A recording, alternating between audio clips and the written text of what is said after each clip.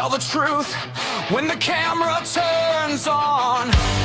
What do you lose? Hands up! Don't pretend if the clip gets played, it's gonna bang! This is your therapy night! Open wide, let it bite! I'll read your frame by frame! This is your therapy night! I can see through the hype! We watch it all go wrong! We watch it all go wrong! First video, you screaming I'm fine while the room falls out your face! Second one, you laughing too hard like a car on black ice brakes! Third one's all those midnight snacks in the stare that never lands! Fourth one's you saying don't worry with that tremor in your hands! I don't judge, I diagnose from the cut and from the stare. Every jump cut, every silence tells me something's living there. Hands up, tell the truth when the clip lights up. What do you do? Hands up, don't hide if the comments roar. Will you survive? This is your therapy night. Open wide, let it bite. I'll read your frame by frame. This is your therapy night. I can see through the hype. We watch it all go wrong. We watch it all go wrong. Now the chats in rows with their little last up cries. Wave the dirt at my eyes and my aura. Tell me if I'm still alive. So I line them up in order. Every clip, every scream. If you ask for pure honesty, then don't flinch when you hear me. Jokes are bruised, your grin's a crack, your calm's a mask, and I'm calling it back. Say it, don't fake it. Lay it, then take it. Say it, don't hide it. Play it, then fight it. This is your therapy night. Open wide, let it bite. I'll read your frame by frame. This is your therapy night. No sweet lie, no cheap light. We watch it all go wrong. We watch it all. This is your therapy night.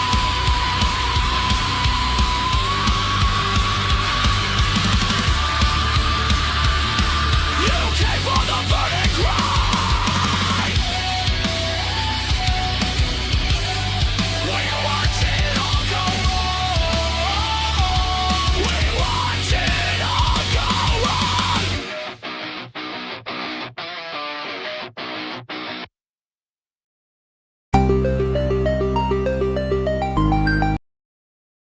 Oop, that wasn't supposed to start fucking playing. Hey, what up? What up? What up, Letty? What up, Filter? Wonderman, Grey Wolf Spider, how you doing? God damn, everything's so fucked today. This entire fucking week has been such a goddamn nightmare. I'm still trying to figure out how to recover from how fucked everything's been. Oh god. I've been battling with my internet connection since last week. And it's been a little bit of a fucking wild ride, right? So yeah, it's cold. It is fucking cold. Also, you're gonna have to forgive me. I'm eating my one meal for the day on stream because I haven't had one today. Nothing like plain rice with a little bit of soy sauce and some black vinegar. Fantastic stuff. So I've been in what is essentially a fist fight with my ISP for the last fucking week, trying to get shit. Where's the hat? No, the chopsticks. That's for later. Everyone can use chopsticks. Come on. Chopsticks. Everyone can use it. Yeah, fuck it. I'll get the hat. Why not? Why not? Why not? Tonight's the night anyway, right? Of all nights, tonight's the night to have the rice hat because you know what?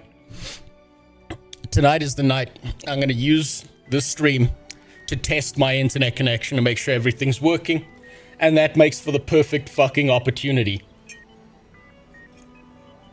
The perfect opportunity for me to look at all the bullshit you fuckers put in the Discord.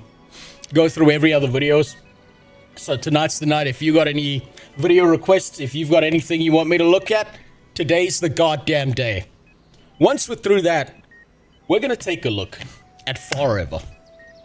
We're going to see if that MMO's worth it, whether the hype is justified or whether it's complete bullshit.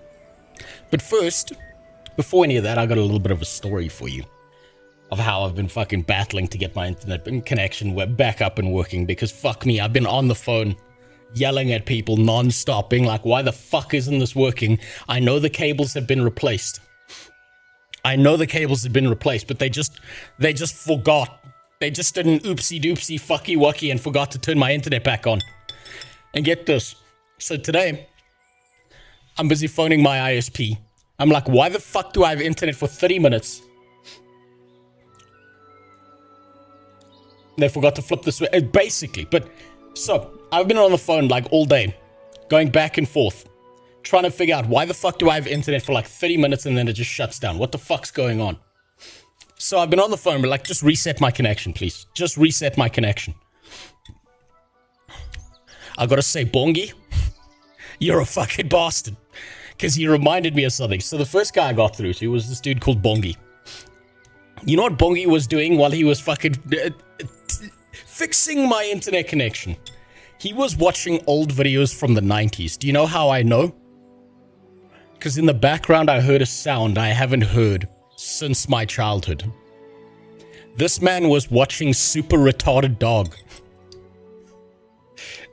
Now, I don't know if any of you are old enough to know what Super Retarded Dog is, but it was made in a completely different age. I'll see if I can find it. I don't even know if it's on YouTube anymore because it's considered grossly offensive. But I've been in a back and forth battle with these fucking guys. And then finally I got through to someone else. And while they've been resetting my internet connection, right? I've been hearing my neighbor scream his fucking head off non-stop. And I had no idea why. I had no clue why every now and then when I was on the phone, I was hearing my neighbor screaming his fucking head off. Turns out, Long Dick Johnson has the same ISP as me. And every time I asked them to reset my internet connection, every single time, they reset his instead of mine. So every time I was like, reset my connection, they reset the connection, but they reset my neighbors instead of mine. And then I would just hear him screaming in the fucking background. I had no idea what the fuck was going on. So eventually I went over there. I'm like, dude, what's going on? Long Dick Johnson, tell me your problems. And he was like, no, I don't know what the fuck's going on. But every 30 minutes or so, my internet connection just shuts the fuck off. He was like, I'm in business calls, goddamn. I've been ruining this man's life by mistake. Because it turns out these fucking idiots confused my internet connection with his internet connection. They got the address wrong, and they've just been hitting the button resetting his shit instead of mine the whole day. Eventually, I managed to get through to someone who understood not for... I nearly fucking gave away the number of my house. Not this number, it's that number. And they fixed it. They fucking fixed it. However, I don't trust it. I really, really don't trust it. That's why tonight is the therapy session. Tonight's the night we go through all the bullshit you fuckers put in my Discord. Tonight's the night we go look at all the fucking videos you bastards put in there. And figure that out. Hey, what up, General Apple? How you doing? Racist General Apple, right? No, it's fine. He's brown. He can get away with it. What up? How you doing? So, sorry I wasn't in your stream earlier. I've been fucking battling my internet connection for the last week. This is going to happen a lot more often. I'm just going to say this is going to happen a lot more often. As the economy has gotten worse, I've noticed, like, cable thieves in my area have gotten far more aggressive. Why am I looking Asian? Because I'm eating my first meal for the day. Rice. Welcome to the rice fields, motherfucker. That's why. That's why. New virus, oh, for fuck's sake. You had to remind me of the goddamn virus. Do you know how mad I was when I saw the news about the Hunter virus and to find out that some fucking retard picked up some rat piss virus and the first place he flies to is the airport near me? Do you know how mad? I'm like, oh, for fuck's sakes. You couldn't have flown to a first world country, given me a buffer of at least a few months. But no. Then my health minister comes out and he's like, there's no such thing as hantavirus. No South African rats have viruses or diseases. He fucking just gets up there. He's like, I'll have you know, our national pride is on the line. There's no such thing as viruses on our rats.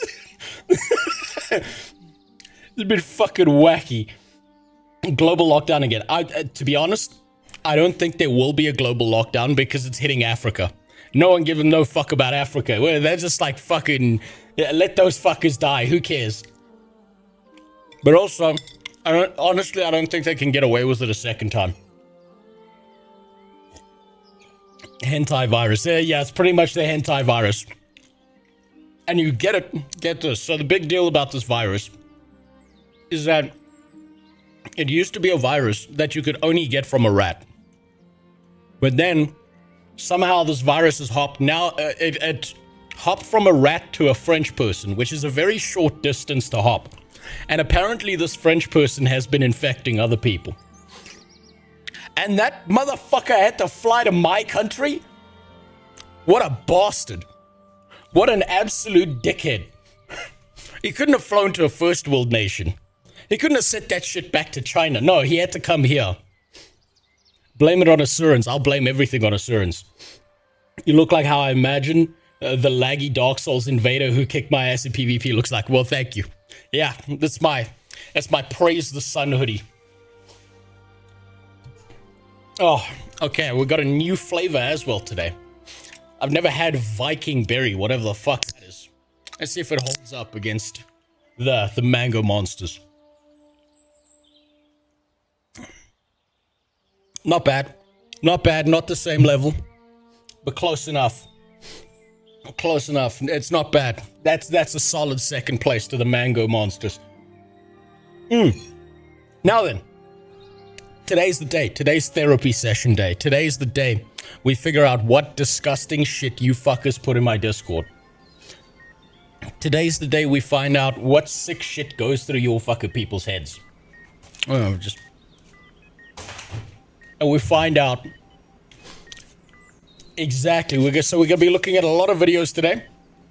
I'm using this stream to test my internet connection. If shit shuts down, it is very likely not you.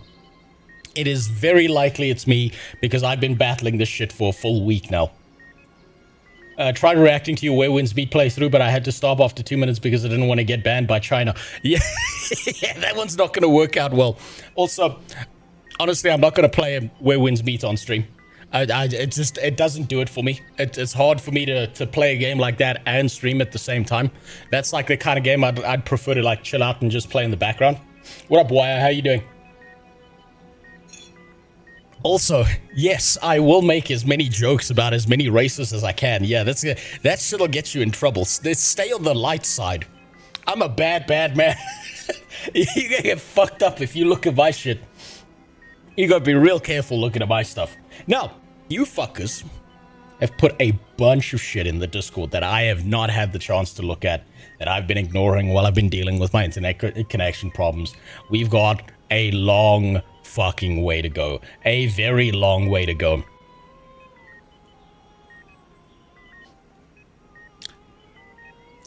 And I think I found the right video to start off with.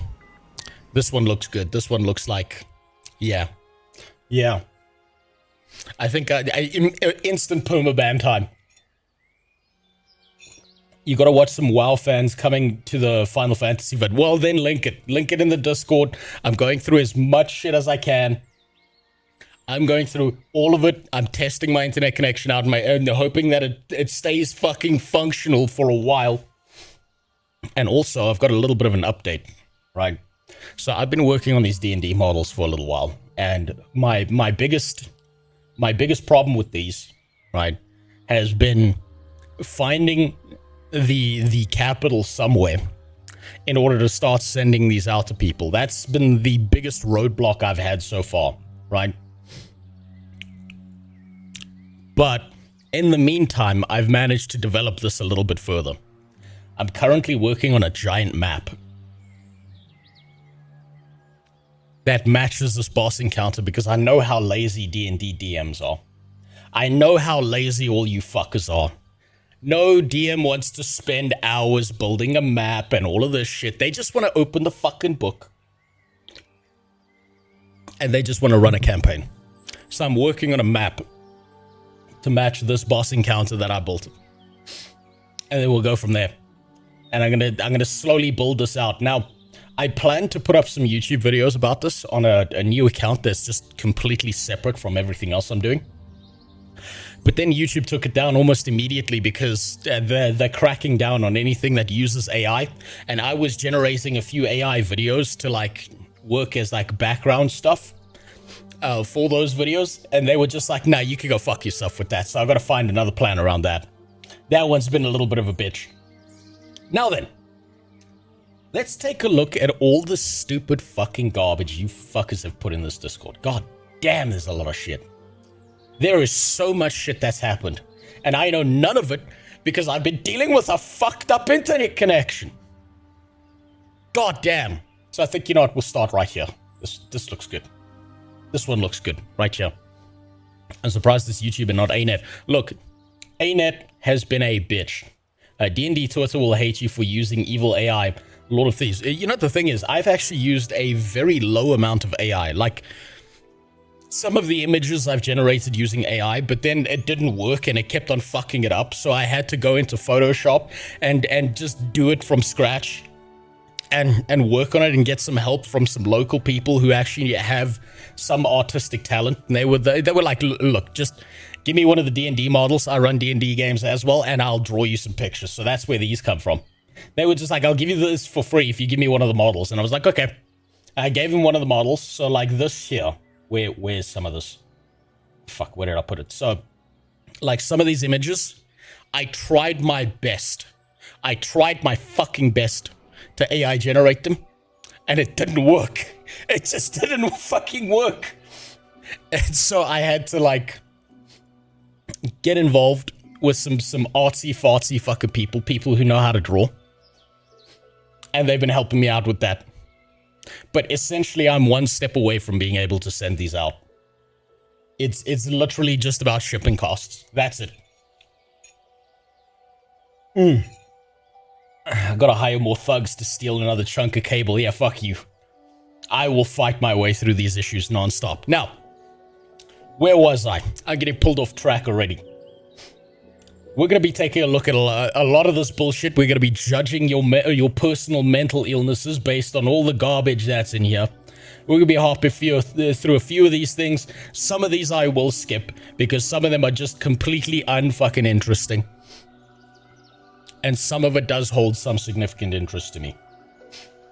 Glad you haven't succumbed to the madness of the ordinary world. No, I'm too mentally ill for that. What up, Arrow?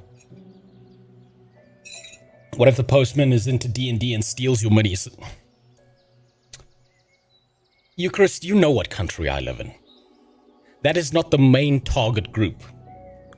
They are too busy speccing into thief in real life. They have to play D&D for real.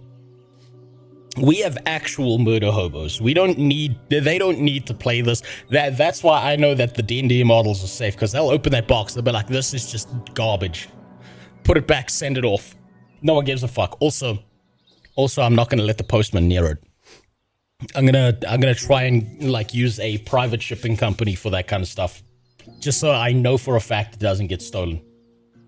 Because goddamn, it'll drive me nuts to know that like these models that I spent so much fucking time on just vanished. Yeah, more like machetes and cables. You know what? That's actually not a bad name for modern D&D games set in fucking South Africa. That works out well. Now, let's see what fucking garbage, what absolute piles of trash you fuckers have put in my Discord. What the fuck is this first thing? Let's start off nice and light.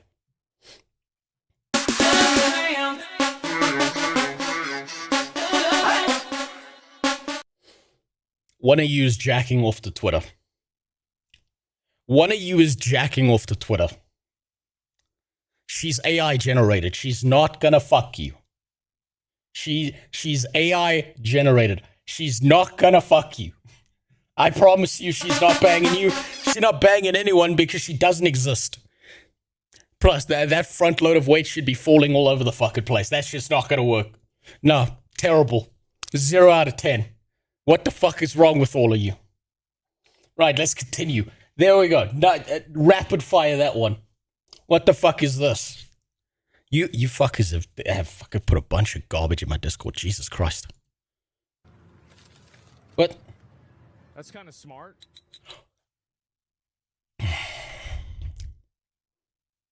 I know a mom who does this. I know a mom who does this. I already know where this is going. I know this video. Because I know a mom who does this, right? There's a kid. So my kid obviously goes out to interact with the rest of the world, blah, blah, blah. It's good for her socially, whatever. There's a mom with the fattest fucking kid I've ever seen in my life. And this is exactly what she does. There is an iPad dangling off the back seat of the car. There's like a bunch of snacks in the back seat, and she's got the fattest fucking kid I've ever seen. Kid looks like he's got diabetes already. They do so my kid and a bunch of the other the groups of the community, like their kids go and do swimming lessons and shit, right? You throw all the other kids in the pool, and they have to swim. You throw that kid in the pool, he just fucking floats. He just sits there, like lying back, floating through the pool. He's like an object. He's like a sea mine that all the other kids are trying to avoid. He's fucking huge. I don't even know how you get a baby that fat. You give it the hamster. Oh, no. Oh, no. Didn't you shake it up or something? Oh, that's a good idea. Oh, fuck me. Why do you need tissues? Oh, No, I thought you were don't supposed to use that before they're born. Oh, jeez. Okay, this is next level.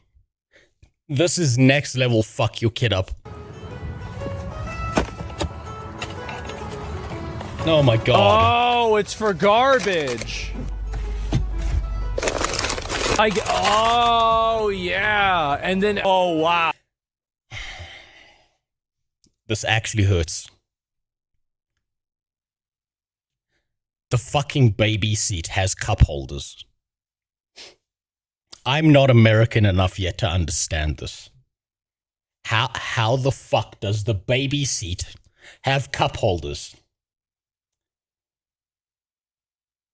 Is the kid a fucking hamster? It looks like it.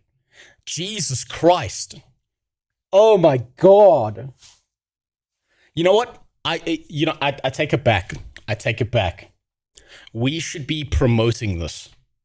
We should be making sure that this happens to every kid. Do you know why?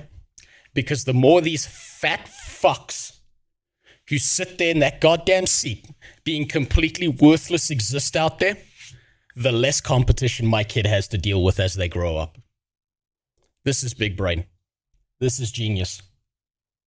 The more of these useless pieces of shit exist in the future, the easier my kid's life's gonna be. You're in trouble on the street? Jog backwards 3 steps and then watch the fat fuck in front of you who was trying to rob you just fall over dead from a heart attack. This is brilliant. This is brilliant. This is exactly what we need. We need more of this. Make my kid's future easier. Some baby seats have cup holders because they're special cups for babies that don't spill. You mean you're saying one thing to me is 600, but what I'm hearing you say is I'm too much of a lazy fuck to teach my kid how to drink out of a normal ass cup without spilling. So I'm gonna fuck up their development by giving them anti-spill shit so that one day when they're a grown-ass adult, they can't figure out how a goddamn cup works. That's what I'm hearing you saying. That's the translation that's going through my head. Pretty standard, your kid doesn't get a juice box every now and then. My kid gets juice in a cup. Like a human being, not a fucking hamster. And she drinks it like a normal human being. She's even got a system for it. She knows to drink with 2 hands so she doesn't spill. She doesn't drown herself with it. It's so fucking like, I don't get it. I don't get this obsession all these parents have with like over-conveniencing their lives. Do you know how easy it is to teach a kid to do shit? A kid is like a drunk adult. They are just fucking like intrusive thoughts all the time. That's all they are. They will lose all their teeth with Starbucks anyway. You know what? That reminds me of one of my kids' friends. So my kid's obviously friends with another little girl. And man, my kid's doing so fucking well in comparison, because that other kid smiled at me. I saw her teeth. This other kid has gray teeth already. Her teeth are fucking gray. And it's because the mom refuses to do things like a normal fucking adult. Drink more so. That kid drinks nothing but the purest, most refined orange juice and Coke. It is so fucking nasty. That kid's gonna have so many fucking oral problems later. I don't know what happened between 1990 and now, but the way people raise their kids now and how lazy people are, they're royally fucking up their kids, and it's so fascinating to see. Okay, what other shorts do you have there? Yeah, that we can rapid fire our way through. Oh, I know this guy. I've seen this guy a few times. He does the whole over-expressive shit. Okay, egg, very nice. One of the big Burger King grills. Okay, good start. Good start. Where's he going with this? Okay, beating his meat.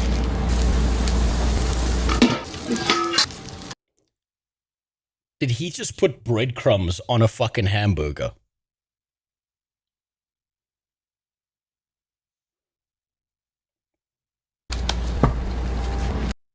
Please tell me that's cheese.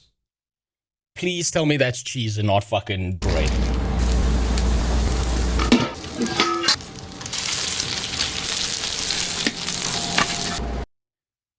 That looks nasty. That looks like a vegetarian patty. To be honest, black bread comes inside the patty is really nice. Never had it. You see, the thing is, when I have a fucking burger, I expect meat. The bread is on the outside of the thing. There's enough bread. There's enough on the bun. Eat meat. Oh Christ. Oh, holy fuck.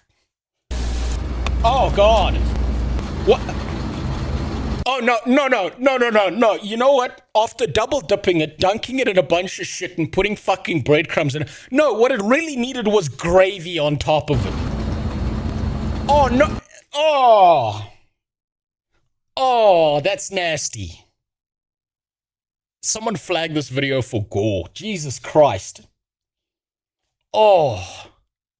Fucking cheese, oil, grease, gravy. Oh, that's nasty as fuck. Oh, no. Put the egg on top of it. Now it's healthy. What the fuck is that?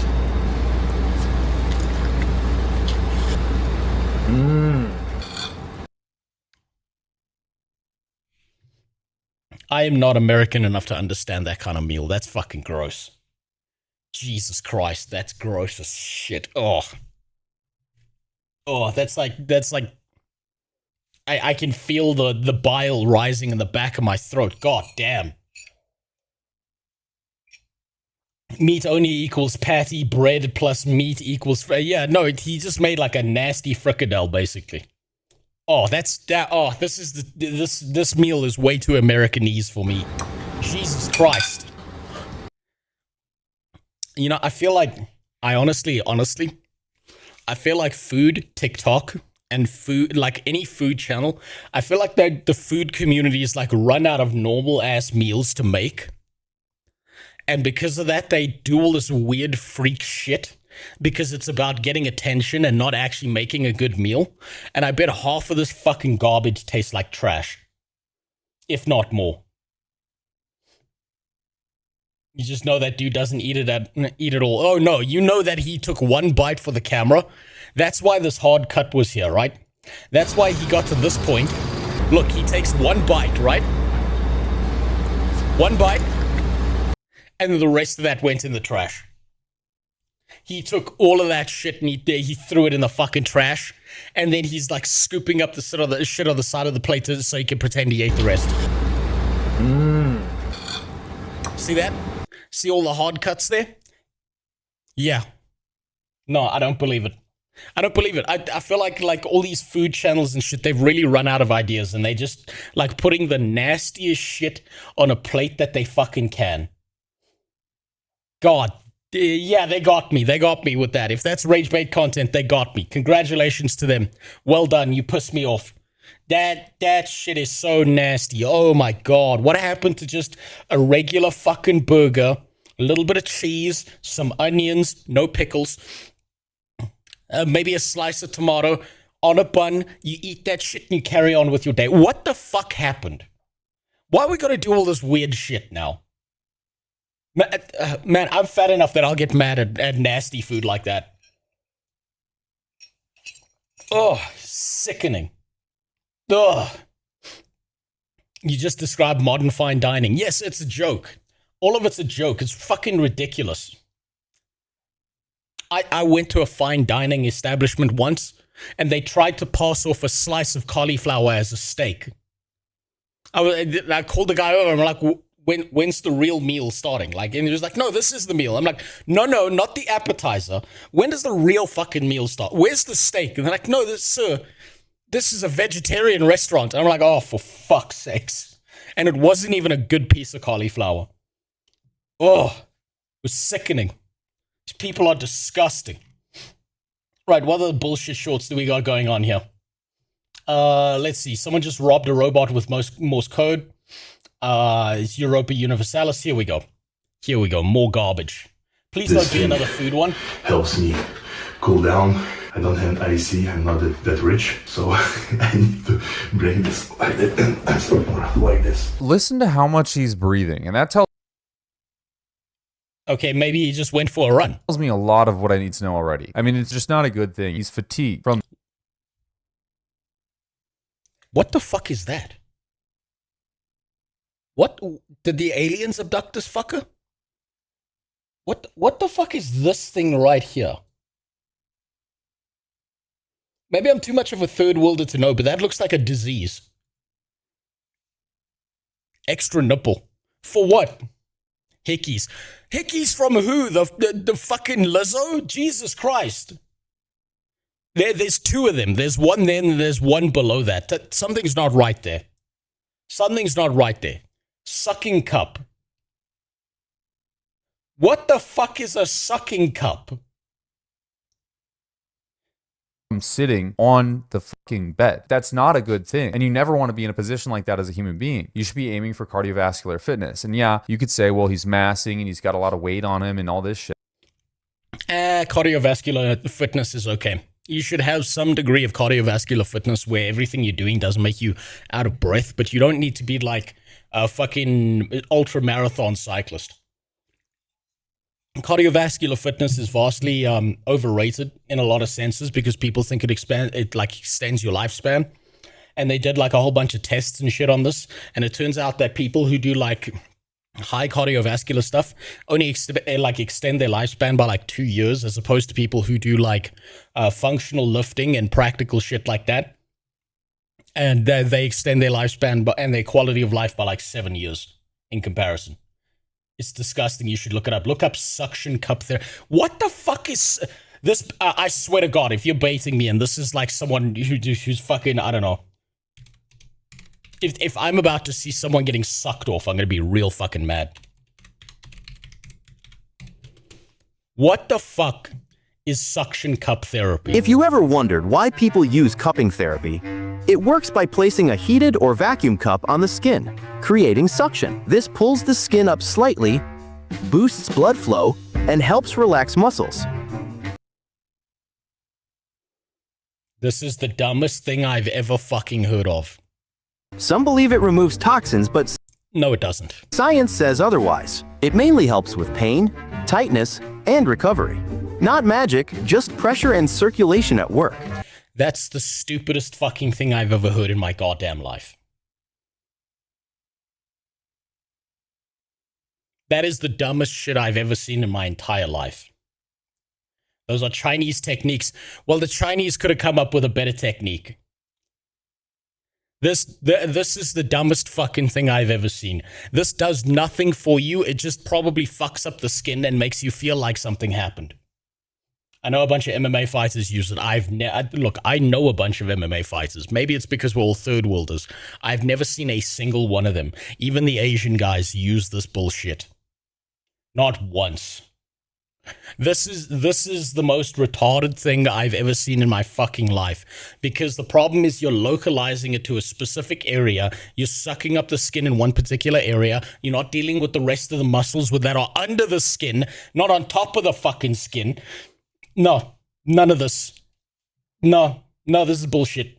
That's just horse shit. Let's continue. Sure, but you should be keeping up with your cardio. You should be doing activities that encourage cardiovascular function and health, fitness generally. That is concerning. The physique that he has now is so far gone and detached from where his father He's roiding. was. It's almost like what else derived inside of him to say, I'm going to go crazy with it. He said he started training when he was 15 years old. I don't exactly know when he started gear, but again, you're looking at somebody who has gone way further than anybody ever has before in his lineage and is doing way more than likely anybody has as well. You could argue that his dad was probably a pretty healthy and fit person in a lot of his career as a bodybuilder. Yeah, it's the legs as well. It's the legs. He's got these massive fucking quads and shit. There's no fucking way that's natural. I feel like the internet has done like a real fucking number on what people think is natural. To get this naturally, you have to be a genetic freak of nature. And I'm sorry, but I just don't believe that's him. This guy's breathing like a cow that's about to go into the fucking slaughterhouse. No, I don't think we should use the word, and I'll tell you why. Because niggas have gotten used to it, that's why. Hell, they like it now. It's like when you growing crops and you strip the soil of its nutrients and goodness, and then you can't grow nothing. You gotta rotate your race of sludge. Now, I know it's hard, cause nigga just rolled off the tongue the way sweat rolls off a nigga's forehead. But we cannot let that be a crutch. Especially when there are so many other fine substitutes. Spade, porch monkey, jigaboo. I say next time you gonna call a darky a nigga, call that coon a jungle. Of course Jimmy sent that to me. Of course you fucking did. Man, you should rewatch The Boondocks. The Boondocks is so fucking great. Boondocks was one of the best animated cartoon series that's ever been like made. And nothing like that will ever be made again because everyone's gone so fucking soft. Ah, that was a nice palate cleanser. That saved me. Okay, what other short bullshit have you said to me? What is this? Immediately disrespect this person. They're fucking playing disgusting little subhuman. Agent. Who the hell are you? That's Agent 47. That's Agent the hitman. 47? Am I supposed to know this reference? You would know that reference if you had any culture. You stupid fuck. Hi. What are you doing in this house? Should I...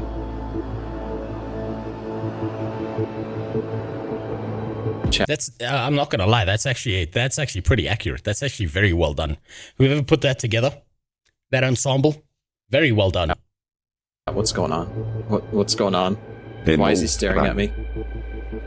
Run. I'm here on a mission. Run, oh, you okay. fool. What's your mission? You fool, that's a hitman likely hired by the cursed Lalafel Yuan. Oh, okay. Fly, you Who fool. are you here to kill? I'm not enough of a weeb to understand this one. That is an exceptional cosplay. Well done to this guy who put together Agent 47. Whoop. I forgot to cancel the for fuck's contract. sakes. Do you really want to know? Yes. Turn forest. Turn it. Nice suit. Oh well, no witnesses.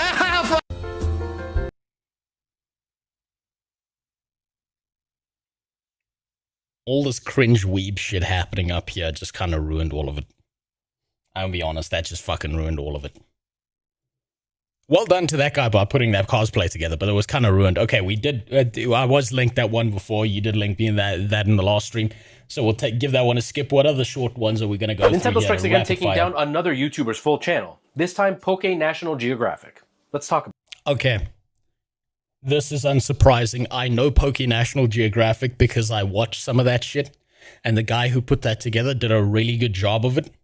Though he was using AI, and he's using Nintendo's IP, and this is something people don't realize, right? And you should never touch Nintendo content or make content about it on YouTube, because Nintendo is so spiteful that they will go out of their way to actually copyright strike your channel just because you decided to play Super Mario Bros. Or something. There have been multiple ban waves. There have been multiple copyright strike waves imposed by Nintendo on people who put content out about their games. You should never touch Nintendo shit, record it, and put it on stream, because you're running a risk. You're running a risk. When they find you, they will fuck you up, even if you're just playing their games. Don't ever touch that shit. If your daughter was a gamer, there's a not zero chance she would play this.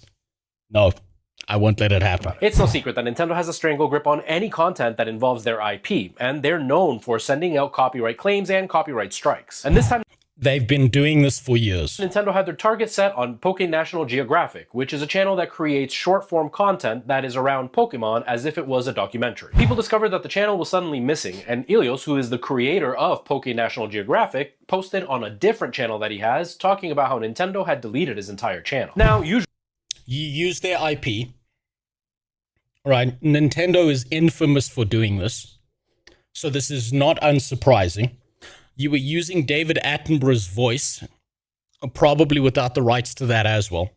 This guy was on a limited lifespan. This was going to happen. Wasn't it Nintendo that argued that people streaming and playing the games should pay royalties to them? Yes, it was.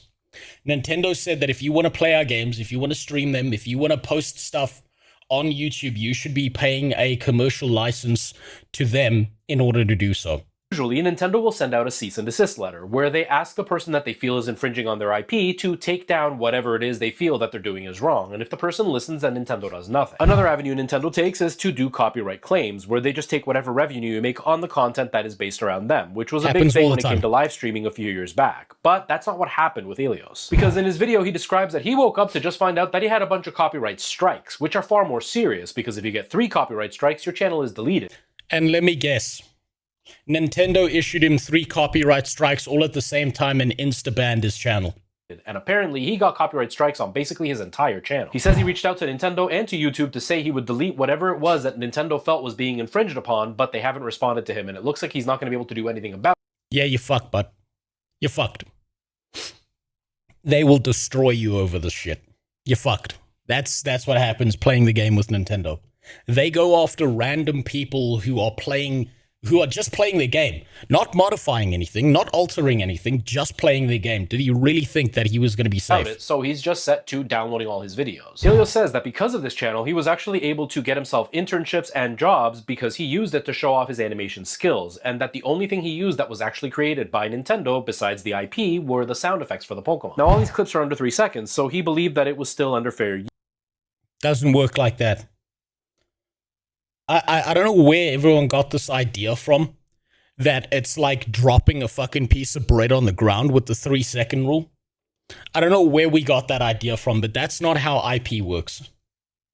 I don't know who told it's like a fucking, I don't know, it's like some weird YouTuber's wives' tale, where people are like, no, if you just play the sound for less than 3 seconds, then you'll be fine. No, don't fucking matter. No, don't work like that. They'll come for you. They will fuck you up.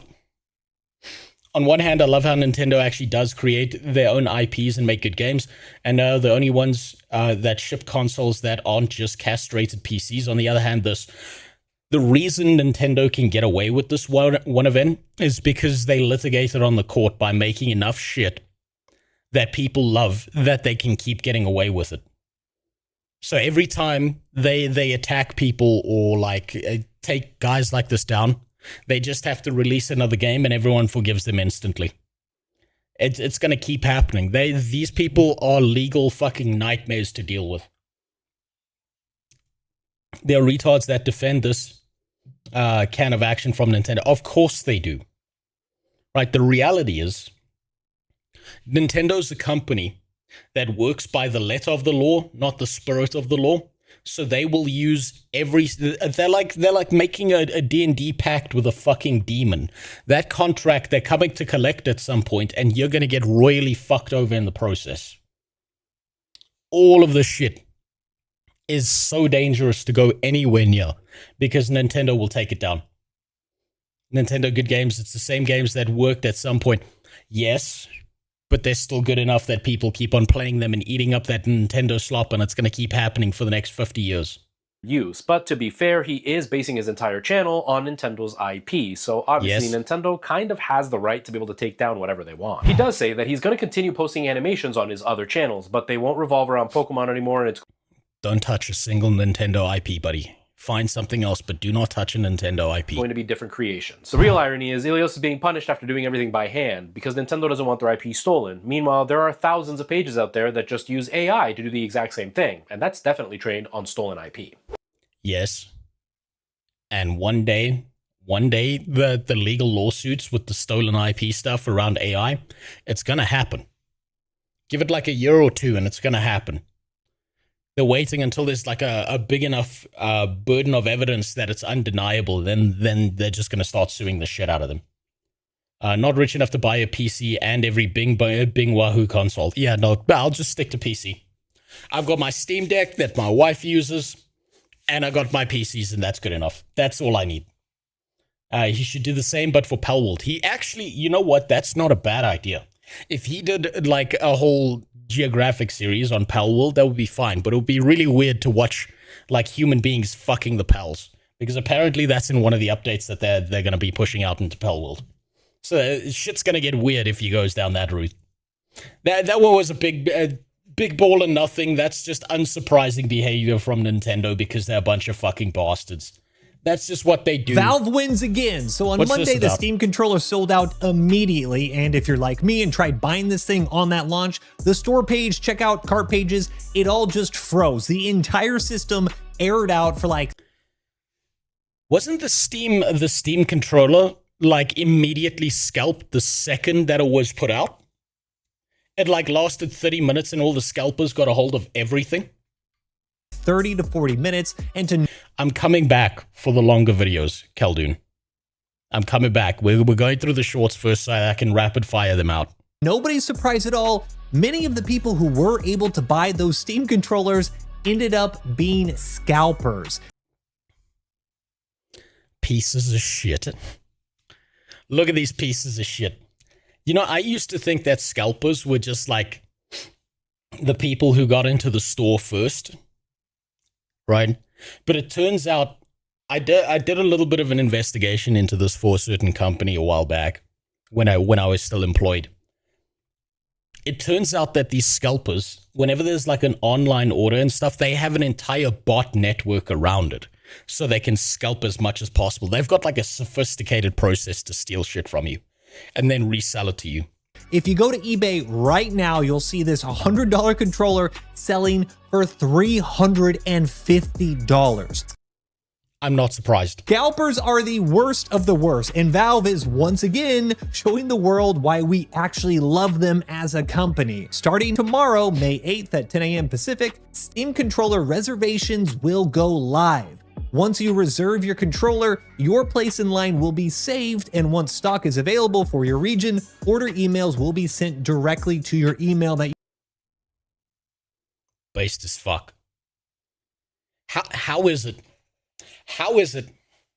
that Steam comes up with the bare minimum plan, does everything right. They're so like, I've been thinking about this. Steam is so fucking lazy as a company. They just do nothing and everyone loves them. And then they do the bare minimum and everyone loves them anymore. Like, even more. It's so fucking wild how funny it is that every company does all this other shit. They just add in all this stuff. They fucking over monetize this, change this around, flood the market with a bunch of bullshit. They're doing all this shit, and Steam just sits back and goes, I guess we gotta change how this works a little bit, huh? Click. And everyone just loves them for it. You have on your Steam account. If you've already purchased a Steam controller, you are not eligible to join that reserve queue. Users are limited to one Steam controller reservation per account, and once your order email is sent, you have 3 days to purchase your controller on Steam. Yes, normal. That's good. That's just good. That they're serving their market. It's like, hey, what's up, soul man? How you doing? It's like in the UK, to get around age verification on Steam, you just need to link your credit card. Like the easiest thing in the world, no photo ID, no passport, easy. Yeah, no, a bunch of kids just steal their mom's credit card for that shit. People who aren't just sitting on the Steam store pressing F5 to refresh can actually order this thing now. And additionally, to prevent scalpers from just spamming new accounts to get in the reserve queue. I'll be honest, that controller actually looks pretty fucking good. That controller actually looks pretty decent. Your account must be in good standing on Steam, and you must have made a purchase before April 27th. Okay, that's genius. That's fucking genius. So they backdated an order so that these fucking rats can't find their way around this. Oh, okay, that's fucking genius. God damn, well done, Steam. This is such a win for Steam. More like, this whole story is such a win for Steam, not just because of the controller, but because they look so much fucking better in the public eye by doing this kind of stuff that it just ends up being free marketing for them. Think about it this way. Steam runs itself so well, they don't need to advertise their platform. They don't need to do anything. They just make a decision that is beneficial for the widest amount of gamers out there. And then people are just like, hey, did you hear what Steam was doing? And they just get free advertisement wherever they go. It's fucking exceptional. This is one of the most consumer-forward systems I have ever seen, and just a huge win for regular people. Yes, because they know who their customers are. Thank you, Steam. Thank you. Jesus. What you don't realize is that was a Steam ad. That was an advertisement for Steam. This will make people like Steam more than any standardized advertisement that you could put out there on the internet. This shit is genius, not only from like a practical standpoint of serving your customer, but from a pure advertising and marketing standpoint, this shit is genius. This makes everyone love Steam. It's why they're the biggest platform. And I'm so scared for when Gaben dies, what's going to happen to that fucking platform. Also, another decision that Steam made very recently, or at least that the gaming industry has been throwing temper tantrums over, is Steam said if you put advertisements in your game, you're not allowed to have your game on Steam. Steam is quite literally the only thing preventing actual pop-up ads from showing up in your video games. And think about how genius of a marketing decision that is from Steam, because that means, okay, if I want good video games, the only place I can go is Steam. Fucking brilliant. Valve being a private entity means they are beholden to the consumers and not the shareholders. I hope Steam never goes public. Steam as a company should never, ever, ever go public. As someone who's also incredibly lazy, I found that people like it when you fix a major issue with little effort and maximum efficiency. Be lazy. Yes, no. What you should do, right, is a lot of the things people bitch about are not actually real problems. Look at the practical side of the situation. Do just enough to fix the problem, right? Don't overreach and try and do extra shit that no one asked for, and people will like you. Solve one problem. Solve it well. Don't do like a bunch of bells and whistles everywhere else that no one wanted, and you're good. and people will like you more than all these other people who put in all this extra bullshit that then later it turns out they were using it to manipulate you and get you down some other bullshit path. Right, like I've been working on a script for something, like a long form video I'm probably going to put out on the second channel, right? And I was looking at the over monetization of MMORPGs, and you don't actually realize how bad it is until you go through the history of where we were in the 1990s to the modern day, right? How much bullshit there is in every MMORPG. And they just keep on using the excuse that, oh, it's just this, it's just that, it's just this. But if you look at it, how monetized as like a wholesale system any MMORPG is, it's fucking rough, man. Holy fucking shit, it's real bad. Should we clone Gaben despite the UN? Yes, clone him. Clone him.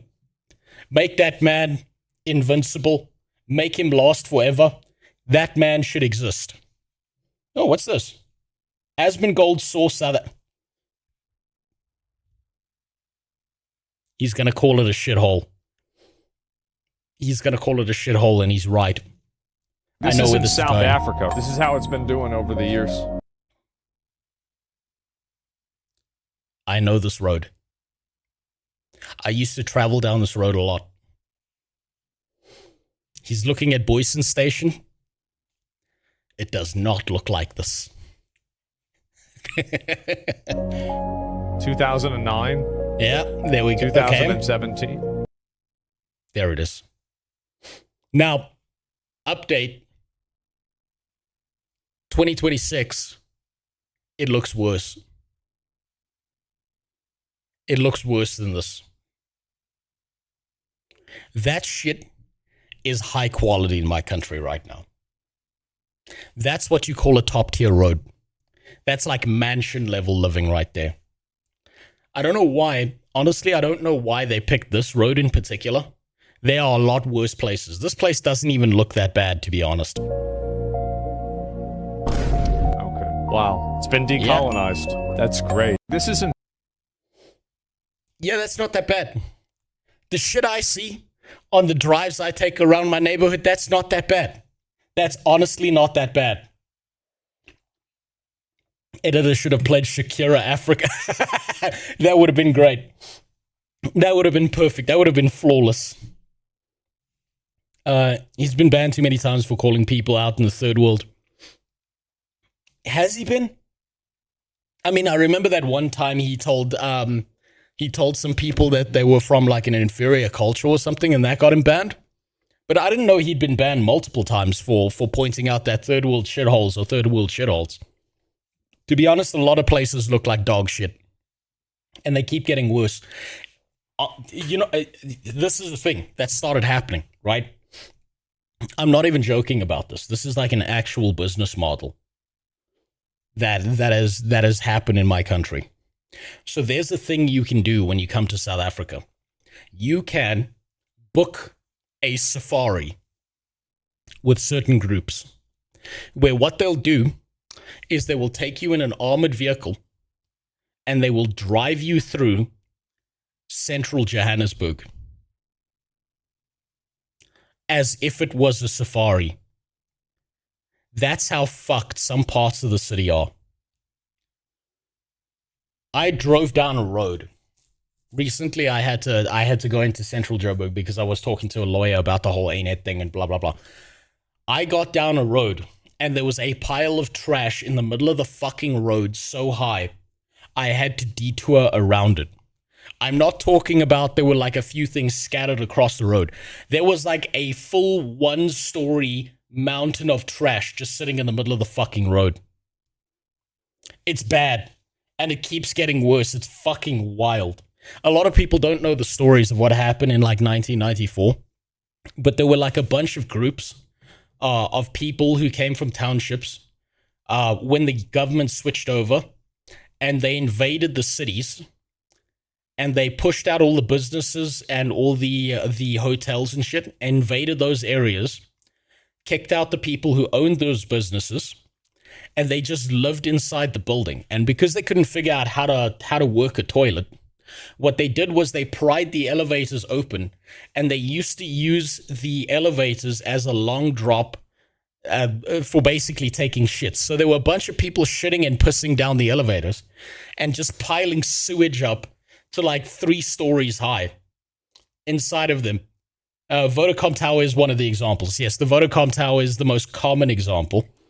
But this happened to multiple businesses. Now, some of these businesses tried to recoup their loss at a later date where they hired certain security groups. Let's be honest, they weren't security groups, they were mercenary forces. And these mercenary groups basically went into those buildings, cleared the people out with flashbangs and shit. And then some of those businesses thought to themselves, we're going to restart our business now. We're going to clean out this building.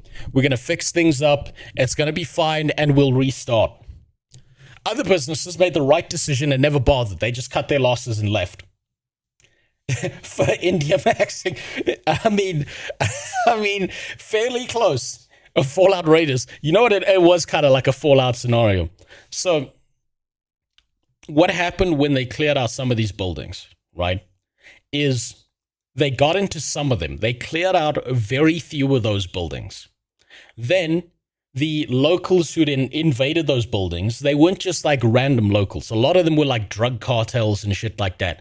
And they realized what was happening, and they started fighting back. And so those like mercenary groups and security forces who were clearing out those buildings, they ended up in a lot of fucking firefights and losing a bunch of people. And eventually a lot of them said to those businesses, yeah, fuck you. You're not getting your building back. I'm not sending my guys in there because it's chaos. It's like the fucking Walking Dead in there. Those security dudes got shot to hell, actually. Yes, they did. Yeah. No, I know they did. Right? And the businesses that did manage to reclaim some of the few buildings ended up abandoning them again anyway because it was so fucking impossible to restart their business in there. Like, we had some of the world's, like, world-class hotels and shit in the center of Johannesburg, and all of that just fell the fuck apart. What Asmongold is seeing here isn't even surface level. It's like the scum on the top of the pond he's looking at right now. It doesn't even come close. I've actually thought about this. If you are single, you've got a low regard for your own safety, and you want to do something really cool on YouTube, start a YouTube channel of going into central Johannesburg and just walking through those buildings like it's actually Fallout. Now, you might get murdered by the cartels that have moved in there. But if you manage to make that into a YouTube channel, you'd get famous real fucking fast, showing the disaster of what that place looks like. And I know that Asmongold would probably react to at least one of those videos. Now, what other bullshit have you put in here? What's this? Oh, I recognize legendary how this patent drops. works. Whoop. Let's open a few of these so we're not fucking pausing all the time. What other bullshit shorts have you got here? That's a Twitter video. Yeah, there we go. Those are the last 2 shorts. These governments need more public bathrooms. You know, we tried to build a few of those, Lithy. We genuinely tried to build a few fucking government public bathrooms and shit.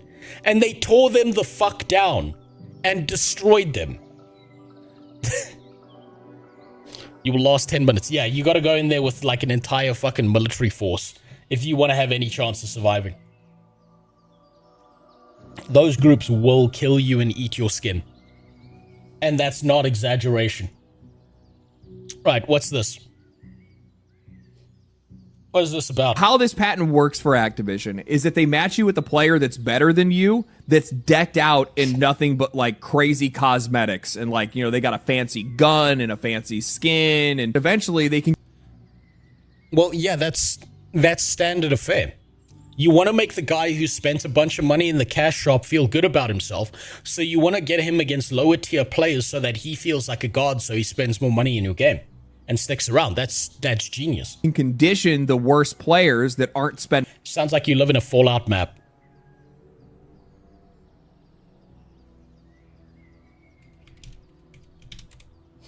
Let me give you some... let's see if they've updated the Google Maps. Let me show you some shit. Let me just not reveal where I live quick. You just drag it over here.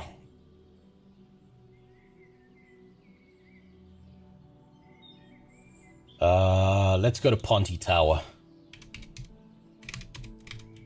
We'll work our way from there.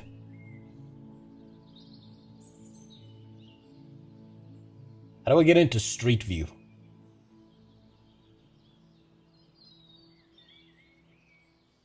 Fuck, it's been a while since I've used this.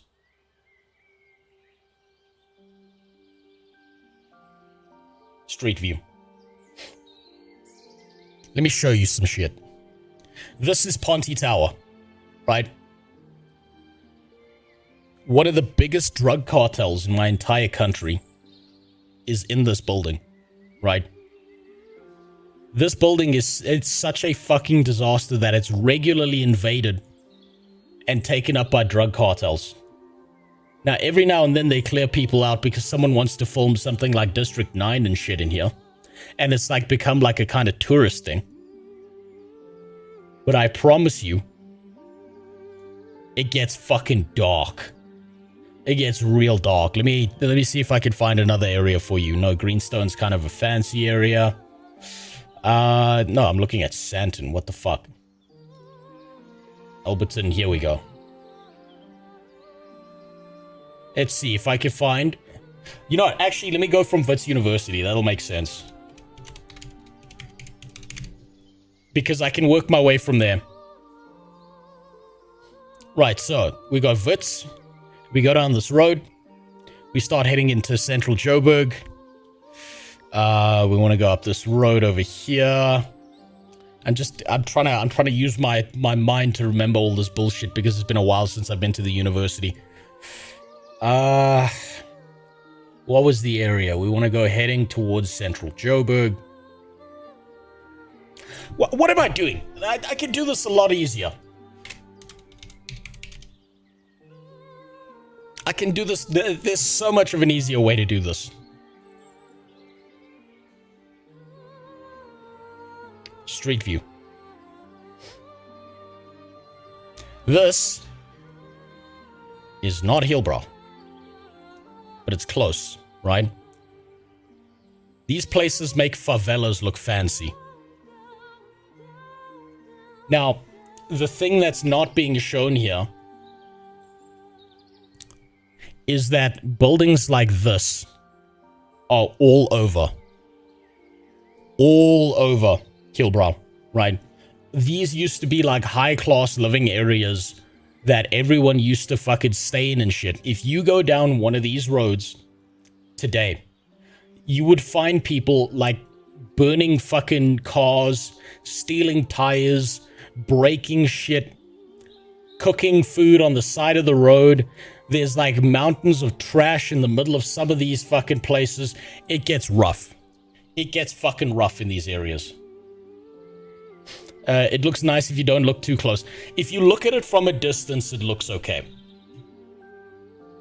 The second you start looking at this shit, but these are old photos, right? These are from 2025. It's gotten worse. I want to see if I can find some of the streets I used to go down. That'll give you a better, like, idea. Let's see. Hillbrow, you got the main road here. I'm trying to remember which roads I used to go down. It's been a while.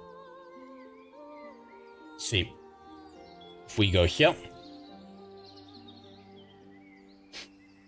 So, there it is, right? There are 3 buildings that are perfect, right? There are 3 buildings that are always in the perfect condition when it comes to going into places like Hillbrow. It's the alcohol store, it's the sports betting arena, and it's the strip clubs. Everything else is a fucking nightmare. Everything gets fucking rough. And you can see like all the damage and shit on the walls and stuff. It's worse today. It's much worse. I drove into Hillbrow very recently. And a lot of the shit is on fire. And there's a bunch of shit being sold on the side of the road like this. And there's people cooking shit on street corners. And a bunch of trash all over the place. It's rough. It gets fucking rough. Usindiso building. You know what? That's... Yeah. There you go.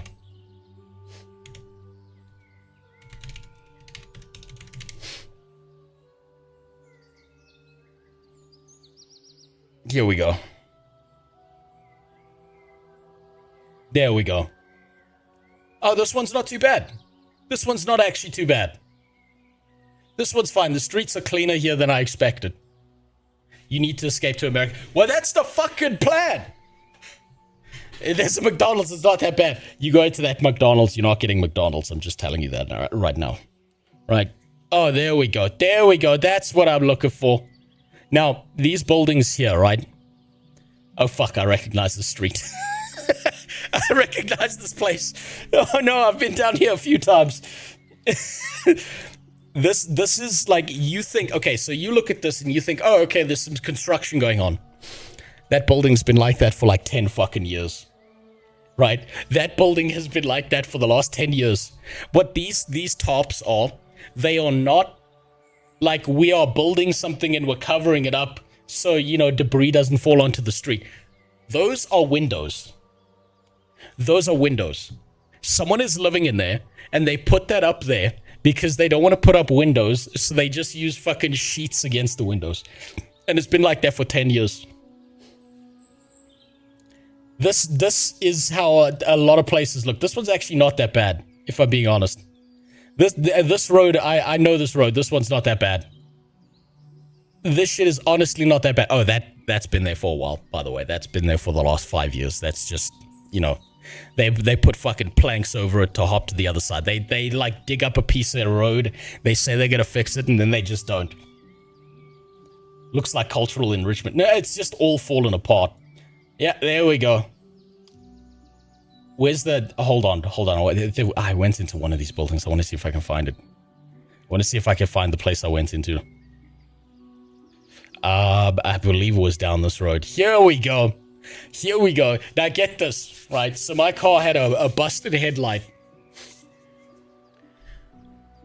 I went to like a place in Edenvale to try and get it. And they were like, there's one shop for your old car that has the light replacement. It was these fucking guys right here. I had to fucking go into this road and go find this fucking place, right? And there's no like entrance. You have to like go around like a back road onto the other side, and there's still like a shop there. And I had to have a conversation with these fucking guys. I'm just looking around like, I'm too white to be in this area. They're gonna fucking kill me. And they were like, listen, white boy, it's like, just give me your address, I'll deliver, because you stay here, you're getting robbed. And orange tinted enough for Mexico. No, this is South Africa. We get the African sun. It makes it easy to live on the street because, you know, it's not that cold most of the time. But yeah, this is about standard affair. These streets are a lot cleaner than what you usually see. Ignore the cultural enrichment on the side of the road here. That's just normal. That's just what you'd expect. I know these roads well. I've been down here far too many times. I've had to drive around these fucking areas. It gets rough. This is my glorious homeland. Yes, Devilus. Isn't it beautiful? And you know what the thing is? Once upon a time, this used to be some of the richest, most affluent areas in like the 1980s. Like, you had to have money to live in these kind of areas. And it's just fallen into a pure state of disrepair since then. A fucking JoJo reference. No, they don't know what JoJo is. There's probably a guy called JoJo who just runs that place, and that's just what he is. But I bet you're not going in there and you're not finding Dio, I promise you. So many white cars. Yeah, so one of the reasons you get white cars is because of the sunlight. You want something that's got a reflective body because people park their cars outside all the time. If you've got a dark fucking paint job on your car, that means your car's going to heat up in the African sun, and then you get fucked. Ah, there we go. Look at the locals. Look at them just chilling outside the Eric's cash for scrap. And these vehicles that go into these scrap lots are usually stolen cars that they then pull apart because they can't get the tracker out. So they pull the car apart, they sell all the car parts off, or they scrap the car parts. And then it's like, you're like, where did my fucking car go? We could track it down. No, you know that scene from Lord of War? That happens to cars regularly in my country. I mean, Spider can confirm this. He knows all of this shit. He's probably seen more of it than me, actually. It's very common. Can Vin Diesel film the next Fast and Furious there? I don't know. There was that one actor that I think they need to bring back from Fast and Furious. He did a really good job. I can't remember his name. I think it was Paul Walker. Man, that first movie, he was on fire. I mean, he really burned down the whole place. He was just that good. So yeah, the places that Asmongold is showing, it's not even the bad places. Spending money to feel like the difference between them and that player is actually the money that they're spending in the game, not necessarily their actual skill level. Once they spend money on microtransactions, they would take that guy, drop him in a match full of people that haven't spent money or people that are bad, so that they are the god, and then they immediately feel rewarded for buying the microtransactions. Like, I have to respect it. It's disgusting, but it's genius. Man, I love AAA companies. This one is probably one of the worst. Yeah, what did you expect? I expect this from Activision. Yeah, it doesn't even surprise me. Doesn't even come close to surprising me or shocking me. That's exactly what I expect from these fuckers. Now, we can get into some of the proper videos. Right, now we can go through some of the actual fucking videos here. Some of the actual decent shit, now that we've been through all of the other garbage. Honestly, that's what I expect from most places, right? Let's see. Let's start here. Because I'm gonna be honest, I've been fairly interested. It is interesting to see. I'm gonna be honest. I've been fairly fucking interested in what's been happening with Jinxie starting up League of Legends. I think there's only 2 Zoomer streamers that I kind of like. And at the top of that list is Jinxie, because he does a lot of good, and he like puts in a lot of effort into his stuff. Sure, he's retarded, but what did you expect from a young man on the internet? That's what's gonna happen.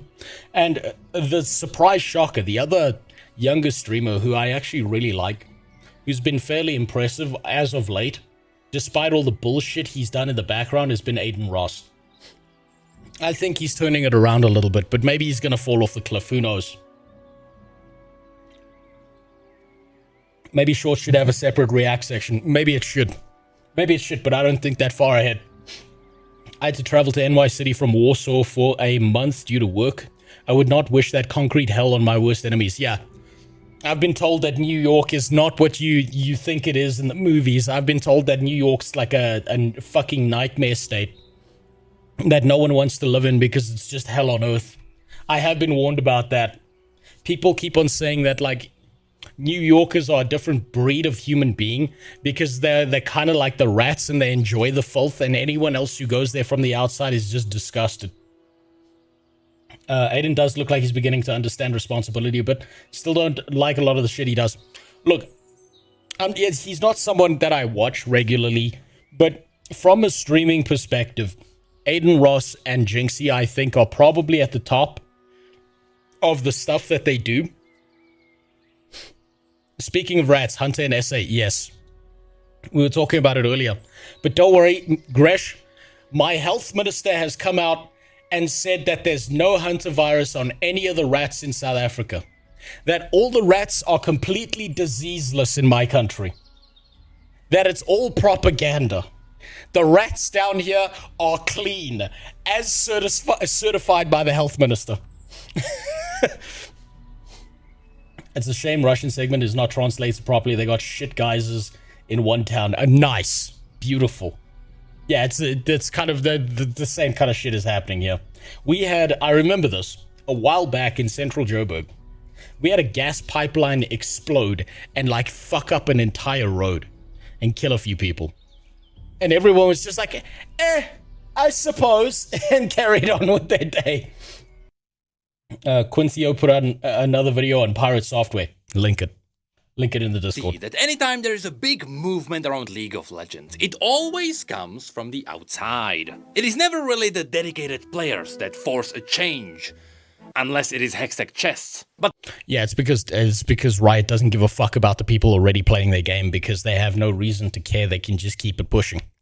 But if you get an outside force like Jinxie into the game, or another streamer who's got a massive community dragging into League of Legends, he will drag other players into playing the game with him. But rather, all of those big changes happen after League is faced with a big potential, but that potential crumbles because League is not that good at opening the door for new players. By far the most infamous case of that was Arcane.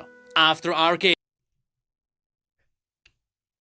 Do you know how many people I knew watched Arcane and then they were like, oh my god, I've got to play League of Legends, and then they played the game and they just were like, I don't understand anything, what the fuck, this wasn't like Arcane at all. I loved hearing for like a solid week everyone I knew who watched Arcane and had never tried out League, they were like, they called me gay and told me to go kill myself, I don't understand. League is a different universe entirely from Arcane, and it's so impressive how different it is. It's beautiful. No scissoring on League. Yeah, no, you get there. Your team will report you for that shit. Up to my time in NY, I've never seen such a concentration of people on hard drugs, people throwing trash at pedestrians, and worst of all, the breed of tiny hatted bankers. Well, we've got all of that except the breed of tiny-hatted bankers if you go to South Africa, right? Yeah, you know what? I've actually been building up a short little, like, thing just for some context in case anyone asks what my country's like, right? I've been gathering a few links. You know what? I'll show you some shit quick. This is my country, right? This is Cape Town. Keep in mind, Cape Town is the fanciest part of my country.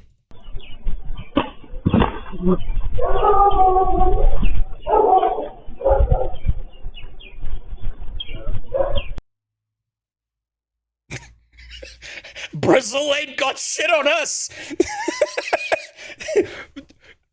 Welcome to the fanciest part of my country. That man just got plinked in the back of the head with a big fucking concrete block. He's gone. Welcome to my country. Yeah, I'll show you another one. Since, you know, the locals are also hunting down the fucking foreigners recently. Yeah. A warrior. So, keep in mind, my country has this thing. So, Americans have this really weird idea, right? Particularly black Americans. They have this idea of African unity in their head. African unity doesn't exist. It's a meme. It's a joke. It's fake. Africans fucking hate each other, right? If you're from one tribe and someone else is from another tribe, you want to fucking kill each other, right? So, because the economy is going bad, because things are collapsing, the locals are now on a current witch hunt to try and track down the Kenyans, the Nigerians, the Angolans, and the Ghanaians. Because anyone who's a foreign business owner in South Africa, they want them dead. Formation for a war on foreigners, marching across South Africa's cities to warn African immigrants here that it's time to leave. It's time to leave is the nice way to say it. What they're basically doing is dragging people out of their businesses and a lot of the time necklacing them in the road or beating them half to death and telling them you've got like a day to get the fuck out of here. The leaders of this march are saying that it's peaceful, but it doesn't feel peaceful. They're brandishing weapons. Welcome to my country. Of Johannesburg's central business district, making it clear to everyone here that they do not welcome African foreign nationals. As the city's residents navigate through hundreds of protesters, they're targeted and attacked. He just tasered him. Feels like a This reminds me of Italy and bull running. There's no fucking bulls. There's no bulls running here. witch hunt. They keep pointing out people that they think may be foreign and then attacking them. We just saw a man get tasered on the side of this street. Are you stopping any acts of violence? Or are you just organizing the march? Yeah. No, they're not stopping shit. Even the lighter moments of this march are channeled at telling foreigners to get out. So, like, I want anyone to understand, if you're black and you're from a first world country, this is a rough thing to say. And I know that, like, this might fucking hurt to hear. The fact that your ancestors got sold by the local tribes for gunpowder and shiny rocks, had to endure slavery overseas. You guys may have been the lucky ones. I'm just saying, your ancestors survived all of that shit, and if you're living in a first world country, life's good. You guys are doing great, because right now the Africans are fucking killing each other in my country. So what is fueling this aggression? I'm unemployed. There's no employment. Because the economy is going bad and the government's not fixing anything. You can't find anything. Now we are focusing on the illegal foreign nationals. Yes, which are black Africans. That's why we are focusing on illegal foreign. Let me tell you, we go to a hospital, they are illegal foreigner occupying a hospital. You go to school, they are illegal foreigner. Members of Operation Dedula, the military name of this xenophobic movement, can be seen entering the ground of this school earlier this year. That's right. They don't just go after the old people. They're going into schools and beating the fuck out of foreign kids. Parents in front of their children, who they suspect are undocumented. I was tased once in my life. It didn't do shit. Only a bit uncomfortable. Depends where you are. If you're in the UK or the EU, tasers don't really work. In the US, they crank that shit up to 11. Instances, they've prevented foreign nationals from accessing healthcare. High unemployment and economic inequality has entrenched poverty. Welcome to my South country. Africa. But the country is still a refuge to Africans from across the continent, now seen by some here as unwelcome guests in a state of growing scarcity. They want him dead. So yeah, now that's Sky News, so obviously they're being fucking nice about this stuff. They're being like really, really nice about this stuff, and they're like not showing the full violence. But I promise you that shit gets rough. They drag these guys out into the street and beat them half to death, if not kill them whenever they can. Reminds me of the Kiss the Boy. Yeah, no, they're going after everyone. And as the economy gets worse, it's going to get worse. So, scary anti-activists have stormed South African hospitals to carry out xenophobic attacks on other Africans. If you know that you are not a South African citizen, may you please stand up and leave our hospital. Here's the trap, right? This is the thing that he said. So if you're not a South African citizen, stand up and leave this hospital. If one of the foreigners stood up to leave the hospital, that would put a mark on them, and they would drag them out the back of the hospital and beat them to death, right? So if you're a foreign national or you're inside of one of the government hospitals getting treatment, don't stand up. Because you see, if you're dumb enough to stand up and walk out, you've put a mark on your back. Thank you very much. Thank you, gentlemen. Thank you. If you are not a South African citizen, please leave our hospital. You need to go and seek medical attention from a private facility, not here anymore. Yeah, that's the most obvious trap. And they fucking fall for it. That's the worst part. It's a non-zero thing. Some of them will fall for it. Specifically to the M. Good morning, my good doctors. How are you, my good doctors? Anyone who is not a South African citizen, just because of their this side, please stabilize them. After they've been stabilized, you can discharge them. These people, they have too much privileges to have files in our hospital. It ends here and it ends now. I'd make a comment on that, Khaldun, but I don't want to get fucking murdered. It's a South African public hospital. Anyone who's not a South African citizen here may please be stabilized after. And they say white people are racist.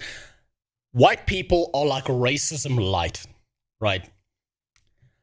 It doesn't even come close, right? You have no idea until you've lived in Africa, until you understand the like inter-African kind of dynamics and shit like that. It's not even fucking close. White people are like level 1 racism. These guys are like level 100 legendary geared racism. It's fucking insane the more of this shit you see. It's really funny and also disastrous. May you please stabilize all the foreign nationals after they've been stabilized? But like, why would anyone want to be an illegal immigrant in some shithole country? I'll tell you why. If you are in Africa, right? If you cannot get to a first world country like the EU or the US or to Australia or China or something like that, that means that you're going to look for the least worst place in Africa to run away to. As bad as South Africa is, it used to be considered the jewel of Africa because there was a functional economy, there was a higher rate of job employment, and so what you're doing is you're moving from a place like Zimbabwe, where there's no food, there's no money, there's no housing, there's no buildings, there's no medical care, and you're moving towards South Africa because it's not like things are doing great, but it's doing better. The grass is greener in South Africa than it is in a lot of African countries that surround us, and so a lot of illegal immigrants end up here. And now the locals want to fucking kill them. Can you please discharge them? They need to go seek medical attention from a private facility, not here. The Constitution allows that. Immigration Act 13 of 2002, Section 17, it simply states that a foreign national needs to have a medical permit and it needs to go to a private... Those guys are dead, by the way. The guys who get up and walk out, they put a mark on their back, they're dead. You are a refugee. You came here legally. They could have directed you to the camp. So they could have, whoever who allowed you to be a refugee. You see, here we go.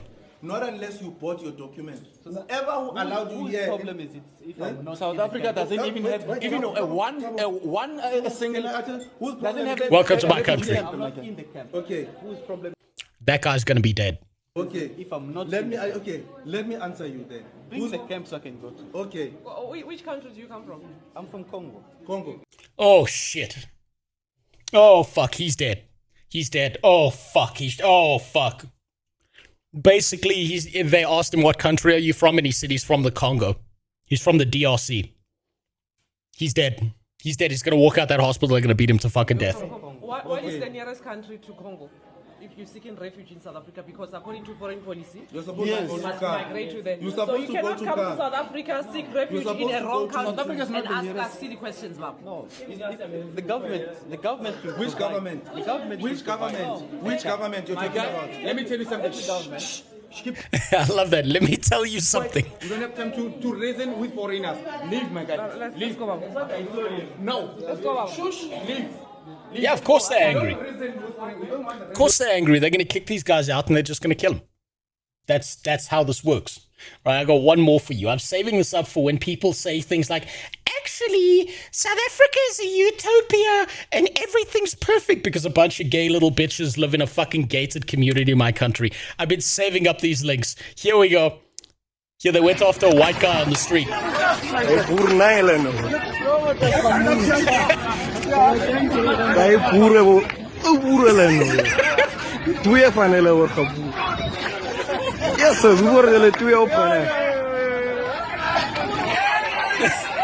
He needs a gun. He does. Well done on that white boy for fucking throwing hands and winning against two people, though. That's pretty fucking based. He's fucking throwing it out there. So, there are parts of the country, right? This is very important to note about this video. Internet Spider basically said it. Notice how no one helps him, right? And a lot of people are not getting involved. But if that white guy hit the ground, a bunch of people would have rushed in to beat the fuck out of him. They were waiting until he was on the ground. They were waiting in the wings like piranhas, right? So this is the thing, is like South Africa's like it's basically fucking Fallout. That's just how it is, right? I'm saving up these links, so when I hear some stupid shit from some bitch in a gated community talking about how wonderful South Africa is, I'm just going to have a bunch of links to show them. So I'm slowly building that up just because I'm fucking tired of these fucking little... The word I want to say will get me banned. And the word I want to call them will get me banned, so I'll just call them morphies instead. The morphies who live in like gated communities who don't understand how the country functions because they've been coddled and like hidden away from the rest of society. They think that the country's perfect, They don't see any of this shit. I see this shit on a regular basis. Yes, that word, Keldun. Why do they hate the Congo? They hate the Congolese because the Congolese came into South Africa. A lot of them found employment. A lot of them found jobs. A lot of them opened businesses. And they see that as businesses and economic welfare being taken away from them. Right? It's the same as Zimbabweans. It's the same as Nigerians. It's the same as Kenyans. So anyone who's not like a local South African who was born there and who's been there forever gets fucking murdered. But now we've got long off the beaten path because I went down a fucking ADHD, a little fucking side quest there just because you fucking said some comment. But yeah, that's the most common shit that happens in my country. This is like an everyday affair. That's just how it is. It's always privileged fucks that say that shit. Yes, it is. It's the people who don't actually live in the country. They live in like a gated community inside of the country and never see the actual country who say that shit all the time. So basically black Jews. No, we don't have black Jews. We do not have the original Hebrews here. Morphe's, yeah, no, look, I don't think they're going to pick up the Afrikaans word for Morphe, so I should be okay. I believe the Australian translation is the word poofter, but I might be wrong. Why are so many countries importing people? Because people are running away from a shitty situation, trying to get into somewhere else so they can exploit it. These are not people who play by the rules. These are not people who see a law and think to themselves, oh, I better not do that. No. If they can get some kind of advantage, laws don't exist. Wouldn't going to Europe be cheaper than the US? No, unfortunately. Particularly for a white South African, I've been looking into this. You're left-handed? No. I'm right-handed, but I had to train to use my left hand as well. Like this is practice. This is normal.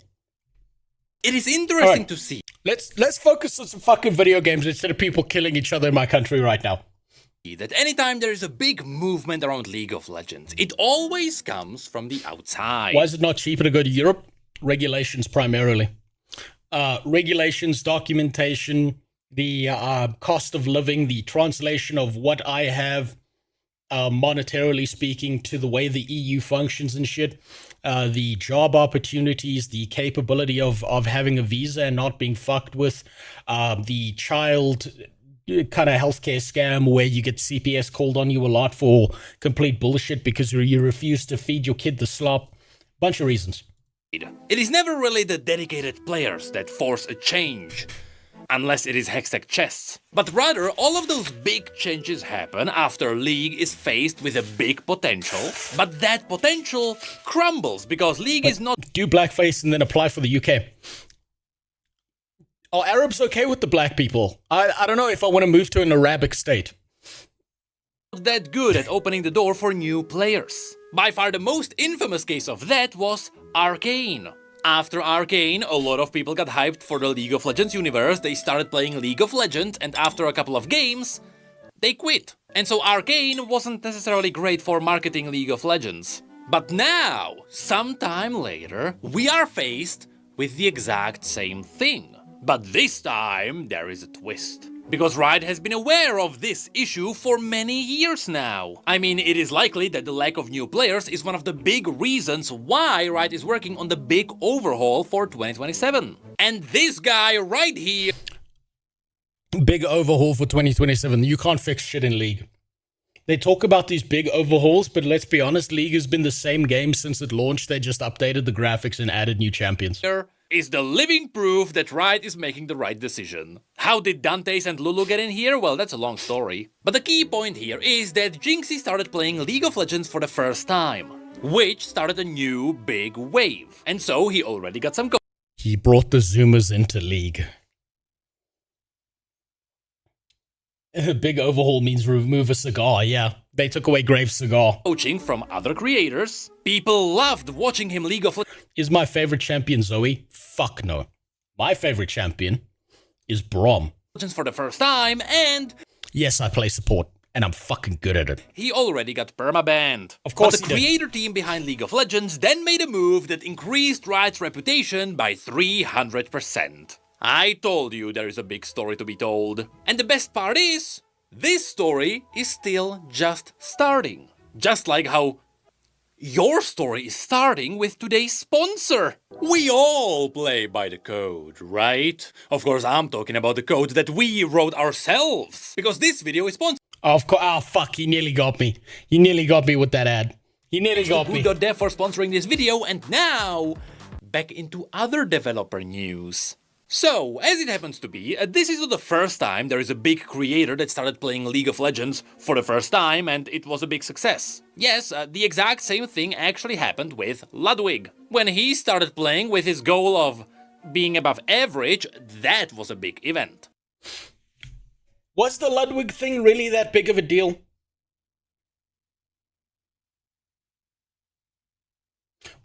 Honestly, I thought it was kind of shallow. The kind of effort that Ludwig put into this. I said Braum. B-R-A-U-M. Not Braham. Fuck Braham. Braham can go kill himself. Braum in League of Legends is who Braham should have grown up to be if he was going to be a human being. I started a support main, loved to ADC, then back to support, fucking loved playing Valkars, Thresh, and Kench. I built something. I built something really fucking stupid back in the day. It probably doesn't work anymore. I used to play support, and then I would build AP Blitzcrank, and I would piss off the ADC all the time because I would hook people in ultimate and kill them before you could get a hit off. And it would, like, the score at the end, it looked like I was the ADC and he was my fucking support. I used to love doing that. AP Blitzcrank was also fantastic. And so now, once again, there is Jinxie playing League of Legends for the first time. Now, I'll be honest, I have never watched Jinxie stream. Was this Ludwig pre-Hassan shocking his dog or after? I believe this was pre-Hassan shocking his dog. Before, so this was a new experience for me. What I did know is that he is one of the most subscribed people on Twitch, and he got to the very peak after years of streaming to nobody. So he is one of the rare cases of people who made it after being incredibly consistent with 0 viewers. Now, the catch is that Jinxie... I don't know enough about Jinxie's backstory to know whether he got to where he was by viewbotting or not. All I know is that there's a lot of fucking viewbotters out there, so I've got to reserve judgment on that. I don't know if he viewbotted his way to the top, whether he actually popped off, but what I see of the guy, at least front-facing on like the clips I've seen of him, of some of the videos I've watched of Jinxie, I think the kid's doing a good job. Is a console player. Exclusively a console player. Meaning he only started playing on PC a couple of months ago. Now, in case you have seen one of our last videos, you know exactly where this is heading. Oh no. Oh no. Oh no. I wish our streamer was good. Khaldun, if I had a fucking functional working internet connection, like 7 days of the week, I would be able to. Because yes, it means that getting into a game with point-and-click controls such as League of Legends is not easy whatsoever. So, the journey started with, of course, Tyler wants coaching. Here, it would be really foolish not to admit that, yes, it is really fun watching someone play League of Legends with 0 idea of how to play the game. It is actually really fun watching that. Like, people's very first fucking experience... fuck you, Wire. Goddamn, fuck you. You pulled me off. I saw that fucking comment, and it just pulled me off path. It's really, really fun watching people play League when they have no fucking clue what's happening. It's great. I love it so much. It's like that first experience of watching a retard trying to fuck a doorknob. It's amazing. Is this what it was like watching me playing Genshin for the first time? But then you got Tyler explaining summoner spells and runes and where are your buttons on a keyboard? And then the gameplay started. I don't know what it is, but there is just something about watching... He's playing Garen, just wait, your health will regen, just stay there, but don't do the fucking thing where you run back. Trying to figure out how keyboard works that makes it into peak content. I mean, Tyler told him... he's not last hitting, and it's making me smile. To spawn a dummy, and he wasn't sure how to press Shift B. Hi, Vice. Does this keyboard have a shift key? What are you talking about? No. Brother, are you a controller player like your entire life? Yes, bro. I started playing PC like a couple months ago. Wait, chat. Where is shift? You're a flat. I used to love seeing people rage quit because they didn't understand Nidalee spear damage. There is only...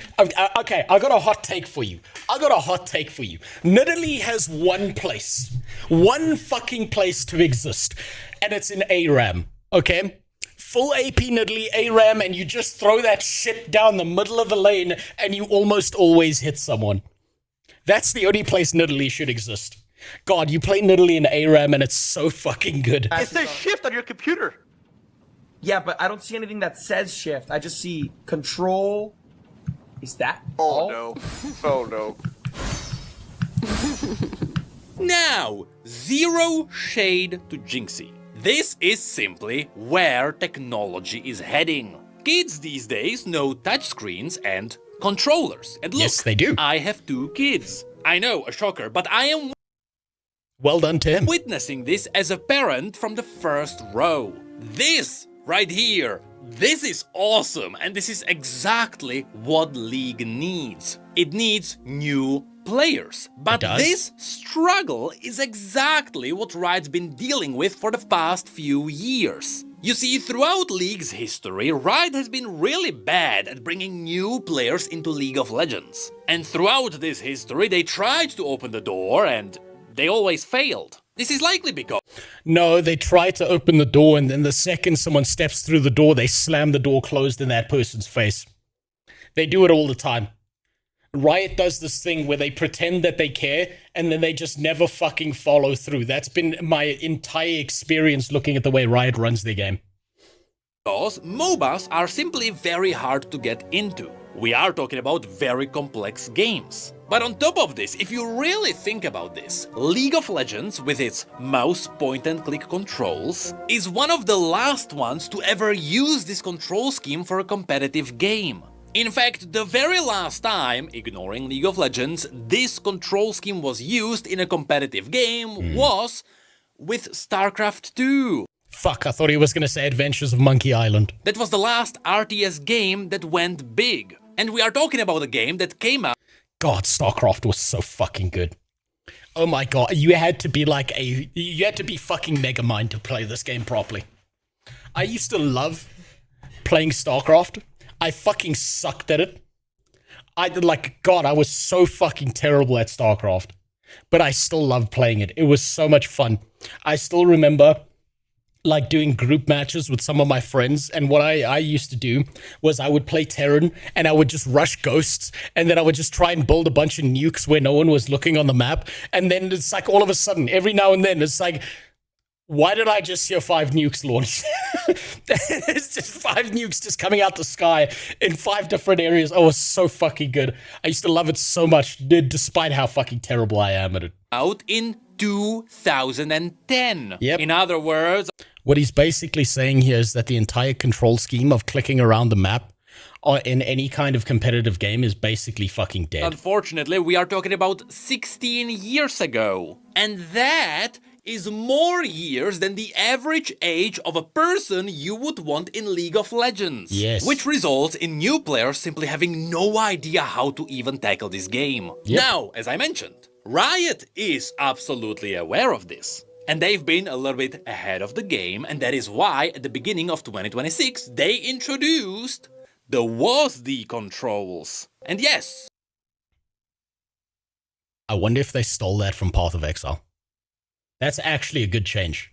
That's actually a really good change. It is insane to me that Jinxie is the prime example of someone who should be using the new WASD controls, but nobody told him about it. What's even crazier is that in literally the latest patch, Riot also started supporting controller support for the WASD control scheme. Now, after all the testing, Riot did confirm that... Wait, there's a video of a guy blocking the entire base with Overlord so his opponent couldn't click on anything. I've got a better one for you, Bestia. When you're playing in Wood League, in StarCraft, right, what you want to do is play Zerg, max out your supply on nothing but banelings, and then just in one big, massive fucking wave, move the banelings towards their base. And you insta-win, because if they're on a low-end PC, it just immediately ignites their GPU and they die. Like, it shuts down the fucking game.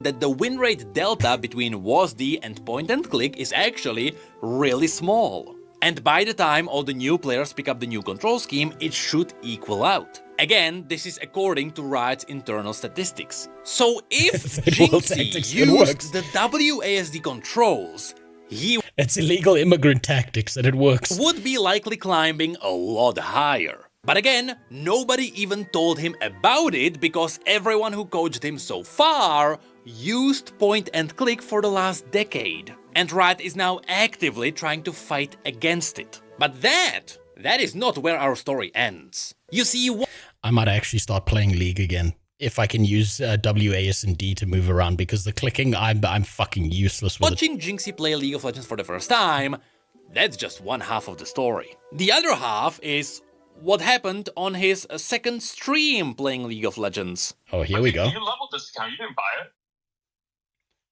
He bought an account, didn't he? He bought a fucking account.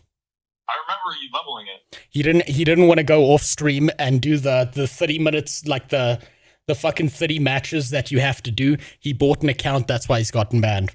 And then you forgot to get... Yeah. Yeah, there we go. Yeah. So yes. Get shit on. Get fucking shit on. I have no idea whose idea it was. There is no way a new player would have thought about this though. But Jinxie bought a new account so he could dive straight into ranked. Yep. The reason why this is so hilarious is because for the past 2 years, Riot made massive, incredible improvements in fighting back the black market of selling accounts. And after if you wanted to fight back against the black market of selling accounts, what they should do is change the fucking game so that no one wants to buy a new account because they have to do 30 matches against bots. Let them jump immediately into PvP against other actual people, but make them also fight like new accounts and shit. But I suppose that would cause a smurfing problem again. Actually, I don't know what the solution would be, but I know those first 30 games that you have to fucking play are brutal. They are so boring. Vanguard dropped and their own anti-cheat kicked in. Riot now has an incredible 98% accuracy in banning botted accounts. And they already managed to ban millions of accounts in this movement. Truly, this is an incredible achievement on Riot's part. Now, of course, they are still fighting against selling accounts that were hand-leveled because the tech can't detect that. And so, after making all of these huge leaps, to see a huge streamer buy an account and play with it live, well, we all know what was gonna happen. Yeah. And the legendary Drew Levin dropped the hammer himself. And when he did, there were two kinds of people who rose up. There were all the people who defended Jinxie, saying that leveling accounts sucks anyway, and it does suck ass leveling an account. Did the right thing. But even before he was banned, there was the other half of the people. It was all the people who noticed that that account wasn't his. And he should be held accountable just like everyone else. I mean, he was playing on a level 30 account that was suspiciously a bronze. And so, when the ban came, surprisingly, people were just happy. It simply showed that Riot is treating everyone by the same rules, even if you are the biggest. I wonder if ArenaNet can learn something from this. Streamer in the world. And so no matter if you're at the very top, just don't buy accounts. But that is where Riot made the real W move. Because you see, buying accounts usually doesn't give you a permanent hardware ban. Meaning that Riot simply takes your account away, but they allow you to make your own account. Riot totally understands this. But as part of the new League partner program, the creator team has a new tool in their tool belt. You see, sometimes, in order for creators to do collabs with other people on other servers, they would need an account on that server. So even though in the past Riot didn't really want to do this... Wait, oh no, just wait. If he makes jokes on stream, I'm sure they would do the same. I don't know what the Riot moderation team is like. right? I haven't had any interactions with them despite all the vile shit I've said in their game. But that was obviously off stream. This was way before I was streaming, so I don't know what they're like today. I hope they haven't gotten worse. These days, they can give you a new level 30 account so you can make content with other people. Again, this is specific for content creators. And since Jinxie is making free content for everyone, Riot absolutely had the power to give him a new level 30 account that would be placed directly in Iron 5, because as beautiful, that's exactly where he belongs. Right at the bottom. That was a good decision by them. It's funny because I feel like I'm in the right in the middle of old players and young players, so I can play older titles, but it's a bit much. Well, you're in the perfect place then, Alex, because what you get to do is you get to enjoy older games and understand how they function, and enjoy newer games, and unlike boomers like me, like have a fucking stroke because the control scheme makes no sense and you've got to like touch a screen and shit. As is obvious from the gameplay, You just get pure enjoyment. That's actually where he belongs. And that is what sparked an entirely new discussion. If the leveling process in League of Legends wasn't so bad, Jinxie wouldn't have to buy an account. Right? Well, let's talk about leveling then. There are two big reasons why account leveling is actually important. First of all, it mitigates the selling account empire. If your account is only useful if you are at level 30, well, someone has to level it up before it can be sold. If this barrier wouldn't be there, people would just sell accounts instantly after getting created. Not to mention, you could just make your own free account. So truth be told, the empire would be gone. But that is then linked to the question, why are people buying accounts in the first place? And well, in 90% of all the times, it is because they are avoiding bans. Yeah. I wouldn't say it's just avoiding bans. I think there's an ego element to it. I personally known like 10 people who bought accounts in League because they wanted to have the prestige of saying that they were in Diamond or they were like GM, and then they go and play the game and they get fucking shit on non-stop for 100 games, and then they just go buy a new account so they can say, oh, that's the highest rank, I'm in this rank, but they hop into a match and just immediately get shit on. Yes, it is not because they want to play in a lower tier game, it is because they got banned on their main account and they want also, yes, it does inflate account numbers. Something else to play on. And so most people who troll in a game and they throw it and they get banned, well, they buy a new account for $10 and do the same thing again. That is literally what all the account selling is about. And to also, yes, that's another one is getting skins. That's another big reason that people buy accounts. Prevent that from happening, you need some leveling to be there. But then there is also the third reason, which is the reason that impacted Jinxie the most. Because you see, while you are playing your first games of League of Legends as you are leveling up, the system is already looking at your skill. So that by the time you get to level 30 and by the time you are ready for ranked, when you queue up in your game, you are already placed into matches with people of your according skill. So play like shit for 30 hours and then just stomp people into the earth. That is quite literally what the hidden MMR system is about. And because Jinxie didn't do this, when he was placed into games, it was very obvious he did not belong there. And so, in doing so, he did ruin the game for everyone else. So then, is this a good reason why leveling should stay in the game? Truth be told, these days, not really. The reality is that the old level 30 system is there because it worked during the old days. That's when... Oh, why'd you flash? Why'd you flash for that, Jinxie? Oh, disgusting. What the fuck are you doing chasing down a Nasus? Even if it's that hurt. That hurt, but was also fucking fantastic. I love seeing shit like that. Didn't have their own systems that would kick in. So people had to level up to deal with all the previous issues. Not to mention, there is also the infamous statistic that shows that if Riot unlocked everything for everyone at the beginning of the game, apparently people just stopped playing the game because they were overwhelmed with the number of champions. That is why people still have to buy champions with blue essence. Riot would be down to just give it to players for free, but apparently people just leave if they have too many champions. That is a real statistic. And so, at the very least, the old leveling system is... He should play Jhin. Jin might be a little bit too high IQ for a new player. Right, and let's be honest, Jin and his 4-shot timing would be way too much to think about. I think Garen is the perfect champion to play because he's so basic bitch. It's ideal, right, for a new player to play Garen. Good night, Spider. How you, go live your life. Go get some rest. Still giving people champions at a good pace. Anyway, more importantly, because all of Riot systems massively improved over time, it was confirmed that the skill detection is really good.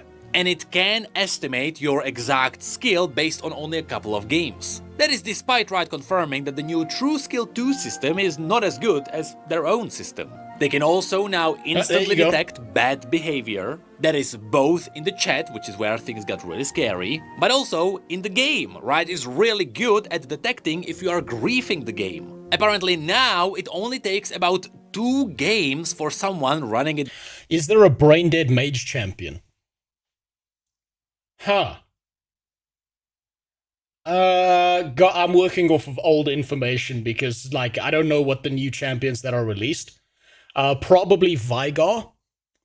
Annie is probably brain dead as well. Yeah. Annie, Vigar, Ziggs, yes. Heimerdinger is also brain dead as long as you drop down your turrets in the right spot. But I don't know if positioning makes it non-brain dead or not. Brand, yeah, Brand works. That's a nice brain dead champ. Fuck. Vigar needs to farm his Q. Any new player would suck at him. I think it's like a one-button champion though, Barando. If you can figure out to do last hits with Vigar's Q, you're good. If you can't figure it out, you're fucked. Malzahar, I don't know if the AIDS champion is really that brain dead because you gotta hit that fucking silence wave at the right point. I don't know if I would consider that one brain dead, but it is easier. Wave clear is a lot easier with Malzahar.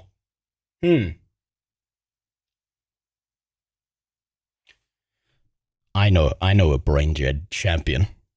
I know a brain dead mage champion, technically speaking. Nocturne. Nocturne is such a troll champion, right? Because just get the ult cooldown as low as possible. And then hit R, but then don't charge. Just make everyone blind for 5 seconds and watch everyone fucking shit their pants. And then just keep playing the game normally. There are so many people that have a panic attack after they've dealt with Nocturne like a few times. Nocturne, he's an AD mage. Hot take, Nocturne is an AD mage.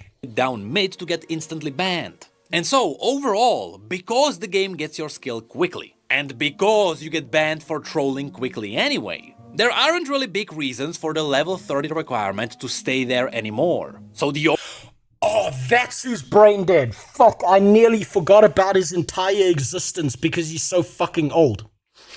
Brain dead as fuck champion. Karthus. Karthus is brain dead as fuck because you can die and still kill someone.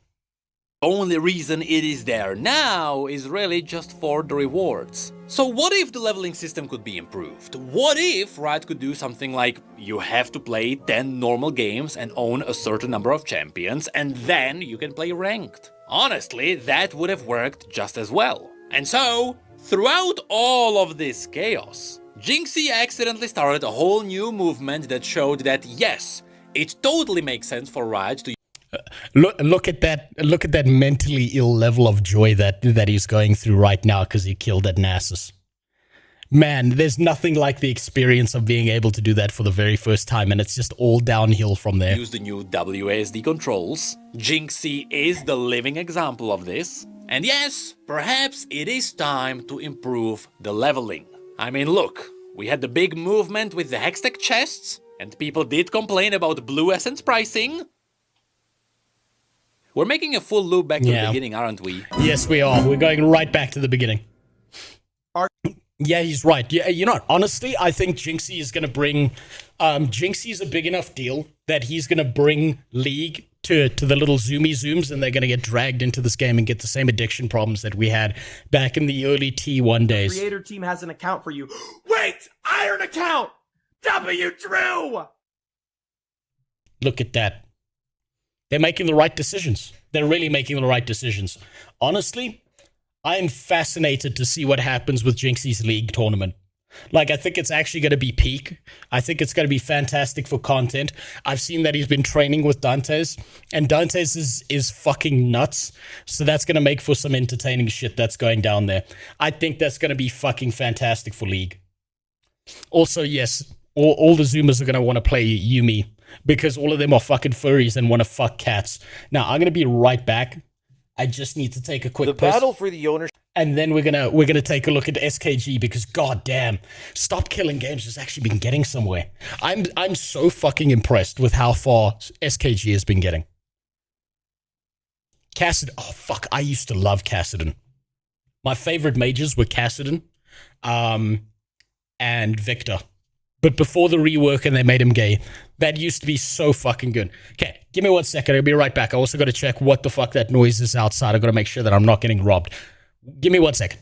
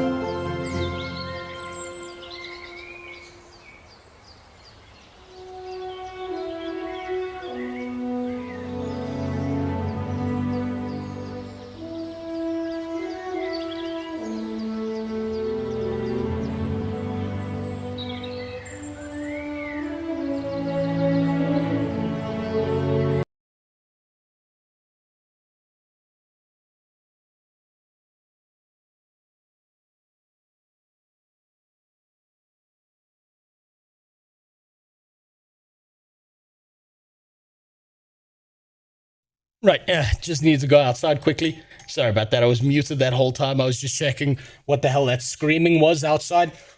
It's just Long Dick Johnson. It's just him being fucking wacky again.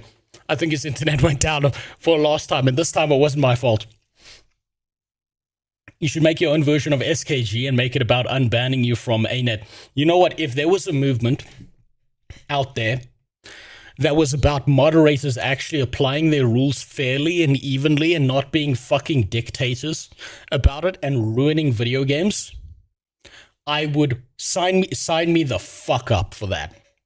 The first people I'm putting to task would be ArenaNet for their piece of shit behavior. They fucking deserve it. Now let's see what's happening with SKG. The battle for the ownership of your games is a never-ending push to ensure that everyone that is watching and beyond can have more control over the things that you love and that you buy too. Look, I think the entire point of something like a Stop Killing Games is needed more than ever, even if the games these companies push onto us all want to even have less control than we already have on them. But now, there's been two very big updates and then some smaller ones, so let's get into it. Firstly, Stop Killing Games just won big time, and it's pretty glorious, okay? So this is from TechSpot. It's been confirmed that Stop Killing Games will now be officially backing a new Californian-based act that is being pushed. I don't trust California. I don't trust that California has the right intentions here. I'm like, when I heard that California was getting involved, my first reaction was good. Good. I'm glad that they're supporting gamers. My second reaction was, hold on. What kind of sneaky rat fuck shit are they doing on the back end to fuck people over here? I trust Ross Scott pushing SKG to the European Union and the politicians in the EU a lot more than I trust anything that comes out of California. Pushed back hard against the moronic "you will own nothing" narrative that these game companies are, well, you know, trying to actualize all the time. So what happened now? Well, there's a guy named Chris Ward. He's a part of the California State Assembly since around 2020. Before any of this really went down, there actually weren't, well, any laws in place to stop this sort of thing, which is why you saw so many games coming out. They would get delisted, and then companies could just steal your money and then run for the hills. So this new bill, which is being common pushed, practice, called AB 1921, has a few demands that are, well, being pushed into reality. Firstly, AB 1921 would require all companies that sell live service games to send notifications to their users who play these games. Think Highguard is a good example of this, of when that game will be having its end of support happen, which, yeah, that seems reasonable. That's then the next part, where this same bill would then force American-based companies here, which is a lot of big companies, as you know, to make actual tangible commitments to allow for long-term support when it comes to server-connected video games as well. This is just another way of saying that games that require the internet to function, which in today's age is, well, a lot of them. That's almost every single fucking game out there. Even the ones that don't require the internet still require the internet, which really pisses me off about video games. Once upon a time, you used to insert a disc into a fucking PC, you used to install the game, and then you could play the game wherever and whenever the fuck you wanted. It actually pisses me off that everything requires online, like, connectivity. NSFW car sounds wild. They're not safe for work. The car doesn't have tits on it. What the fuck are you talking about? California is so stupid, they tried to make every operating system require age verification. The wording is so bad that literally any electronic device falls under the EU, the umbrella, including a car. Look, this is why I don't trust California with shit, right? This is whenever they push a law, whenever they do something good, I wonder what 5 other fucking bullshit laws they're like sneaking in with whatever they do. These guys, like, I've looked into how the American political kind of thing works, and whenever there's like a good law that's on the bill, there's like 7 other laws that are trying to be pushed in with it that are actually really fucking detrimental. So AB 1921 would now make this mandatory, meaning that any game that is going to be taken offline in the future... Wait, why does smacking while eating bother me so much? That's probably a degree of autism, don't worry, it bothers me as well. It bugs me. It bugs me. You're not... Okay, so, listen. Whenever I'm editing together a YouTube video, do you know what I fucking hate the sound of? It's the sound of me breathing between sentences. I fucking hate that. It drives me nuts. Like, honestly, whenever I edit together a video, whenever I'm doing something, I remove the breaths on purpose because it pisses me off so much. And after I'm done editing, I'm in like a bad mood for 30 minutes because I hate it that much. It just drives me up the fucking wall. We'll have to have a backup solution to ensure that the game is still playable to some capacity for whoever, right, is paying for the game or wants to play it still. And another demand of this bill is that companies would not be able to sell their games that they have already planned to take offline within 2 months of that end of service date, which has to be publicly disclosed to everyone. This means for games like, let's say, New World from Amazon, because that's a really good example of this. If you remember, that's an MMO that had all of these... I hate that you're breathing too. What up, 8X? Also, fuck you. Fuck you. There you go. Just for you. Players. Then Amazon announced that New World was going to go offline forever in 2027. But they also conveniently hid this information from their players and began pulling pro-consumer. Do you think it's something you can get over, or is it a forever thing? It's probably a conditioning thing where if you listen to it for long enough, your brain will eventually start filtering out the sound. And you'll just learn to ignore it, but because it's something you don't hear very often, or unless you've got a coworker who eats with his fucking teeth like a cow, then you're screwed. But eventually you kind of just learn to filter out the background noise of it. Consumer moves out of nowhere to just ensure that people would still buy into the game. Amazon, for example, gave away a free expansion for New World, and that built a lot of goodwill. So people likely bought... It was good, but it wasn't enough. The game to try out the new expansion, right? They bought some cosmetics from the store as a thank you. Wait, Do that again. I'm almost there. Okay, I'm never doing that again now. You're just going to have to goon forever. But Amazon knew all along that the game was going to go offline in years anyway, so they just did this to, I guess, make as much money as possible. So the free expansion wasn't really free in New World, right? It was a lure on a fishing rod to just get more people to bite. So they could just, you know, make more before the lights got turned off. Well, under this new bill anyways, which would affect Amazon, obviously, because they are an American-based company. New World would now not be erased, pretty much, come January 20. What's Go? I don't know. I don't know what Go is, Grey Wolf Knight. 2027 as initially intended. The graphics look nice. New World is such a fucking wild experience of a game because it was so fucking good in some regards. And then so absolutely dog shit because it was managed by Amazon Games. They fucked up the world by making it too small. They copy-pasted a bunch of shit in. The graphics were good. I liked the action combat. The crafting systems were fantastic. But they just, they ruined this entire fucking game through shitty management decisions and keeping on flip-flopping on any promises they made. They promised that the game wouldn't be pay to win and that there would be no pay to win items. And then they made it a seasonal fucking pass. They fucking promised this big, open, massive world, and then it was just this very narrow slice of everything. They promised balanced economy and gameplay and zero bugs, and then everything was able to be duped. There were a million different invincibility exploits. There were speed exploits. There were map hack exploits. There was a bunch of bullshit.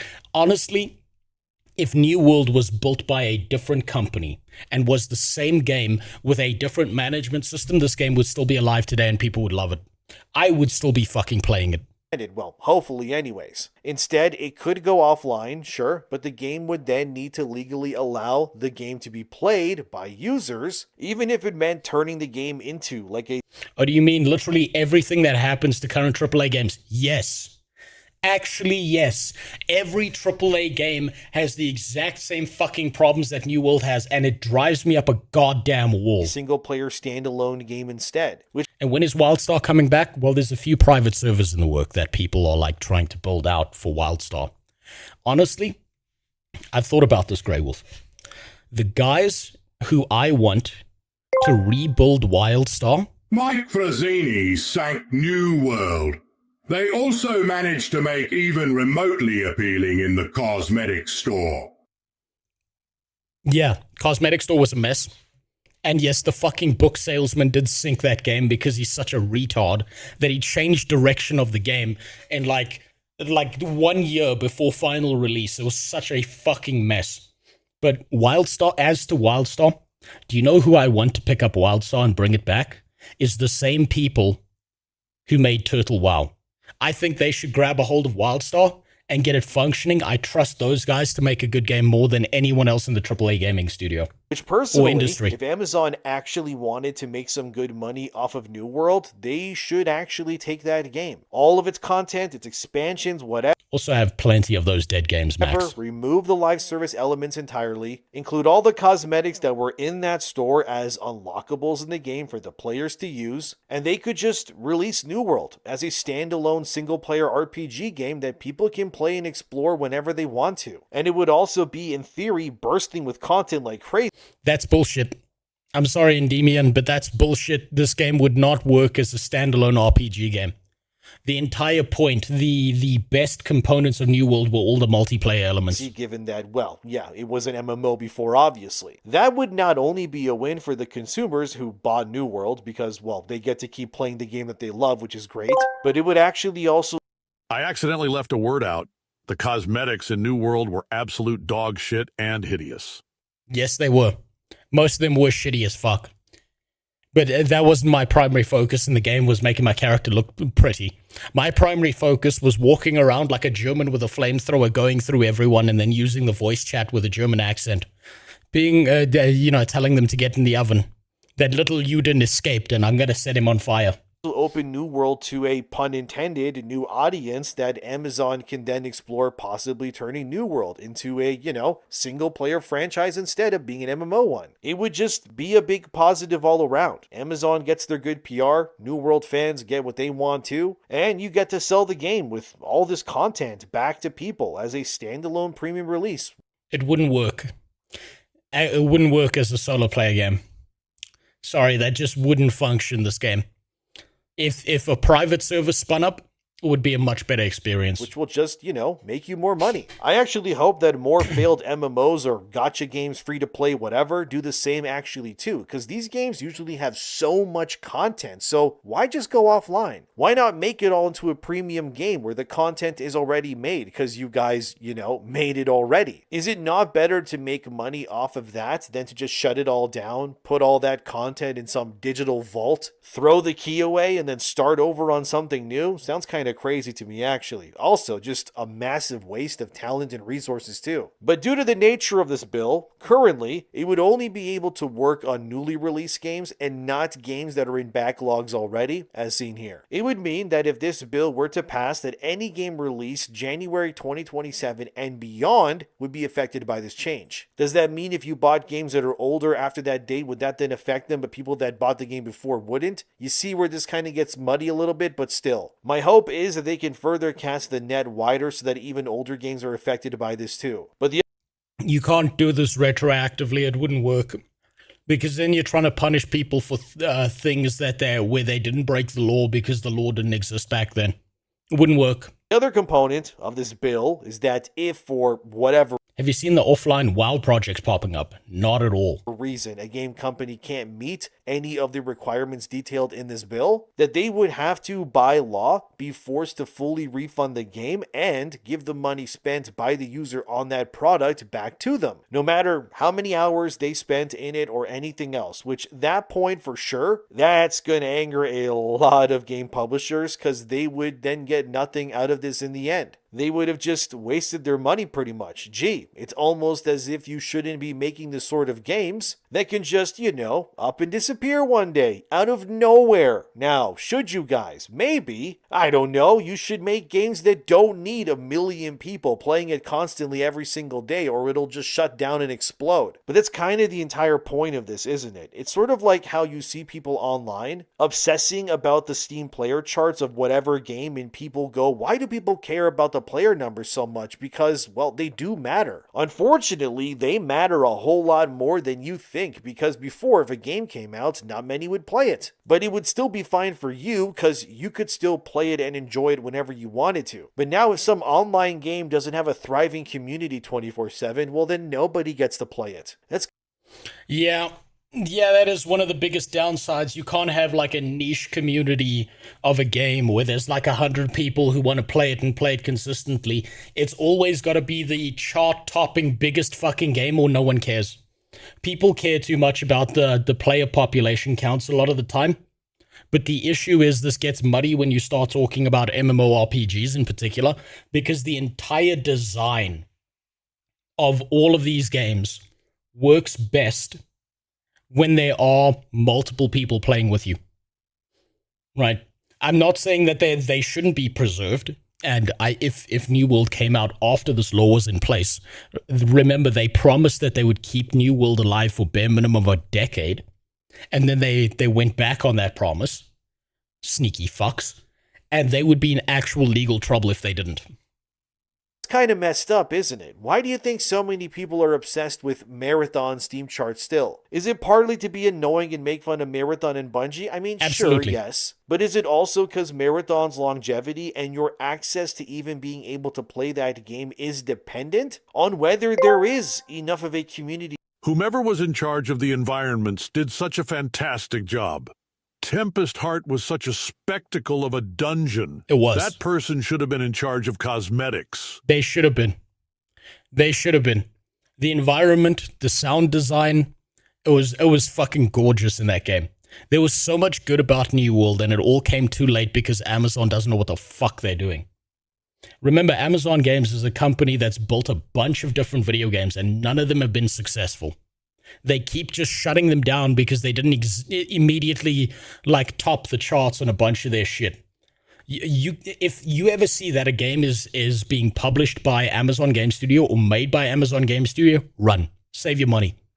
They are such a fucking mess of a company. To keep the lights on in the first place. Yeah, and let's be real, that's not good, is it? It's just, that's like a very backwards, almost insane way of making games and development and all of that. But that is what AAA is these days, and because of that greed, you then become the scapegoat and the one who gets taken advantage of. Because you can't even play the game now, and that's messed up. It's awful, actually, and it's why I'm also against this sort of thing. And also why Stop Killing Games needs to succeed the way that it is right now. There are some loopholes in this bill, AB 1921, however. For one, this bill excludes games that are subscription-based or free-to-play, which means it still allows the companies out here to, well, get away with a lot of things. Stop Killing Games did, however, show support for this bill by Chris Ward. It originated from this Reddit post, as you can see here on screen. But then when you scroll down, as I can highlight right there, yeah, Stop Killing Games is aware of Chris Ward's bill, and they fully support and are aligned with him. So this is yet another potentially big nuke of a bill that could force companies into compliance with what Stop Killing Games is standing for. It has holes, I admit. Again, it doesn't affect free-to-play, which is obviously something I do think they need to rectify, because that's a lot of games. Because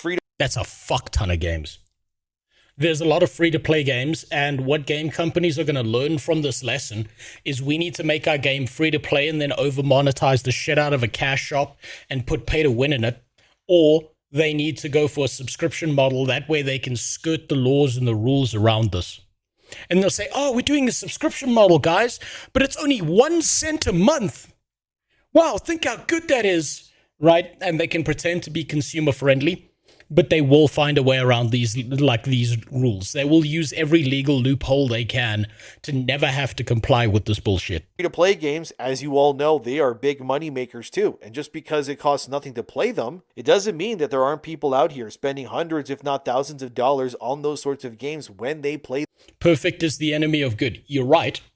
And I do think that this is the right first step to take, but I don't think it's the last step that needs to be taken. Them too. Just look at any game, right? With gacha elements, character packs, that sort of thing, they should be able to get away with what they do simply because they're free to play. I don't know about that one, guys. There is an online version of this bill that you can view yourselves, by the way. Here's part of it on screen, but I will be putting the entire thing in the description box, so if you want to look at it yourselves, please just go right ahead. But it details fully all the demands and more surrounding this bill, AB 1921. Again, this would only affect American bot games and companies, but given how much influence American companies have on entertainment, yeah, this still makes this insanely relevant and noteworthy. I think you'll agree. Because usually whatever affects America affects the rest of the world, and that is just real for not just games, but like everything. But it is a huge win.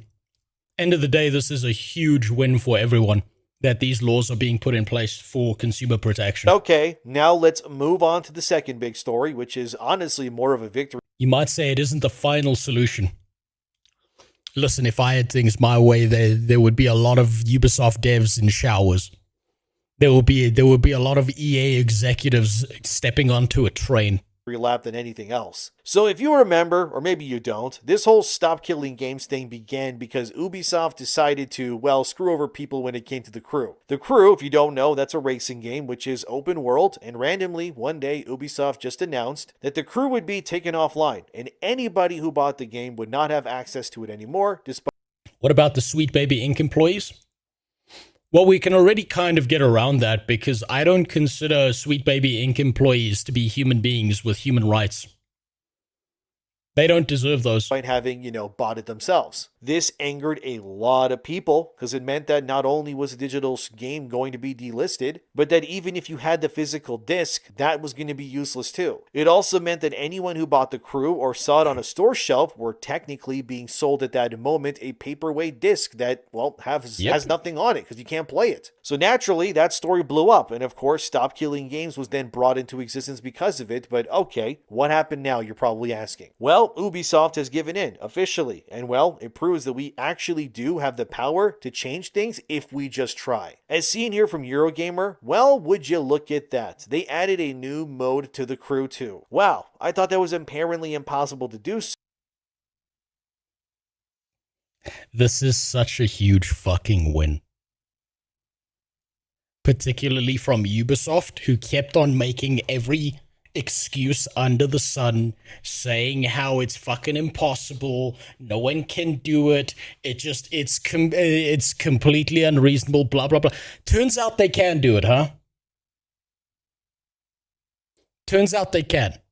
Turns out that all of the shit they've been feeding people as excuses was just fucking garbage. I hope that no one forgets that Ubisoft squirmed like little fucking rats. And every time that Ubisoft makes a statement, everyone's like, you're a fucking lying rat. I don't believe you. I'm going to believe the exact opposite of any statement you make. Because they deserve that.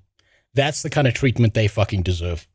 But now the Crew 2 also has what's called hybrid mode, as you can see in here, confirmed by the crew themselves. You've spoken and we've listened to the improvements you've been asking for. With the help of your feedback, the new mode is here. Nice. Like, I love to see that. So this newest update to the hybrid mode allows crew players to add their custom. Whenever a dev says it's impossible, what they really mean is it's really hard and expensive.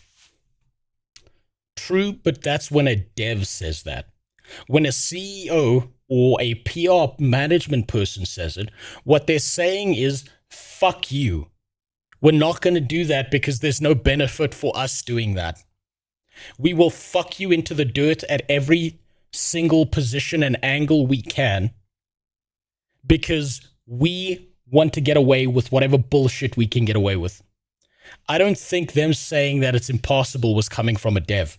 I think there was a PR statement for them because they wanted to pretend like they could get away with it for the longest period of time. These companies fuck everyone over and test where we fight back. We still lost. I would say we've been losing for so fucking long that a lesser loss is better than a larger loss at this point in time. I'll take the small victories wherever we can get them. And hopefully at some point it starts to improve. Customized cars to now be used within an offline setting, which is huge because this was originally only something that Ubisoft allowed users to do when they were playing online. And in a game all about, racing and car customization, you can see why this is important to have made available. Ubisoft provided proof too, as you can see there, and yeah, you can save these now. That's great to see. And now everybody can just enjoy the Crew 2 however they want to. Ubisoft gets to keep their money and everybody gets to enjoy what they paid for. Ubisoft's got to be fucking mad about this shit.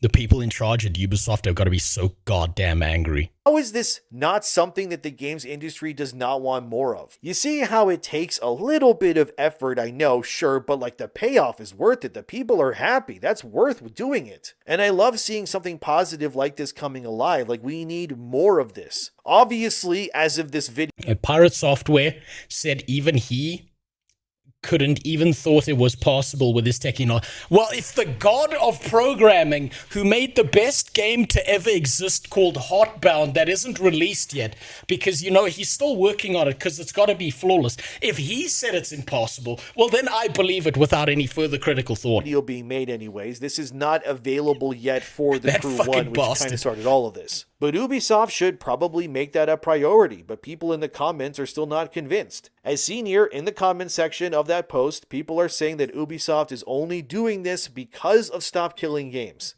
They're right. Which I mean, yeah, you're right. Absolutely. Ubisoft would not have done any of this if it weren't for that movement. You're right. But I do think it's also important to focus on the positive parts here regardless. We got what we wanted. Mostly, sort of, I guess. But it at least shows that if we do come together, we can stand up to these big scary companies and we can will the right things into existence. So sure, I know, give them criticism, but I think we should celebrate this either way. It is a big win. The thing is that the reason why these stories are important is because with each win, we are gaining ground, but also we're getting closer to the future of we will finally own what we have bought. And that these companies can't just steal them from us whenever they want to anymore. In a weird way, it's sort of like a loop completing itself. Games used to be owned by you when you bought them until they weren't, right? Like Super Nintendo, PlayStation 1, Nintendo 64, whatever. You own those games when you bought them. And now, hopefully, that'll be the case once again. It is sort of crazy how we had to go through so much to just, I guess, kind of reach the same state we were in before when all this went down, right? I think it's so funny how easy it is for companies to earn goodwill, but they just don't want to. I think one of the problems is that they don't have one guy making decisions when it comes to this kind of stuff, right? I think that's the big issue. When you have this gigantic, like, corporate structure with all these fucking people in it, what happens is there's not a single human being there to take the blame, so they can act like pieces of shit, because when someone yells at Ubisoft as opposed to a person working at Ubisoft, they're like, well, they're not talking about me. Can't be me they're talking about. It's just the system. And then they can get away with it.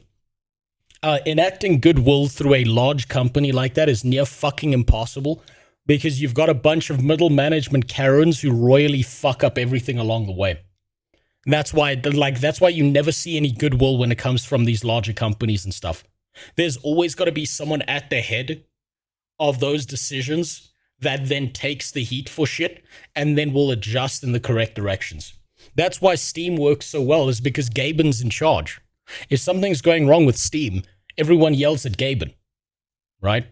Also, Gaben's been a fucking treasure for us. He's just a fucking angel. Kind of weird, but it is what it is. But it is sort of insane to think that that's pretty much what has gone down. But hey, I think that's good either way. And the way this is all happening in the wake of PlayStation's viral DRM story, if you don't remember that one, which Ross Scott, the creator of Stop Killing Games, has reported on himself as seen here, that is not lost on anyone either. The fact that these companies will do everything in their power to not meet you halfway, but instead tear as much as they can away from you, that is what worries many greatly. Because we gain nothing from this. Companies might think it will help them, but it really won't either. Because people will just start refusing to buy games on PlayStation due to that DRM policy. Even if Sony did confirm recently that the DRM problem is not as bad as others claimed recently too. As GameSpot reported, as you can see, PlayStation finally responded to the controversial DRM checks that had people potentially boycotting their platform. Here's what Sony told GameSpot. Players can continue to access and play their purchased games as usual. A one-time online check is required to confirm the game's license, after which no further check-ins are required. So this has quelled fears. But there are still many out there that are still... So you still need an internet connection. ...mad that a check at all needs to happen. Either way, it is good on Sony at least to just, have some transparency for once, but maybe don't take multiple days to allow such a big problem like this to fester the way that it has without addressing it first, like right away. Maybe just a thought, I don't know. It's just kind of crazy that it took them that long when literally everybody was talking about this. But for Sony, it does get worse, because as Insider Gaming reported here, players might also be getting refunds following a lawsuit now. So the reason for this, as said here, the Northern District of California recently approved this preliminary settlement against Sony. The class action lawsuit filed in 2023 accuses Sony of monopolizing the market by restricting third-party games on their platform. Insider Gaming then said more. As part of the settlement, Sony is required to pay approximately $7.8 million to all in the United States who purchased specific digital games through the PlayStation Network between April 1st, 2019 and December 31st, 2020. Honestly, good. Fuck them. Fuck these people. They deserve this. They've been getting away with this shit for far too fucking long, where they can just pull games from you at any point in time. Fuck these guys. All of them deserve this. See, this is why I think mods for games, especially third-party companies that manage streams or online video content, needs to be included in SKG. Imagine you spend $500 in expansions and skins in Guild Wars 2 and you get banned via the moderation team. See, Hang, I would love for that to happen. But the reality is, it's probably never going to happen. I think that you could probably append SKG with inclusion of moderation teams removing your access to games entirely, right? And if you take a look at any of the TOS of online games, you'll find out that they're incredibly predatory, and a lot of the time they break state or EU regulation law, because their bans and the way they work aren't applied evenly and equally across different platforms. And I think you might have just found the next step that something like SKG needs to put into like, you know, advancing forward once they've got all of this shit ratified. 3. The settlement was officially approved on April 8th. So specific games that are affected by this reimbursement are WWE 2K17, 2K18, 2K19, No Man's Sky, Super Mega Baseball, The Last of Us Remastered, Until Dawn, NBA 2K18, 2K19, the Mass Effect Trilogy, Madden NFL 17. There's even more games, as you can see here, from God Eater Resurrection, the Jack Party Box games, whatever they're called, Limbo, The Witness, Okami HD, and so many more. Again, I'm going to leave a link to the full list in the description box because there's just way too many to list, but it's a lot of games. However, one of the games on that list is Battlefield Hardline, which is actually interesting because that game is also, if you don't know, going offline soon as well. So Battlefield Hardline... I bet they're trying to shut that shit down as quickly as possible before these laws are in place. While it would be nice, I think we should do one battle at a time. Yeah, no, it's one battle at a time, one step at a time. Get these laws and regulations in place because then you've got a foothold to keep moving up the ladder on. You should check out Louis Rossman's EA shows why piracy is completely justified. Oh, no, I already know what he's going to say in that video, Roadblock. And yes, piracy is completely justified because a lot of pirated copies of games actually work better and have higher performance than the actual legal copies. And because of all the DRM bullshit in them, there's like a million reasons why the predatory nature of the gaming industry, you just take a singular look at it and you're like, yeah, I get why people pirate games. As seen here from Tweaktown, will be delisted on Xbox and PlayStation soon in May. So anybody who bought yeah, I'm going to try FAREVER after I'm through all of the bullshit that my Discord's put in.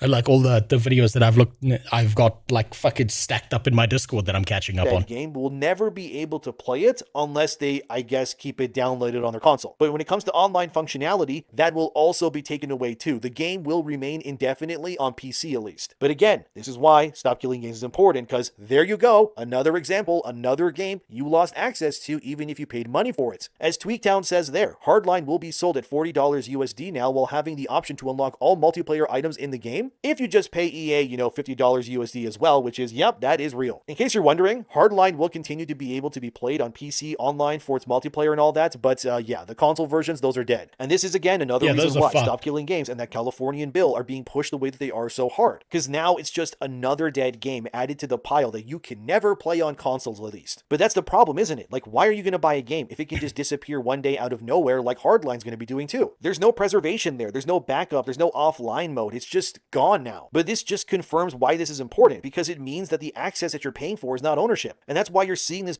Can I be honest about something? I think SKG at some point, once we've done step one, at some point, SKG needs to target Sony with the PSN network. Because you have to pay an extra subscription model just to access the fucking internet on a PlayStation through the PSN network. Right? I think that's complete bullshit. I think SKG needs to start looking at regulating that kind of stuff as well. I would love that. None of this predatory subscription model just so you can connect to the fucking internet on your PlayStation. I think they need to deal with that as well. There's oh my God, there's so many doors that SKG opens, now that I think about it, that can make gaming a way fucking better place. They got to go after Microsoft first. Fine, go after Microsoft. Fuck them too. I'm tired of this rat fuck shit. This fucking shitty behavior by these companies where they strap on all these sub-services that don't really do anything. And they're just pulling money from you just so you can access the internet or for their what is essentially a fucking substandard PC. Consoles are just PCs. There's no reason why they couldn't work differently. Did you hear about the Slay the Spire 2? Yeah, we're going to look at it. Don't worry, Jimmy. I did see that video. I want to look at that. I knew something was up with Slay the Spire when I saw the word Slay the Spire on Twitter, and someone had photoshopped the fattest pair of tits onto Anita Sarkeesian that I've ever seen in my goddamn life. Has become a battle of legal grounds because it has to, which is why specifically that Californian bill is so important, because it needs to be made clear that if you're not buying the ownership, that needs to be detailed before anybody makes a purchase. So yes, the rules are shifting, thankfully, but it's still not a complete reversal or say a full solution. I do admit that. It's a good first step. It's what it's supposed to be. It needs to be a good first step. But it is still a response, at least. It's something. It means things are still moving in the right direction. Although personally, I don't think it's enough yet. I do think we need to go like as hard as we can possibly go when it comes to this, so that we can ensure that all games that you buy are actually owned by you when you pay the money for it. Because it's actually insane that so many other industries have not, done this model, but when it comes to games, it's just normalized these days, which frankly feels insane to me because it just doesn't work. It doesn't work for us. If you pay money for a game, you should have access to it whenever you want to. It shouldn't just be taken away because someone just doesn't think it makes enough money anymore, so now you don't have access to play anymore. That's insane to me. But this is why more games need to do what The Crew 2 has been doing with its hybrid mode. Like, sure, okay, that's not perfect, but at the very least, it's a recognition of the problem that something is being done about it. And this issue has stayed in the background, as we all know, for way too long. At least now we are forcing a change. It is obvious that what you want versus, the guys in the suits don't really align, but too bad. You watching, buying games, like that is what keeps the light on for a lot of these studios, not these guys in the suits. Like we're not at the end of the story, I understand that. We're not even close, but at least right now, we are at a point where players are at least more aware. The governments are finally being forced to do something, and companies are actually responding to this. So Stop Killing Games hasn't won it all yet, but it doesn't have to in this moment right now, because what is done instead is to do something else that's just as important if you ask me, which is that this at least changed the conversation finally. Finally, things are getting done. And now that this is becoming mainstream, now it just can't be stopped. Because the future of gaming isn't just about like what we play, it's also about what we're allowed to keep. But what do you think? Let me know in the comments. I think this is fucking exceptional. I think this is the best first step we could have ever hoped for. I think that honestly we needed this, and I think that SKG needs to snowball from here, and the fact that now the Eye of Sauron, known as the fucking EU regulation, is now looking at this shit is so goddamn good. This opens so many more doors for fixing all the predatory horse shit that happens in gaming. And also, can you imagine how fucking mad someone like Pirate Software must be right now? Can you imagine how angry that piece of shit is that SKG actually worked? Fuck, I bet that industry plant is losing his fucking mind over this. Oh my god, I'm so happy about that.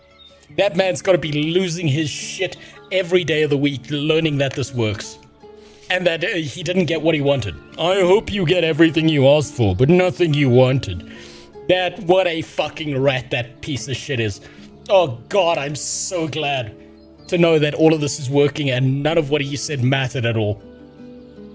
It's going to be the first time boomer politicians in a large scale are actually aware of gaming and their bullshit they do to us.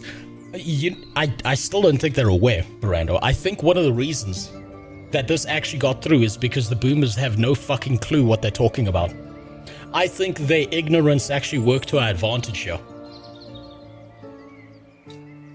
You know, that means the concept of buying games is going to be relevant to buying computers. Rumors of the future is you'll be renting computers is going to be an issue too. Yes, it will be. It's coming. What's going to happen, this is my prediction for the future of gaming, is that no one's going to own a PC. They're going to have like a shitty laptop or something that connects to a subscription service, and it's all going to be online play. And it's all going to be like rerouted to a fucking server that does the processing. And I think, God, Microsoft tried this. Or Google tried this with Google Stadium. That shit's coming back. So I guess a TV should be enough for that. Yeah, a TV will be enough. It'll be like connect to this online service with an internet connection, pay a monthly subscription fee, and all of the process is going to be handled by some server off in the distance. That's probably what's going to happen, and that's how they're probably going to try and get around SKG as well. Because they're going to be like, well, you're not buying the game, you're buying your subscription service to our platform that has the games on it. That's what's going to come. That's what I expect to happen soon. They're going to find a way around this. That's why SKG is a good first step, but I think they really, really need to fucking push it hard. Now fine, let's look at this shit right here. Where is it? There it is. This piece of shit. Now, I have some hot takes about Anita Sarkeesian being in the credits of Slay the Spire. And before we take a look at these videos, I'm not looking at an Asmongold reaction. I'm gonna find the original video. Oh no, it's his own thing. It's not him just reacting to stuff. So, big deal that's happened with Slay the Spire 2, right? If we go to Slay the Spire and we take a look at this game, this right here, with the mostly negative reviews, is happening not because Slay the Spire is a bad game. It's happening because it is the most effective way for anyone in video games to talk to the devs and tell them where they fucked up. I think Steam needs an update. I think Steam needs to put another tab next to the community hub here where people can give ratings on the game company and not the game itself. I think that people need to be able to review the game company behind the game so they can take a shit on the game company for their behavior and not fuck up the ratings on a game that is objectively good. That's what I think needs to happen. There needs to be another review rating section on Steam where you rate the actual company behind the game, because this would be mostly positive or very positive. And if we look at the Steam reviews, look at that. It's gone massively negative after people realized what the fuck happened. And if we look at the negative reviews, what you're going to find is that all of this has to do with the fact that they hired that rat fuck piece of shit. Where's the filters for this? Review type, negative. This happened all because of that rat fuck piece of shit, Anita Sarkeesian, being in the credits. And I think this fucks up the ratings for a good game.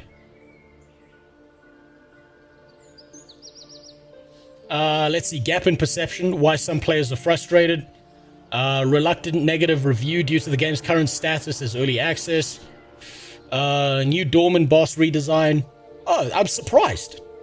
I'm actually surprised. I was expecting a lot of people to say the words Anita Sarkeesian fuck this game. Interesting. I disagree because this gives the company the right incentives to do what we want. So you think that it's better that the negative reviews sit on the video game itself? Steam did a purge. Aha. Well, if Steam's doing a purge, then they've got even more reason to set up a rating on the game company, right?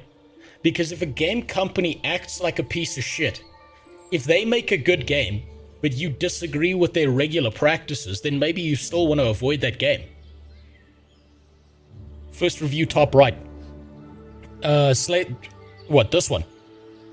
A little different. Okay, you probably meant the previous fucking thing. Let me go back to it. Where's that filter?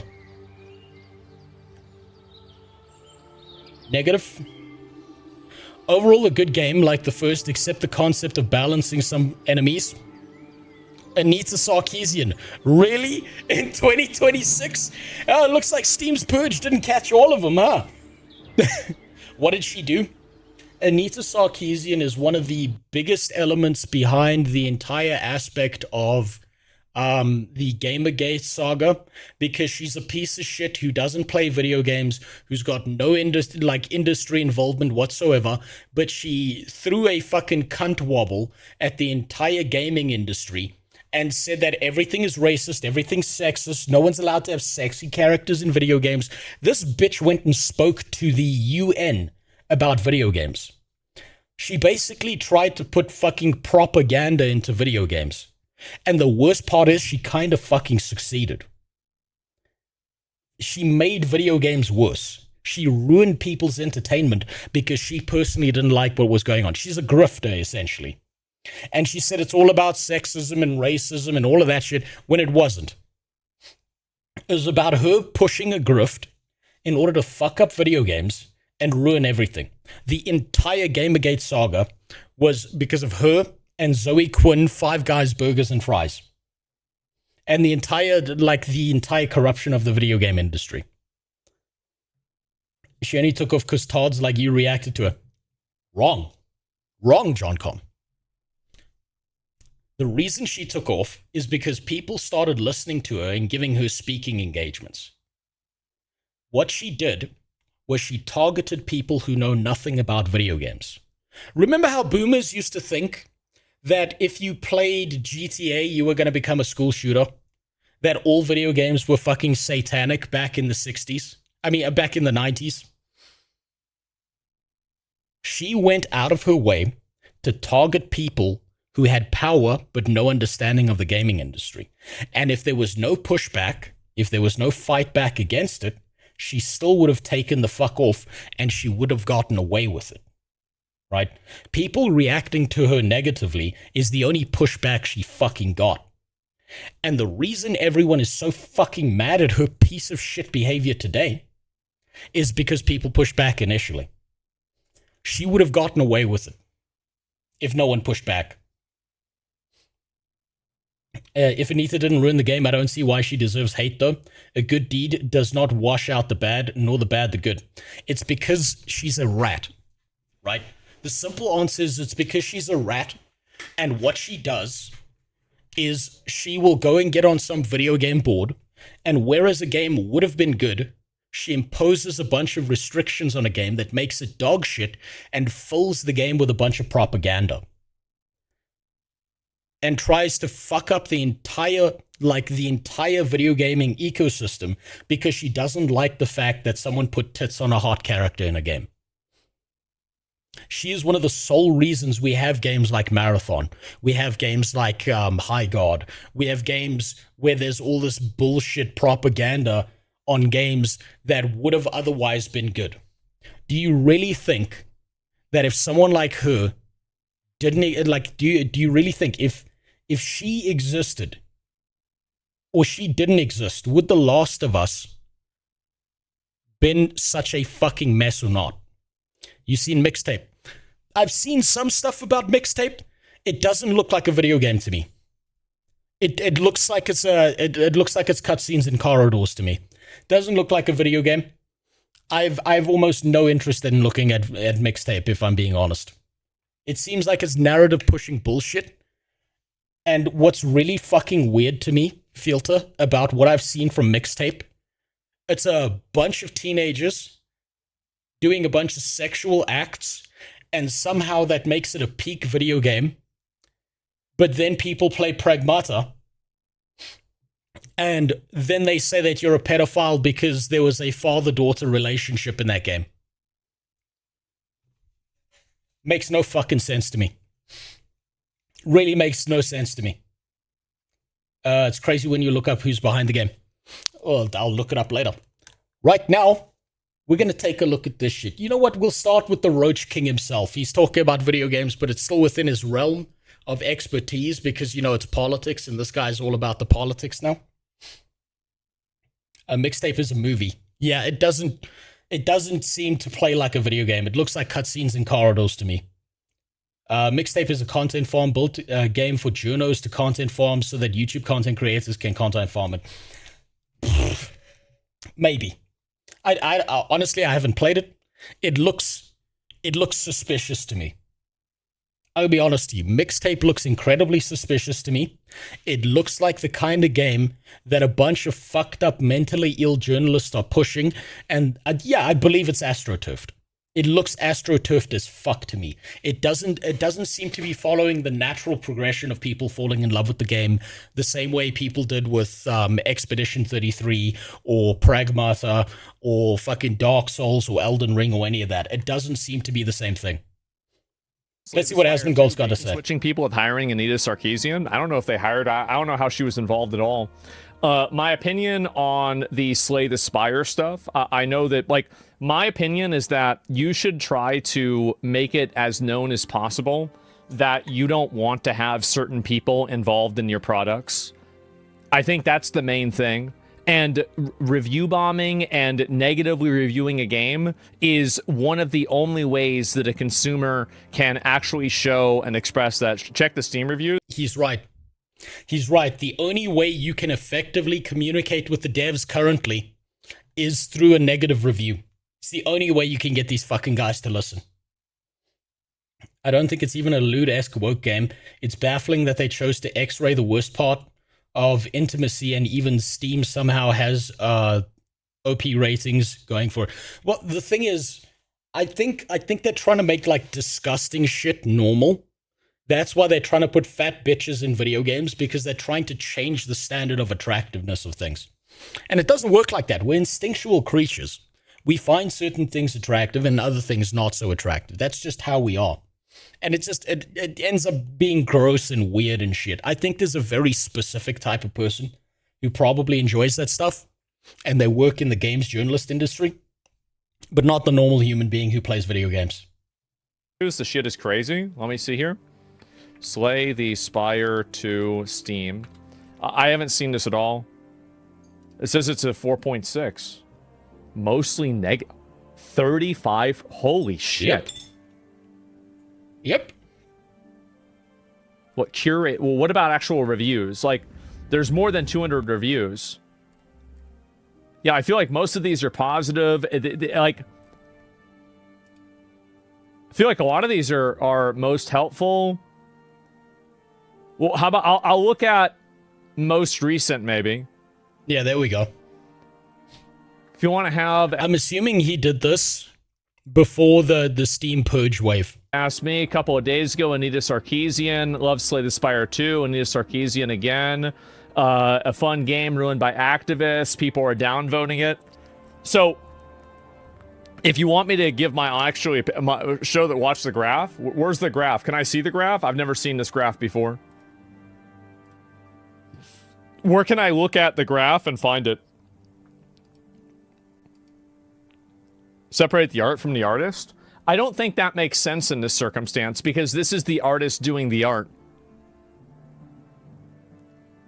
SteamDB? I'm just not familiar with it. Oh, this is it. Okay, we've got a... Wait, hold on. I got through like half of Endemion's video on it, and it's just a money printer. It's for the devs to make money. It's for slop journos to make money, and it's for angry tubers to make money. That's it. It needs pushback, right? I think that obviously the money issue, you're correct about that, but it does need pushback, because what we've learned in video games industry is that if you don't push back against an idea, that's when video game journalists and shit start to think that what they're doing is perfectly acceptable and what people want, right? Now, I'm sure there's a bunch of reaction videos of people farming the shit out of this. I think you are right about that, Kat. And this is being blown up into a far bigger issue than it probably is. Endemion, yeah, I 100% believe he's going to farm it, because that's what he does. He's a YouTuber, right?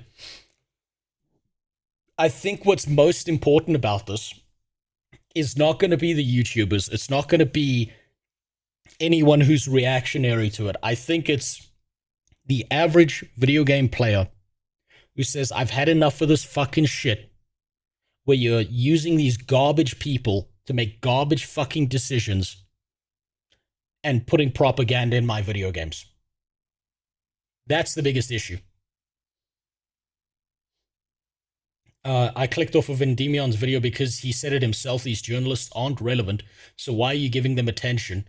And I chose to fuck off and go watch something else instead of a retard. I mean, that's a good decision, probably. There's reaction videos of everything being farmed. YouTube is becoming so shit. My feed is full of reactionary garbage. And it's just like, it must be nice to have so little going on that you can have retarded takes all day and farm retarded content. Well, of course they're going to farm it, right? You got to remember, to someone like Asmongold, to someone like Endemion, any conflict that can be started is an immediate thing to get people emotionally invested in something, and they can farm a bunch of money off of that. What I do think you need to do right, is you need to go up into those little buttons and say, don't recommend this type of content to me anymore. Because YouTube systems are starting to get better at that. And the more you do that, the less of that shit you'll have to deal with. I think, personally, if you don't care about it, completely understandable. And you should just let YouTube know by, like, going into those, like, 3 dots in the top right corner and just being like, I don't want to see this shit. Because then they'll stop serving it to you. Honestly, I think the general outrage by people, not the reactionaries, not the fucking content farmers, none of that, matters nearly as much as what the average video game player thinks. And I think the pushback of this comes primarily from, don't fucking put propaganda in my video games, which I think is something worth fighting for. A link to it. Okay, that's fine. Oh my god. Holy shit. Never understand the phrase separating the art from the artist. I understand it. I think it can be good. Slay the Spire might objectively be a good game, which is why I'm saying separate the art from the artist, separate the studio from the game they created. Maybe they created a really good game, but maybe you disagree with their business practices, and people should know that one day, if the studio that made Slay the Spire 2 comes out with a new type of game and it's filled with a bunch of garbage fucking propaganda, you immediately know, I'm not going to buy this piece of shit because I know what path they were heading. I know what direction they were going down, right? That's why I think that Steam should separate out reviews of the game company that made the product from the people who made the video game, because they may have made some fucking bangers in the past. Wait, aren't they always talking about what the artist wants to tell us with this kind of thing? Sounds hypocritical to me. I think honestly, separate the art from the artist. Slay the Spire 2 might be a really fucking good game. Right? But think about it this way. Who made Slay the Spire? I don't know the fucking game studio behind this. Who are the guys who made this stuff? What's the company that made this? Now, god damn it, I'll just fucking Google it. Who made Slay the Spire 2?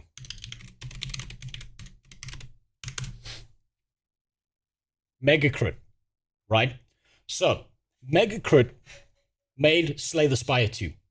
Slay the Spire 2 might be a really good fucking game. What happens when they make another game and it's all about fucking transitioning and fucking selling propaganda to kids and fucking up their mental state and getting them involved in a bunch of dog shit behind that? The second you see the trailer of that game, you're going to be like, nah, fuck this. I knew what direction they were heading because I was already warned about this. Right? They can burn in hell for that one. Let's hope they go back to making good video games in the future now that they've learned their lesson. All the reactions are completely justified. If it hadn't gotten 10 out of 10 ratings from professionals across the board, despite being such an obvious turd, another example showing they have not improved, completely and utterly at the beck and call of PR firms. Well, I mean, honestly, I couldn't give a shit. I couldn't give a shit what any video game journalist. I don't even look at reviews from video games journalists ever, because they're such a waste of time. I'd recommend not watching content creators. I'd recommend watching genres. The more you get a content creator content, the more the feed abuses your recommendations. Absolutely. Yeah, look for gaming genres, not content creators. That's probably a good piece of advice there. Shit. Wow. That's brutal. So this is basically who Anita Sarkeesian is. She was an activist that was a game reviewer. She had Wrong. She was never a game reviewer. That never happened. Immediately wrong. She never reviewed video games. She never played video games. She would cherry pick certain segments out of specific video games that had sexy or attractive characters and then criticize the shit out of them and then push a very manipulative kind of malicious narrative saying no video game like this should ever exist. And because of that, I'm going to be an activist inside of video games. A group called Feminist Frequency, and because of this group, she was one of the original people that was in the genesis of Gamergate. She was one of the people that was trying to, at the very beginning, push ideology into video games. He's right about that. It's all just propaganda they were pushing. Tried to invent things about how all video games are sexist and they need to remove any sort of depiction of women that is sexy. And basically, a lot of the things that I complain about, many of the reasons why they changed were because of people like Anita Sarkeesian. And that's basically what happened. And a lot of what she did is she made a lot of the comparisons and arguments that she made were just awful, by the way. They were like factually incorrect. They didn't make any sense. They were illogical. And ultimately, people just went along with it because, you know, basically agreeing with everything that a feminist said back then was just what you had to do. Lots of people are downplaying her impact on the gaming sphere. Yeah, she made a huge impact. So if every dev team had that one specific archetype of a person you don't like or disagree with, you should boycott and review bomb their game. Then I bet you'd probably run out of games to play. It doesn't matter if one person has an opinion and keeps it to themselves. It matters if that person has the power to manipulate and change the entire game industry behind that. So think about it this way, right? You go to Burger King, what do you want? You want a fucking burger. What if every time you went to Burger King to get a burger, the person who was in charge kept on telling you that you're an evil piece of shit for buying this burger, and then gave you a 5 to 10 minute lecture before you got your fucking burger about how you're an evil demon of a human being for eating a cow? I'd say, yeah, just give me my burger. But then they'd say, no, you're going to get this lecture because you need this lecture more than everyone else just for saying that. And then they would sit there and give you that lecture and screech at you. You'd probably leave. You'd probably fuck off to McDonald's. Now, if that person had those opinions, worked at Burger King, and just gave you your fucking burger, you wouldn't care. But if every time you wanted it... skill issue, just don't die. Oh, fuck off. Fuck off, goddammit. If every time you tried to get a burger from Burger King, you had to have a 10-minute lecture of how evil you are, eventually you're going to stop going. Impact on the gaming sphere, and she even spoke at the UN about this. So it's not like this is some random person that came out of nowhere. The historical revisionism with Anita is so fucking wild to see. Y'all pretending like all she ever did was be a quaint Kickstarter with no one cared about. This is what I'm talking about. To that comment earlier, she wasn't a nobody. She went to the UN. She was on talk shows. She was pushing a propaganda narrative to people who know nothing about video games. Back in the day, this was the fucking Republican boomers in the 90s calling you a Satanist for playing RPGs. This piece of shit basically took that narrative and made it about some feminist bullshit that's not actually for women. It's just about making video games worse and making people feel like pieces of shit for enjoying something. Yeah. Again, like this is her at the UN. This is Time 100. Oh, by the way, because he skipped over it and he's probably not going to say it. Again. This person right here, this is the person who is trading pussy for good reviews. This is the person who is getting early access to video games by fucking and sucking people in a back office. And like this is her at the UN. This is I gotta say this. I just gotta say this. Pussy from a crazy bitch must be fucking exceptional for them to have gotten away with it for that long. That shit must have gripped like a fucking gorilla in mental ward socks, and you just took away their banana. is Time 100. This is on, I didn't even know about Stephen Colbert. This is new to me. And this is at Google. So I think that really she represents the same type of PR correct, cultural, change and like woke garbage that I think a lot of people dislike. I think a lot of people dislike it. And I hate it. I absolutely hate it. So basically what happened is Slay the Spire 2 had Anita Sarkeesian in the credits. Let me go and see if I can show you guys what this means. Yeah. Okay. Wait, sent you a link just to show you Karma. Okay.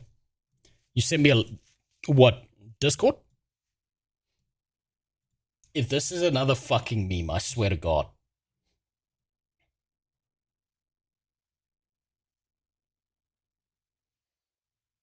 I'm not signing up for fucking Instagram. What the?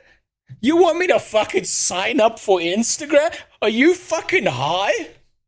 I'm not a woman. Okay. I haven't transitioned yet. Just so you can just see the image, right? So she's in the credits for Slay the Spire 2. You can see consultant, and she is a consultant. And so a lot of people are very angry about this. And I think that they have every right to be, if you want me to be honest. I do. And here's the reason why, is that fundamentally, these people have come into the gaming sphere and they have infected the gaming sphere with their ideology. And yes. I think XQC was making fun of it. I disagree with him about this. I think that this is one of the only ways that you can express that you don't want these kinds of people in the industry, is that if you can do that whenever you rate the game down, you say the game is bad. And I think Slay the Spire 2 is an amazing game, but why would you take and bring in an activist that is, really known for misrepresenting, damaging, and trying to force change into gaming that was going against very clearly the majority of what gamers wanted? Why would you do that? So, Lester, what type of game is Slay the Spire? I've never played Slay the Spire, so what type of game is Slay the Spire?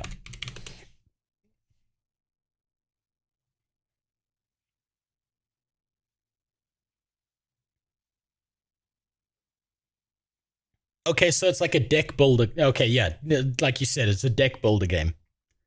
Tell me, can anyone explain to me why the fuck does a game about freaky little creatures and video game cards that you play require feminist propaganda? Why does this game require someone to tell you what genitals are the correct ones? You know what? Play it. Is it that good? Is Slay the Spire really that good? It doesn't, so she probably did something else. What did she do then? That is her speciality. That is what she's known for. It's amazing. Yes. Okay, fine. Fine. When I got some spare time, I'll give it a try. If I had to guess, it's some weird pressure to have some feminist involved. So her involvement wasn't even like she was pushing a narrative. It was functionally worthless. So how did she manipulate herself into this position?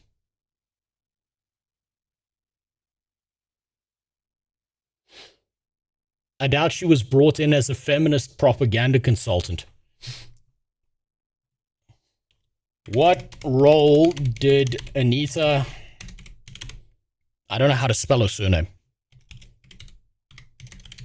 Play in the development of Slay the Spire 2.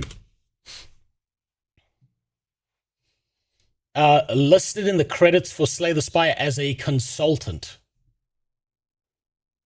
Consulting on what?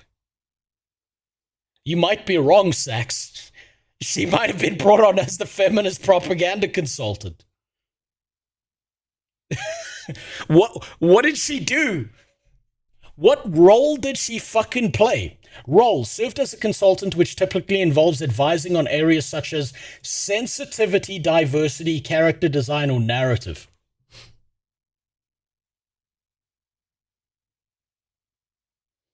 Where did you get the Soleil hoodie from? I bought it a long time ago from like an old Chinese website that's shut down. I bought like a bunch of them in like a stack. They were super cheap. They're not very warm, unfortunately. The point is to make sure that none of the women are sexualized or hot at all. That's what, there's no fucking woman in this game. What are you talking about? These are little like bing bing wahoo creatures. Where are the tits on the fucking snake? Like what role did she play? What did she do? What use was it hiring this fucking person? 2 characters or woman, that's too many in video games. It's like hiring a musician for a game with no audio. Like, what did she... This is as useless as tits on a bull. Like, what the fuck did she do? It doesn't look... Okay, Slay the Spire 2. Let's see what that looks like. Is that like a completely... No, it's the same fucking thing. It's just an advancement on the formula. You're on the TV in the living room. Do you have anything you want to say to my wife?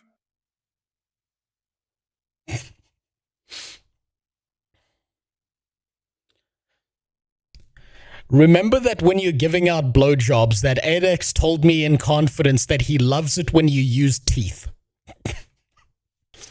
He said his favorite thing in the world is when you chomp down on the head of his dick like it's a strawberry. He said he loves it more than anything in the world. Also, he told me in DMs that he's going to teach your kid all the racial slurs. I don't know if you want to have me on the fucking TV. I don't understand. What did she do? What was the fucking purpose of hiring this person? Her entire focus is feminist propaganda, and not the good kind. Not like women should be able to vote. It's like women aren't allowed to be sexy in video games. And this is a game about little fucking 2D creatures that look freaky as fuck. Okay, Slay the Spire 2 characters. Maybe that'll explain it. Maybe I'm just lost here. Those things aren't even human. What the fuck am I looking at here?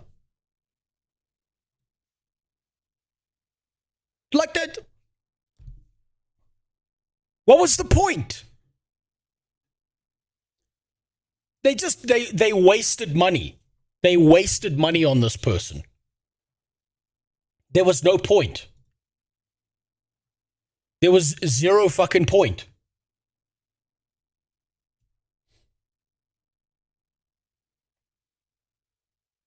Someone needs to explain this. Am I missing something here? What? Like... We're an Irish-Latin couple, and we want to start a fusion restaurant called McSpix. That's a good name, but the problem with that is I don't know how well it's gonna work out trying to put nothing but raw potato inside of a taco. I don't think Spice can fix that one. The lich is female, don't you dare objectify her. You mean the skeleton? Oh, thank God she was involved. That way she couldn't put tits on a fucking skeleton. What do you mean? This makes no sense. Look at those ribs. I don't get it. I don't understand. What was she doing there? This seems like she socially manipulated her way into this position, did nothing of value, and got a paycheck out of it.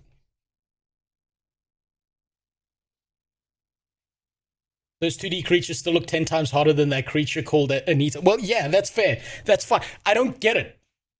I don't functionally understand what the fuck the point was of hiring this person for this role. This was a waste of time. This is like fucking, a broken condom in Thailand. It's not doing anything for you. It's not protecting you from anything. It serves no purpose. It's like you can't even tell the fucking racial makeup of any of these characters. They're just fucking wacky little sprite things of otherworldly creatures. I don't know.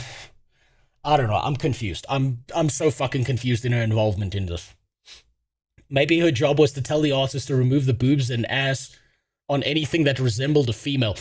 I don't see anything that even resembles a female. These just seem like 2D character sprites. Like, what the fuck are we doing here? This is why GGG is the goats of devs with PoE and PO2. They're making the game they want to play and don't need. Like, you don't. I'm sorry, but okay. So here, let me give you some context, right? So the dev from, let me see if I can find it here. I'm gonna give you some context, here, some outside context of this, so that maybe some of this makes some sense. The dev from this video game right here that I actually really like asked me to help them with their game. Where is it? I actually really like playing this game off stream. They asked me to help them with this game, right? So, what I did was I played their game. They asked me to consult on their game, essentially, right? I played their game. I made a bunch of fucking notes for them, right? On what I think was wrong with their game, where they could improve their game, and all their developments and shit on that. They got back to me, and do you know what they said? They said, thanks for the input. There are some points we disagree with and we're not going to implement, and there are some points we do agree with, right? Because you know what they said to me? We're going to make the game the way we want to fucking make it.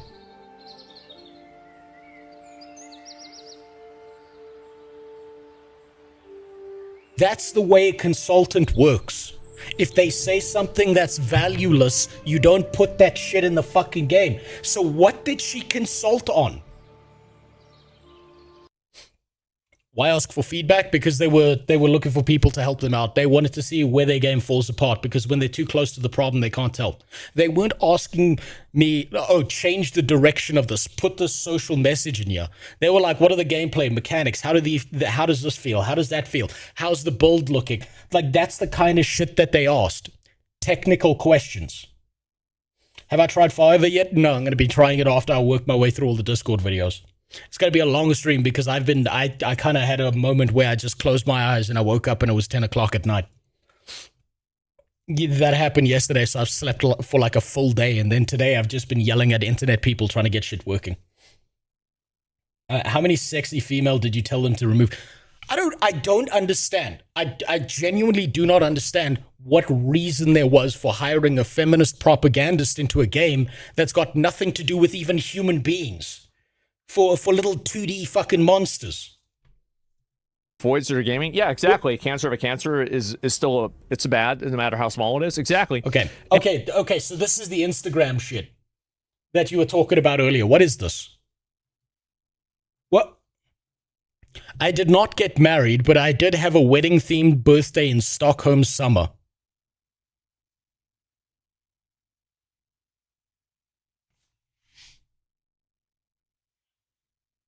I didn't get married, but I had a wedding.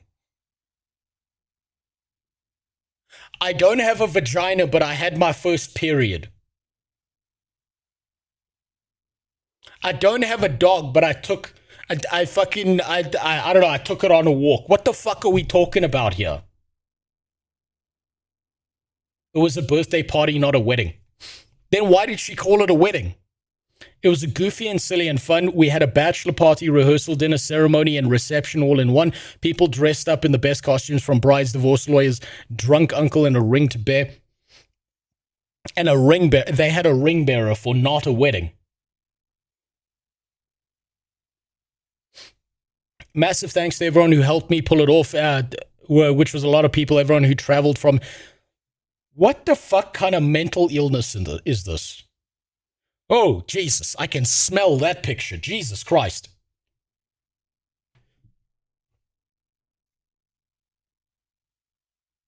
This is rich folk stuff. This isn't even rich people shit. This is like a cry for help.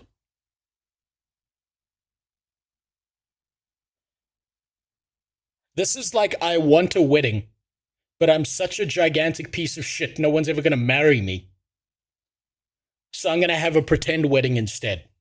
Narcissism, there you go. Humblebee's got the right word. What the fuck? How do...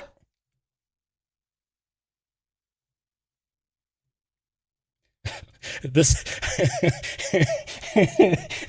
this bitch is built like a fucking Goomba from Super Mario Brothers.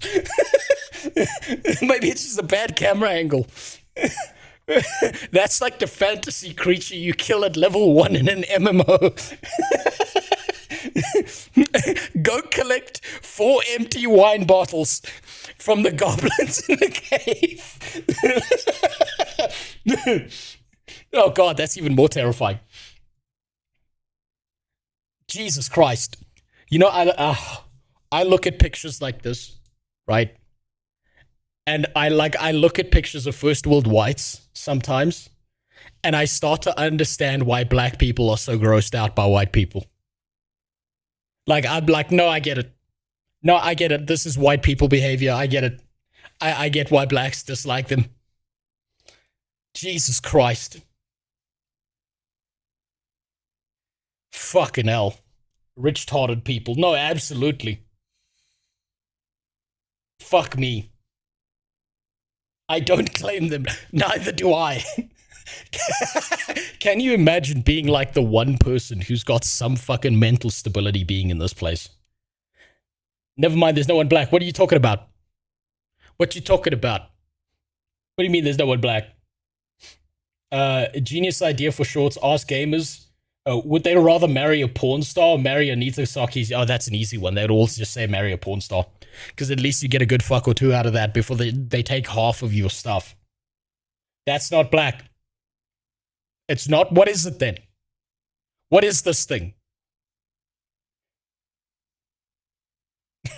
If I wanted to be really mean, I'd be like, hey, 8X, go pick your wife up. But that's just a little bit too mean. That's not black, that's a woman. A black woman, you mean? I don't fucking get, I don't know. I don't understand these people. These people are too rich and white for me to understand this kind of mental illness. I've never fucking seen this stupid shit. No clue, don't want it. I don't think anyone wants that. It's like you see these kind of people and you're like, no, that's a different species. That's not human being. Don't put that shit near me. Jesus. I hate this more than SA that hates a white Congolese man. Yeah. No, they hate they hate everyone who's from Congo. It doesn't matter what color they are. The hate is equal. And so I think that it's very good to create as much of an unpleasant and unwelcoming environment for a person like that as possible. And anybody... He's right. You got to gatekeep your video games or they're going to step in and take over your video games. And yeah, I'll show you the meme, right? This is why I think the outrage is justified, right? What was that meme?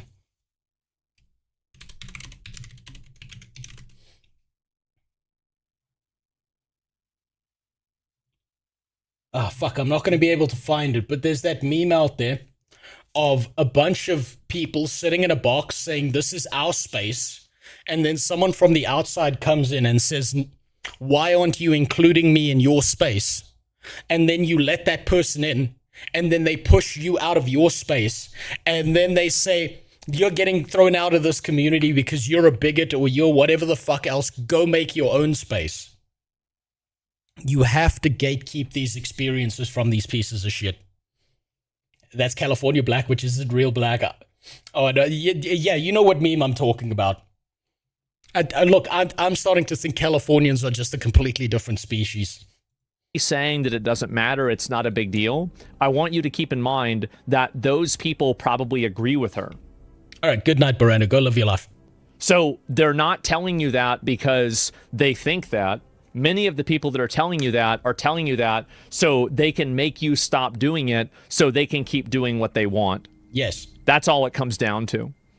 How long was the game developed for? Could it be possible she was an early consultant and got dropped later on? Yeah, I don't think it really means a whole lot. But I think also at the Then throw out the fucking credits. same time, it's important to make sure that you express that you don't like having a person like that inside of the development of a product. So that's really it. It's actually insane they remotely showed interest in her. Yeah, like, so what kind of a company would hire somebody with such an extensive track record of being controversial and trying to force an ideology into a video game? And what I really want to know is what was her involvement? And so by the fact of them doing that, you further enable and you normalize a person like that in the community. And I think that it's important to show collectively that we don't want that. And if you, a lot of Chinese negative reviews are recent and mention her, yeah, the Chinese hate woke stuff even more than Americans do. They absolutely fucking do. I regularly go into like a Chinese neighborhood to like buy stuff and pick shit up. Every time I go there, I get called guaylo, I get called white boy, I get called fat. The Chinese do not give a fuck about this stuff, but it's kind of based. They don't give a shit. All the Chinese in that area, they do not give a fuck about all of this stuff. Sometimes they take it a little bit far.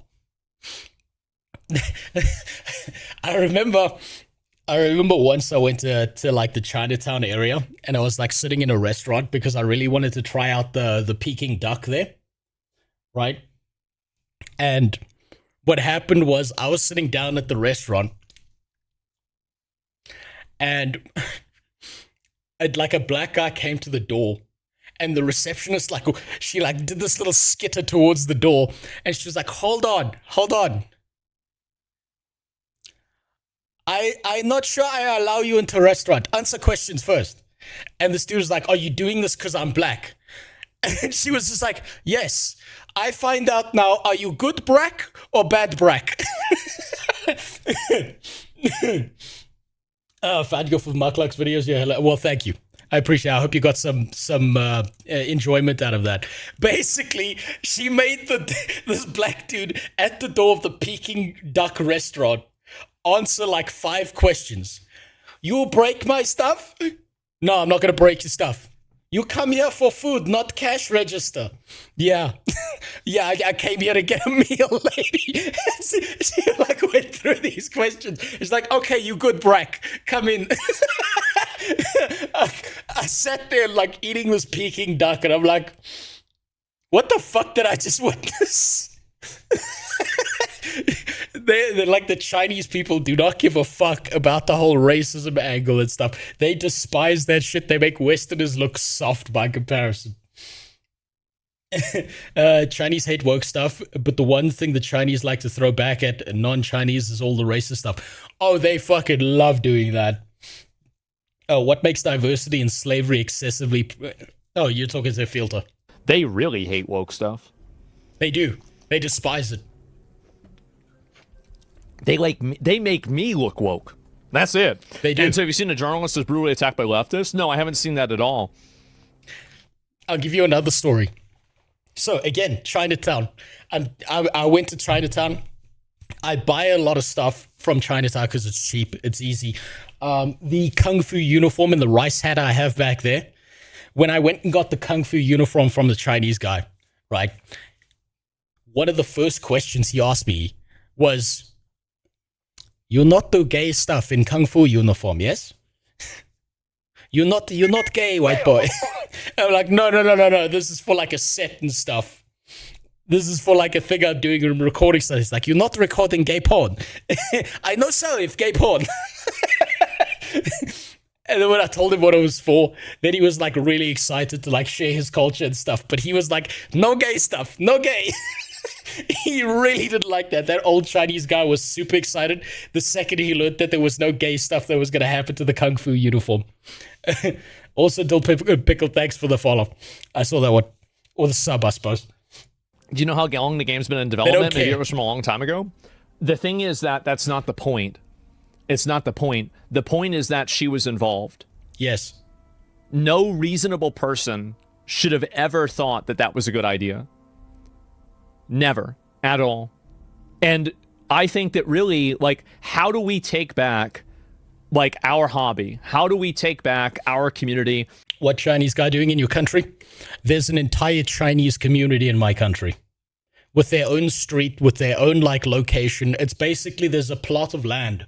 There's a massive plot of land that was sold to the Chinese government by the South African government. And they have their own police force. It's where, like, all the Chinese people live in their own community and shit. And if you start fucking with things, they'll just shoot you in the street and carry on with their day. How do we change the culture? Here's the way that you do it. Imposing a radical, extreme, oftentimes irrational, Discord but link. totally shutting down. Hold on, the Discord link should be in the description. If it's not there and it's not working, let me know. Anybody that's trying to enable the opposite. You go after it as hard as you possibly can. You have to. It doesn't matter whether it's fair, whether it's justified, or anything else. You do it no matter what. And so, yeah. I think it's like kind of with Slay the Spire 2, like I'm kind of like in the middle about this because, like, yeah, I don't know if she was involved, really how much she was involved. I don't know really, like, you know, like the game didn't really seem like it was woke at all, right? To me, it's just a video game. That's what I'm saying. I don't understand why she was involved. Why did she need to be involved? What was the purpose of her involvement? It makes no fucking functional sense to me as to why she was involved whatsoever. I don't get it. What's that beeping? What beeping? There's no beeping. The hallway just does that sometimes. And on top of that, I think the game's very good. So, like, with this specific circumstance, I think that every negative review is completely justified. Yes. It's totally justified. I agree. But the difference is that, like, again, like, I don't know if I'd really leave a negative review myself. Does that make sense? It's about getting the point across. Yes, it's about making the point. And the point is that people like her are not welcome inside of the gaming environment. And we as a community will make the environment so... I think I missed a sub there, and I have no fucking idea how to, like, check if I missed it or not. If someone did sub there, thank you. I missed your fucking name entirely. Fucking YouTube alerts. God damn it, I've got to set up those alerts. Unpleasant and unwelcoming for those people that there will be a massive cost for anybody who wants to enable them and bring them into the community. I missed 5 subs. For fuck's sakes, hold on. God damn it, I really got to set up alerts. I got to fix these fucking alerts. Against our consent. That's what you do. That's what you do. And I know it might seem extreme. It might seem unfair. Good. Don't do it again. Don't do it. You have to be. Asmongold is right about one of these things, right? Are you just rating video recommendations? No, this is basically my catch-up day. The real reason I'm doing this, Dull Pickle, is because for the last week, I've been in a bitch fit fight with my ISP and my internet service provider. And I'm using this stream to test out the stability of my internet before I do other shit later on in the week and when I stream and stuff. And if it's not for you, I completely understand. Live your life. But today I'm catching up on all the Discord videos and I'm using it also to test my internet. So if the stream cuts out as well, it's not you, it's more than likely me. Because I've been dealing with issues all fucking week. When's my merch store going to be? I can't figure out fucking... It took me an entire day to figure out memberships on YouTube, Seahang. What the fuck you mean merch? I'm not good at this monitoring Whether stuff. it is necessary or evil, doesn't matter. Do it no matter what. Can I drop a video in the Discord? Yes, go for it. Although, let me just tag you as mentally ill in the Discord so you can post That's what I say. And she's the Iran of gaming. Yeah, right. And anyway, they didn't care to be extreme to us either. Yeah, these are the same tactics. Post in the Gulag but text so I know who it is. and then I'll change the tag for you. Keep in mind, these are the exact same tactics they would use on you. Yes, I it will is. never, ever, ever not match force with other people that disagree with me. If they're willing to do it, I'm willing to do that and more. And he's right about this. This is a lesson I had to learn from my mom. This bullshit eye for an eye thing doesn't work. When someone takes your eye, you take both their eyes, you take their fingers, you take their feet, so they can never do it again. Because that's the only way people like Anita Sarkeesian ever learn their fucking lesson. do you believe that you should leave a negative review? I mean, I don't know. Like I said, like I gave my personal opinion on it, right? And so anyway, yeah, it looks like a lot of people are negative reviewing this, right? They're truly unfortunate circumstances. I mean, overwhelmingly, like most of these reviews are positive, to be fair, Yeah, right? it's probably because it's still a very good game, which confuses me even more. What the fuck did they need to put it in there for? But like, it looks like should have made the door maker a girl.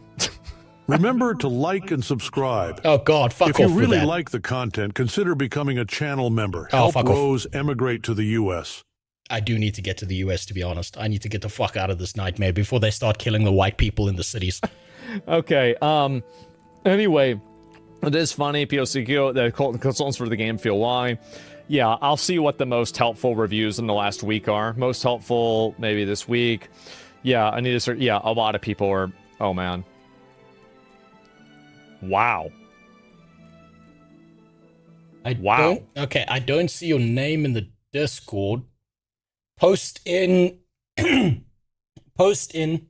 Gulag but text channel right here. This one. Then I can find you. Live with the Chinese. I'm not Chinese enough. I've actually spoken to them about this. I went to Chinatown. I was like, what would happen if I tried to live here? They're like, we'd chase you out. This is our land. This is our community. We would chase you the fuck out of here. They said it. They're like, look, this is a Chinese area. This is our culture. This is our thing. Like, we have nothing against you, but this is for our people. And I don't blame him. Good for him. Good for them. Holy shit. This is good. I'm glad to see this. Okay, I'm proud I of found you you. guys. There you go. Always freak out. There you go. Always melt down. Done. Always overreact. And never leave your opponent any breathing room ever. That's the way it is. Why don't I marry a Chinese girl? Well, you see, I already married someone of a different race. Grey Wolf, it's too late. I'm already married. And I don't do that monogamy shit. One woman is difficult enough. Are you fucking kidding me? Do you know how little time a guy with 2 wives has got to have? Holy shit. God damn, what a nightmare. You see, I've already got a mixed race child because I married a Greek woman. And I regularly tell her that she's not white, just so that she remembers. Alright, I see your That's what video. I think. I see it. Let me put this here. That's my opinion. Buddy, She's the original mind virus. That's right. Oof, yeah. Okay, I don't know if we're gonna get anything else out of this Asmongold video, so I'm gonna just fucking speed that shit up. Can't wait for Words of the Fallen 2. Well, there's other games too. I hope they can fix it and do that, right? And that's what I would say. Meanwhile, you actually have good streaming stuff like Stranger in Heaven coming out on Xbox. Why? Okay, yeah, he's talking about other shit now. Okay, where was that second one? Where's Satan's second video? Anita Sarkeesian is back in the news. And if you don't know who she is, here's a quick reminder. She came to prominence during the original Gamergate, pushing feminism and running this group called Feminist Frequency. And she also runs her own consultancy company, which I've covered previously in other videos. And why is she back in the news today? Well, I found out that she is listed as a consultant. Wait, I put a video in the Discord about this. Okay, is it better than this? Because this, I feel like this is a problem with YouTube right now, right? I feel like this is a real problem. What happens is, one guy makes a video, and then everyone else makes the exact same fucking video, and runs through the exact same points that everyone else has already made. It's really fucking irritating. It's like if you look at any pirate software video, it's always the same fucking thing. You watch one pirate software video, you've watched them all. You've watched every single one of them. And I feel like he's about to say the exact same things. In one of my favorite games I've ever played, Anita Sarkeesian is listed as a consultant for Slay the Spire 2. Why? To make sure the dragon cards didn't have too much toxic masculinity? Like, seriously, what would she do to work on my question. Card game that is a sequel to another card game that really doesn't change up too much? It really doesn't. And nor I really don't get it. I don't get why she had to be involved. like asking it for it to change up much. I just wanted more goodness of the original, and that's exactly what I got. There is literally no reason I could see for not just any consultants to be listed, but especially Anita Sarkeesian. And when I posted this... Wait, my Asian squinty dad had 2 wives. Your dad must have had dick game that you can't even come near. God damn. Your dad was laying pipe like he was a Chinese construction worker. Holy shit. It nearly killed him. Good dick will do that to a woman. He did pass away a few years ago with suspicion that his young wife offed him. It's because she wasn't getting enough pipe out of him. Your dad was living the life for a while, though. Well done to him. I got this reply from friend of the channel, Master TDS, which is very interesting because he says, not surprised. Casey Yano has also given funds to Wings Interactive, which previously had Kim Belair from Sweet Baby. Finally, some new information. CEO on its selection team and was itself funded by Landfall Games. And I've had Master TDS on the channel before talking in depth about Wings Interactive and how it was like a self-fulfilling funneling financial to Landfall Games. And they both acted like they were individual properties, yet they both had the same address. It was very, very sketch. And when you dive into the background of Wings, and then you go further into Landfall, and then you go further into Anita Sarkeesian, you start connecting dots when you see, oh, who's down here? Landfall. Interesting. Who else is down here? Mega Crit. Interesting. Okay, so this is all an interconnected web of bullshit. Isn't that curious? Isn't that curious? It makes you wonder. Wings raises investment from Innersloth and Casey Yano, plus funds 4 new games. Wings, the investment fund committed to funding games by women and other gender marginalized. There are 2 genders. It's either women or dudes. There's not gender marginalized. I think you mean...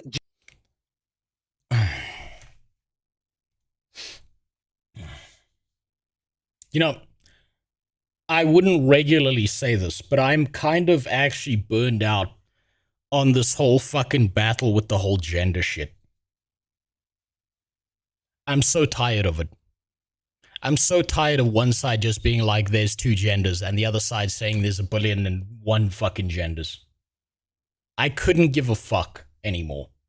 If someone wants to go have a different gender, good. As long as they're not propagandizing other people, I couldn't give a shit. Go be mentally ill. It's fine. Go be a fucking think you're a dog. That's good. Fine. Fantastic. Gender confused, mentally ill. Couldn't give a fuck. Just don't push it on has others. Raised investment from Innersloth, the studio behind Among Us, and Casey Yano, the developer behind Slay the Spire. You see, when you start connecting the dots here, they are joining Landfall Games, Wings' first investor. We're fired up to see powerhouse indie studios Innersloth and Casey Yano join forces with Wings and recognize the growth potential behind creating more opportunities for women game creators, says Audrey LaPrince. What an idiot. There's men and there are objects. Careful, John Com. I'll mod you for that. Kelvin's right. Wings co-founder, which I've covered previously in depth, but for this one, let's check out Feminist Frequency, all about women, how to be a feminist. Anita Sarkeesian, how to be a feminist, from 2015. Let's see how far we can get with this one, because oh boy. I had to learn how to be a feminist. So throughout high school and college, I was involved with clubs, organizing against wars in the Middle East, raising awareness about climate change, and demanding gay and lesbian rights. So I was heavily... So at what point in time are you playing video games? Nowhere. You don't know shit about the... Fuck! Jesus Christ! I just looked at the screen. What the fuck? Whoa.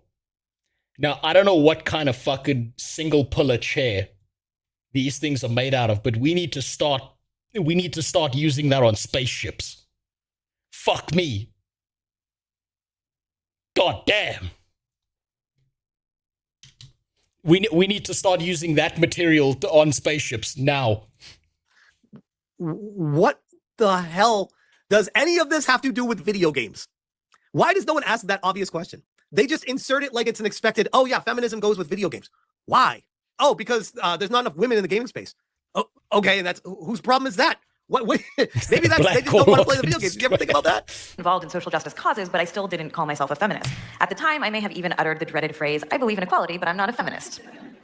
Yeah, not a high point in my life. I believe in equality, but I'm not a feminist. So at one point, she was actually normal. Like, she actually cared about people being treated equally and fairly. Great. Do you understand that feminism raises women up over the men? That's literally what feminism... Well, yeah, that's because it used to be a whole thing about women having equal rights to men, blah, blah, blah. And then over time, it became a superiority battle because it became this whole thing where they wanted superiority over others. This happens to every movement. This is not unique to feminism. This happens when a movement has nowhere to go. It's like, I don't know if you've seen The Philosophy of War, right? If you've got a nation that has a strong army, and they have spent years building a strong army to defend from their neighbors and fighting wars. The second they win that war, it's not like you could just disband the army and shit, because these guys are career soldiers. You start invading other lands. Because guess what? You've got an army, you got to fucking do something with it. Same thing happens to every movement. The second it accomplishes reasonable goals, it moves on to accomplishing unreasonable ones. This happens everywhere. Is defined at? So like most people who grew up immersed in the neoliberal ideology of the West, I saw the world largely as a series of individuals making their own personal individual choices. And here I was, a young woman making my own personal choices about what to wear, what to buy. I'm not gonna sit through. The greater point of why I bring up Anita Sarkeesian with this is I find it very curious that we have a breadcrumb trail of the inner workings behind the scenes of the game industry and how it's a coordinated effort, basically a mafia of consultants. And if you don't hire them and work with them, there's going to be problems. You should see some of the questions they handle on the show. I don't think I'd be able to sit through it if I'm honest. And they're all connected behind the scenes. People wonder why you would need to hire Anita Sarkeesian. What does this have to do with video games? This is exactly what every single one of us is fucking asking. Why the fuck was she involved with Slay the Spire 2? I still don't understand. To be a consultant for this game. And all you need to do, it's all publicly available information. All you need to do is look on their fucking website and then read how they're connected behind the scenes and hooking each other up and being buddy-buddy with everything that happens. Very curious, isn't it? This is the best way to sum up exactly what's happening. Who cares says they are buying protection from the press. That's what this is, in my humble opinion. We got Momo saying, Anita Sarkeesian in the credits. That might actually be a good reason. That actually might be a solid reason, is that they put her there in the credits to buy protection from the press. Yeah, no, off and die. Slay the Spire 2, refund request. It's really sad. This game really is awesome. Those of you that are friends with me on Steam would see that I'm playing this almost what feels like nightly on my Steam Deck after I'm done streaming. I go back in and I still, when I can't sleep, I play Slay the Spire 2. It's such a fun game. And the original one too. They're both, if you like card building adventure style games, it's just, there's really nothing like it. I'm sure there's plenty. Every time I say it, people are like, oh, we got to play this, got to play this. Slay the Spire is just, you got to play it to get it. It's really amazing. My first... Yeah, I've never played it. Apparently, it's fucking fantastic, according to all of you. I might have to take a look into it. Introduction, by the way, to Anita Sarkeesian was this here on her Instagram, still up. Oh, this is what Khaldun showed Stockholm, me. Sweden. I did not get married, but I did have a wedding-themed birthday party in Stockholm. She had a wedding-themed birthday, invited all her friends, and got married to herself. Honestly, I don't understand this. This is too white even for me. I'm a third world white. I don't understand this behavior. That is Anita Sarkeesian. This is Anita Sarkeesian, an award-winning media critic and the creator and executive director of Feminist Frequency, an educational nonprofit that explores the representation of women in pop culture narratives. Best known as the creator and host of Feminist Frequency's highly influential series, Tropes versus Women in Video Games. I will get to the POE reveal. Don't worry, it's after this one. Oh, by the way, if you're not familiar... and also after that bold video that Dill Pickle Feminist had. Frequency actually shut down, I believe it was in 2023, and ever since then, she started her new... I can't stand turn-based. There's nothing wrong with that.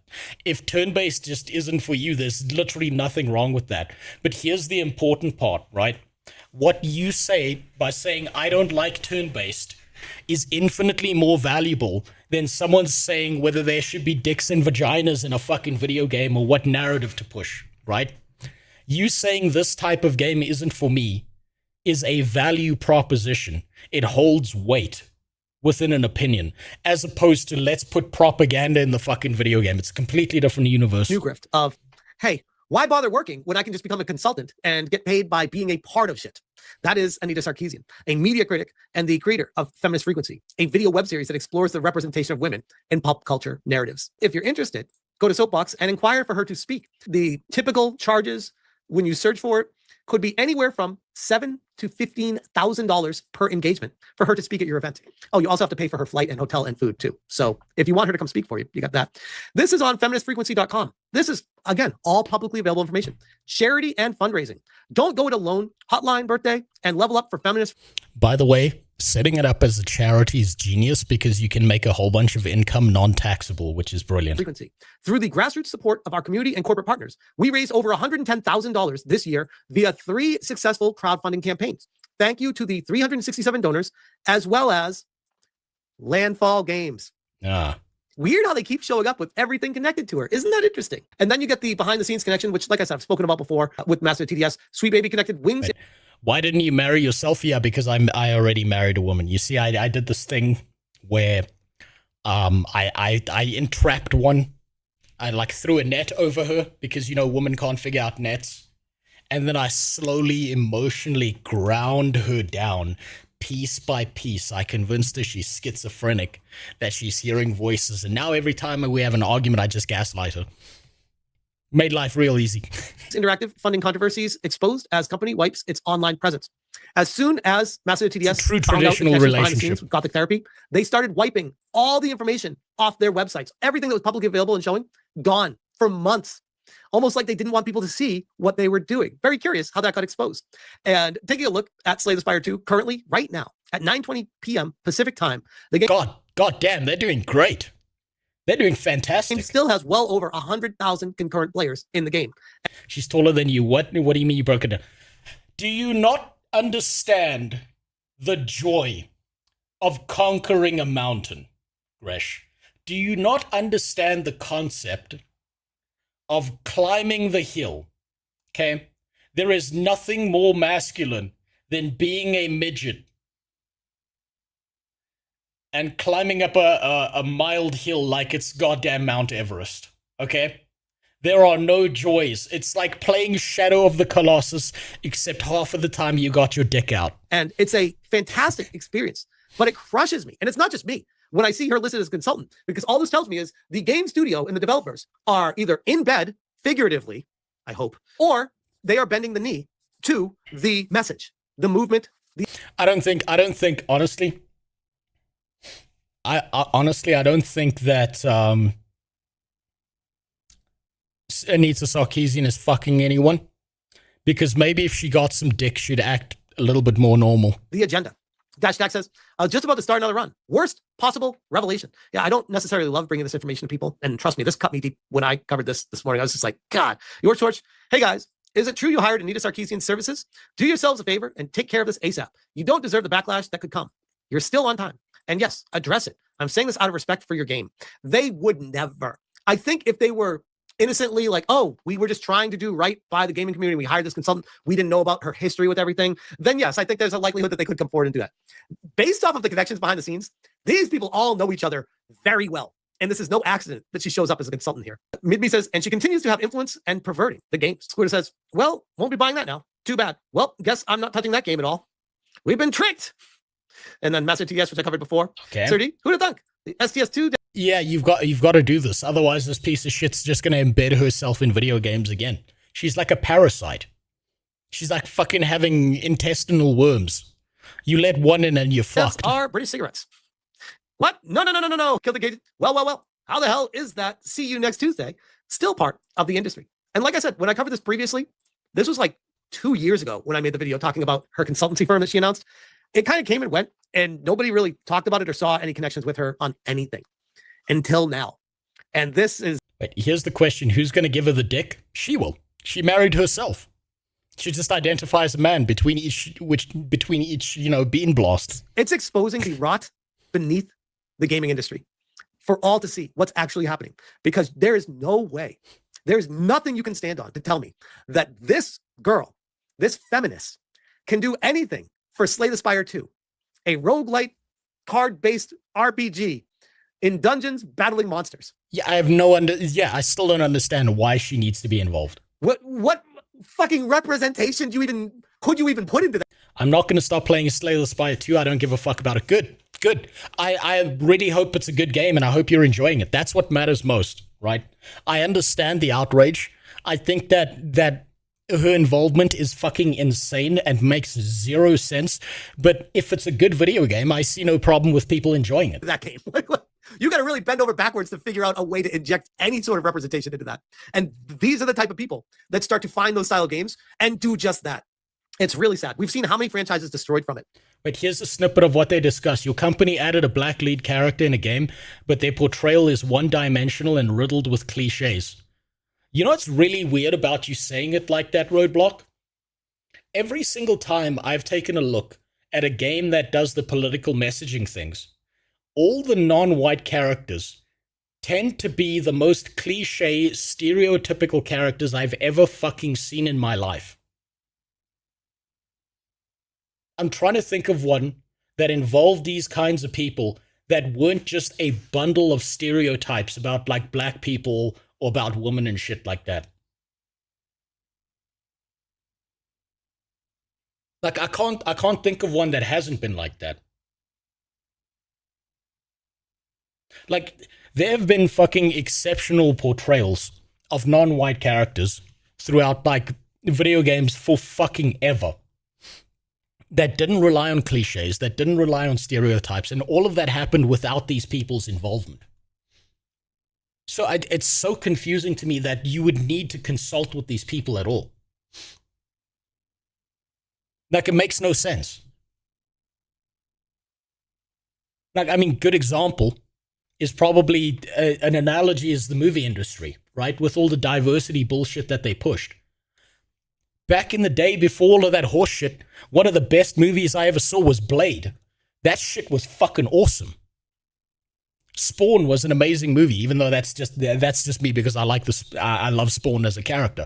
Like the Alien movie, Ridley Scott's Alien movie was fucking amazing, and that had like a female lead. I don't get it. What is the point of these people if every time they get involved, it is the most generic, cliche portrayal of the most stereotypical shit from each race and shit, and they make it worse? I don't understand. Yes, Samus Aran. There you go, another one.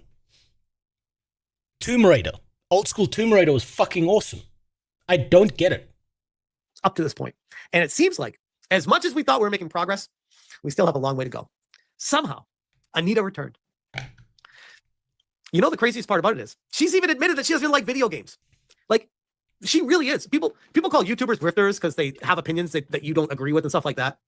She said she doesn't even play video games. She literally told people that. And yet she keeps inserting herself into the gaming industry. Get the fuck out of here. What the hell, man?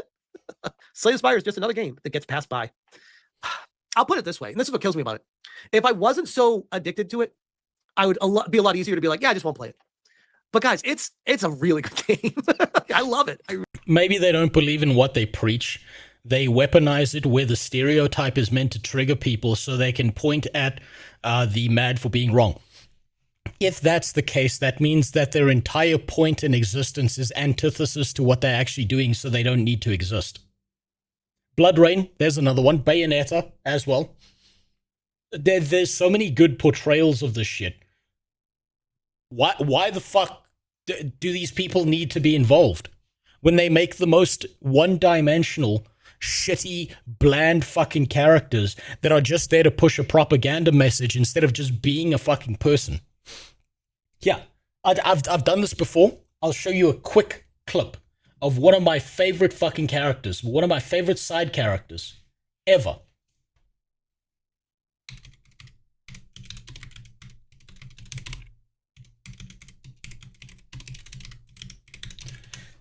This is the shortest build-up of a personality with such an exceptional character, and it is so fucking stupid. You didn't need no diversity shit. This was just a good character. Why can't we just build characters like this? It's this simple. It's this easy. just go ahead here a little bit. This guy right here.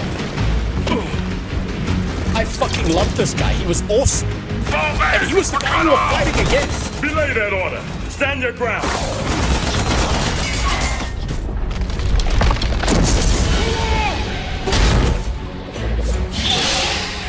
I loved this guy so much. He was so awesome.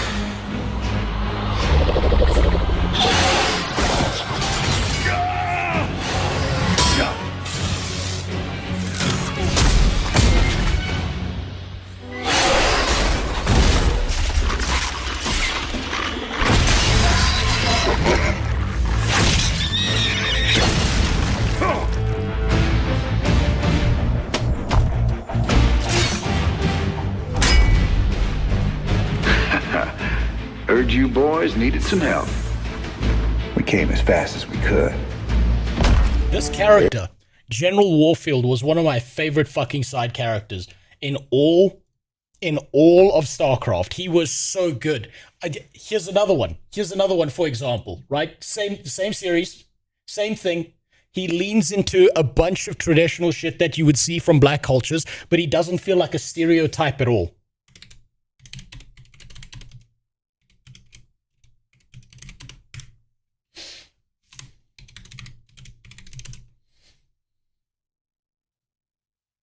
Coming in. Here's another one. Tosh. Didn't take long. You gotta pay for that, man. Is that supposed to be me? You gonna regret crossing me.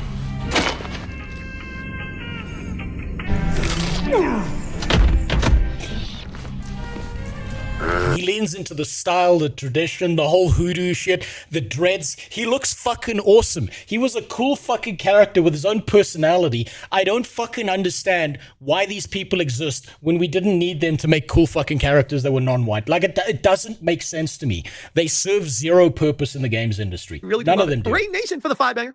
Anita said, "You're a garbage human." Look up Coltrane from Gears of War. I've heard a lot about Coltrane, but I never got to play Gears of War because I could never get a hold of an Xbox when I was younger. Read your last comment. Where's your last comment? Post it again. I can't see it. It's gone. Because nowadays fighting aliens is anti-Semitic. What? Okay, I'm going to need an explanation of that one. Still remember when a journo said that the Tyranids from 40K are meant to be Jewish. I have never seen a Tyranid in a kippa. I've never seen a fucking Tyranid have a bris. Okay, so I don't know where the fuck that even comes from. As tolerant leftists aimed at Sargon in public. Is that true? Snark sneeze again? Come back. How? That voice sounds familiar. Did he voice a character from WoW? I think he did. I think he voiced some of the trolls in World of Warcraft. I don't get it. Behind the scenes with these developers. I really don't get it. Again, there is certainly work to do. There is certainly work to do. Right? If you Google my name on YouTube, you get shitheads like this dude who are making these dumbass videos that just say the same shit over and over again. This is just the same fucking garbage that they just keep on pushing, and they're like the worst fucking human beings in existence. These people are unironically racist. Instead of making a good movie or video game, they give us this shit instead. Okay, what the fuck is this?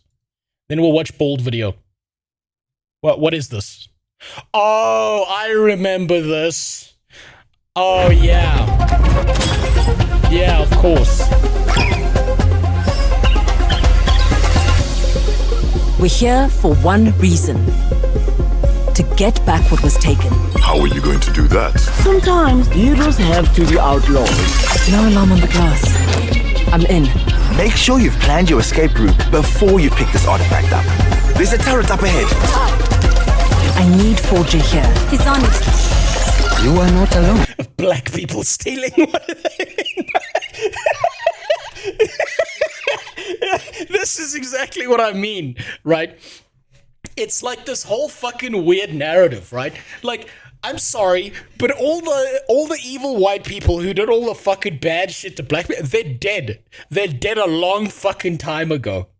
They were gone, but there's some kind of weird, like, fucking strange thing where it's like we are justified in committing crimes and shit, and they make these stereotypical one-dimensional characters that just yap propaganda at you. I don't get it. I've got your back. I don't fucking understand. Class, don't rush.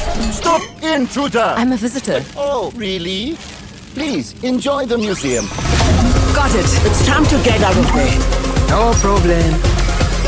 Go, Big Steve! Don't get sloppy. Move, normal. Thanks, Trev. I got you. I don't get it. The game could have been good. You didn't need to push propaganda with this. Why couldn't they just be thieves stealing shit because they want to? Why do they have to justify them as the good guys? This could have been a way better game if they were just like, yeah, we're thieves, we steal shit. End of story.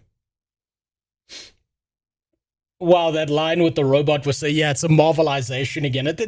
It's fucking bland and annoying and irritating and fucking stupid. I don't understand. I still have no functional understanding of why Anita Sarkeesian was involved in Slay the Spire 2. I don't get it. I don't understand it. She didn't need to be there. It was a waste of time.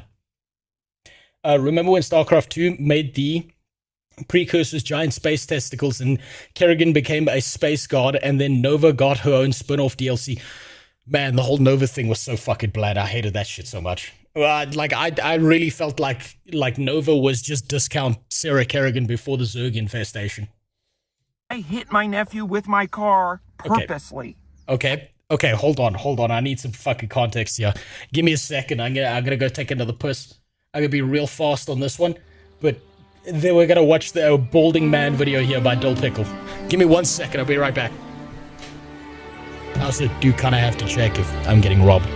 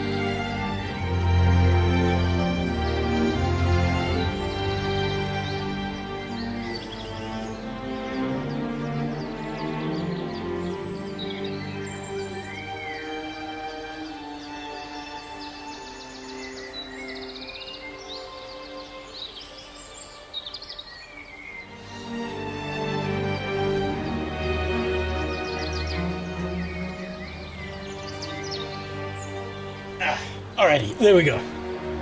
Like what I don't fucking understand most of this. It doesn't make sense to me. I don't get why we need to have all these messages and shit. You ever watched the Fair Game trailer? I have no idea what the fuck that even is. Hi everybody, okay, I what's hit this? my nephew with my car purposely.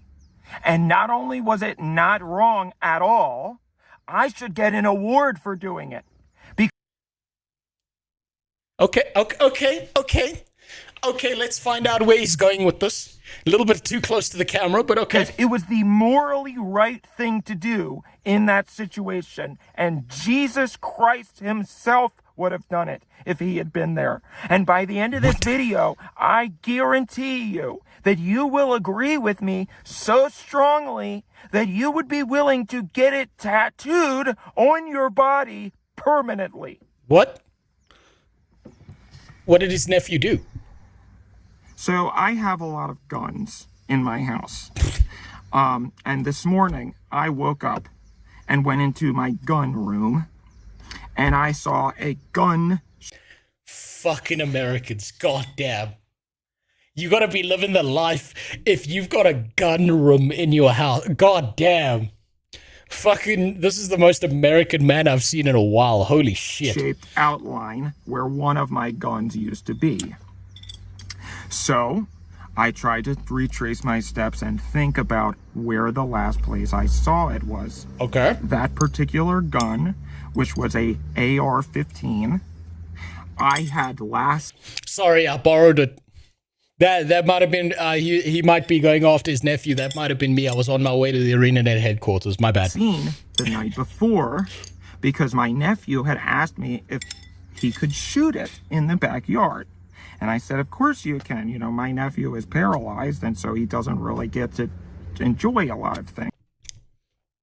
You're telling me he gave a cripple a gun? And I get a lot of enjoyment out of guns because I think, you know, I'm not a Second Amendment guy. And honestly, I do think that they should ban assault rifles, but they are fun, you know? So I have a few.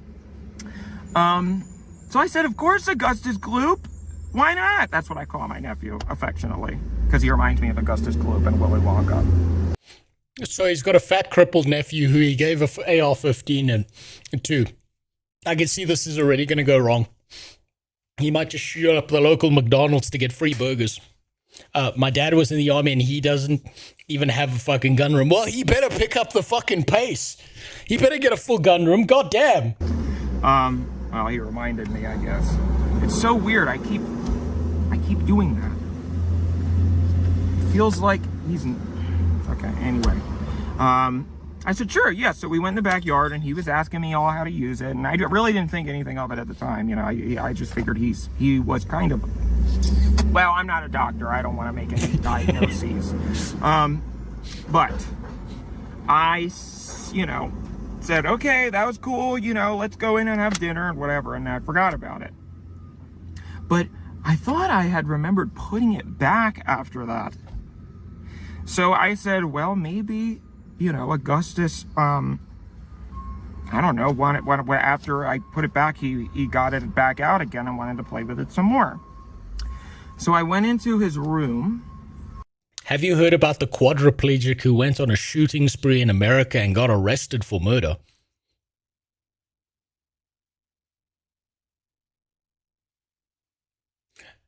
Do you mean paraplegic or quadriplegic?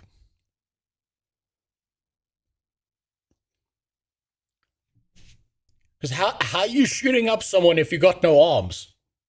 Or your arms just don't work? What, was he like using his teeth? And I found his diary. And, I don't know. I mean, I guess I'm kind of nosy. I thought it would be interesting to read. I don't know. He shouldn't be arrested. He should be given an award. That's a fucking accomplishment. God damn. Can you shut up?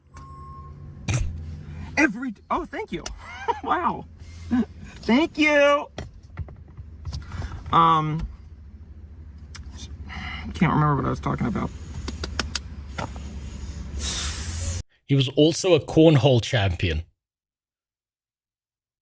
I have no functional understanding. That just sounds like he was a gay porn actor. What the fuck is cornhole champion? What does that even mean?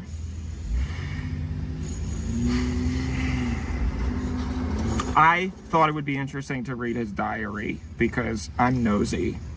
So I opened it up. Okay, I'm gonna shut my windows because I can't. Oh, Jesus Christ, dude. Here, but get onto the fucking story here. Come on. Finish the story quicker. So I thought it would be interesting to read his diary. So I opened it up to the most recent page. Here we go. And okay. I saw that he had written, "Today is the day," and nothing else. So I said, well, I wonder what he was doing today. Maybe he had a doctor's appointment or something that I didn't know about. I'll speed it up for you, Childa. I want to see where this goes. He's taking for fucking ever here. So I went over to his calendar that he had hanging on the wall. And on today's date, he had just put a skull and crossbones. So I was like, that's odd, So I went downstairs and I forgot about it. Then my sister called me because she was at work. And she said, is anyone else getting skinhead vibes? No, he's too skinny. You can tell by the neck and the shoulders. He doesn't have the muscularity to say mean words to black people. This guy will get the fuck beaten out of him. He can't be a skinhead. That Augustus had just left him a very Freudian slip.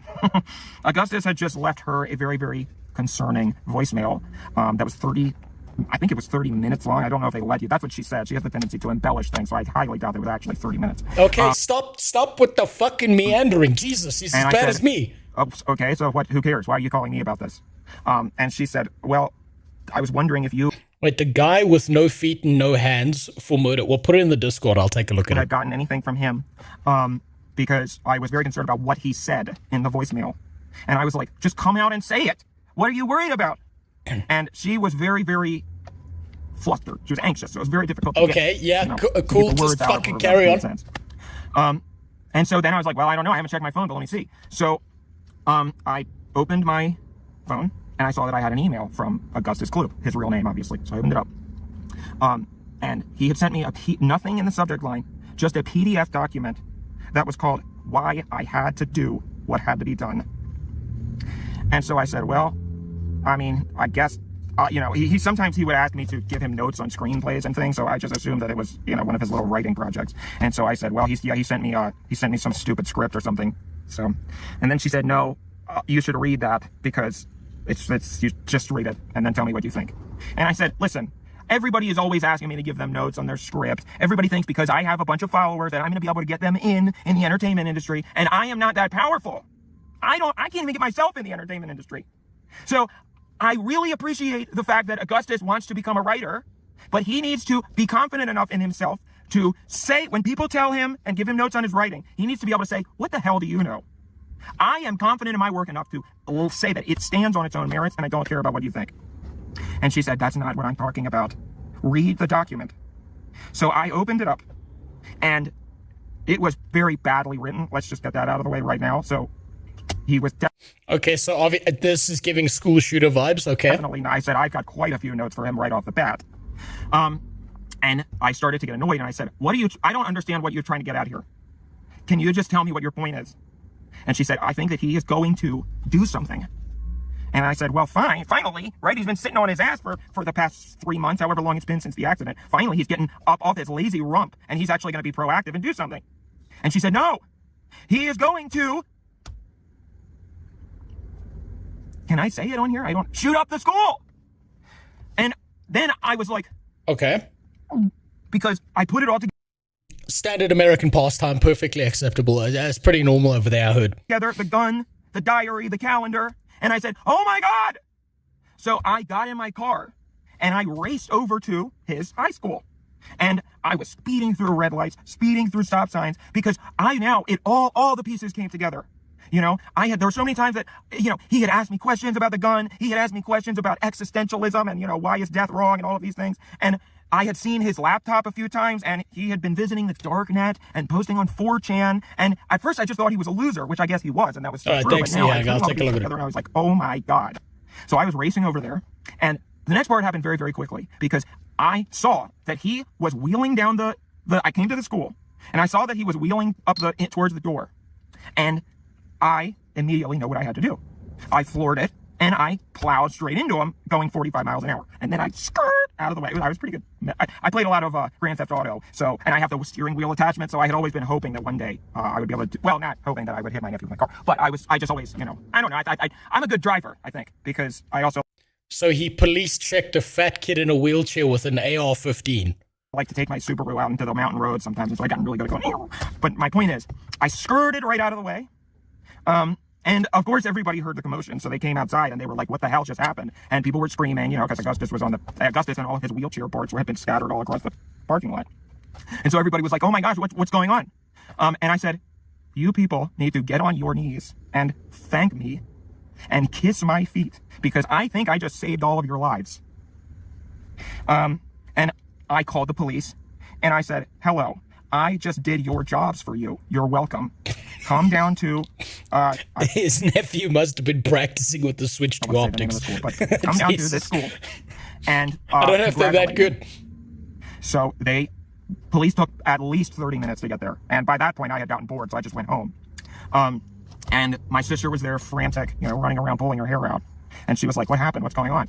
And she had seen that when my car pulled back into the driving part, it's getting hot in here. I'm starting to look a little cuckoo. This guy has main characters. This is the thing, is I have no context yet, so I don't know if this guy's doing like a bit where this is supposed to be like he's acting this out in a way because he's playing a character here, or whether this is real or not. There was a big dent in it with a big streak of red. So I said, I took care of it, like I always do, for you and him and for this family. I did what I had to do. And Digital Fracture, thanks for the I think that was over on Kick. Thanks for the follow. She was completely... she could not even get 2 words out of her mouth, basically. So I went upstairs and I took a nap, because I always take a nap around 2 p.m. Otherwise, I get very cranky. For some reason, it's like when you get a nap. The first time you ever... Man, this guy's all over the fucking place. He has to be playing a Take a nap character. at 2 p.m. You're basically setting yourself up to take a nap at 2 p.m. for the next 2 years. And then if you don't want to do it, you got to break the cycle and not take a nap for 2 days, which feels like you're withdrawing from heroin. So I'd be able to take a nap in any situation, I think. Because I'm on a medication, which affects my mental. It makes me tired, basically. And I don't think it really works very well anyway, because it's just, I don't know, just a whole conversation I'll have to have with my doctor, I think. But anyway, eventually, it's already on 1.5 speed. I found my gun in my car. So I don't know what he was planning to do. I'm pretty sure that I was right. But I don't know so maybe he was going to he probably didn't want to use that one because then I would have noticed that it was missing and all this sorts of things. I don't know. Like I said, when something like this happens, you can debate all day long, shoulda, coulda, woulda, what could I have done differently, all this. So basically he thought his nephew was going to shoot up the school and actually the gun was in the backseat of his car, which means that the kid never had the gun. But at the end of the day, you just have to be strong in your convictions. It's getting very hot in here. Sorry. So I got to wrap it up. You just have to be strong in your convictions and you have to do what you think is right in the moment and then trust that your character is such that it was the right decision. So I have no regrets at all. Worst case scenario, he wasn't actually going to do that, but he was just going to be miserable for the rest of his life and a miserable loser who was bad at writing. And he was going to take it out on everybody else. So I had even been kind of considering, I know that I saw that in Canada, they let you euthanize people. If their life sucks so bad, they can euthanize them. And so I had brought that up to my sister a couple of times and said, let's get and then we can get some Tim Hortons after. Tim Hortons is a Canadian coffee shop. Okay, bye-bye. Okay, well, if that was like a skit that he was doing, that's fairly impressive to keep up a character like that for so long. I've got to admire the art of it.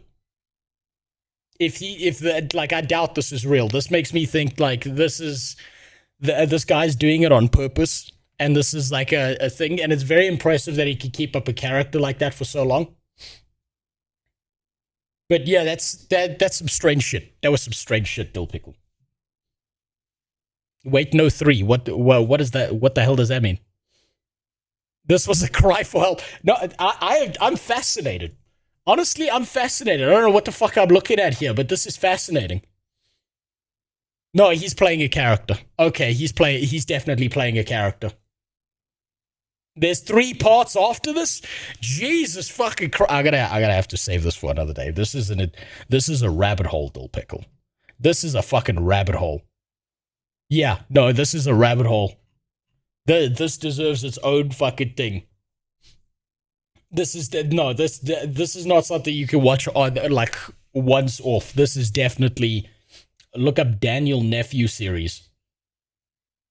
I'll do that later. I'll take a look at that later. This deserves like its own stream because that was fucking, that's whacked out. That's like you need to be in the mode to watch that kind of stuff. And I'm not there right now because I'm all over the fucking place. Yeah, I'm bouncing around trying to get through all of this. Okay, let's see. What's the other shit? That one I feel like I need to watch that from beginning to end in one set and not be all over the place. Okay. On the same line, what the fuck is this? A very unusual murder investigation in Maryland with a suspect. No, don't tell me fucking Crips McGee here committed a shooting. No fucking way. No fucking way. You telling me Stubbs shot someone up? Okay, that's it. I gotta go. All right. Well, thanks for stopping by, Dill Pickle. That man, that's fucking no way. Quadruple amputee, and he's one of the top professional cornhole players in America. CBS News correspondent Chanel Cole joins us now with more. And Chanel, what more can you tell us about this case? Well, look, Mugo, this is a bizarre and disturbing story. At the center of this story is someone who would be considered to be an inspiration up until. What the fuck did he pull the trigger with his dick? How do you shoot someone if you've got no fucking arms or legs? It's not like he can use his toes.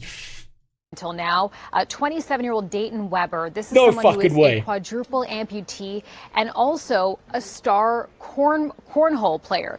He is a professional cornhole player who's won multiple tournaments before, but now police, Mugo, believe that he is also a murderer. So how did I feel like that guy, if he's a professional cornhole player, whatever the fuck that means, I feel like he's missed his calling in life. I feel like if this guy can shoot guns with those stubs, he should have been in the CIA. He should have been in like the infiltration and sabotage unit. They could just throw him down a vent and he could go kill someone. Jesus Christ. this happen? Well, police say that Weber was out with a couple of friends. He had 3 people in his vehicle. He was driving his Tesla SUV in La Plata, Maryland on Sunday night when this happened. They say that someone who was in the vehicle told them that things got heated in that vehicle. They say... I'm sorry, I'm trying to imagine the 911 call. There's a guy with no arms and legs shooting people. And the 911 responder's like, yeah, fucking right, stop it with the prank calls. One of the people who were in the back seat told investigators that Weber actually shot and killed 27-year-old Bradrick Michael Wells. That person also told police that Weber then pulled the car over, asked the 2 remaining passengers who were inside the vehicle at that moment to help him pull Wells's body out of the vehicle. Those 2 people told police, Mugo, they refused to do so and that they then got out of the car and left the scene. They say Weber then drove away and that Wells's body was found 2 hours later. Are they actually disabled jails? I don't think so. If this guy's... Literally, you just open up a whole can of worms. If this guy is still alive, he's gonna go to jail and get passed around like a fucking Somalian fleshlight. What the fuck? A resident called 911 to say that they saw what appeared to be a body lying in somebody's Are they gonna say he's on the run? yard. So Weber was eventually found, Mugo, at a nearby hospital in Virginia just a couple of hours later after he was arrested. Investigators... What? How's he doing that? That's just impressive. Did he like tape a piece of thing to the stubs so that he could like lean it back? How's he doing that? Describe this as someone who is a gun enthusiast. What is how the fuck is he doing that? I mean, well, look at some of the... Do you cuff him? You don't.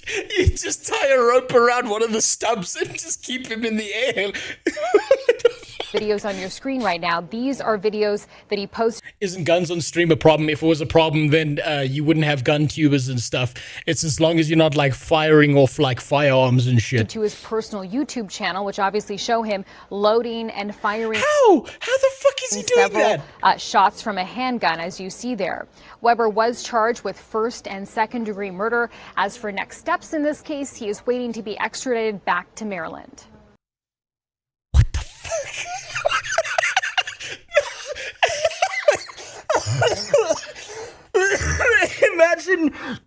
Imagine the call that the cop got to deal with this person.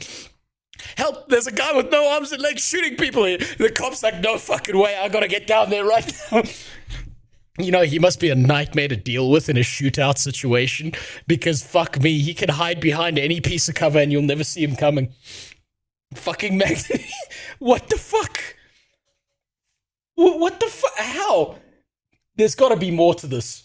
There has to be. Here it is. Of course. My test results. Of course. Can you hear my heart beating? Okay, that's just another fucking Uncle Rucker. God damn it, you're gonna keep on sending Boondocks clips here.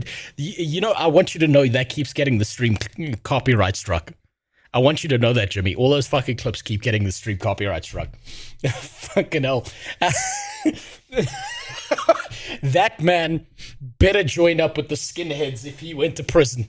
Because I swear to God, that guy's just like, they're just gonna move him up and down in prison. And bad times for him. Oh, fuck. Oh, man. He can't go out into the yard and build up muscle to defend himself.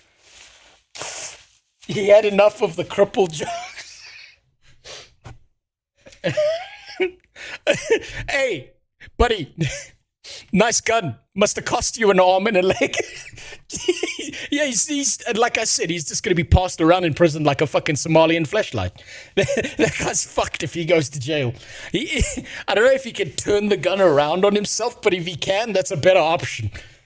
Oh my god. Call me unarmed again. I dare you. Fucking Stubbs. Jesus Christ. How the fuck did he even pull that off? That's not fucking possible. Honestly, what the fuck? Alright, let's see what other shit you people have said in the Discord. What the fuck was I looking at there? I can't fucking believe that's real.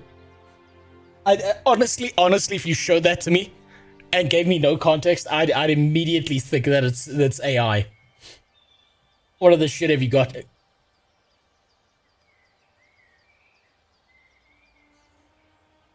Crying girl for 10 hours.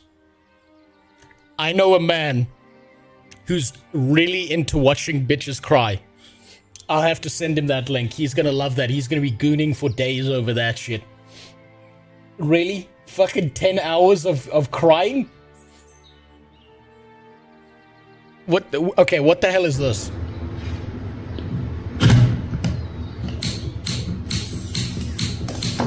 Oh, these are like those torture devices people are making to deal with rats and stuff. Okay. Okay, that's not that interesting. I've seen like a million of those fucking things. Let's see, the Endymion one with SKG doesn't sound interesting. What else we got here? Let's do a legendary drops one. I like legendary drops. Then what else we got? An MMO related one, a video about community fallout from 20. Okay. That's a short one. While players experience Final Fantasy, I'm not going to watch that one. I'm not going to watch that one until I've got a full functional understanding of Final Fantasy myself. That one I'm going to skip. These I'm going to skip on purpose, these ones. I've still got to get my way through the Final Fantasy documentary. Those ones I'm saving for later. What the fuck is this? Post a video you never get tired of. You are my sister.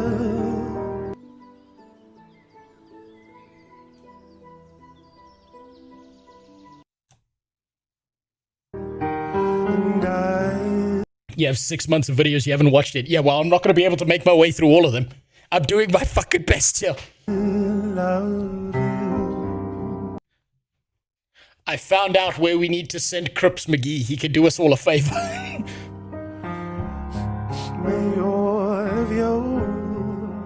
Wait, okay. This happened in Australia. This has to be an Australian thing if this person's out here with an Aboriginal. It has to be. This is Abo language here. Dreams come true.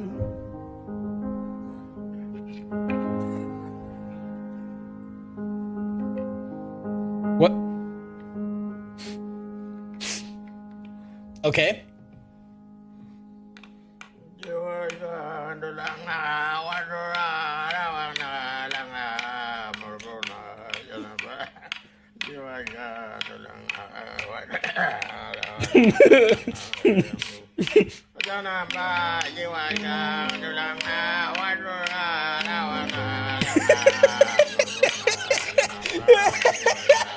Oh no!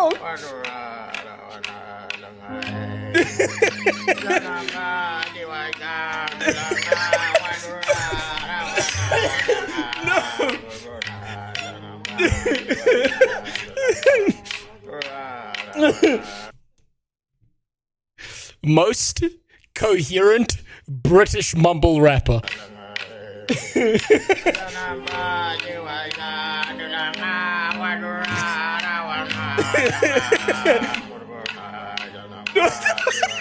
at the fucking look on their face. They're taking this so seriously. They're smacking two sticks together. What the fuck? Oh no. Oh, no fucking way. No fucking way that was done on purpose. That has to be satire. There's no fucking way that has to be fucking like, okay, man, I gotta say something. That was the most wacky shit I've ever seen. Fuck, there are certain like traditional instruments that sound really cool when they're paced correctly, but some of them are a complete fuck. That was a disaster. Yeah, I gotta show you something by comparison. Listening to that, right? Let me see if I can find it. Let me see if I can. There's like one guy who did like this really cool thing. Well, hold on, alarm's going off. Someone's outside. Give me a sec. Fuck.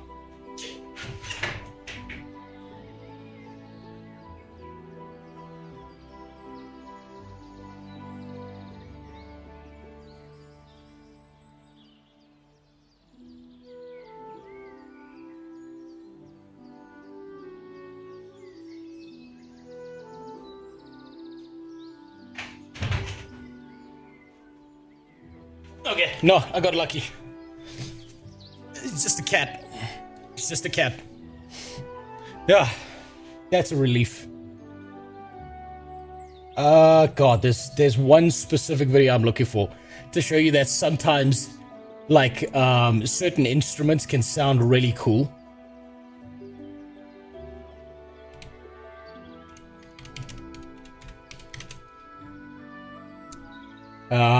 Here we go. Let's see if we can find him.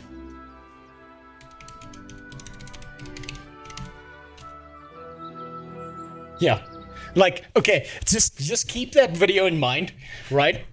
And then watch someone who knows what the fuck they're doing with like a very simple primitive instrument when they actually know how to do things. No. So listen to this by comparison. This is fucking wild.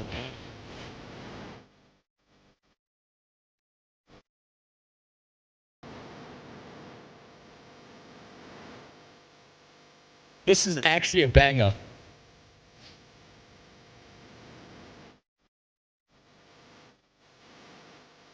Yeah, that's cool. Battle. That's a cool. Just play the fucking instrument. Here we go. This is actually fucking wild.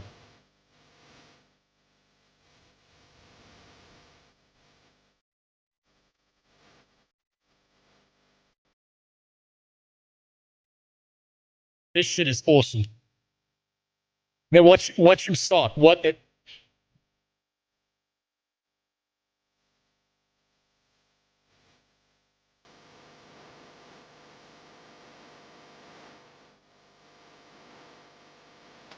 This shit is so impressive.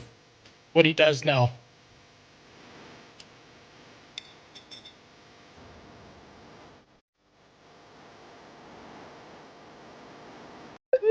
Oh, here we go. Here he goes. How fucking wild is that? That's fucking nuts.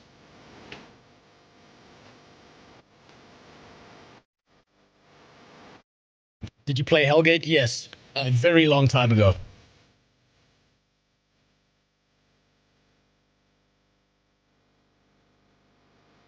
It's basically, it's he's using the flute as like a baseline note, right? That you can keep returning to baseline and then using his voice as an instrument. It's fucking whack.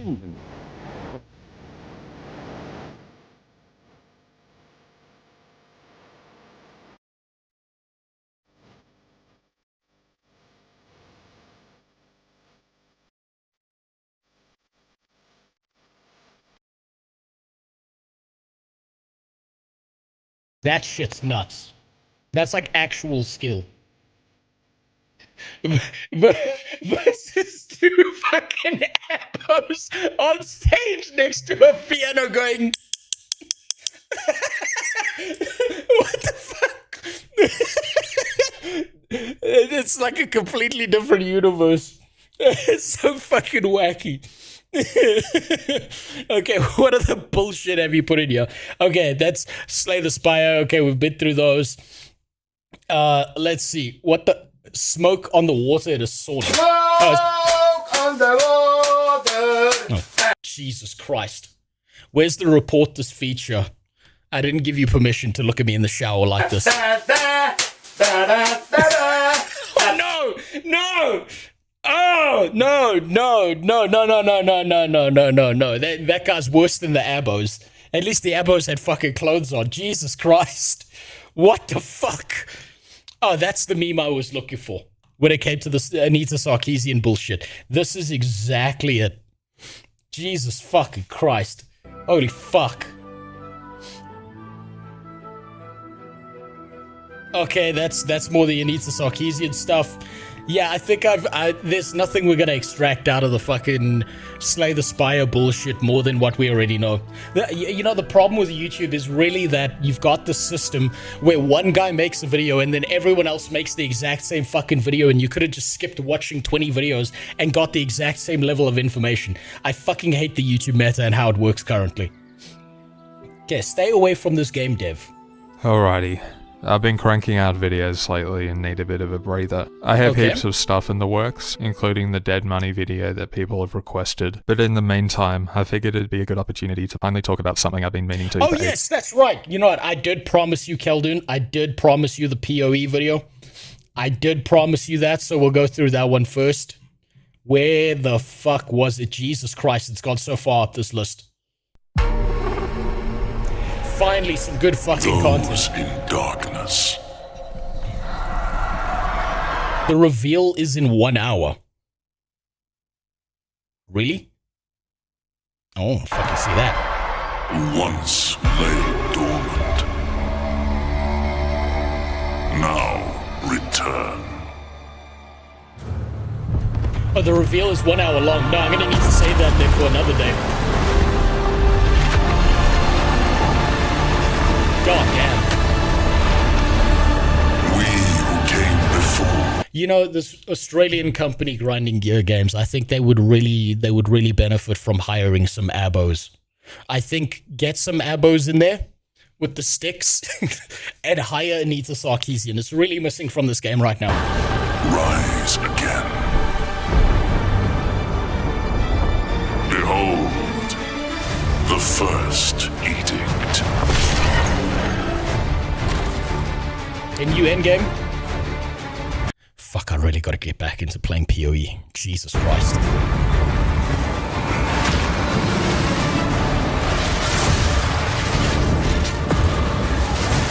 Oh my god.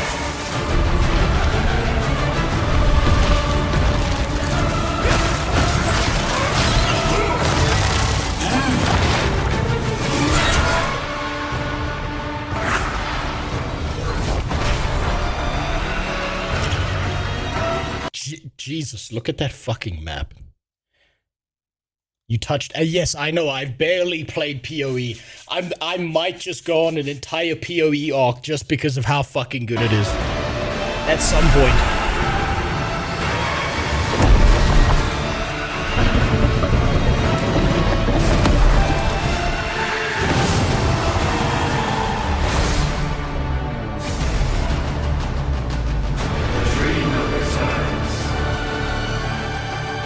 Oh, Jesus.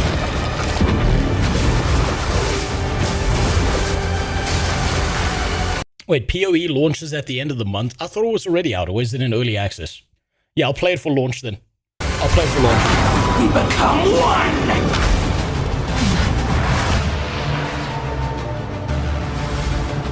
God damn. You are completely alone.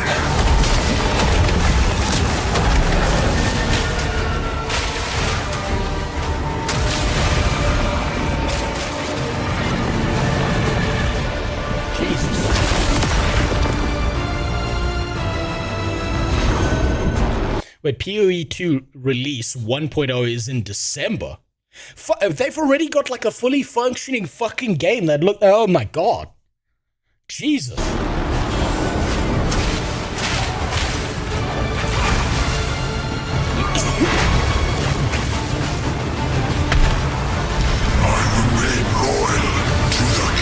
How the fuck is this early access?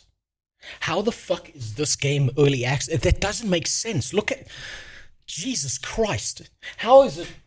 First of all, it's very impressive that this came out of a bunch of Australians, because you already know that they're working with, they're just a bunch of dead, like, cripples already. I mean, that's a massive, huge disadvantage in life, and they're making this? God fucking damn.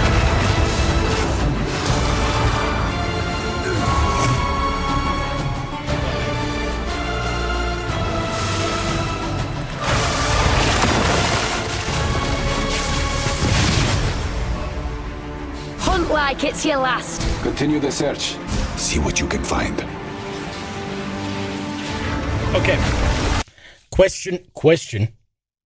When they release this game entirely, are they gonna do like a full wipe on everyone who's been playing PoE? Or is it just gonna be like an updated patch that finishes off the game into full release?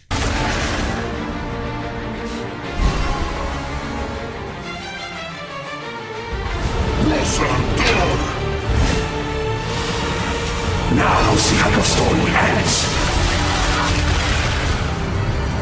New league. Okay, yeah, so yeah, full wipe. Okay.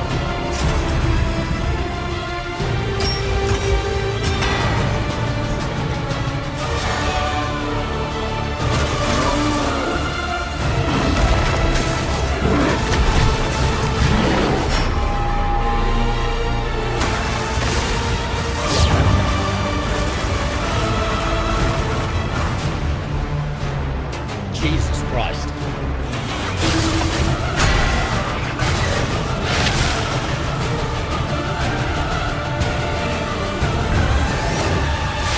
To face us is to face oblivion. Man, this game's gonna be a fucking banger. Wait, did the stream die on the kick side? Hold on, let me fix that quick. Not sure why it would have died. Let me just double check. It was like dead for 10 seconds. Okay, that's just kick. That's just kick being kick. That's unfortunately, kick servers do that, especially since I'm streaming from Africa. God fucking damn.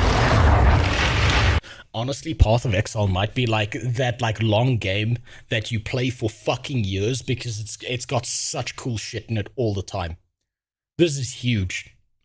This is fucking... Oh my god. I don't understand how this game hasn't released yet when they've already got so much shit and they aren't just patching it beyond that point. It's so impressive. It's insane, the kind of shit that they're doing. You'd be blown away if you actually saw the reveal stream itself. They practically made 4 individual games worth of content in a single patch. Khaldun, I will save that for the next time just before I play Path of Exile because, oh, fuck me. God damn, that shit's impressive. All right, there's a 30-minute video. Jesus Christ. What other ones? Okay, so the actual stream, I will have that as something that I do specifically on a day that I'm going to play Path of Exile. That's ridiculous. Okay, I don't care about the Concord shit. That shit can fuck off. That's the Scalpers. We have the Legendary Drops video.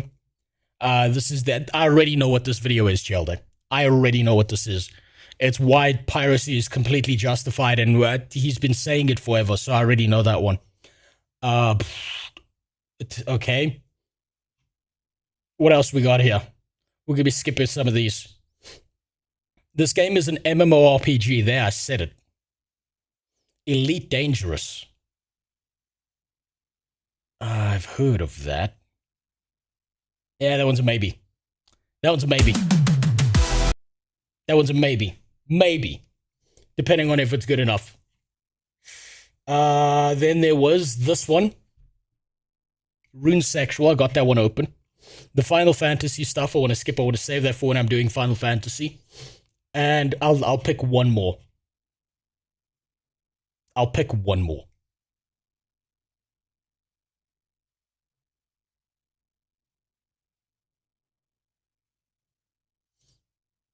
That one.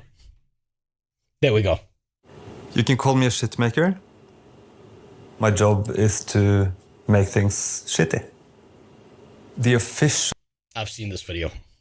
I've seen this one. It's basically just the shitification of everything that we deal with on a daily basis. Yeah. Okay. I know that one. It's just basically everything is temporary because people are trying to push you onto a subscription model, even with physical objects. Okay. We'll do the Legendary Drops video. Okay, this one's a short one. We'll deal with this one first. We'll deal with that. Elite Dangerous, I'll save for another day. We'll do the game dev one. And we'll do that one. Then I'm going to play some FAREVER. Let's get something straight. It was the first and the last time either one of you will ever touch my ass again. Are you clear?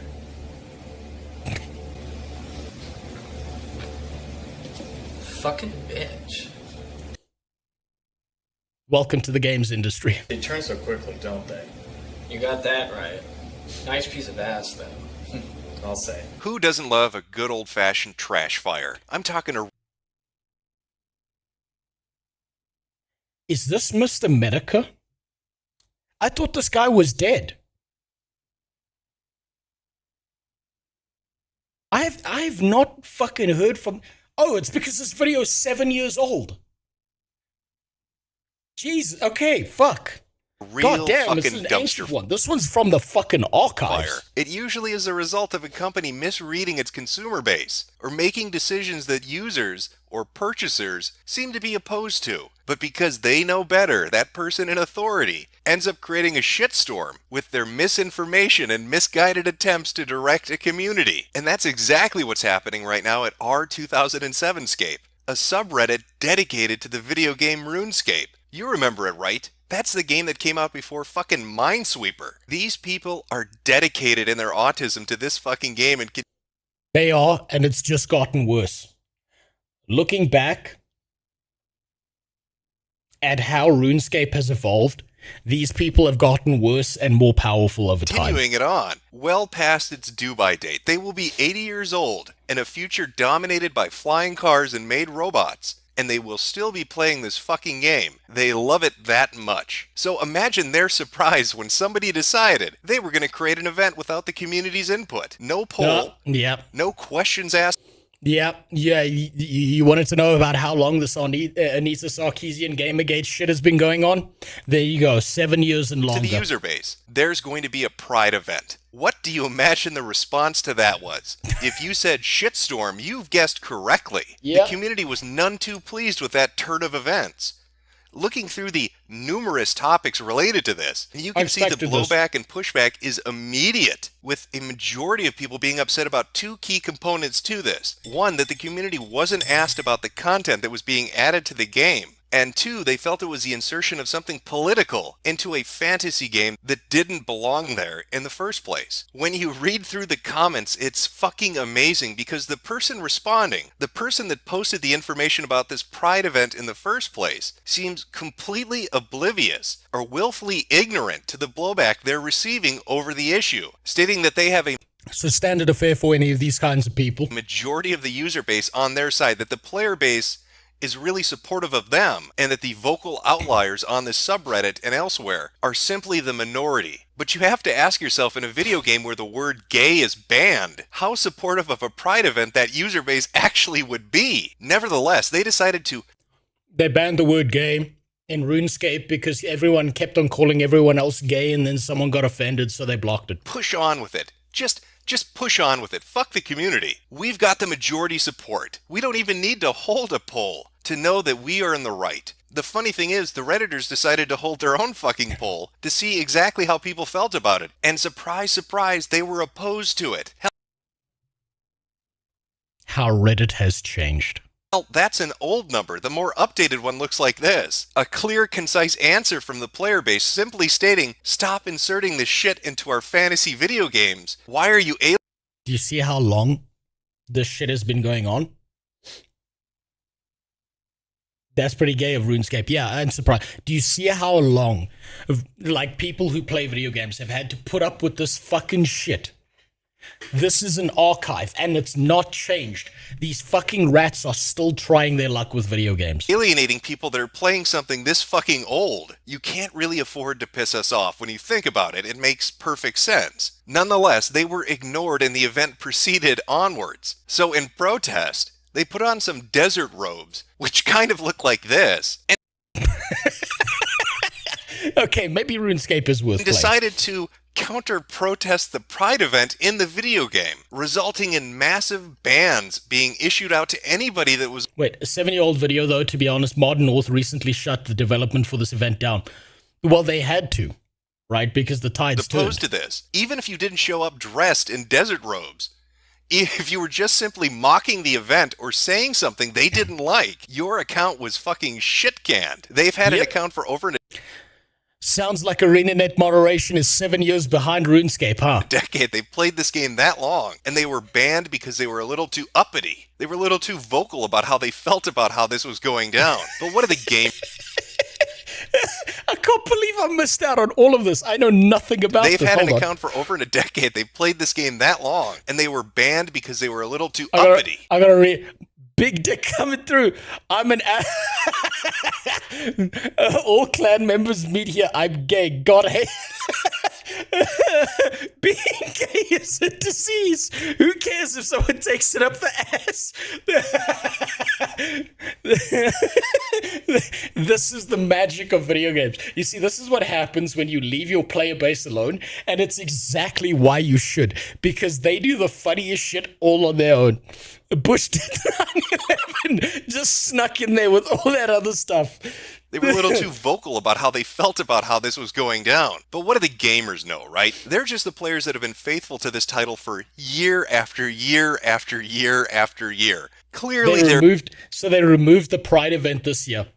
I wonder why. I wonder what made them remove the Pride event. Their opinion doesn't matter. We all know that RuneScape is the hottest shit on the internet, and they can afford to piss off their older fan base because all the kids want that RuneScape hotness. Fuck Call of Duty. Let's go play some RuneScape. And I look forward to all the Pride events, even autism awareness or a Black Pride event. And oh, what the fuck are you doing putting autism awareness in this game? You're already diagnosed as autist if you're fucking playing the game. Fantasy That's video just everyone. game, because that's where it belongs, in a fantasy video game. Good decision. Yeah, that's okay. So basically, the entire video game industry is 7 years behind RuneScape as a whole, effectively. That's what I've learned from that. Right. Which one? I'll give you a choice. Which one before we try out some FAREVER for the first time? Stay away from game dev, or I asked the director of Path of Exile 2 why games are failing. Which one?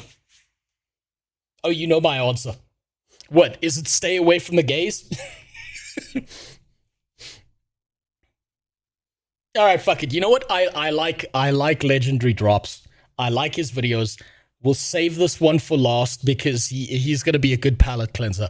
This guy has a pretty solid take. I like the videos he does. He does a very good job of them. They're very high quality. This one seems a little bit lower quality, so we'll go with this one first. I gotta say, this is someone who's done some contractual work with video game devs in certain companies in the past, and also fairly recently. Video game dev is a fucking nightmare. It is hell on earth. This is like, it's a living hell being a video game dev, and then on top of that, now you've got all this fucking political bullshit getting into video games, making your life even worse. My experience in the games industry, reflecting on how that whole thing went down, and what a shit show game dev is at the moment. Quick aside, but I just want to take a moment and thank everyone again who's jumped on board recently. This channel rocketed over 1,000 subscribers in a couple of days, and I appreciate it. Is he fucking playing Space Marine 2? Although I'm still going to make videos and talk about whatever I feel like regardless, it's cool to know that we've carved out a little niche here. Even if you don't agree, that's also fine. I don't really want you to. These videos are food for thought, and if there's one takeaway from this stuff, it's important to engage with everything critically. It'd be nice to have a break from editing, so I'll probably just chuck up some B-roll from various games on screen. No, you know what? I finally worked my way through the base game of Space Marine 2, and it's fucking fantastic. I wonder what the multiplayer is like. Feel free to listen to this in the background. This isn't going to be super structured. I'll try my best to cover everything I can, but if there's something relevant, I'll try and get something up on screen. One last thing, if you're not interested in sticking around for a behind-the-scenes style thing, I've got 2 bits of advice for everyone watching this video. First, there are 100 times more people trying to break into the industry right now than there are jobs available. Second, if you absolutely want to get into game dev, stay independent and do it yourself. Indie dev is something we won't... He's right. If you get to be an indie dev and you can find a way to fund yourself, you get to build the thing you want. If you get into the industry, you're building the thing that no one wants. Cover here per se. While it comes with challenges of its own, it's worth it for the creative and financial freedom you'll have. It's not going to be easy, but it's better than the alternative. Trust me. Now, with that out of the way, let's get into it. As much as I would like to tell you that my time in the industry was as some bigwig creative director type that got to have entire teams under my supervision, that I got to work on my dream games or make whatever I wanted. No, if you're in the industry, you're doing none of that. That each day in the office was like the Wolf of Wall Street. That wasn't the case at all. I wasn't a nepo baby like that Justin, Jason, whatever his name is, the pirate software guy that everyone's been going off at lately. I was at the very bottom of the corporate ladder. I worked really hard at uni. For the record, I specialized in game design and production, but I'd be the first to admit I hate anything to do with management or paperwork, and I always have, so obviously gravitated towards design. I'm a generalist in art and programming, even though it's been years since I opened Unity. Wouldn't exactly say I could do much with either, beyond the hacky approach to get it working. The way courses are taught, particularly around game loops and what I'd call the reductive approach to game design, is something I'd like to talk about one day, but I don't want to get off track going down a million rabbit holes. Long story short, I thought I could essentially brute force my way into the industry, or at least keep doing hobbyist stuff on the side if that didn't pan out, or start an indie team with some people I knew to keep building up a portfolio. But looking back on my time as a game developer, it was a waste of time and money. I regret ever getting into it, but obviously there's no point trying to change the past. By the way, if you think this is an excuse for me to get all weepy about the good old days, or wondering why I keep going on about myself, this is context for everything we're going to get to in a bit. I should also make it clear that I won't be naming any names or studios, so on the off chance someone I know does see this video, I'd appreciate it if you don't dox me either. Basic decency is lacking right now, and that's not just in game development. By the end of the course, I was insanely lucky to land a job, a paid internship specifically, which is pretty common for most studios to pick up new blood for cheap. I was able to work my way up a little bit from there, but in the overall hierarchy, I was probably seen to be even lesser than the usually outsourced QA folks that most— Yeah, you're gonna get treated like shit because you're not loud and you're not obnoxious and you're focused on making a video game, so you're gonna get shit on that. That just happens. Treat your plate. He might as well be talking about any fucking functional industry run by a large corporation here. This isn't unique to game dev. This is a big problem across multiple industries. Testers nicely. Same goes with community managers. They're just doing their job, same as everyone else. I was not special. The longest gig I had was on a live service hellscape that cranked out dates on the regular, and there was no opportunity for creativity beyond that. I certainly tried to bring the kind of writing and character personalities I've done for RPGs into it, but I was, for all intents and purposes, at the bottom of the barrel, a cog in the machine. You would be assigned work, attend daily stand-up, or scrums as they're called, where each team member would describe what they've done and how a new feature or bug report was going, for example, and then you'd be left to get to it. It's really not that different from a typical boring office job. At the end of a few 2-week sprints that would result in an update, you'd reset and then do the exact same thing all over again. On some level, I was aware of this going in, but like many people starting out in any industry, the idea was to build up from there. This gig lasted for a few years until eventually I was chewed up and spat out like the expendable trash the majority of studios treat people as. And that was pretty much that. I'd done some— I didn't know he worked for Blizzard. Stuff personally, also indie if you want to call it that, but that was it. There were no awards, no tearful goodbyes, no industry-defining masterpieces or interviews with games media. They didn't even have the decency to wait until I was gone before the guy brought in to replace me started. Less than 5 years and I was done. Yeah, that's common. Yeah, it's even worse now because what happens when they bring in someone to replace you, they expect you to train your replacement before they kick you the fuck out. That is hardly unique to game dev, and I'm absolutely not trying to make myself out as some martyr that or me or whatever, or that game developers have it so tough that anyone in any industry should be placed on a pedestal. This was just my experience specific to gaming. What a fucking waste. Technically, I should have taken them to what's called the Fair Work Commission here in Australia at the time because I was exploited and not paid what I should have been after the internship period ended, only to be then told I wasn't being renewed as soon as I asked about it, but by that point, I was just so done with it all. I'd also rocked the boat, which led to some funny stories for another day, so I'd like to think I left with a bit of a middle finger. Anyway, I sank into depression for a while as I tried my luck at a few other studios, but it eventually brought me out of the industry entirely, and I've been working various part-time jobs in the years since. If you made it this far and I haven't bored you to death, I wanted to be honest and lay out everything before we get into it further. Also, it's partly to dispel the idea that I'm an expert in anything, really. The fact I was in game development at one stage doesn't really mean anything. I'm just some guy on the internet, and if videos of me sharing my opinion has ever come across in a way like I was objectively correct or somehow better than anyone else, that was not— Honestly, to what he's saying here, right? I've had a lot of conversation with game devs, like really, really skilled and talented people, and they've all said the same thing about game deving. They've said that going to university and then getting a job within the industry is such a fucking waste of time because what you do is you think you're going to go and get like a degree and you're going to learn all this shit in like a structured way, and then you're going to go into the industry and you're going to learn even more shit. But what actually happens is every time you have a creative idea, you just get 7 to 25 people sitting in a room saying your idea is stupid, it's shitty, it's not worth investigating, there's no point in even going down that path. I've heard this from so many game devs. They said, if you want to be a game dev, if you want to build video games, do it in your bedroom, learn stuff online and build from there. Don't bother going and getting like a formal qualification because it'll actually make you worse and less creative as a person. Like, hands down, I've never heard an opinion that didn't match that from people who are actually really, really good game devs that I've spoken to. The whole idea that you need to go to university is like The whole point is what they're actually training you to do is be a corporate office worker, and the degree that you get at the end proves to some guy in a suit that you are the guy who can show up consistently enough at all periods of time, and therefore they can pay you to show up at that work. If you wanted to build something creative, if you wanted to generate something that is your built-in idea, you have to do it alone. I've heard that so many times from like really, really skilled game devs. The ones that didn't go to university were always like, I've spoken to my colleagues and I lost nothing by not going. And the ones that did go to university were like, I can't believe I wasted 4 fucking years of my life when I could have been building video games. Every single time.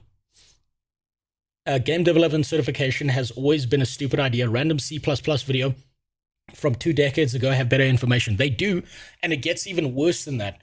So when I was having a conversation with, I think I was like in a group call with 3 game devs, and they all said the same thing. They said, you go to university to do game dev, and by the time you finish the degree, like 90% of all the information you've learned is completely worthless because it's been fully outdated. Like you've not been able to keep up because you're forced into a structure that is trying to use like historical game dev ideas that no longer work in the real world. I even spoke to a guy who ran a small game dev company, and he said the problem is that when he started hiring people who had game dev out of university, he realized that they needed to spend another 2 years just training that guy on the newest methods of game dev because they had no knowledge of that whatsoever. As they said, like he felt like he would have been better off in his game studio hiring 19-year-olds who were just passionate about video games. Kick swallowed the message. Yeah, Kick's got an AI kind of moderation shit on it, unfortunately. Not my intention. Being a game... Calling equality. Wait, employee 1, equality, employee 2, graphics, employee 3, don't enable motion blur, and 5 out of 10 volume in start menu. Tosses employee 3 out the window. Yeah. Game dev doesn't automatically make you important or an authority. Employee 2 is going with him next. It's not some special badge. If you want to argue semantics, hitting play in a game engine technically makes you a developer. I just wanted to make that clear, and that I've never tried to pretend like I'm some kind of big shot like David Jaffe who goes from one blunder to the next, or a nepo baby like Pirate Software, or random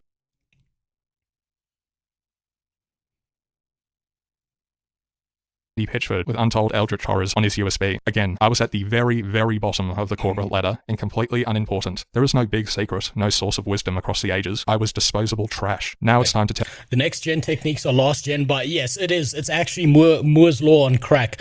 It moves so fucking fast. Apparently, the video game industry and the innovations that occur within the space move at such a high pace that it's impossible to keep up in a 4-year degree. Tell you about what's going on behind the scenes.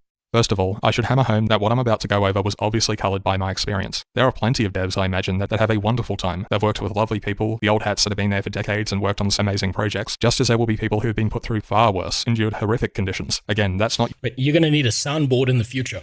I've thought about it, but a lot of the soundboard stuff that I've seen kind of ends up coming off cringe, if I'm being honest.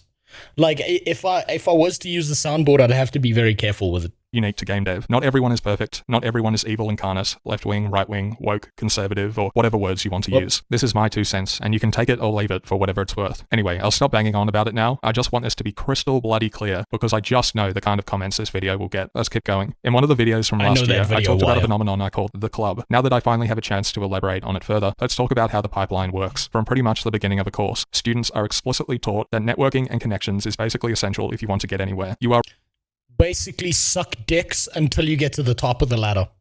And if you have no in, you're screwed. And now 8x is over on goddamn fucking Kick. Hey, look at that. It's been a whole 10 months. You've been around here longer than your baby has. Are required to get a Twitter account and start ingratiating yourself into spaces that make no effort to accommodate you. They don't have to, per se. Networking is something that's highly unique to game dev, but if you want to get anywhere, you have to suck up to the people. You do. You do. I noticed this in engineering as well, and because I had no inner connections, I was fucked. At the top, the people already working inside studios, the people with friends who know friends who know friends, HR or recruitment if you're really lucky. Worst of all is the people in bed with games media or acting as media themselves. I refuse to legitimize them as journalists, but you get the idea. Based as fuck the journalist. I think there are way too many game designs or concepts that were implemented because of limitations that was tossed just because the hardware was able now and not that it was stable. Yes, there's like you don't even understand how real that take is, Roadblock. There is like a myriad, like a library of Alexandra of ideas that are just, they've been pigeonholed and thrown out the fucking window purely because the tech at the time couldn't handle that idea, and it kind of gets stored into this vault that gets forgotten about, and then no one goes back and looks at it. And then people rediscover the idea like a decade later and pretend that it's a brand new one. Why is this a problem? Well, the status quo is why the games industry is currently stagnating, that the same people are in the same positions and everyone is making the same design by committee slop. That's obviously a problem, but where things really hit the fan is the environment this cultivates. Imagine for a moment that you're one of the few people at the top of this hierarchy. You're successful. Maybe you even have some kind of production or creative position in an indie or AAA studio, and you have all this prospective talent coming in a few times a year, suddenly following your socials, bumping into you at conventions or meetups. Part of this may very well be friendship, but they are trying to use you as much as you are them. The relationship is inherently transactional. You have the opportunity to open some doors for them perhaps, and whether you want to admit it or not, you will consciously choose those who appeal to you or have done something for you already, compared to some Joe Schmo who's just walked in off the street. Maybe there's a reason for this. Think about it this way. It's like, I don't know, kids don't do this anymore. They just use fucking online apps and stuff. But back in the day, once upon a time, if you wanted to hook up with someone, you needed to go to a bar, right? You needed to go out in public and be social. Disgusting, I know, but we didn't have the technology back then. The way I had it described to me was that any industry where you're working for big companies and shit, it works the same as dating, right? Where you go to a bar to pick up a girl. She knows that when you approach her, all you're saying to her is, I want to fuck your brains out. Me horny. You horny too? Yes? No? Can I move on? That's all you're doing. It's all about using someone else and them using you. That's all it is. maybe it's their skin color, their ethnicity, sexual preferences, or style of clothing that draws you to them at first. It's okay, it's human nature, we naturally form preferences, but what happens when the same kind of person is the only one coming through the door? I cannot overstate just how awful it is that as a culture, game development relies on Pokemon players go to the kindergartens instead, yes, and the Minecraft players are waiting in the maternity ward. Sucking up to the people who have already hit the big time if they're ever going to make it. It's not impossible, of course, that someone could do it without this. I was never particularly good at networking, and I've said before that I'm a massive introvert, so I never went to any of these embarrassing, sycophantic barmaids or union gatherings, but that is very... And that was your loss, because you weren't willing to go and do all of that bullshit and suck the toes of some guy above you. You fucked yourself. Welcome to the games industry. Welcome to any formal industry out there ever. That happens all over the place. 90% of getting a job somewhere is usually about connections. Very much the exception. I was never part of the club regardless, and thank God I wasn't. Considering where I was within the system, I wasn't exactly primed to start an industry renaissance anyway. If you do make it into the industry, and that is a very big if, you'll now be part of the same status quo that you just spent months or years sucking up to. Now you get to enjoy the benefits, so you will naturally fall in with the party line, and you will not rock the boat, lest you incur the wrath of 1,000 retweets. Being part of the club brings with it exclusive privileges. Even after everything we've talked about, this is what disgusts me the most. To be part of the club means that you are elevated above the rest. You become one of the many who move through the same circles at PAX, GDC, Comic-Con, and so forth, and you'll be invited by the rest to continue to uphold what is essentially game dev's equivalent of the elite. And if you do something terrible, if you're an absolutely toxic piece of shit, you physically, verbally, hell, even sexually abuse your fellow developers, or friends or family in your life, it doesn't get commented on. That only...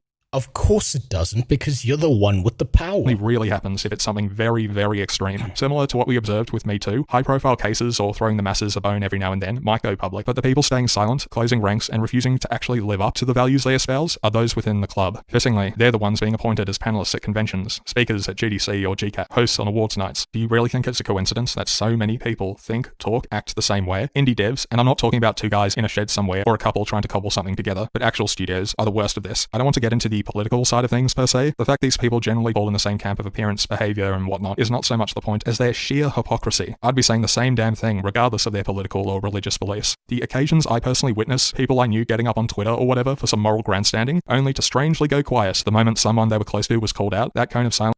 Of course. That's, you have to toe the line. That he might as well not be talking about game dev. This is every single industry out there. It's all like this. There's a certain group of people that you have to toe the line for. And the second you say something unique or interesting or creative, if it's a good idea and you've got no connections, someone with connections will take your idea and pass it off as their own. And if it's an idea that they don't like, particularly from a political leaning standpoint, they are going to destroy your fucking life and make sure you never get anywhere. But if you've got power, you get to decide what happens to the people below you. An example of what I'm referring to is static cameras. It reduces so much resource cost and can thus be applied more on the set pieces and lighting, but just because everything has to have free cam. Yes. There's like a million examples you could pull from.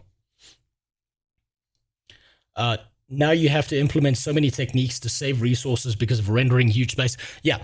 No, there's a bunch of stuff like that. I know there's another game dev idea that was thrown away for a very long time, where what someone did was they had the world generate separately from the character, and the character was actually a stationary point, and the entire world rotated depending on the movement input controls that you put in. And he did it for some processing reason or some storage of memory or some shit like that, and it was a fantastic idea. But it's also something that got pigeonholed because the larger the world and all of the resources and blah, blah, blah, and all of that. And it can be done today, but no one's going to do it that way because there's like a buildup of history of old techniques that people will rely on instead. Balance was very, very telling. Honestly, the club is worth a whole video just on its own, and I feel like I barely scratched the surface of the toxic culture within game dev, but hopefully this gives people on the outside some idea. It's disgusting. If you don't have a moral backbone to stand by what you believe in, then don't pretend you do. Don't pretend to be working for a better. Yeah, but they don't. They don't have a moral backbone. Everything they do is designed specifically for the purpose of getting them higher up on the ladder so that when they climb to the top of the ladder, they can pull it up from behind them. More inclusive industry when you're the exact same as the million other narcissists willing to climb over a mountain of bodies to get where you are. You don't care, and don't fool yourself into thinking you do. Own up to it and admit it. Game dev is fucked, but it's not just the people behind them. Another factor in why the industry is so screwed right now, both as an artistic medium and the people, I do see it, Jimmy. I'll take a look at it. Speaking, making them, is because it has become so goddamn resistant to change. Why this is happening is a classic case of the chicken or the egg. I'm sure you've seen this kind of thing before. The sign out the front of a cafe or restaurant saying experienced staff wanted. But how are you supposed to get experience if you're not even going to get the chance to get experience? Well, you gotta suck some dick. Come on, bud. Get on your knees, get the knee pads out, suck some cock. Put this into perspective, the big auto game devs that people talk about today, Ken Levine was 30 around the time he was working on Thief 1 and System Shock 2. Hideo Kojima was in his mid-20s as the director on Snatcher and the original Metal Gear. John Romero and John Carmack were in their early 20s working on Doom. Todd Howard was game director on Redguard and then Morrowind before he was even 30. The list goes on. To compare that to the industry of today, it's almost unheard of. To be that high up in the leadership, especially creative roles, is near impossible. Either you'd have to luck out through forming your own team or studio and getting funding from there, or you're one in a billion to get promoted so young. This does not, and frankly cannot, happen in modern studios. You have to wait your turn in line like everyone else. Sounds like Hollywood as well. Many industries are experiencing right now. The people who once enjoyed the benefits of flat structures and either little experience or lucky breaks are the exact same ones who have now implemented the slow corporate slog to climb the ladder. In most studios now, to even be considered for a senior design position, you'd have to have at least 10 years of experience and shipped multiple games and don't even think about creative director, studio head. Is this what game development is to be now? We're heading the same way as the Catholic Church that you Yes. Yes, unironically, yes. Welcome to the AAA gaming industry. Have to be nigh on Pope's age to be considered for a senior position in a studio. The knock-on effects from this are immeasurable. If these same people, old, young, white, black, man, woman, straight, queer, whatever, are the ones essentially sitting at the top and refusing to let new blood in to innovate, to even get the slightest chance at what they themselves enjoyed, is it any wonder that most creative mediums have stagnated? Want to know why art has been replaced with homogenized slop? Well, there's your answer. This leads into one of the greatest grifts of all, narrative consultants. Much has been said about Sweet Baby already, but separate from the agenda, Hey, that's exactly what Anita Sarkeesian is. Real or not that they're trying to push. What's more telling about these consultancy groups is essentially their effort to bypass the qualification obstacle. I know it's almost too easy at this point to keep coming back to Dragon Age the Veilguard because it's the lowest possible hanging fruit. Corinne Bush, the game director for Veilguard, spent 20 years at EA working on golf games and licensed shovelware crap. They had zero experience as a game director, let alone RPGs, but apparently The Sims qualifies you for Dragon Age. Similarly, John Epler, the creative director for the franchise, was a cinematic artist with zero experience in any directorial capacity, but apparently qualified him for the role and allowed him to step into a writing position with no prior experience. What a surprise, people pulling the ladder up behind them and walling off success while they were likely complaining about gatekeeping when they were going through the same. Sounds slightly hypocritical if that's the case. It's always the case. It's not about having some kind of moral fiber or some backbone that you live or die on. That's not how this works, because the second that you have a moral backbone, you become predictable to them and they know exactly what to do to get rid of you, right? The idea that they have is they are opportunists. If they see an opportunity, they take the opportunity and then remove that opportunity from other people to take from them. Experience. You can thank him for the That's quirky just Disney every abomination industry. that is Balara. There's also Patrick Weeks with the most vain, insufferable character ever written, Tush, that was his embarrassing mouthpiece, and OC, as he or they or whatever, came out as non-binary during development, but that's another story. BioWare really is singular in how much they've slept down the Kool-Aid, but the reason I bring this up is because narrative consultants are no different. According to her LinkedIn profile, Kim Belair used to work at Ubisoft and somehow stepped up from a community management position to a writing role during this period. Interestingly, when she left Ubisoft in 2018, this just so happened to coincide with the founding of Sweet Baby, and her work in a narrative capacity skyrocketed from there. It is my genuine belief that Belair, Kindred, and all the other diversity hires, literally, that's their entire shtick as consultancy groups, is that they realized they did not have the talent or the patience to work their way up through the industry like the rest. For this reason, they instead decided to leverage their identity, victim status, and the shift in the cultural zeitgeist over the past 10 years or so to essentially con their way into positions higher than they could ever possibly attain. The results of this speak for themselves. It's honestly hilarious how so often these consultancy groups who are hired with the specific purpose of not offending, ironically end up reinforcing racist stereotypes. Braid from Forspoken is a petty criminal who doesn't have a father and loves her shoe. I mean, this is exactly what we were talking about. This is exactly what we were talking about earlier. Is FAREVER actually a good game? Yeah, I'm going to be playing it. I'm watching this, then the Legendary Drops video about Path of Exile, then we're moving on. I'm playing some fucking FAREVER. Collection. The main character from Dustborn sits at the back of the bus, but that speaks to these groups' astounding lack of self-awareness. They leverage their status as victims, which, as I've spoken about before, then makes them immune to all criticism because everyone is afraid of being called out as an ist or phobe, or worst of all, face litigation through discrimination laws, even though these are the exact same people now discriminating against other people who do not fit their worldview, the same way they criticize the industry once did to them. It's pure hypocrisy, and it's disgraceful. Maybe this comes across as a tinfoil hat moment, or that I've gone full mask off, or whatever, that you think I'm actually this conniving right-wing lunatic, and thus prove you're doing the same thing as these people the moment they're criticized. But don't. Well, that's the thing. I mean, you see this from Reddit all the time. The second you criticize an idea, they immediately say you're like some MAGA supporting Trump or right-winger, blah, blah, blah. This is just common practice. Trust me. Let's hear it from Kim Belair herself. Put this stuff up to your higher-ups, and if they don't see the value in what you're asking for... See? I remember this. She's going to say threaten them, ruin their fucking lives. When you ask for consultants, when you ask for research, go have a coffee with your marketing team and just terrify them with the possibility of what's going to happen if they don't give you what you want. See? Threats and bribery and manipulation and dick sucking. Or a certain YouTuber who's written for Polygon in the past and worked in a consultancy group on the Silent Hill 2 remake. I'm not going to name him because I'm not interested in starting some petty internet beef, but go watch my recent video if you want to hear me rip into Bloober Team for their arrogance in modernizing one of the best and most important games ever made. Or that borderline parody who worked on Concord and insisted everyone called her Professor, even though she has no accreditation or relevance whatsoever. The delusion on display, to be so far detached from reality and that self-absorbed, is just unreal. Getting into bed with games media and arguably the even more disgusting grift of influencer culture is bad enough, but this is actively damaging the work environment and the final product from the get-go. Narrative and sensitivity consultants are con artists who have essentially bullied their way into creative positions and defile franchises and art with messaging that's about as subtle as a sledgehammer to the face. These people are hacks. They always were hacks, and it wouldn't matter if they were far left, far right, whatever. The effect this has had on modern writing speaks for itself. The various traits or identity of a person doesn't matter at all to me. Do you know the professor law? Not something to get into now. I just want to know. I don't know the professor law, but I do know that this is a very common trend amongst a lot of people who are industry, quote, professionals, who haven't actually done the work and the energy and the effort to put in the skill to actually get to something like a professorship, but they want the label because they believe that the label is more important than the background work that would lead to that label doing it the right way. It's very common. What should matter is their talent, expertise, and suitability to a job. Chris Avalone, for example, is one of my favorite writers, but he's not infallible. He's done some iffy work over the years, but also worked on KOTOR 2, New Vegas, Divinity Original Sin, Prey, and so on. He has also just recently returned from false allegations that tried to ruin his life. This is how contentious and weaponized the debate has become. Point is, the color of your hair or the flags you put in your Twitter bio shouldn't have any impact on whether you're hired. I just know someone's going to say that because I'm some lanky, completely average white guy means I must be seething or envious. No, they're going to call you right-wing grifting. or whatever, but I'm not even in the industry anymore, remember? I have nothing to gain by speaking about this. It's to inform the rest of you that across industries, not just game dev, the old guard that these people criticize heavily is not being overthrown in some kind of romantic, glorious cultural revolution, it's just being replaced with another. How about, instead of more strong female characters or preachy mouthpieces, we write people, flaws and all, attractive, ugly, young and old, write characters that are believable with emotional depth. Modern writing is... I've been saying this for fucking ever. I've been saying that exact line forever. What up, Joe? Frankly depressing with how all-encompassing and how preachy, inauthentic, and terrible it is. Less of Tash, and more Kreia, Visa Smart, Commander Shepard, Arushale, Casca, Farnese, Morrigan, Baconia, Elena, Yennefer, Ciri, Jack, Heather, Jill Valentine, Claire Redfield, Greyfax, Saint Celestine, Eowyn, Ripley, Lisbeth Salander.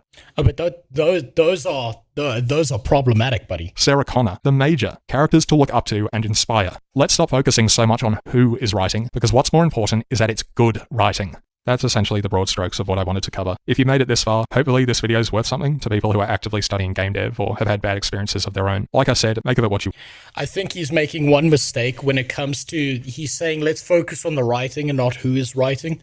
Because if you find out who is writing, you will figure out exactly what's about to be written. Well, to tie things out, I'll list off some smaller points so don't warrant their own section. With the rise of AI across industries, it doesn't bode well with the amount of inauthentic and insincere, hyper-commercialized shit that we're dealing with already. This is something I'll be covering in another video very soon with a script I've been working on, but specifically AI, game dev is going to suffer immensely for it. It's not just and it should suffer.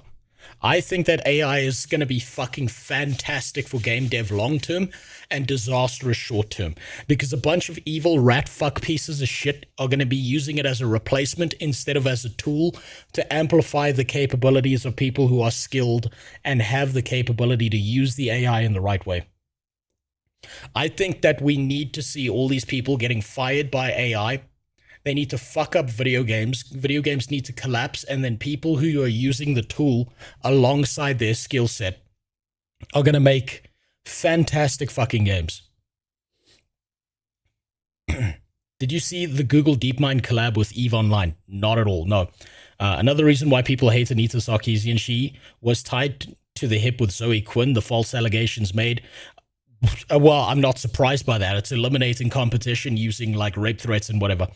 Alec was the guy who made the game Night in the Woods. His sister believed the allegations. Jesus Christ.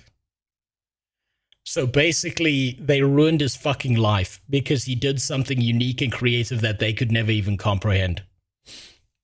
I got partly kicked out of a D&D group of people playing one-dimensional self-inserts. These people were intimidated that I made actual characters with a history and a personality and flaws. Well, yeah, because it makes them look shallow and vapid, right? Generally speaking, I haven't had that problem inside of D&D groups, but I have noticed that D&D groups are starting to lean very much towards the same problem that you see in Hollywood, the same problem you see in video games, the same problem you see in other forms of entertainment, where they're trying to push out people who aren't willing to push the same narrative as them. Dumb South Park meme about taking our jobs and whatnot is that we've already seen what happens with algorithms trying to create worlds instead of the human touch. The empty, lifeless, if pretty vistas of No Man's Sky, the barren, soulless slop of Starfield, hell, even the amount of studios using it for PR or, embarrassingly, press releases. This ties back into what I mentioned at the beginning. As rough as indie dev may be, as much of a struggle you'll find it without millions of dollars behind you, it is your work made by your hands. To me, and clearly many other people, that matters far more than some bugs or being a little rough around the edges. I would take... Did you see the non-binary nice beholder? Yes, I did see that shit. That shit was disgusting. A noisy garage full of amateur musicians or hand-drawn artwork with some iffy proportions any day over the uncanny, meaningless slop that a computer can shit out. But I'm getting off track. This one's more for indie devs, but the level of naivety from people who might just be starting to mess around in game dev for the first time is a big problem. There's this huge misconception that if you just work hard enough, you too can become the next Undertale, or Untitled Goose Game, or Stardew Valley, or Among Us. This is not the case. Please, please, please. You need to understand that you have to rein in your expectations if you're going to stay sane. The next big indie hit narrative conveniently ignores the million other games that didn't get a moment in the spotlight. Because Steam has monopolized PC gaming market. Well, yeah, they didn't get a moment in the spotlight because they didn't create something fantastic and creative enough to become the next big indie hit. People don't realize this, but in order to win in the indie space as a game dev, you have to come up with something exceptionally fucking creative. And even if you make something brilliant, it still might fail because it just didn't get the attention it deserved. market, and many games of varying quality are being released every day, the chances of you making it rich on the next big thing are like a drop in the ocean. It's not impossible, yes, but if you're really going to be in this for the long haul, it's important to realize enthusiasm is only going to get you so far. Like I once did with modding, you should be making stuff because you enjoy it, first and foremost, and that you actually want to. If any success or attention happens to come from that, great, but you're going to be miserable if you're just doing this for money or fame. I'm not trying to be harsh or shoot down people's dreams, but the indie scene really needs a reality check about how saturated it's become compared to the very few that ever make a substantial amount. He's right. He's right. If you're getting into game dev because you want to make money, or you want to be famous, or you want to have the next big indie winner, and you're not doing it because you actually fucking love it, it's like it needs to be effortless, right? The things you do need to be effortless. If something takes you 100% effort to do, and you have to force yourself every fucking day, guess what? You're going to fail. You're going to fail. There's some creative shit that just feels effortless for you to do. And if it feels like that and you can wake up every day of your fucking life and that's the first thing you want to do and that's all you care about doing, then you're going to be fine. Then you're probably going to be fine, assuming you have the creativity to match with that passion. All I hear about D&D is on YouTube where it's some Guna drama. Yeah, that's because you're hearing about it on YouTube where people care about drama. It's always going to be like that. Again, the issue with modern era of writers, they can't write memorable characters like ones from the 90s, the 80s, the 70s, even the 60s. Well, that's why they don't want you to play those games. Because the second you start playing like older games and stuff, or reading through older stories, you start to realize how shallow and vapid a lot of the bullshit is. Amount of money. There are also many great games and studios that, much like the greats of Lookingglass or Zalm, deliver masterpieces that ultimately aren't financially successful and they sadly go under, or they're cannibalized from the inside and the talent goes their separate ways. Big publishers like Take-Two, Ubisoft, and EA have survived for this long because they're so ruthless and they play it safe by having a portfolio of IPs as a buffer for any losses. This is a small thing, but if you're one of the people trying to learn a game engine at the moment, don't waste your time on Unity and C# like I was trained in. You'll get way more opportunities with Unreal Engine. This has nothing to do with players' feelings about optimization and so. He's right. But the most piece of shit games are going to come out of Unreal Engine because people are just going to buy a bunch of asset flip shit, have zero creative input, not generate anything worth people's time, and then try and sell that. Those are the exact wrong people to do this. And also, wait, hold on. And also, Mark of the Modern Writer, if X character felt a way about a topic, they didn't show emotion or visibly react, so fucking annoying. Yeah. These are very common problems we deal with. Look at Darkest Dungeon 1, that game is insanely good. Yeah, that's because the gameplay in that, the turn-based combat is fucking exceptional. And it's a brutal game.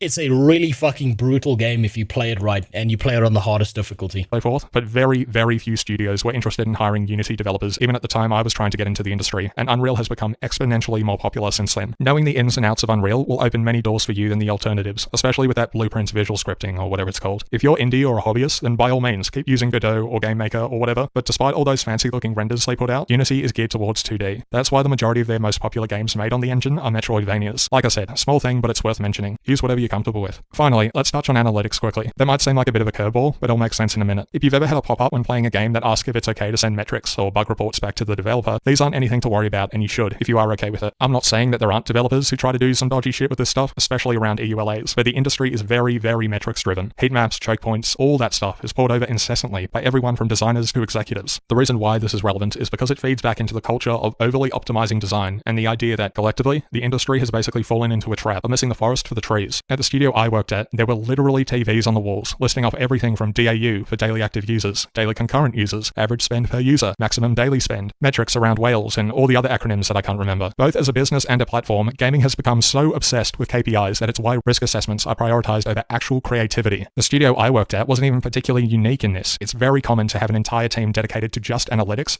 And that's exactly why AAA games suck ass. That's exactly why they're fucking miserable. I was writing a book, a short story about a Nazi-style cult kidnapping kids trying to bring back Adam and Eve to destroy the world and start a cycle of rebirth. I lost the script. Oh, okay. Why'd you lose the script? Rewrite it. I hate that one writing line, like I hate that fucking 2 nickels joke. I'm not sure what you're talking about, the 2 nickels joke. But if I had a nickel for every time X happened, I'd have 2 nickels, which isn't a lot. But, oh yeah, that kind of became, that's like a copy pasta meme that's real fucking cringe.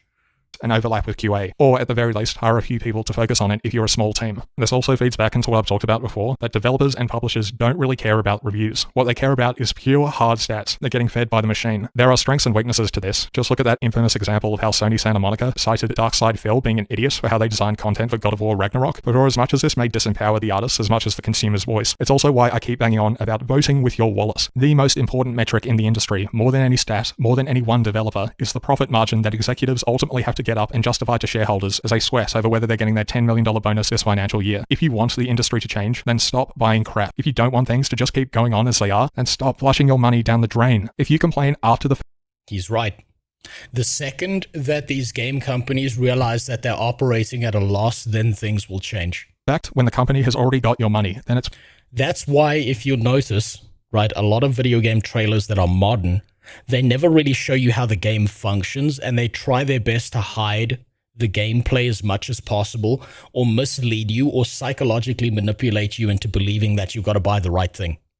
That by buying this thing, you are emotionally investing in a topic and making a bunch of money for people, where when it's all about money. You'll notice this. You can go back and you can look at what video game trailers used to be like 20 years ago, then 10 years ago, and what they're like now, right? Where they actually trick you. You'll notice that the whole YouTube thing with clickbait titles and thumbnails is the exact same thing that happens in trailers and video games. Pointless. They don't care. You are completely disposable to them. A cog in the machine. PR teams certainly go to great lengths to make out like they care. Look at CD Projekt, how they continue to dupe so many gutless, unthinking consumers, but they don't. Gaming, like many potential art forms, is becoming increasingly transactional, and microtransactions are an excellent example of how parasitic companies have become. If you don't want this to be the norm, then don't allow the transaction to occur in the first place. Whether or not you're a game dev, or a player, or some random guy on the street, I hope this has been beneficial to at least someone out there, and open people's eyes about what's happening behind the scenes. I was never important, and I'm still fundamentally the same person I was then as I am now, just hanging around and sharing my equally unimportant opinions on the internet. I was never going to make it as a game writer or a narrative or quest designer as I'd hoped, but time... Yeah, because you didn't have the connections. Grant's perspective. Whether or not things will change, well, you have more power than you realize. Yeah, it all comes down to the consumer. The second the consumer stops being psychologically manipulated by these people, then all of a sudden games get better. All right, last video. Last one. I asked the director of Path of Exile 2 why games are failing. Man, we've been on a fucking doomer arc about video games here. Jesus Christ. There's been so much complaining about video games. Holy shit. The reality is the industry, the gaming industry, much like very many other industries, needs to collapse. It needs to fall through the fucking earth and collapse through the earth, become nothing, and then rebuild itself from scratch. It's either get in early or get fucked over when you get in late. Your only options are, if you wanted to ever build something creative, you have to do it as an indie dev. Somebody with actual prestige in the games industry has to say about what's been going on over the past couple of years. Well, you get to find that out today, because I got the opportunity to sit down and talk to Jonathan Rogers, the technical director for Path of Exile 1 and Path of Exile 2, as well as one of the co-founders for Grinding Gear Games. And this is a conversation talking about their upcoming 0.5 release for Path of Exile 2, but it's much more of a casual conversation. See, I'm not sponsored or anything like that, so I got to ask anything that I wanted to, and that ranges anywhere from Stop Killing Games to a bunch of failed live service games we've seen over the past couple of years to a great multitude of things. Hopefully you guys enjoyed this conversation. I know that I definitely did. I gotta thank you guys, because if it wasn't for you, I wouldn't get really cool opportunities to do things like this. Hopefully this ends up leading to more of those opportunities down the road, though I can't imagine a lot of people wanting to talk to me. That's too bad. I remember 2 characters I had planned: a mother looking for a baby that was taken by the cult, and a detective hired to find the child, and I was also trying to expose this cult. So to your earlier statement, Grey Wolf, where you said I lost the SSD for it and I want to, but I haven't gotten that itch. You don't need that itch. You can inspire that itch. What you need to do is write something like complete shit, right? Write the story without the itch that's completely fucking trash. And what you'll do as you're reading through it is you will get this insatiable need to repair all the fucked up components of what you've written, right? Because if you wait for that itch might come in years. right? If you really care about it and it's something you really like and you feel is valuable to you, write it and write it like complete fucking garbage. And you will go back and as you're reading it, you will criticize it so hard that you need to fix it. Or at least that's what works for me anyway. Anyway, enjoy the interview. I don't know how much you... Also, creative energy is a lot like working out, right? You can't, like trying to wait for something to happen. Usually it doesn't happen, right? It's the more creative you are, the later on you will be even more creative than that because you've exercised that muscle to the point that it almost becomes second nature to you. Don't wait for inspiration, write a shit ton, then write some more. Yes, that's exactly how it works, right? What you need to do, if you're serious about that, if you're serious about anything, this is what you need to do is you set yourself a daily goal. You'll say every single day, and it doesn't matter what the fuck happens, but every single day I'm going to get up and I'm going to write one page, right? By the end of the day, one page will be written. And it doesn't matter if it's shit. It doesn't matter if it's good. The quality of it doesn't matter. And then you're going to go back and you're going to review that page and you will fucking need to fix it because you won't be able to stand what it looks like. It's a lot easier to repair something that's already built than it is to try and build something from scratch. And the more you do it, the more you develop that skill, the easier it gets. It becomes like an almost flow that you get into. Waiting for inspiration is a big fucking trap. It's a huge trap. It sounds like you already know the idea. You know what you want to write. You've got the concept. You've got the premise. So just keep building on that and eventually you'll get there, right? You have to set almost like a short-term goal that you demand of yourself that you will make it and then build up from there. This works for any kind of creative stuff that you do, right? It becomes, you'll start to notice that as you get better at it, the thing that you thought that you did was brilliant becomes second nature, and it's something you barely notice you're doing because you've done it so many times that it's almost like an inbuilt skill set you now have. You remember the last time that I had interviewed you? Normally, I'm a pretty laid back guy. Like, I'm going to ask some questions about the expansion. Honestly, I just like to pick your brain when it comes to just like your philosophy behind what you guys are doing in live service and video game development and the industry as a whole and stuff like that. So it's a little bit more of a kind of casual conversation to just kind of pick your brain on some random stuff. But we can go ahead and start. So, sure. You said this is going to be the biggest expansion that you guys have done so far, the biggest update that you guys... It looks fucking huge based on that short trailer we watched. Done for a game so far. How much work went into this? Well, we actually originally wanted to release a bunch of this content in 040, and then we ended up having bitten off more than we could chew. We couldn't get the in-game stuff that we wanted in 040 because it was not done enough. And so then effectively all that stuff got put in 050, which then also had a longer than usual, extra month of a development cycle as well. So it's actually one of the Isn't Path of Exile 2 failing? I have heard nothing about Path of Exile 2 failing. That's news to me if it's failing, because it looks like everyone's fucking wanting to play this. Everything I've seen on Twitter, all of the posts I've seen, everyone has said that this game's fucking exceptional. I'm going to be playing this for years. Larger amounts of time between a league cycle that we've had in full development, and at the same time, like the amount of different things going on in the expansion is just absolutely gigantic as well. So yeah, it's just been a colossal amount of work, like just way more than we normally do in an expansion. Yeah. So I got a question for that. Obviously, I look at a lot of the feedback online. I see all the different things that people are talking about and whatnot. How does that work out for you guys when, sometimes you might take a little bit longer with development, sometimes an update doesn't necessarily deliver everything that you guys were looking to deliver? And did you play it? I played the very beginning of it. And then this is the problem, is there's so much shit I actually want to play. There's a ton of shit that I want to play. But I definitely do want to go back to Path of Exile 2 based on my first experience of it. I do want to play it. I've enjoyed it. Sometimes the community can get a little doomer over it. You know what I mean? They can kind of dread it or have some problem with it. How do you guys end up dealing with that internally? How do you guys actually communicate that with your audience? Well, I mean, ultimately, we just have to, take that feedback seriously. I mean, I guess the most important thing for any game developer is making sure that, it's not so much that you are listening to your audience directly, but what you're always doing is understanding the pain points that they have and making sure you're responding to them. So even in the live stream there, it's like, okay, we've got a lot of people saying that the campaign is too long and so on. And when I hear that, I'm like, okay, well, if they're, if they feel the campaign's too long, I don't want to necessarily shorten it for a first time. Then make it more interesting. Make the campaign more interesting. Player, but I do understand that when you're playing it over and over again, you want to have something that's going to improve that. So, okay, what could we do that will sort of solve ideally that problem? So, now what if we had like a bunch of wayfinding? There's like tons of like ways to find things that that you feel you need to do. So to make it so that if you're a second-time player, it's going to be way faster for you without affecting that first-time play experience. Yeah. So it's things like that that we look at and we're like, okay, how can we solve this problem in a potentially unexpected way? But you have to be really careful because it's very easy to get into this sort of us versus them mentality, and you have to really, really make sure you don't do that. That you do take them seriously. And so with the end game, it's like we have to take a really sober look at like, okay, it's like why are there a bunch of Steam reviews which are saying like 400 hours played? You guys are getting cooked, man. Why is that happening, right? Like, so then we're like, okay, well, we really thought really long and hard about this, like why is it that Path of Exile 1 doesn't get those reviews? Why is Path of Exile 2 getting it when PoE 1 doesn't? And we're like, okay, what are some of the reasons why that? And you take a long, deep look at that, and then you realize, okay, well, maybe the problem is that, you've got a bunch of people who are, they don't necessarily know when to stop playing. Yeah. That was one of the issues that we had, and we wanted to improve about PoE 2's endgame, When to stop playing. I don't think I agree with him. I think the idea of a video game is to get people to play and enjoy the experience as much as possible, not to get them to stop playing at some given point in time.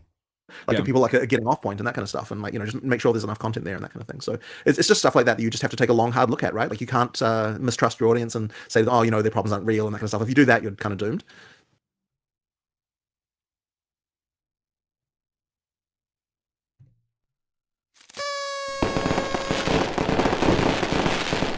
One of them understands.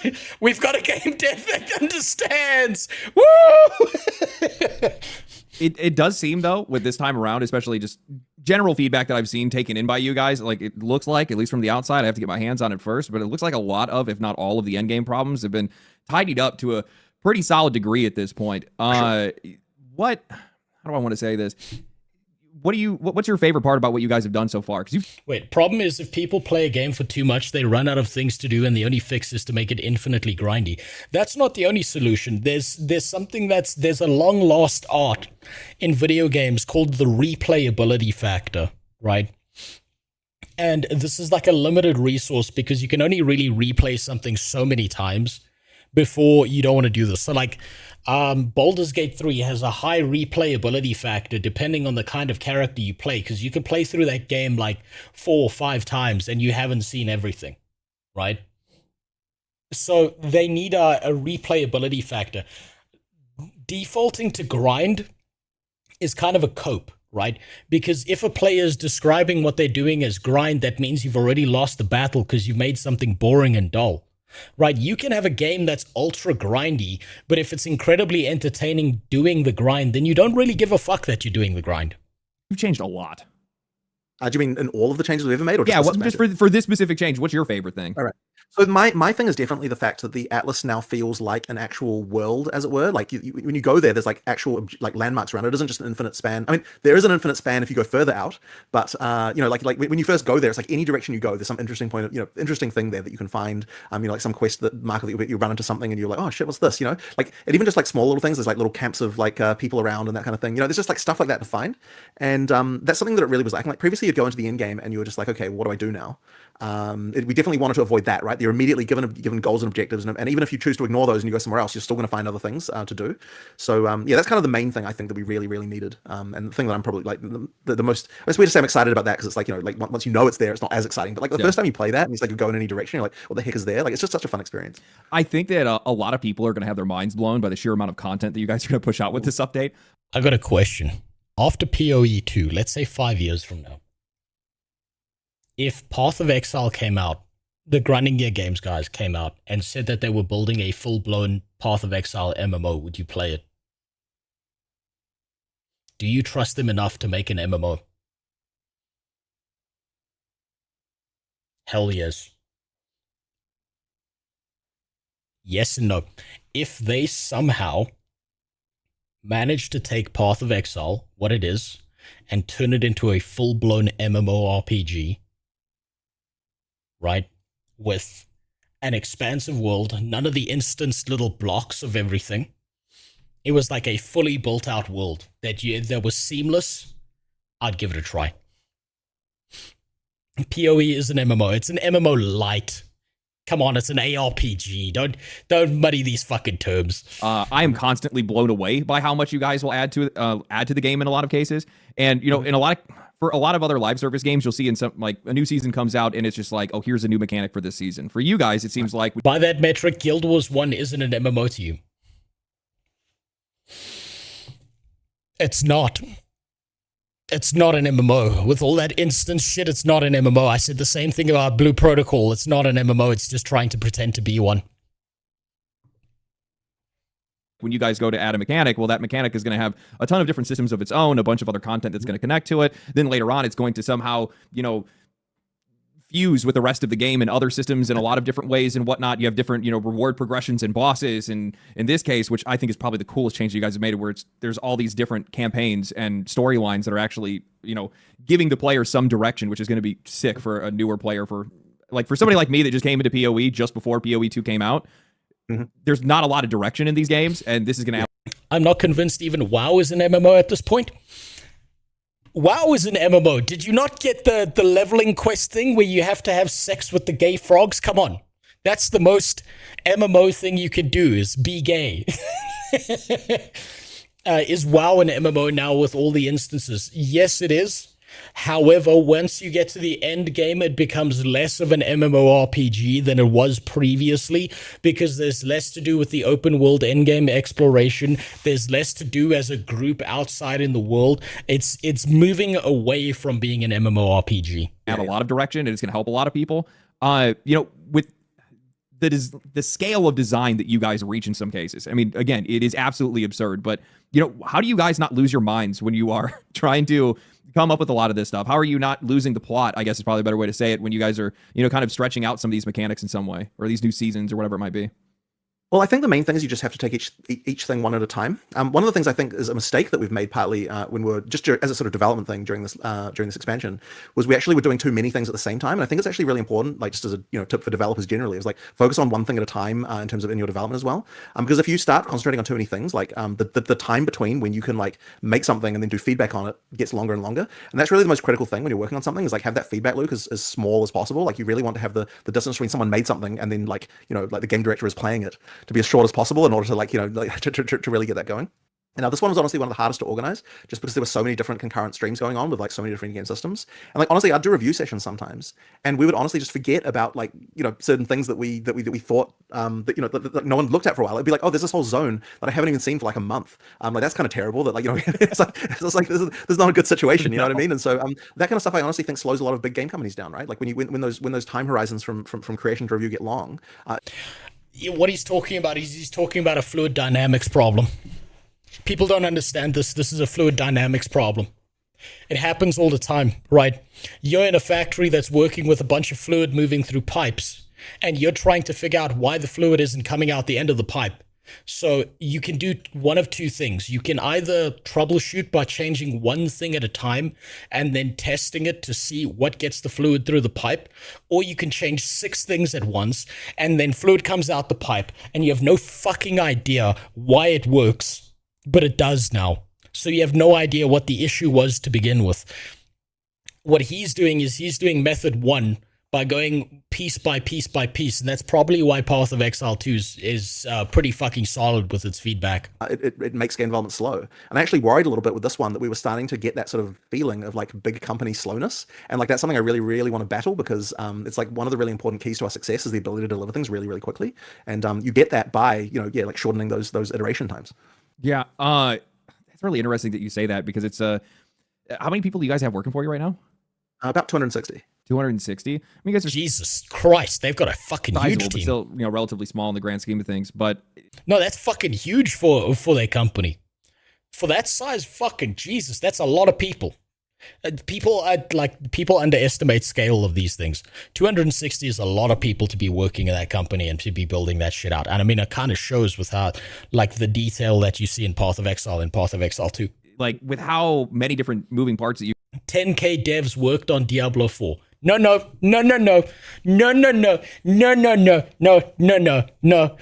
not having these lies here.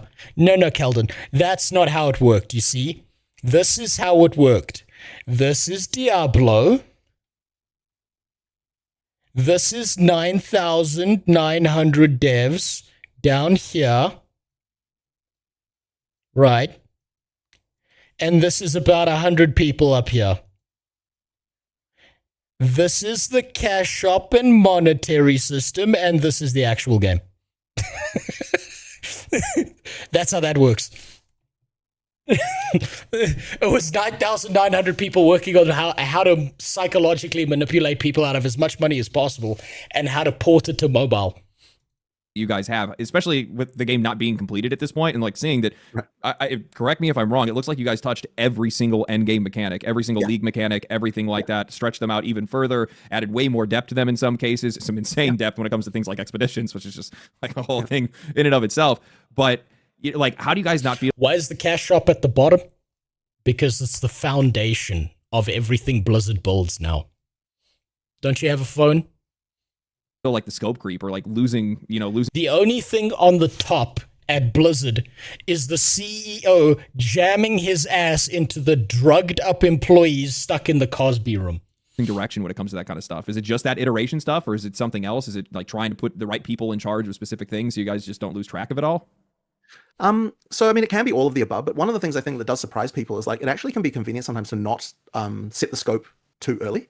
And that's one of those things I think we almost made some mistakes of in the development of this particular expansion, because when you, I think a scope can actually be limiting in some cases. Like if you are like, okay, I'm going to make a game, it's going to take 2 years, here's exactly all the things that are going to be in it. It'll, like you actually might not necessarily be as ambitious as you could have been if you're just taking things 1 week at a time. And we're like, okay, we're going to make this feature this week, and then we're going to move on to the next week, we're going to do this feature, if you sort of get what I'm saying. I think one of the secrets to the reasons why we're able to produce more content than a lot of other companies is partly to do with the fact that we just, we just keep developing things. It's like we'll make whatever the coolest thing is right now, and then when we've made that thing, we'll make the next cool thing. And if you keep doing, they somehow managed to steal all the game devs from the entire industry. That will eventually have a bunch of cool things. If you sort of artificially limit the scope before you even start, you can actually find that you didn't make it. You effectively limited what you can make. It's probably easier for you guys to be able to take things out than it is to put things in, right? For sure. I mean, like. Now, I could make a Blizzard joke there, but it's low hanging fruit. That is something as well, right? Like if you keep making stuff, you've got also more stuff that you can cut if you need to as well. I mean, it's funny as well because as much stuff as there is in this expansion, there's even more stuff that was cut for time, right? Like, there's always stuff like that. Yeah. They can't hire non-New Zealanders. That's probably a good thing. Keep the Australians out. They're literally stuck with a small team and can't expand fast enough. Well, that's probably actually a great limiting factor because it prevents them from losing control of their product. If you expand too quickly, what slowly starts happening is the old guard and the people who actually knew what they were doing and were creative enough slowly get replaced by pieces of shit who have zero interest in actually making a good playable experience and are more interested in the monetary side of things. This happens in companies in the US a lot, where the marketing team tends to move into the CFO and the CEO positions because the marketing team has amplified the income that the business has generated from selling the product by finding more people in advertising. So then they get the reward for amplifying the numbers. And instead of the game devs being the ones in charge, it ends up being some marketing fucking schmuck who then doesn't give a fuck about the actual game and just pushing a product out that's as monetarily manipulative as possible. You'd be surprised how many uniques and how many skills and all sorts of other stuff is sitting on the cutting room floor as well. So, with the insane scope of this game, because there is a lot to it already as it is. Obviously, you guys are getting closer and closer to completing it all, and it's going to be a behemoth by the time this game is finished. Wait, fun fact: Grinding Gear Games announced PoE Mobile as an April Fool's joke on the wake of Diablo Immortal. But now with the Tencent buying them out, oh, that's right, they have been bought out by the Chinese overlord. Shit, we're not getting that PoE MMO. Fuck, we're getting mobile slop next. But one of the things that I've noticed as a player that came from, not really knowing all that much about Path of Exile, I played through the first game, I did a whole season and stuff like that, and then I played Path of Exile 2 then after that. But one of the things that I picked up on this game pretty quickly is that, like, one of the focuses, it seems, at least from my perspective, is that this game is supposed to be, or it feels like it's a lot more readable, a lot more intuitive, and just a hell of a lot less intimidating to get into. And I want to know, like, how you guys are approaching that balance. What are you guys doing to try to figure out how to make this game easier to grasp? But if PoE Mobile is good, I might consider giving it a go. Fun fact, Jimmy. PoE Mobile exists. It's just called Albion Online.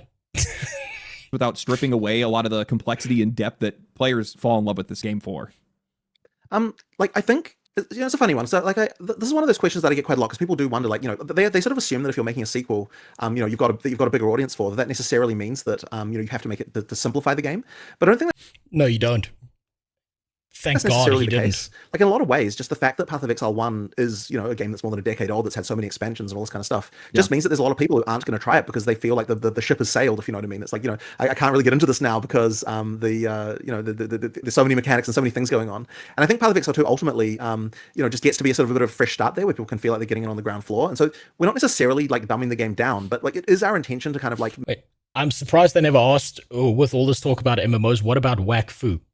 Is that the one French animation where everyone wants to fuck the underage girls because they gave them hips? Make things better where we can, and so things like the gem system and so on like that, like all of those things do help a lot, and things like what we're doing now with the questification of a lot of the in-game systems help with that as well. But it's like, it's not necessarily the case that we want to say we're targeting a different audience. Like, we certainly aren't. It's like we're targeting the same type of player as what we attracted 10 years ago with PoE1. It's just that they're not going to come play PoE1. I've never played the Wakfu game. I've never played that shit. Honestly, I've been trying to learn French and I fucking suck at languages.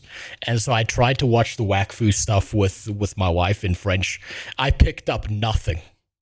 I picked up fucking nothing from that goddamn animation. I just dog shit at languages no matter what happens. We won now because, you know, like, it's this like crazy behemoth. But at the same time, it's like we're sort of competing with ourselves too, right? Because like a Path of Exile 2. What about Fallout 76? You mean Fallout 6-7? I've never actually looked back at it. I don't know if the game has improved in experience past launch. Was like way smaller than PoE1 was, then it would mean that all the PoE1 players would be like, what is this crap, right? Like, it's got not as much depth as what the previous game had. So we sort of have to maintain some of that as well. So like, it is tricky, but ultimately, I think there will just be a lot of players who, you know, like it's would have been in our PoE1 audience if they'd been a gamer when PoE1 came out. And you know, now they get to now that they are a gamer when PoE2 is coming out, I think they're gonna really love it. Was there any fear of that, like making the game more approachable and more readable would somehow like drive away the veteran audience, or maybe see that like this new Path of Exile? I don't think that would have driven away the veteran audience, because they would have just went back to PoE1. Style is less actually Path of Exile and too casual friendly or anything like that. Yeah, there actually is a fear of that, but I think that rather than that being driven by like, I'm worried what players will think, it's more like, I don't want to be making a game that I'm not in the audience for, you know? Like, I want to be like, I am a hardcore action RPG player, you know what I mean? Like, I enjoy that stuff. See, ARPG, not MMO. Even he said it. I wouldn't want to be making a game that I wouldn't enjoy. So, you know, ultimately, I'm going to be ultimately, you know, it's not going to deviate too far away from that kind of stuff. And I do like mechanics heavy things, with like really interesting, cool stuff. Like, I don't know if you've heard about the sort of there's a thing from Magic the Gathering with psychographic profiles of the different player types. I literally just got back from playing Magic today. Yeah, and I am definitely a Johnny player as far as that, because you know, I'm very interested in that sort of combo stuff. So you know, that is I'm me. a full Now, Mark, aggro on the other guy. hand, I'm just trying to stomp on people. Mark, on the other hand, is a classic Spike player, right? He's just like, whatever's the most powerful he's going to play, and he's just he's like clear speed, like he's absolutely just like churning through content. So it's good that we've kind of got both of those represented. In that thing. But yeah, like, it's effectively like, you know, we've got to make stuff that's going to appeal to us at the end of the day. So my question is, like, with the direction that you guys have taken, making things a lot more clear, giving like very clear end game progression goals, right? With the quest lines and those having like their own resolutions and systems that kind of continue to unfold, things that you guys have like done with Expedition and stuff like that. Some of the quest lines I saw with, like, I really enjoy Breach. Breach has been one of the ones that I've picked up basically every single season. So seeing that there's actually. Voulez-vous coucher avec moi? No thanks, I don't need a croissant right now. Like a Breach tree, and there's all kinds of things that are connected with that. What's your guys' philosophy on giving all this like direction to the players when they reach the end game? Are you guys trying to like, I guess the difference, like when I look at a game like Path of Exile 1, there's a lot of mastery that just comes from kind of divining what your end game is going to be. This seems a little bit more led. What's your end goal with a lot of this? Well, ultimately, I still think that a lot of players won't necessarily complete every one of these things every league. Like, I think that even in PoE1, what a lot of players do is, sorry, I'm losing my voice a bit here. You're good. But in PoE1, I think a lot of players do is a lot of them will like, they'll do Atlas completion, and they'll pick a couple of leagues to do. I think you'll probably end up with a similar situation in PoE2 as well. But you know, like, ultimately, like, you know, the main thing is I just want to make sure that a player is going to feel like, if I do the quest lines in front of me, I'm not going to be missing out on any of the major stuff, right? I'm going to get to the pinnacle bosses. I'm going to be able to do all that stuff, and like, yeah, there's more for after that if you're you know, a really hardcore player. If you really want to be able to go into the infinite farm version and do all that sort of stuff, you know, there's more uniques you can get and so on. But you're not going to feel like there's entire areas of the game that you're missing. So that's kind of like the key thing I think that a lot of players will find important. So I don't know if I agree with that. I think maybe games should have a thing where you can miss an entire segment of the game just because you chose not to go there. We've kind of covered this like slightly, but I guess this is kind of just more of a broader question on the topic. But when you guys are in active development of a game, especially when it's in early access, you're getting the only thing keeping PoE2 from becoming a masterpiece is the amount of hair on this guy's head. I believe he took a trip to Turkey. I want to believe that. I want to believe he's spiritually bald. A lot of feedback. You guys are going to get pulled into different directions all the time. I've seen that kind of tension destroy a ton of live service games over the past couple of years. A lot of games that have been in early access. How have you guys been able to find the balance with that internally to be able to make sure that you guys are just kind of like staying on track with this game and still being able to reach that goal of, like you said, trying to release this game by the end of the year? Well, I mean, ultimately, it has taken a lot longer than what we expected, partly because of feedback. Like, I guess we were probably a little bit naive in believing that we could just, like, stumble into early access and then somehow be able to get out of it relatively quickly. He looks so smug. You think so? He doesn't look smug to me. He looks excited. He looks like a fat guy that's just really excited because he ordered DoorDash and he knows the second this meeting's over, he's going to have 4 burgers and inhale 2 Cokes. And it has taken a lot more iteration and things. And like a lot of that has been because of like various player reactions to various systems and so on. And like, yeah, there was an element there of just like, needing more content than what we had, like more than what we expected in order to make it feel right. But there also just was a lot of like, like players weren't happy with how the end game was before.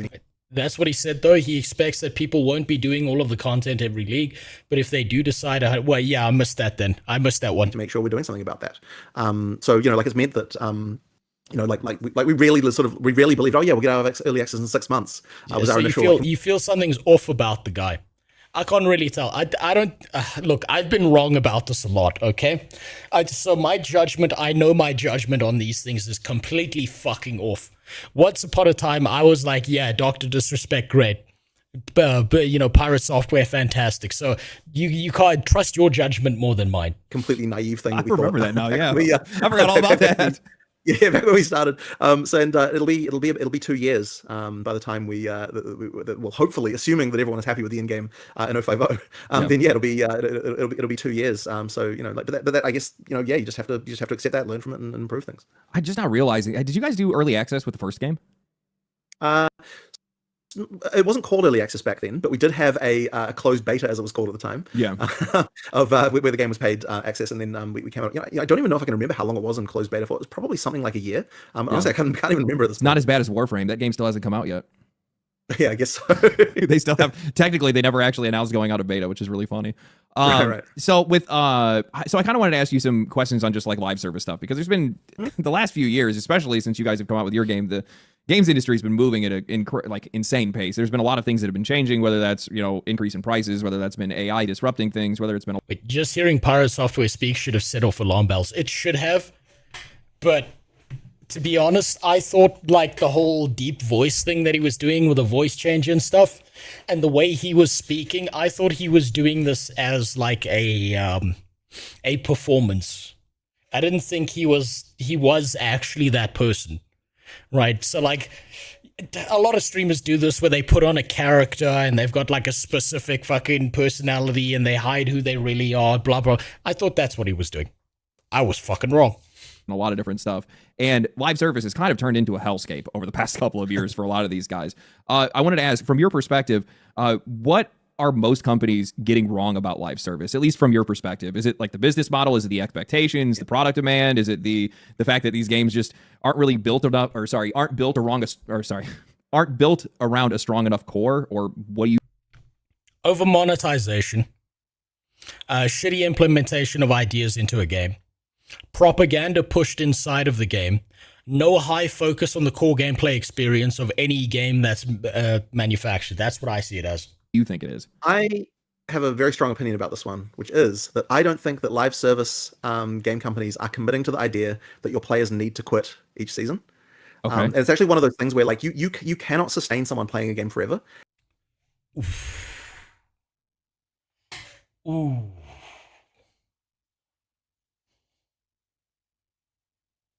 Holy fuck. He's right. No one plays a game forever. He's right. That is one of the most nuanced takes I've heard ever. That is the most self-aware thing he could have said. Wait, there's a play where one of the band members speaks French and the others don't. At some point, one of the people that doesn't speak French got tired and started to yell at him in perfect French. Do you think they lied to him, or do you think he, like, practiced yelling in French then? Except Blizzard drones, they never escape. One day, Grandpa's gonna die in the old age home where he was playing World of Warcraft, and you're gonna feel bad because you didn't visit him. Because he was the fucking nerd all the way through school, all the way into the old age home. He wasn't even fucking any grandmas. And when that happens, Blizzard dies. And even trying to do so. He's playing it because he's got Alzheimer's, okay? He doesn't remember the last time he did a dungeon, so he's gonna do it again. So it was a terrible idea. Like, players need to come, they need to have their fill, they need to leave, but they need to be happy, and then they want to come back next season. It's just, like, so ultra important. Oh my God. And the funny thing about this is that game companies like that is the right way to do cyclical content, what he's talking about. So we actually did a talk about this at GDC many years ago. Chris did it, and like I run into so many developers who are like, man, that talk was so good, it's like, you know, informed of our live service stuff that we do. But the funny thing is they don't necessarily have the actual balls to truly do what it's saying in terms of, like, you know, resetting the economy every time and actually, like, making sure that people, like, you know, like, are starting from scratch and playing through, you know, that kind of stuff is super important. Just watching them be like, and, true, and they're not doing any of it. I mean, it's not that they do none of it, but you have to commit, right? Like, it's one of those things. It's like you really do. And the thing is, it is scary because what happens is that every time we do a release, we get a big pop of players, and then the only way the players go from that point is down, right? Like, they're going down. So there isn't like a happy day where you're like, oh yeah, the players went up during that whole period. And then as you come to the next release, you're like, oh God, are the players going to come back? What if they don't come back? Like, it's scary to have that kind of strategy. And so what happens is that you'll get a bunch of these game companies who are like, oh, you have to be making events and we have to be doing all this stuff to kind of keep players engaged, and we have to, like, you know, do all these like dark patterns to, like. Fuck. Oh my God, what a hero. He's fucking calling out all the stupid little fucking bells and whistles they put on a game instead of actually deving out the game. Holy Jesus. Oh God, I needed to hear that so badly. That's exactly what every single MMO does now. They don't work on the game, they just add some little event or some bullshit in and don't actually develop the... Oh my God, what a hero. Holy shit. Like, keep them coming back every, you know, like every 24 hours they have to log in and like all that sort of stuff, you know, like they try to do all these things to kind of keep the player numbers up. But the answer is like the only number that actually matters is that launch day. Like, that's the number that matters, and then the players will drop after that, and that's fine and expected and good. But the thing is, they have to come back. So the number you should be looking at is what's the growth release to release. Like, you don't care what the numbers are, like, you know, like within a release. What you care about is like, did they come back next time? And so it's kind of like Calgur for you guys, right? Because that update for PoE 1 was massive, wasn't it? Yeah. And that one had like a few things going on with it. Like, part of it was that it was like right before PoE 2 came out. So that one was the biggest we ever. But here's the thing, right? And something that I'm really happy about is that PoE 1's player base hasn't shrunk. That was the biggest one. But then after that point, like, all the releases have actually have not shrunk. Like, even though PoE 2 is already out. Like, if PoE 1 can just stay that size forever. Well, yeah, because they're already getting the experience they want. There's nothing wrong with that. His Flavor of Tism made PoE a great game that basically overwritten Diablo 2 Legacy. I would say he is one of the great devs out there. So would I. Just his fucking takes are incredible. Holy shit. I'm honestly incredibly happy with that. Like, that's a game that we can just maintain forever and keep on going. So, you know, but the thing, like with PoE 2, right? Like, if we can get like that growth league to league, then, you know, like we're golden. And I honestly don't care. You know, if you quit after 2 weeks, like, that's like absolutely fine. Just so long as you're keen on coming back next time. You guys have kind of just like trained yourself by fire, like a trial by fire when it comes to that, because you guys have just been through that cycle so many times of just massive spikes in players and then absolute craters for just months and months. Wait, basically him and the Baldur's Gate 3 devs are ass fucking the AAA in space. You know what? I've got a conspiracy theory about that, Grey Wolf. Remember how the Baldur's Gate 3 guy came out and said that the artists and the people working at Larian, while they're building the next Divinity game, that they're using AI to help accelerate the workflow that they're going through? The whole fucking panic attack and shit fit that everyone had over learning that they were using AI, I think that was manufactured by the gaming industry because they're so fucking terrified of getting screwed over again, because they're going to come out with that Divinity game and it's going to be peak. Months on end. I genuinely believe that they are probably using AI the same way an artist uses a paintbrush, where it's a tool to help them develop something and it's not a replacement. And because of that, everyone just saw the term AI, and then a bunch of little bitches started crying about it and trying to make them feel bad and fuck up their game.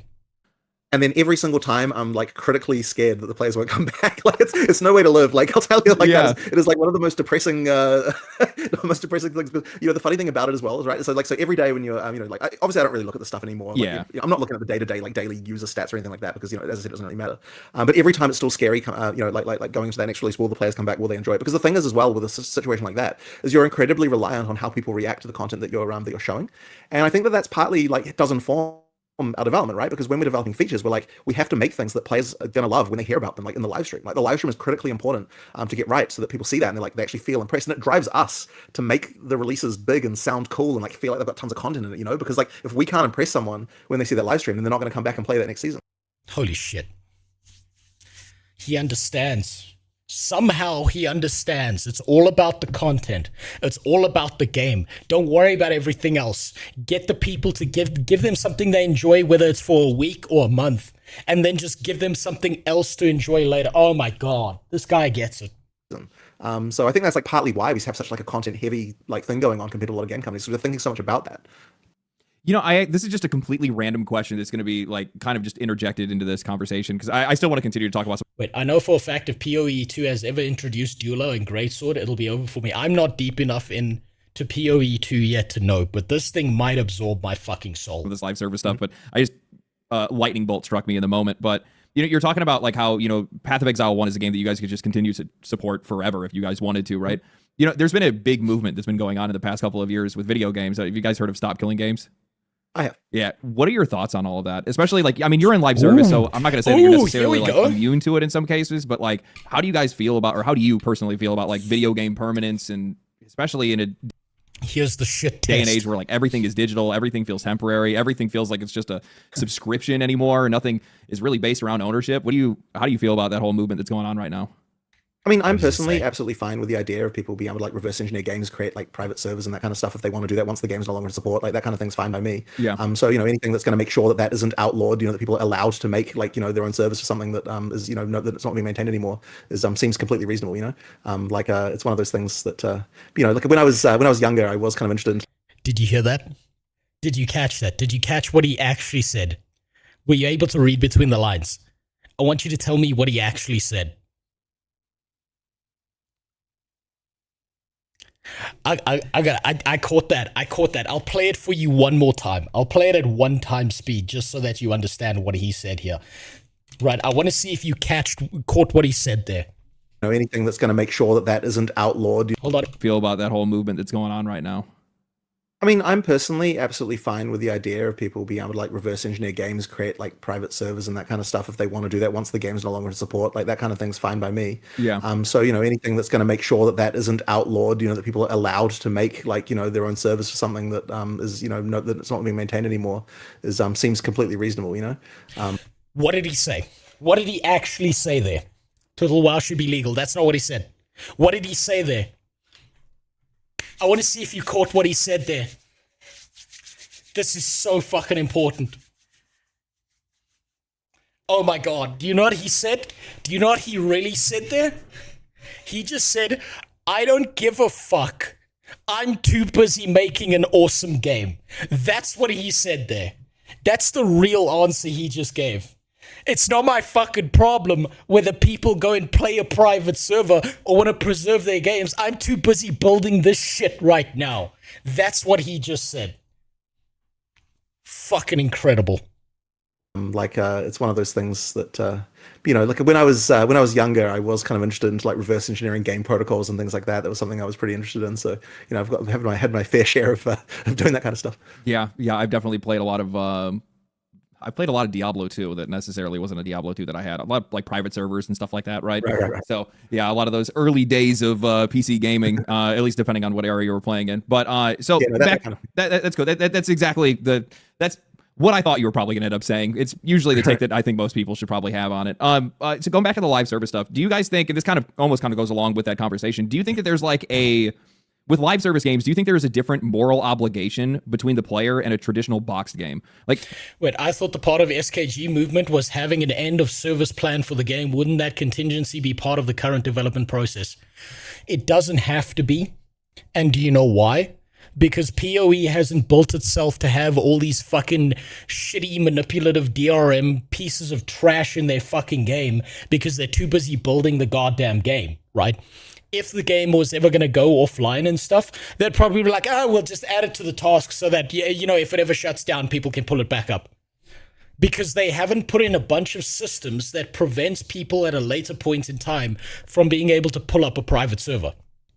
So for every other game company that's put all that shitty DRM and like limitations in it, it will be an uphill fucking battle for them to reverse all of that and then put new systems in. These guys just have to put on a new system. They just have to put on the strap on and let people fuck it. With a lot of these box games, you go and buy a $70 game, $60 game, $50 game, whatever it is. You buy it, you play it, that relationship is basically finished at that point, right?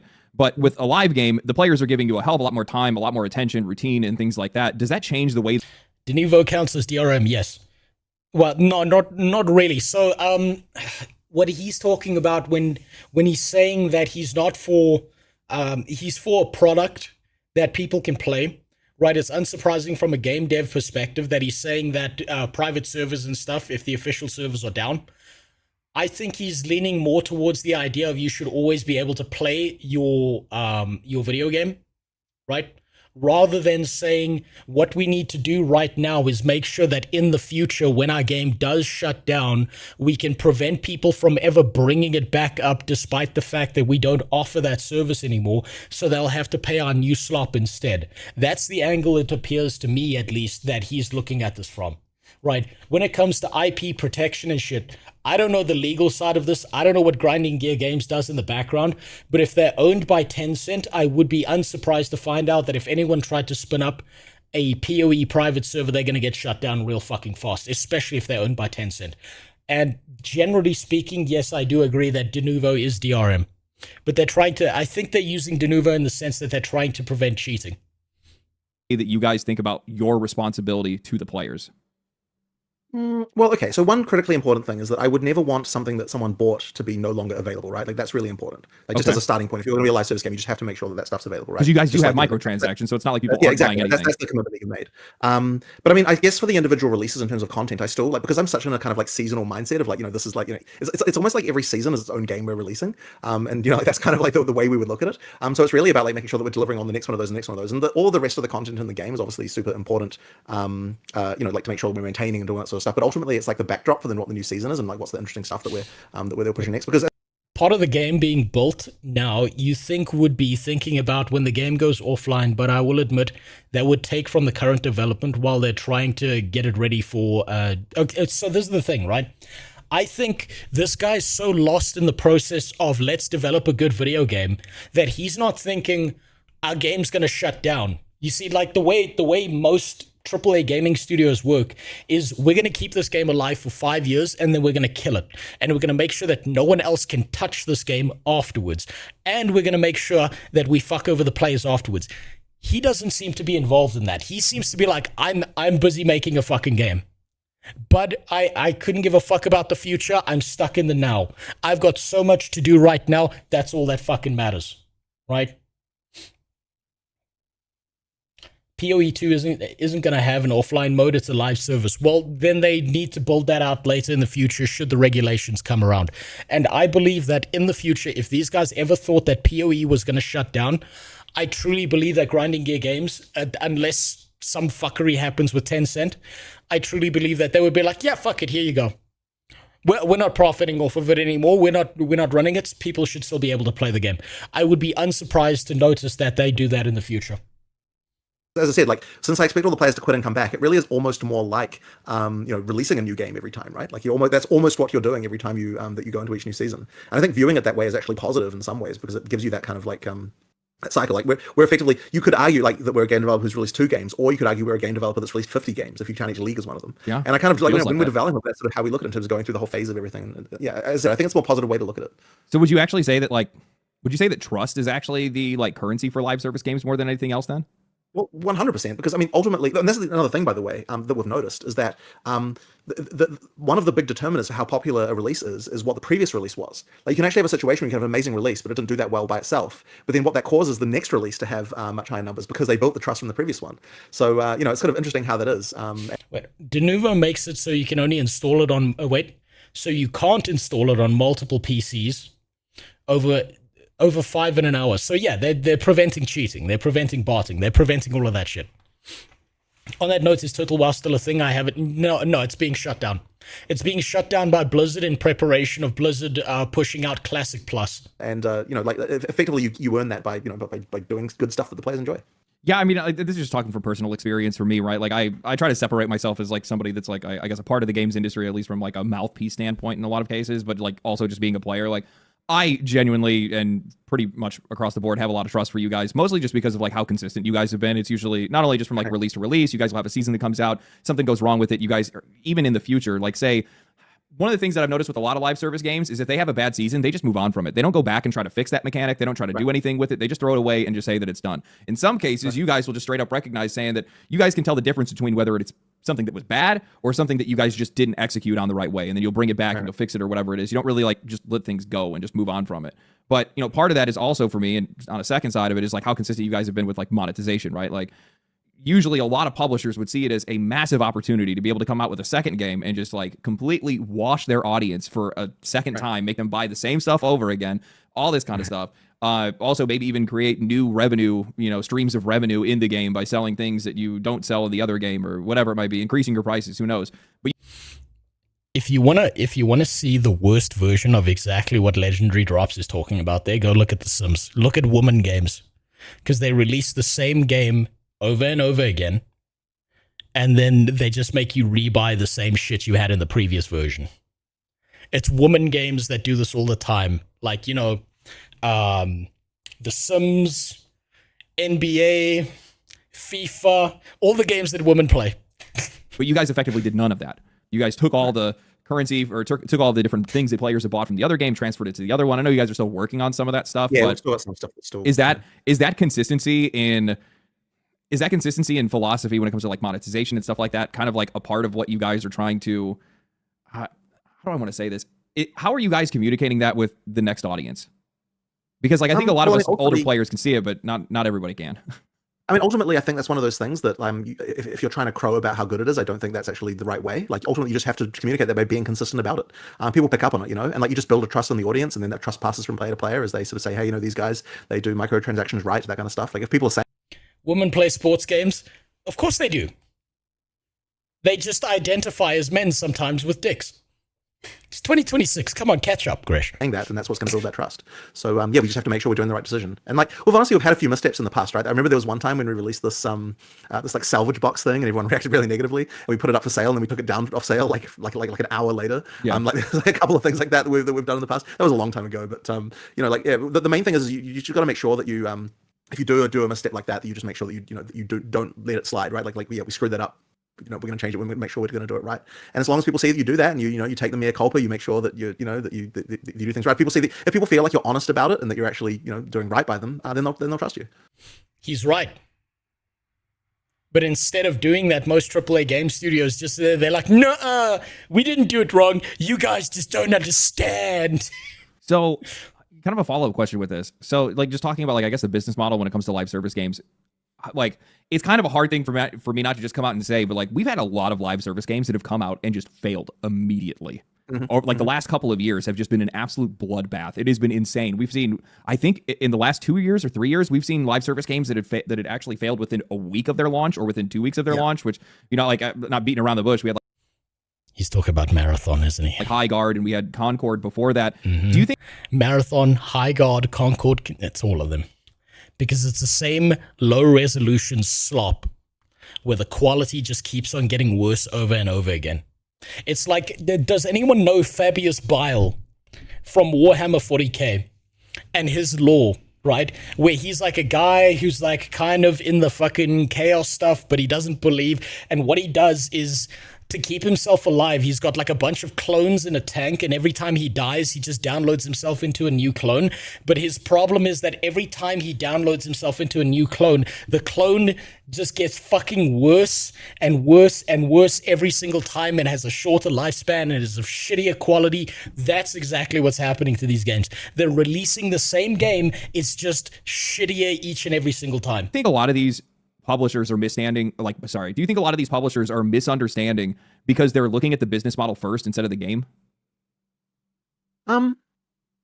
Like, what is the mix up here? I was actually having to think about this one because I think High Guard is interesting because they had correct me if I'm wrong, but that was the one that had really high numbers out the gate, right? They had high numbers and then it dropped off really fast. They ripped about over 100,000 or a little bit over 100,000 people. That's because people wanted to witness the shit show. I genuinely believe that people wanted to witness the fucking shit show. Well, basically right at the beginning, and then everybody just fell off pretty much immediately afterwards. So that is an example of something that I feel like if they had stuck with that one, they might have been able to get someone. Like clearly it struck some kind of note because they got that many people trying it on release. I mean, there's tons of live service games that get basically no. They wanted to watch the disaster before it was gone forever. I genuinely believe that. And sure, probably a game like that. If you're launching into 1,000 people, and obviously that's not something that's going to ever go anywhere. But if you're launching into 100K people, that is honestly something that it may have been bad, but I feel like if they'd have given that a shot and been consistent and kept on doing it and tried for a while, they might have been able. Isn't High Guard the one about DEI? Okay, replace High Guard with Concord or Marathon, and it's the exact same sentence, and the answer is exactly the same. Yes. To get somewhere with that, and it feels crazy to me that they would give up so quickly. But I guess what I suspect that what's happening there is that if you're going to release a live service game, I don't think that your plan can be that we release when we run out of money, because if you do that, then it means that you're not going to be able to you're not going to be able to effectively sustain it. It does take a while. No, it's not. Hold on. Am I confusing High Guard with another game? Hold on. I gotta fucking look this up quick.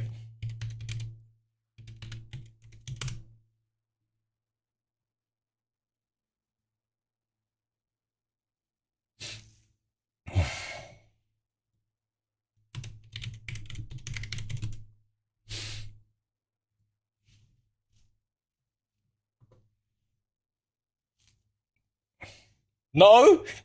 Really? It's not? Are you sure about that?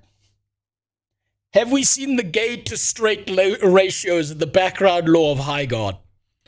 Because I'm looking at this shit and I'm thinking it's the same as Marathon and Concord. I want to know what the voice lines are.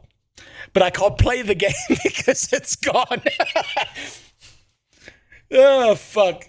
For a live service game to really get rolling and be good. You have to make sure that you've got money in the coffers to be able to make that commitment, for a while to kind of keep on, doing it and finding the formula and that kind of thing.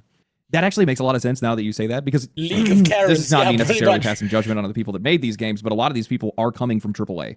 So either they are former developers of, or whatever it might be. They've worked on AAA live service games or AAA single player games, and these guys are then going and starting their own studio to make a live. No, I think High Guard was the Nothing Burger that had everything all over the place with Jeff's sponsorship. I just think they paid a bunch of fucking money to the Game Awards so that they could be placed somewhere real fucking special, and they're just the same slop being cranked out over and over again. Live service game, they're probably running off of the exact same schedule and the same style of budgeting that they did in AAA, which is basically run it to the red and then release the game. Yeah. So they're getting it's a do or die situation. They're launching the game out there. Wait, Jeff gave it to them for free. Whose asshole did Jeff get to hollow out that he gave that place for free? What fucking crack rock meth mixture did that man have to take to give that game a spot where it was? What the fuck? Really? He gave it for free? Shit. That's even worse. You're telling me he didn't even get a bunch of money out of it? My God. Fuck, Jeff needs to be fired. Jeff needs to retire. He's done. He's done if that's what he thought. Jeff saw the vision and believed it. Well, he needs to get some fucking glasses then. Oh, God. And they're like, man, I hope this thing makes money. And then it doesn't. And they're like, well, Jesus. I guess that's it. Yeah. You just have to keep going. Yeah. I mean, you guys have the added benefit of the fact that this is why I am such a proponent for live service games. That game should have been DS3, not that shit. No, it shouldn't have. The perfect game that Jeff could have put right there was obviously Diablo Immortal 2. It would have popped the fuck off. Everyone would have loved it. Not live service games. My audience would kill me if I said that. I am such a proponent for early access games because at least you get to get like the feedback early. You get to test the actual like the interest early. You get some funding up front. You know, have something to be able to work with, some gas. Okay. It's that. I'm sorry. I'm out of this conversation now because I'm just thinking, how the fuck did that guy give that spot away for free? Someone has a video of Jeff having sex with a fucking baby on Epstein Island for him to give that spot away for free. Someone's like, I'm releasing the video, or you're putting our game there. Has to be. I can't explain. Like, it has to be. Someone's got a picture of that guy fucking a baby on Epstein Island. It's already in the tank before you have to start moving forward. You know, how has that worked out? I guess, how does that work out for you guys with Path of Exile 2? Because you guys not only have early access support, but you guys also have an entire other games live service support behind that. Is Path of Exile 1 fueling Path of Exile 2, or are these two separate things, or how's that working out for you guys? The High God devs were actually against it. Tencent. Okay, so Tencent forced it. Jesus Christ. Maybe Tencent, maybe this is a 5D chess move, and what Tencent's trying to do is destroy the Western gaming market so they've got no competition. Guys. Well, certainly before we released PoE2 into early access, that was the case. But now that when Path of Exile 2 went into early access, like honestly, like it did really, really well. And so you know, PoE2 has been completely self-sufficient in that, in terms of just money, since that point. And I mean, obviously, you know, like Path of Exile 1, of course, like you know, like because it was successful, the Path of Exile 2 early access like was going to get a huge amount of people to try it. You know, like absolutely. So in some ways, we kind of like compared to another game company that was just like making their first title, like we've just got that inherent advantage that you know, it's like I guess it's not exactly this unfair, but you know, it just is what it is, right? Yeah. So you know, like we're able to get that, and that effectively means that Path of Exile 2 just got a lot of time to be able to iterate, right? Like we got because we had that you know, early access come out and did really well. You know, it just means that there's a big budget there that we can make sure to get the game right. But yeah, if you're just coming out as a fresh studio, like making a new live service game, yeah, I feel like you just have to have a plan for how to survive, even if the early access doesn't necessarily like take off in the way that you want. Like as I said, if you can get like a lot of players, at least if you can get a lot of players for a week, I feel like you do have something that if you iterated on it, you would be able to turn that into something. And you sort of see some things where people just kept on going despite the initial thing. So another great example of this is I think it's No Man's Sky. Yeah. Where when that game released, it got he knows. He's been watching the games. This guy's, you know what, I'm starting to think this guy's a game, like a video gamer first and a dev second, and that's why he's got his finger on the correct pulse. Absolutely slaughtered by people. Like it had a lot of players, but people bad. Were just like, people were not happy about it. And then over time, that game is like they just kept going. They kept on updating it. They kept on doing what needed to be done. And like now it's got a really good reputation. Yeah, it's one of like they just keep like giving players stuff for free without taking money, and the players are like begging them, "Let us pay you for an expansion." Yeah, that's an example of a game that that did that really well. And as I said, you can tell that Josh and Mark are gamers first and devs second. That's exactly how it's supposed to be. Those are the people who are meant to be in charge, and those are none of the people in charge in AAA games. Something's got something just the moment that it gets a lot of players, even if they then, you know, like get turned away by something. How's that FAREVER server treating me? Well, I'm about to fucking find out after this video. And I feel like as soon as you've got that, you know you actually have something you can work with. Not there yet. Yeah. No, I agree. So this is kind of you know, just like wrapping things up here a little bit. Looking at like you guys are starting to get down the road with Path of Exile 2. Obviously, you guys are going to be getting to your release, and then after that, you guys will continue to support it. You guys will have Path of Exile 1, which you guys have said, and you have continued to, even during Path of Exile 2's very deep and you know, expansive development that you guys have had. But after these games and with these games in active development, are you guys planning on growing past this at all? You guys continue? Do you guys? I guess my question is, I've always been kind of curious to see, because you guys have always basically just done Path of Exile 2. Yeah. Oh no! Don't tell me FAREVER's having server issues. I'm in Africa. If anyone's having fucking server issues, it's me. Do you guys ever see yourself going outside of Path of Exile? Certainly not for a good long while. Yeah. Well, no, I don't think not immediately. For a while yet. not immediately, but it's a genuine curiosity whether you guys could see yourselves growing past Path of Exile towards something else, or make PoE MMO. Come maybe on, even another genre, maybe even a not live service game, a single player game or something like that down the road. Maybe, but it's just like it's so far in the future that I kind of, you know, I'm actually the kind of person who... See, he said the same thing there as he did with the SKG. I don't give a fuck right now. My focus is here. who doesn't tend to make really long-term plans like that. Like I always look to like, what's the next thing we're doing. So yeah, it's kind of honestly not something that I could start to think about for a while. And I think you'd have to get to the point of stability where we felt like, okay, we know, we can make PoE2 releases that we don't feel stressed about. We can make PoE1 releases as well at the same time we don't feel stressed about. If we got to that point and then it's like, okay, like I'm starting to get to the point where it's like I feel really comfortable, then I could be like, okay, maybe we can start another project then. But until that point, I just don't think that we've got the mental bandwidth. Wait, remember the only X amount of players visible thing that made you say Blue Protocol is in an MMO? FAREVER openly has the same thing. Fuck. Well, I suppose I'll find out.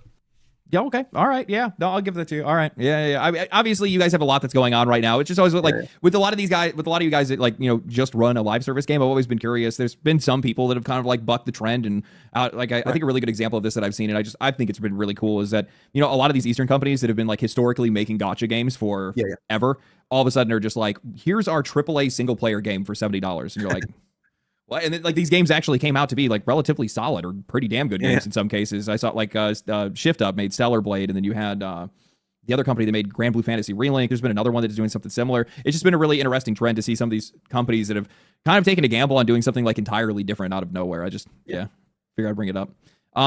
Let's see here. Is there anything else that I wanted to ask you? I think we kind of covered this already. No, that's pretty much it, man. Fuck, that's incredible. Well, it's been great talking to you. This is exactly the right kind of person who should be building MMORPGs. Now, enough for this fucking about. I'm going to be right back. I'm going to make myself some coffee, and then we're going to play some goddamn FAREVER. Let me just change this over on Kick before I completely forget, because I will. Let's just open this game, see if it works. Please, God, don't tell me that it's going to give me fucking issues. I'm fucking desperately hoping that this game actually works. Please, God.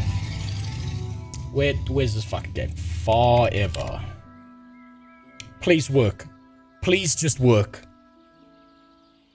Please. And open up the... Are you mining Bitcoin?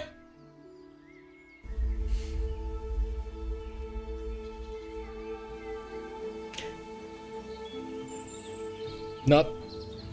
Why did it open up on that monitor over there? What the fuck is this game doing? Opening up over there.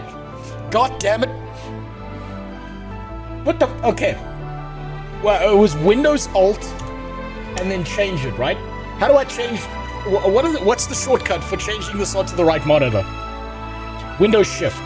Windows Shift. There we go. There we go. Right. I'm going to be right back, right? And then we're going to be playing this game. I'm going to get myself some coffee. I'm going to take a piss. I will see you in a second. What? Don't need that. It's got background music. Give me 1 second. I'll be right back. I also kind of got to check my property to make sure no one's robbing me right now.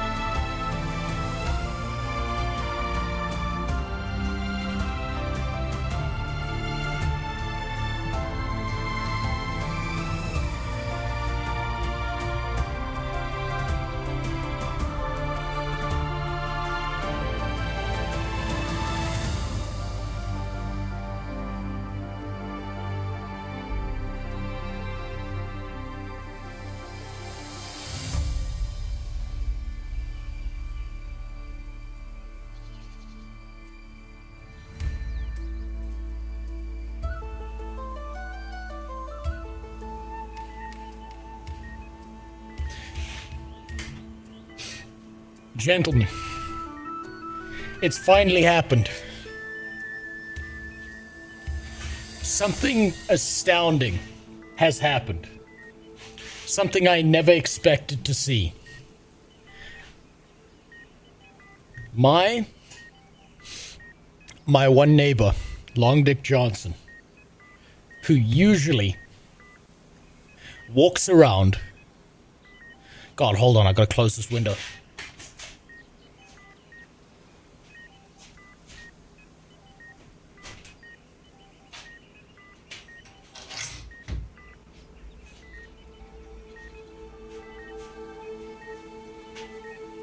My one neighbor who walks around every fucking day with a shotgun and his dick dangling out the bottom of his shorts. Every day. It's so cold. He was actually wearing pants. It is so fucking frosty outside this place that this man finally wore some goddamn shorts and I didn't have to see the tip of his cock hanging out the side of his boxers.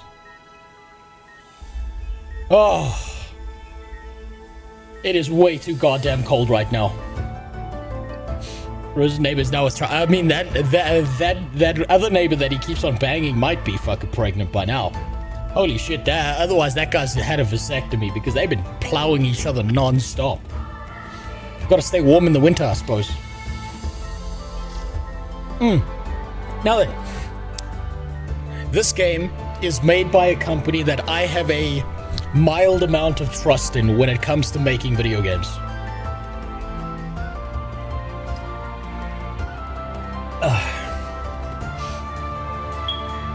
Hey, thanks for becoming a member, Fantastic.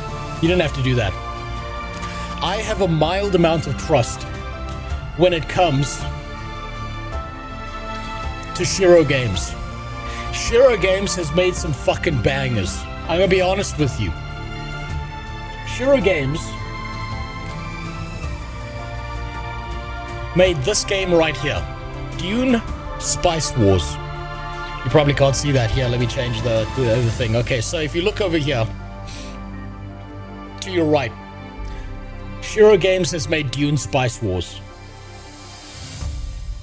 Yeah, fuck you, tax. You know what? You know what the thing is? YouTube actually makes it a little bit easy on me, but I've been kind of avoiding doing my taxes. Fuck, I've gotta get down on that. Otherwise, it's gonna get real out of control. Shiro Games has made Dune Awakening. What a not Dune Awakening, Dune Spice Wars. Fucking banger of an RTS management game. It was so goddamn good. It's so much fun. I've played through it multiple times. Enjoyable as fuck experience. Another game that Shiro Games has made. Where was it? I think I have it uninstalled currently. It wasn't Wargroove. It was... Fuck, I'm forgetting the name of it. It's a game that's like based on like Norse mythology and stuff, and a bunch of different tribes all fighting each other. Fuck, I'm trying to remember the name of it. It was Northgard. They also made this game right here called Northgard. It was fucking fun as fuck playing this game. And they kept updating it year over year over year. They kept on making it a brilliant fucking game. Shiro Games has made some real fucking bangers out there. And so when it comes to this game, FAREVER, I have a mild amount of trust in them. But this right here is a, this one, right here, this game right here. I have a mild amount of trust in them. However, if this is an MMO kind of experience, I'm a little bit concerned because these guys are really good at making strategy games. Let's see if they can make a game that's not a strategy game. Let me out. No. This is for your own good. You need to be here. Now take off your pants. This is where you belong, and if you look deep into your soul, you know I'm right. Hey, Hey, what up, Lord Footner? How you doing? Now, yes, I'm in the southern hemisphere. I'm right by the Arctic. It gets frosty as fuck here in winter, and the worst part is there's no snow. There's just more riots. It's just cold as fuck. And it's one of those, it's one of those dry winters where, like, the cold really hits your fucking bones. I'm surprised you're still streaming. I'm surprised my internet connection has held up this long, 600. I'm shocked by that. So let's find out if this is actually a worthwhile fucking game, or whether they royally fucked this up. Team at Shira Games has put their heart and soul into this game. We're really thankful for your early support as we begin the journey into FAREVER. In this version of the game, you'll be able to explore Sigata. Is that like Sigma Wigartha? Across 2 vast regions with over 100 activities and a lot of builds available by mixing our 4 classes, 6 blowjobs, and 100 plus weapon skills available across many unique weapons. This game is still in early access, which means that there might be issues here and there. If you encounter any, don't hesitate to report bug, blah, blah, blah, blah, blah. As for new content coming later this year, you will be able to rise up to level 20 and visit new regions with more dungeons, more bosses, and new mechanics, world events, dungeons, heroic mode, and social features like PvP, communication tools, and guilds. I don't understand. I don't get it. Don't they know they need to build an MMORPG like Blizzard, where everyone's gay, and put housing in? Don't they understand that's how you're supposed to do it? 20 people per shot, barely MMO like. Yeah, then if that's, honestly, I'm gonna find that out, Syntastic. If that's the case, that's gonna be very fucking disappointing. I hope that they change that later. I hope they make it more open world. I dislike the idea of instance little worlds where you only get to see 20 people around you. Let's see what they got to offer. Press any button. Let me just hit the power button. North America, Europe, Asia, South America, and mainland China. Africa can go fuck itself every time. Every fucking game. There is never an Africa server. Probably because they don't want their copper cable stolen. Looks like it's gonna be Europe. 20 people is okay. Unless it's supposed to be a big event. I think they need... No. They mock me by not giving me an African server, and they try to make me play a black guy.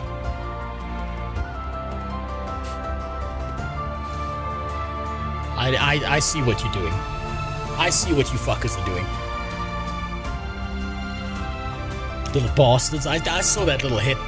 You think you're being passive aggressive with me? Okay. What do we got? Warrior. Masters of close quarter combat. Warriors unleash devastating attacks powered by their strength. They build up rage as they fight.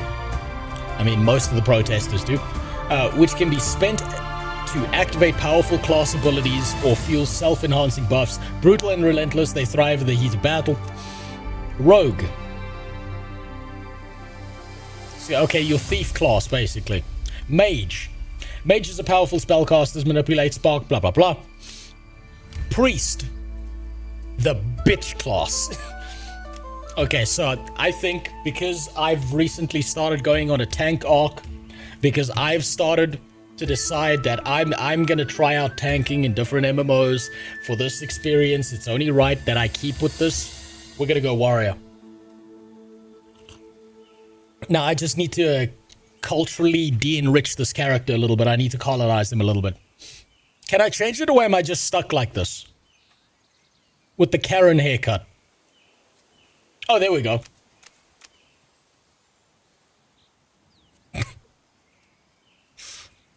The hiring manager would not like to have a conversation with you now.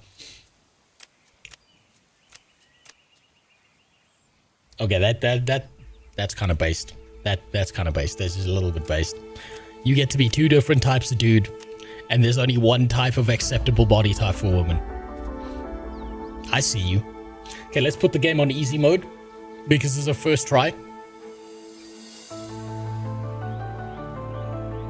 you know, this game might stand a chance. I mean, with these haircuts, who could say no? What do we got here? Hold on, I just gotta change this fucking hair color. This is gonna drive me nuts.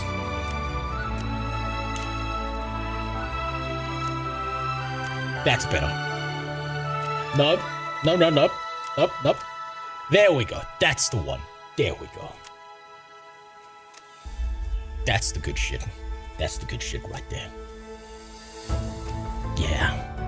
Yeah, there we go. Much better. The first one is neutral. It has a bra. That's not neutral. That's called mentally ill. Tank because you got tricked to pick a druid in Scars of Honor. Yeah, you fucking tricked me with that shit. I don't trust any of you anymore. None of you are trustworthy after doing that. Oi, I didn't know we were part of the chosen people. Hold on, we gotta change that. That's not... Is that even doing anything?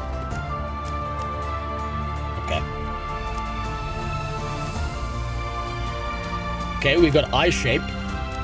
Okay, so it's kind of a shitty character creator. It's not really that impressive. It's what you'd expect. Generally speaking, it's just, you know, pick some pre-selected options, get some choices. Oy vey. Vacuum up all the pennies here. Nah, that's kind of like a shoe heel nose. Yeah, it looks like we're going back to other options here. Do they have other choices? Yes, they do. Thank God. Yeah, that's a fucking nose that could sink the Titanic. Yeah, we'll go with that. That's good. That's good. Name. What do we choose for a name? Huh.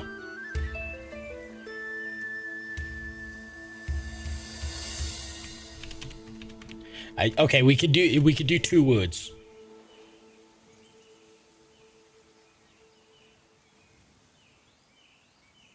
Figured Naga, of course. I knew you guys were gonna go there. Let's see.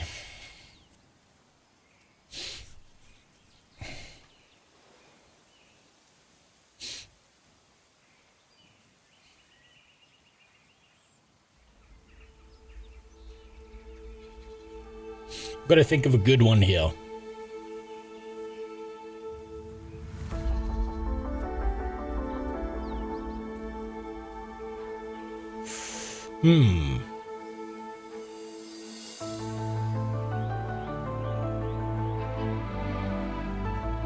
Lazy Peon. Now that's the most offensive name you could give anyone. Jesus Christ.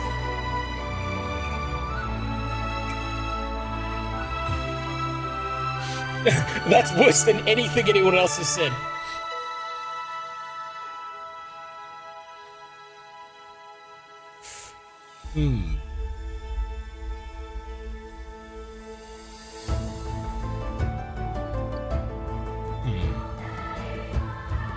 This is harder than I thought, because it's more difficult to define a character when we've got such limited character creation options.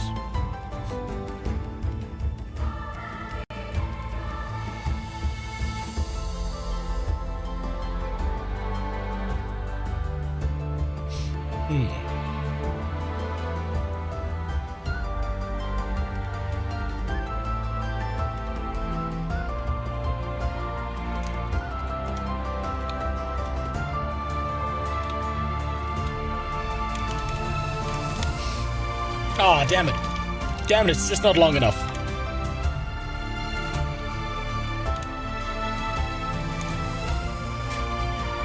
What's a Melina? No, I'm not playing a female character. King Wigger.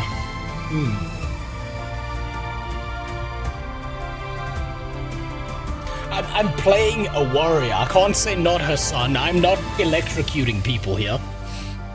You gotta keep it in character.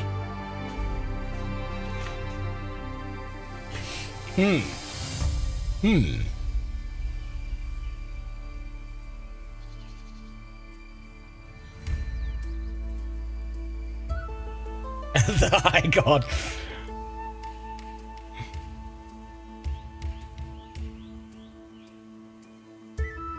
John Highgard.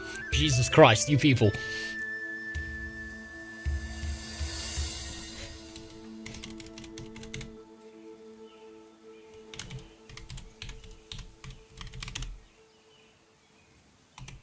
Nah, damn it. They've just got barely enough words for the entire word unemployment. Damn it.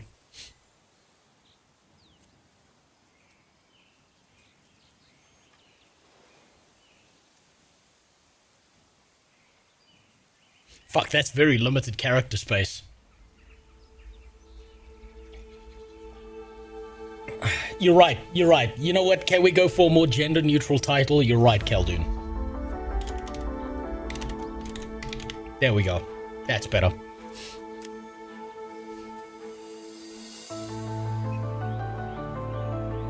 Thank you for pointing that out. Don't want to be too offensive. You got that right. More gender-neutral terms. It's good for everyone.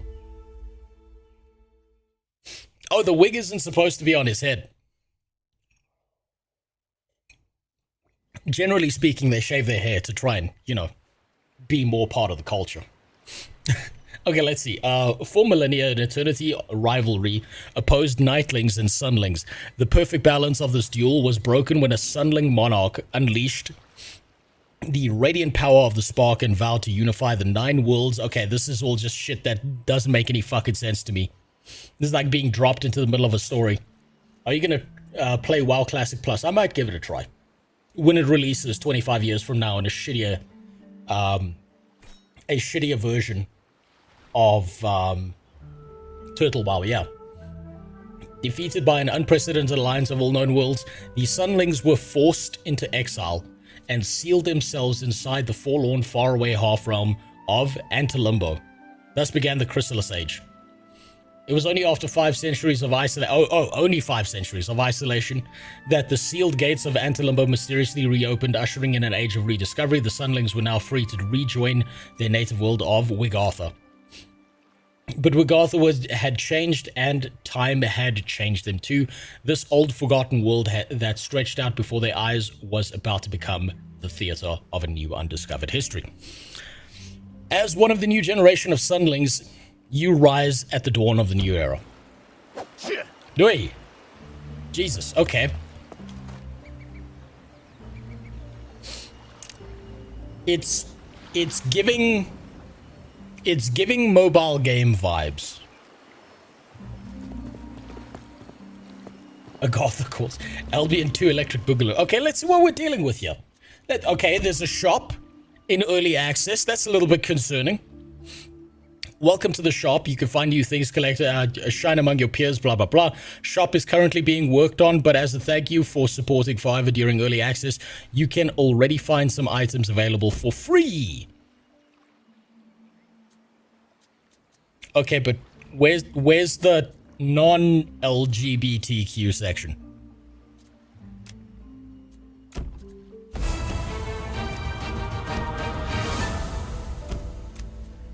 Free shit? Sure.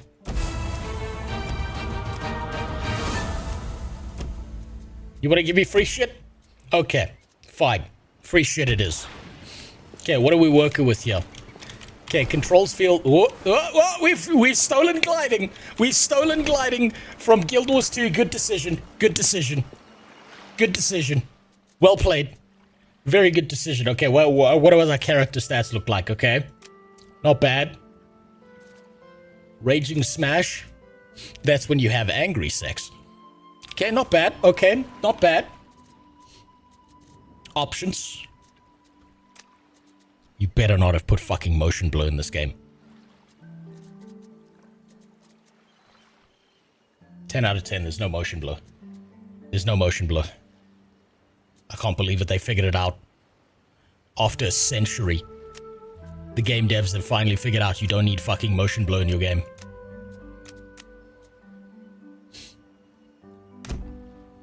Yeah, the Middle Eastern wife.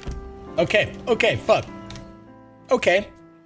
Let's not judge the mobile gaming experience just yet. It looks okay. I'm just gonna be honest, with these graphics, it's gonna attract two people, kids and pedophiles. And I'm hoping I'm wrong. Why the fuck does motion blur exist? I don't know. I've never figured that out. Okay. Terra Firma. Okay, yeah, Terra Firma. Okay. What do you got to say for yourself? So how does it feel to tread new ground for the first time? Wigartha is actually quite old, but it doesn't feel new, doesn't it? I'm with the Pilgrims of Mirilim, a faction of adventurers trying to map Sigarta and restore its ruins. They charged me with a fuck. I'm gonna have to read. Fuck. Why is every fucking game like Final Fantasy and this one trying to bring me above a 3rd grade reading level? As you can see, the place is crawling with ferocious crabs. Why don't you show me you can defend yourself by bringing me one of their clamps? If you could do that, I'll give you something useful. You're not hard enough that I want to complete that quest. We need to fix that. First bug. Also, what the fuck? Okay, collect 3 magic orbs. Alright.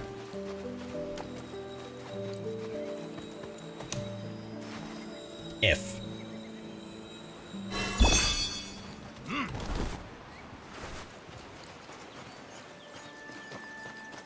Yeah, I'm here to lead, not to read. Not even to lead, I'll fuck that up too.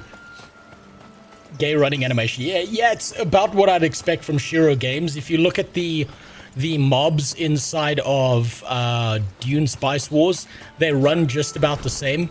And it looks fine from a top-down experience because you don't notice it as much. The run cycle is a bit of a disaster there. They need to up that a little bit. Touch this. Alright, now let's smash a crab. Oh, okay, that's a lot smoother than I expected. No, don't go into... Okay, well, fine. Fuck it, we'll go on to the next one.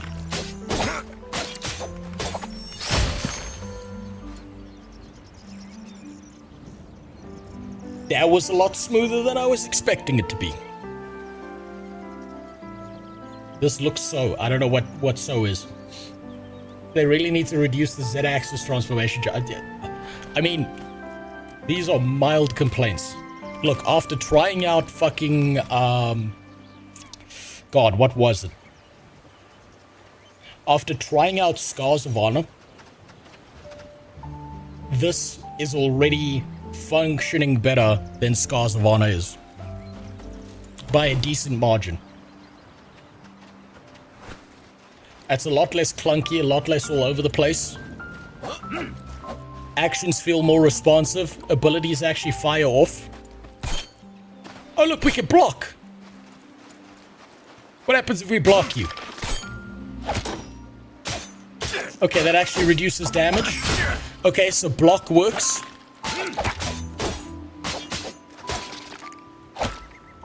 Fuck it. Come on, let me block. Okay. Oh, look at that! Look at that! The action combat system works. It doesn't just track with a tab targeting system. That's nice. Okay, there are no jump attacks. They gotta put that in the game. They've got active block. Yes, you gotta actually time your fucking block. Do they have a dodge? No.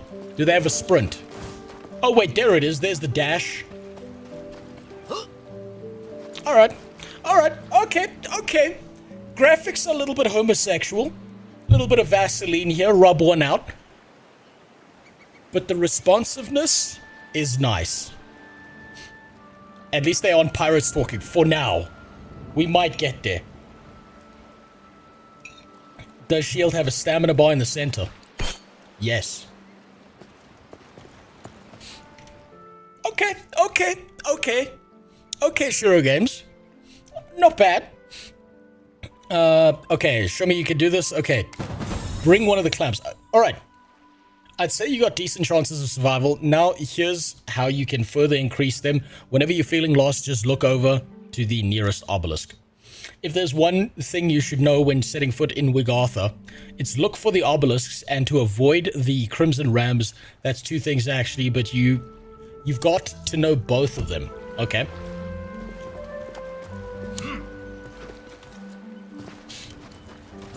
Can you die, though? YouTube didn't like that. Of course, YouTube. Okay, well, let's try die. Let's try die. Come here. Beat me. Okay, that's taking too long. Let's get a few more crabs. You and your buddy over here. Gangbang me. Let's see what happens when you die.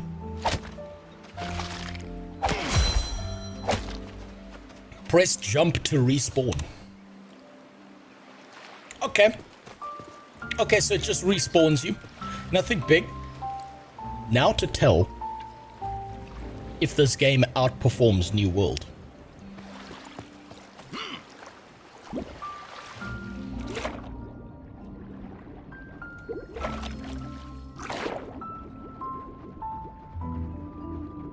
Fuck.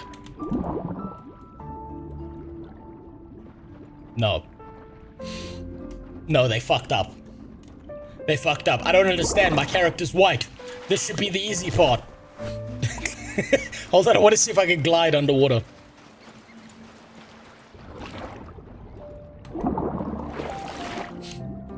Okay, I can't glide underwater, but I've noticed that underwater I've got a double jump.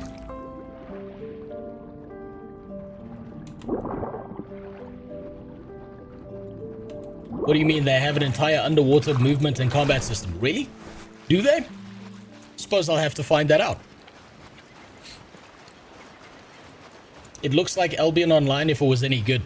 Well, I mean, I'm going to be a little bit annoyed if I find out that every place is limited to only 20 fucking people like you keep telling me.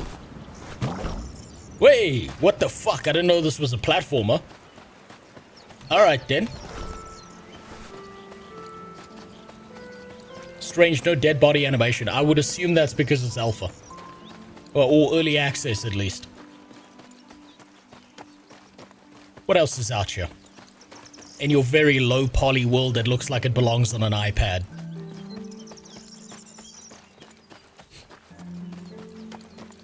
What's up here? Oh wait, shit! I completely forgot I'm supposed to open the box. I just kind of left that there and just ignored it entirely. Can you change keybinds? Options?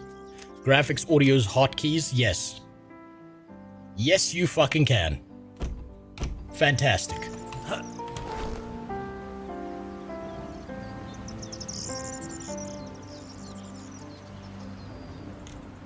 Do I always have to thank the bus driver? Okay, there's no stamina bar on the gliding is what I've noticed. Let's open the box. Let's see what's inside here.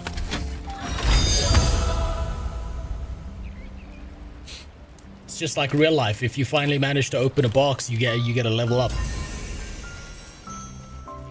What did that give me? Okay, better gear. I'll take that. Increase my bag size. Okay, so we got bag slots. So that's where the cash shop is going. Understood. Sparkstone teleports you to the last... Oh, okay, and we got Heartstones. I'ma call Nintendo. This feels like Zelda. Yeah, they're gonna be real fucking mad about this one. Gonna rape him in a court case as well. Just like they did Palworld.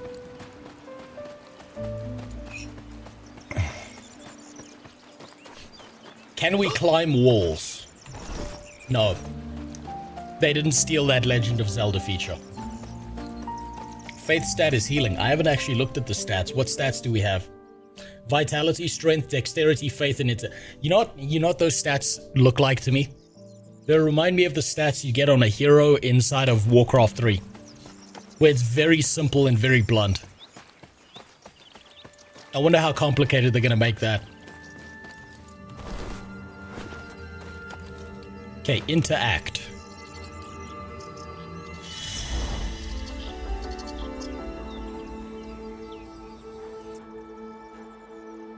How much to make you play a gnome healer in a while? For a small fee of 500,000 US dollars, I'll play a healer. Maybe not a gnome. No, I'm kidding. 50,000 US dollars is good enough. Is this a vista? Yes.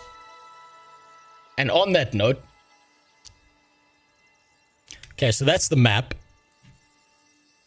Okay, it looks like they've got a big area that they're working with here. And we're only seeing this small chunk right now. But also on that note of is this a vista? I think you should also be asking, are these the graphics?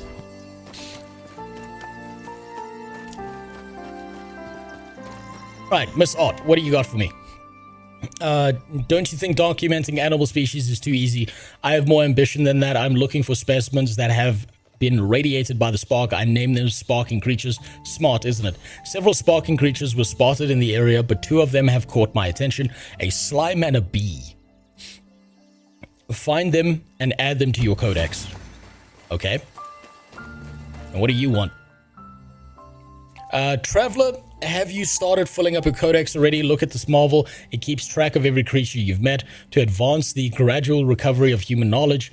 My name is Hilda Lambert, Chief Encyclopedia. Okay, so she's the Pokemon Master.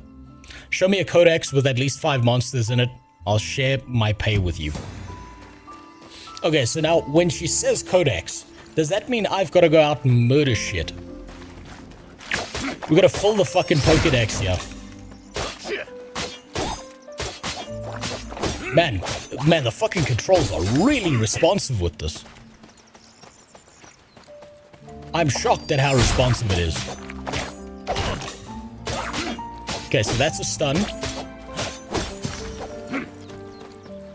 Okay. Okay, so we find out what a creature is by torturing it to death. Understood. Fuck me, that's responsive. This could probably be fun on the Steam Deck. I can imagine people will play this on console. On the Steam Deck, absolutely people will play the shit out of this.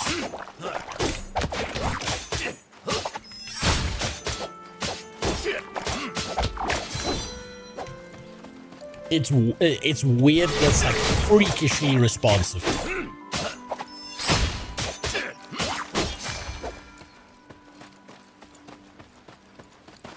So 3 more. Black Desert Bestiary System, yay. It looks, honestly, it's looking like they stole a bunch of really good ideas from other MMORPGs and then just put no effort into the graphics whatsoever.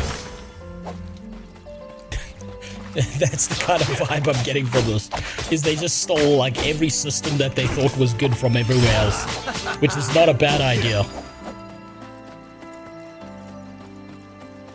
Okay, what happens when I hit X? Okay, that's a healing potion.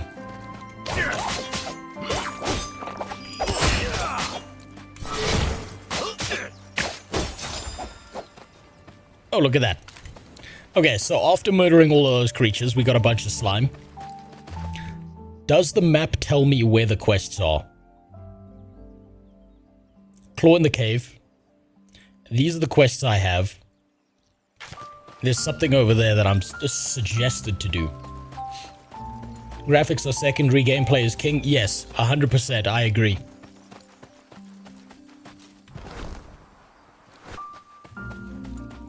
Look, graphics are always going to be secondary to gameplay. It doesn't matter how good looking something is, or how fucking lacking in direction I am and keep going in the wrong, the wrong direction. Okay, what, do you still have the same thing to say to me? Yes. Like, they could keep these graphics, and if every other system is fucking fantastic, they could have something good. Does this fucking point keep moving, or am I just that stupid?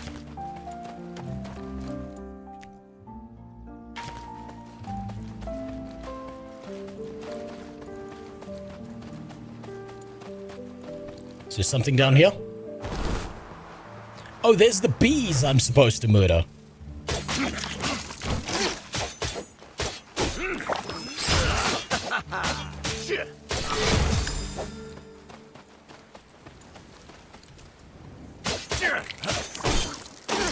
Hey, I got the block right.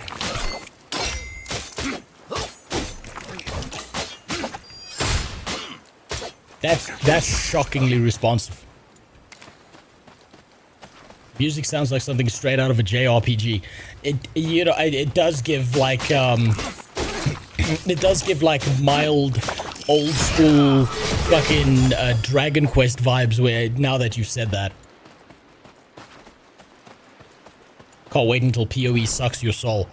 I mean, honestly, it might. It fucking might. I'm a little bit scared of that. I might just decide that it's, yeah, you know, I need a divorce, fake my death, never see my child again. Oh. Hello. That's just a Pokemon. That's just a fucking Pokemon in there. Nintendo! We've got another one! Beelzebubbles. Okay, that's a good name. Well played. Fucking Beelzebubbles.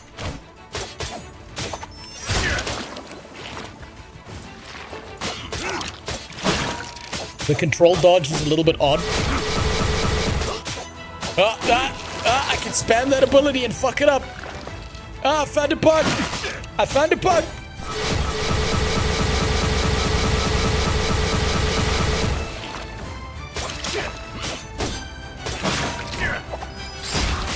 I found a bug! Okay, this guy doesn't really fight the fuck back. He's just kind of doing AoE attacks and you just work around it.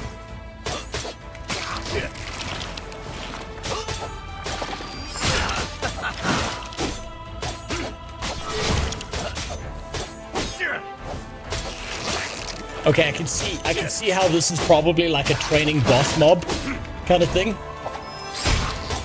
I can see how this is the idea of, okay, learn about the big fucking AoE on the ground and don't stand in it.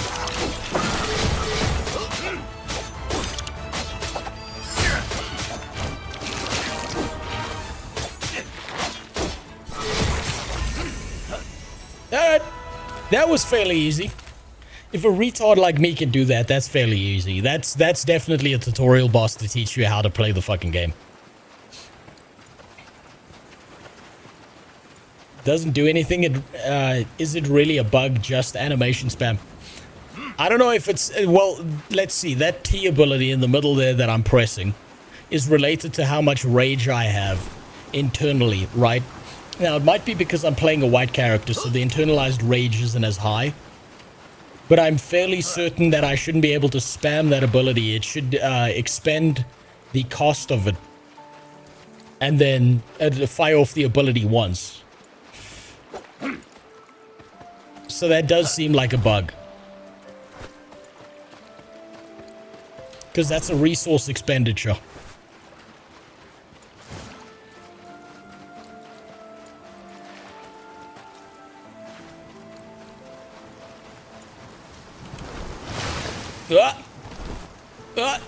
We've got geysers. They stole that shit right out of Guild Wars 2. Well done to them. Oh, look, there's shiny things. Oh, no, they took jumping puzzles as well out of Guild Wars 2. They could have left that behind, to be honest. They didn't need that.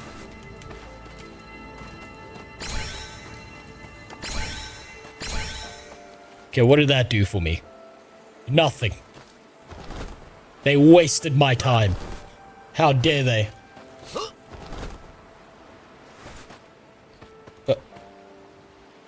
You have to get the superficially inferior PSO2 NGS to get access to the base game, though, so I don't really recommend it. Oh, you're talking about Phantasy Star Online. That's one of them Chinese cartoon games that I've never played. I don't know. How big are the tits inside of Phantasy Star Online? That'll decide whether the game's worth it or not. How low is the IGN rating for having sexy characters? Oh, look, a sparkling slime. I think I had to kill one of these things.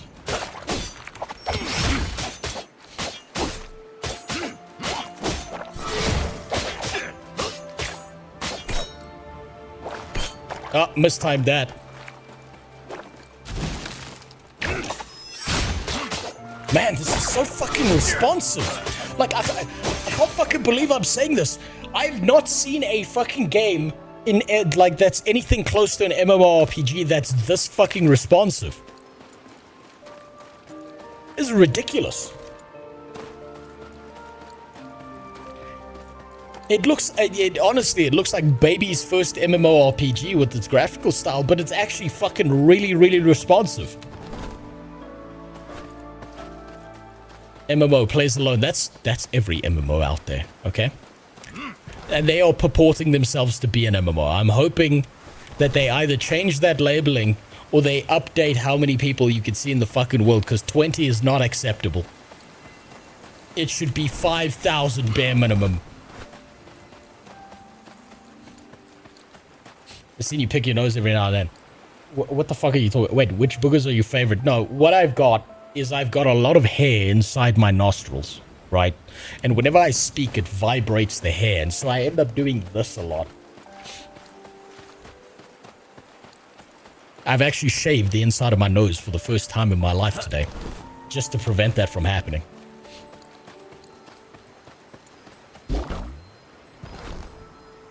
F.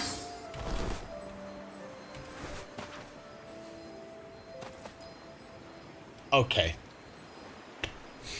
Okay, I see. I see we're just stealing game systems from wherever the fuck we can, huh? Is that how this works?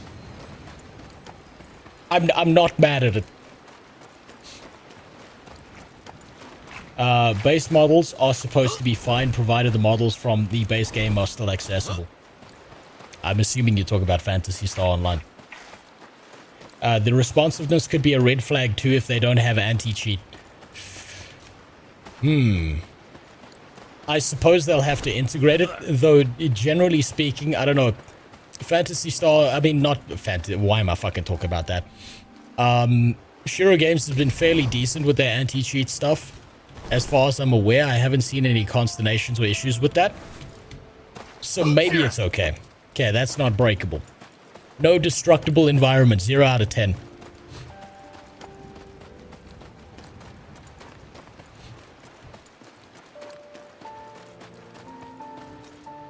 Maybe it's responsive because it doesn't need to load more than 20 players at once. I know, and if that's the case, I'm going to be very fucking disappointed. But it's more than that, right? Blue Protocol loaded like 25 players per region, and they still sucked with their responsiveness by comparison. Or was it 50? I can't even fucking remember. That fucking glorified ARPG pretending to be an MMO. Okay, this one's inflamed.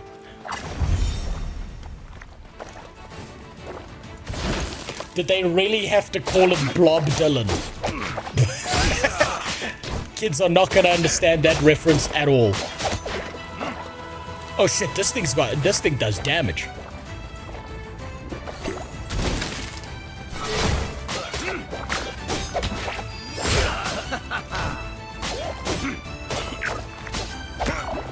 Okay, so I know when it's gonna attack now. Oh fuck! The mouse! The mouse is disconnected from the game! There we go, okay. No! Fuck you! God damn it.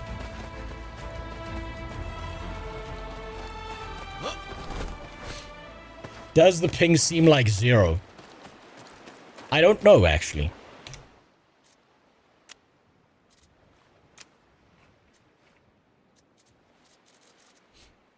Is there any way I can check my ping?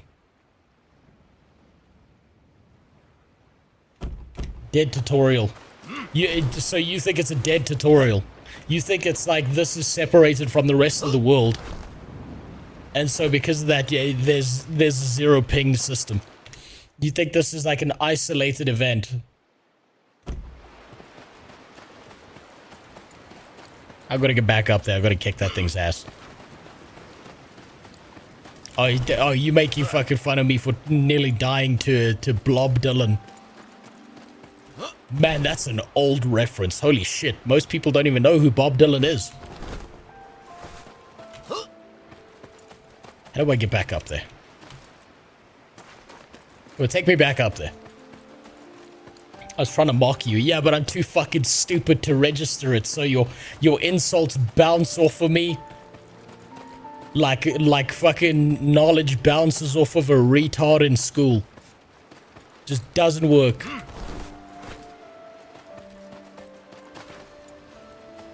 How the fuck did I get up there in the first place?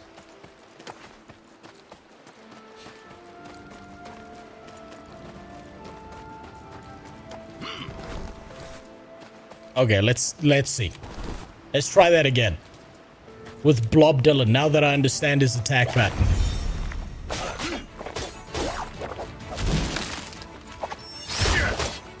Block. Fuck. Missed my block. Ah, fuck. Okay, I hit the block.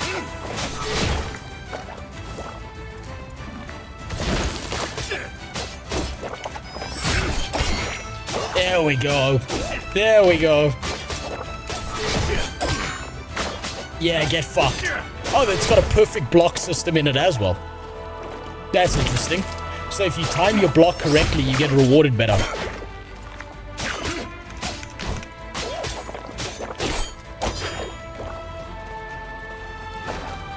Okay, we drink.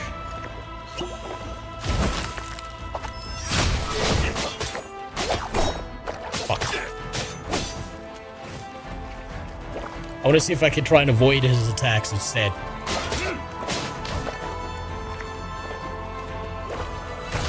Okay, drops down. Do that. Oh, beautiful.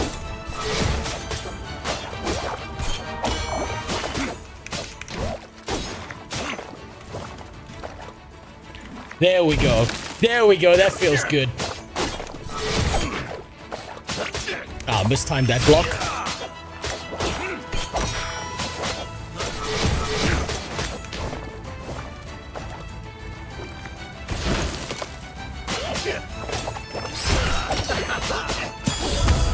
Very nice. Very nice. Very fucking nice. The fact that it's got like a block system to it that you have to time with the attack patterns, that there's a good telegraphing on it, a little bit slow on the monster side with attacks. Shockingly fucking accurate. PSO is 2 is better than PSO. Just saw both events. Okay, you guys are on about fucking a game I haven't even fucking tried. You and your Chinese cartoons. Them kids gooning to a woman with dicks. So hack and slash game so far. I'd say it's slower than a hack and slash game. It's got less of a hack and slash game feel, more like a timing rhythm base. If that feels right. Potions refill on those respawn pools. Well, then I'll run towards one. Now I've got to go find bees, I believe. So we go here. Do we? Okay, yeah, I see. Okay. Okay, I get it. Okay, F. Here it is. Okay, now let me see your codex. Oh, nature really is a misunderstood artist. You've done some first-class scientific work. Thanks for your help. We've struggled to rebuild human knowledge since our libraries burned 5 centuries ago. You shouldn't have let in the immigrants. But now that we're all back together, I'm sure we'll make great progress. Play Genshin Impact or Diablo 4. What the... Oh, whether I'd play Genshin Impact or Diablo 4. What you're asking me is effectively, would you rather be a pedophile or have someone put your nuts through a blender? And that's a real rough choice to make. I mean, I have played Escape from Epstein Island before, and it just felt a little bit weird, if I'm being honest. Stop it. Oh, we got a new ability.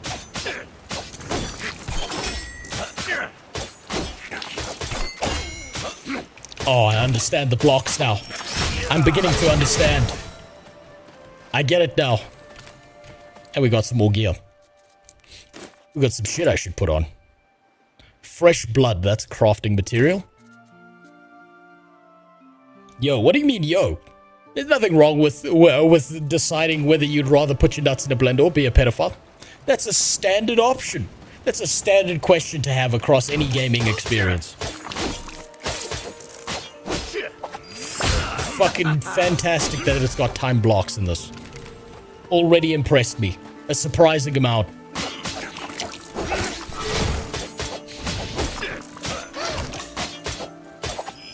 I just need to remember that I can block, just like I need to remember in Guild Wars 2 that you're allowed to dodge.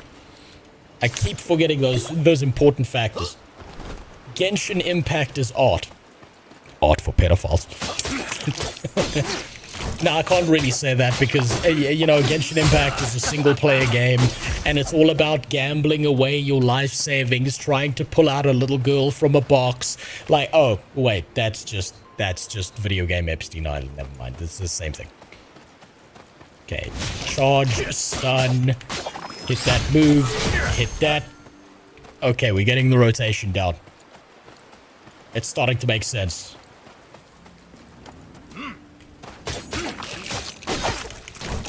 All I'm saying is there are a fair number of similar behaviors that happen across Epstein Island and happen across Genshin Impact.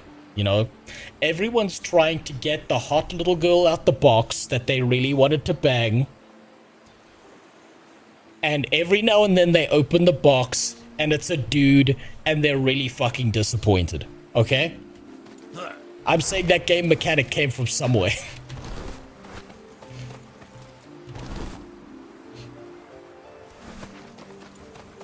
And you have to pay millions of dollars to get the exact little girl you wanted to play with. There's a lot of similarities. That's all I'm saying.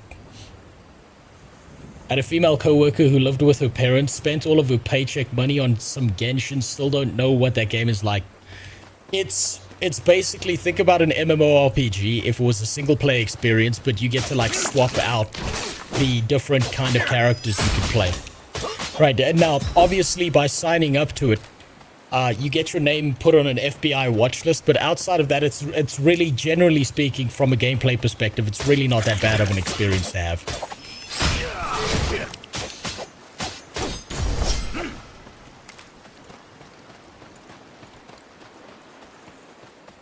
It's kind of very similar to RPGs and stuff like that. It's just Asian styled. But like honestly, if you've got a gambling problem, stay away from Genshin Impact, because unlike gambling in real life, there's absolutely zero possibility of you ever hitting a jackpot. It's all just dopamine. And dopamine's temporary. Alright, I killed the monsters. Got them. That's it, that's them. How did you find those creatures so easily? Well, they were just down the hill, you blind fuck. Here's a reward. Now I'll have you find a new track to follow. I'll let you know if I hear it. Okay, great. Where are we supposed to go now?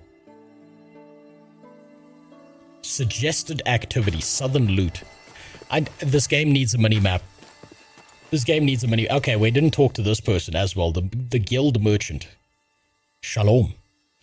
Would you like to take a look at the merchandise? Yeah, I'll sell that. We'll sell that. I don't know what any of this does. Oh, that's a consumable. Okay.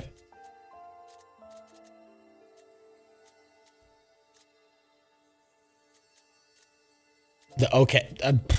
Teleports you to the location where you last died. Oh, we can port to death. We can port to death. Very nice. In gacha, you need the jackpot like 14 times, need the characters to mush together like it's SMT or something, and then do the same thing for their weapons. Well, yeah, that's why I say that at least in gambling in real life, there's the possibility of winning. Not a big possibility, not a common possibility, but it does technically exist. In Genshin Impact, it's pay to lose. That's not glasses, by the way.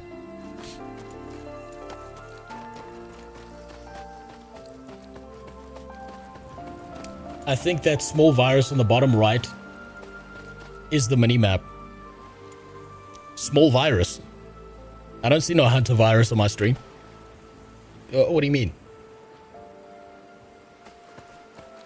Oh, you're confusing... Oh, okay, you were confusing with glasses. Yeah, no, there's no mini-map here. They definitely need to throw in a mini-map.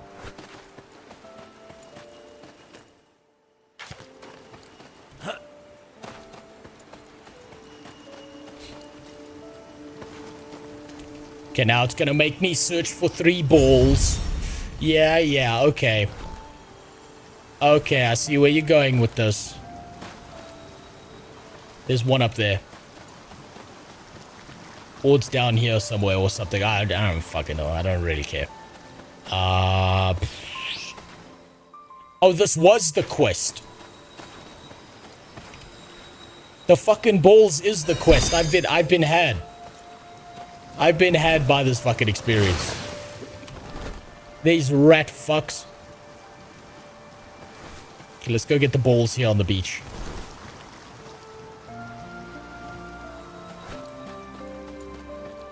Nah, fuck. Okay, it's not on the beach. Where the fuck is this thing? You can't give a blind person directions and expect them to know where to go.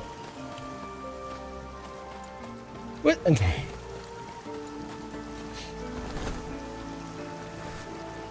At least make it a mini-map you can toggle. Yeah, just a mini-map. That would be great. Retarded people like me need a mini-map.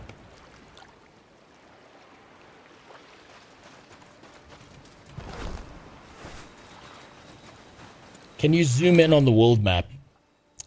Up to a point, yes. And then you get the shitty, blotchy Minecraft map view.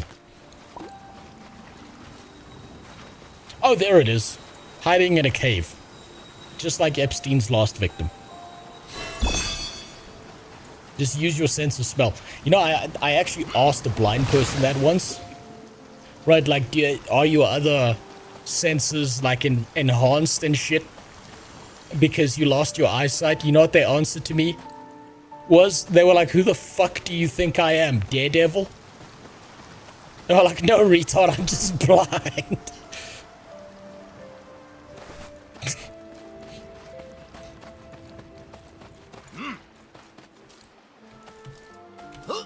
They actually got kind of mad at me asking that. I think they've been asked that multiple times.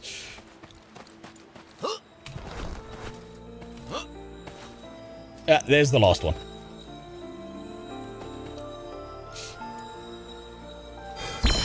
Ugh.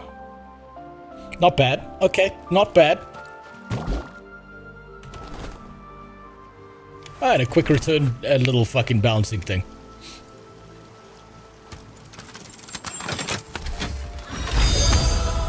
It was, well, I was talking to the guy. What do you mean if he could discern that? I was having a conversation with the fucking guy. Of course he was able to tell. It's not like I was whispering it from a different room. I was talking to the guy's face. Okay, what's this? While in combat, you generate 1 rage every 3 seconds. Charge. 31 physical damage. 42. And just get angry. Okay.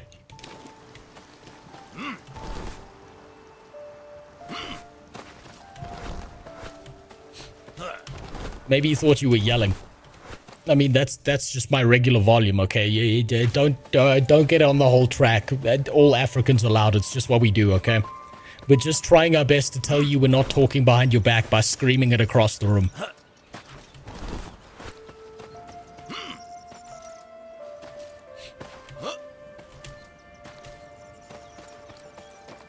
He did tell me it was horrific going to a school for, like, kids with like different disabilities and stuff, because some kids he was in a class with, he might have been blind, but some kids were like deaf, and apparently a lot of the deaf kids didn't realize that farts make a sound, and so they would just fucking rip ass and devastate the whole classroom all the time.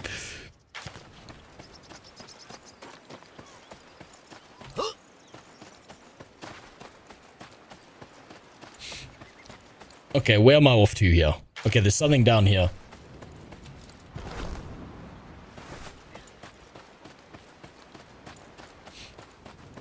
Okay, is it downstairs? Yes. Ah, there it is.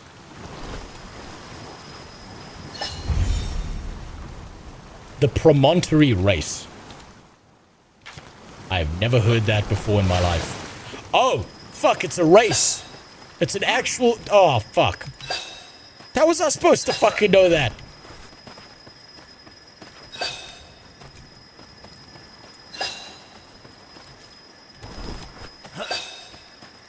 7. There we go. I don't know if that was good or not. Hang on. Do you unlock skills by leveling or finding them in the world, namely weapon skills? It looks like so far you unlock skills by leveling up. Although it did say something about 100 different weapons, somethings in the beginning of the game. I wasn't really paying attention. So maybe you get them at a later point in time. This feels more like Genshin Impact. This may be very well Genshin Impact, but with less sexual harassment of little girls in boxes. I do need a double jump at some point, though. That would be a great feature.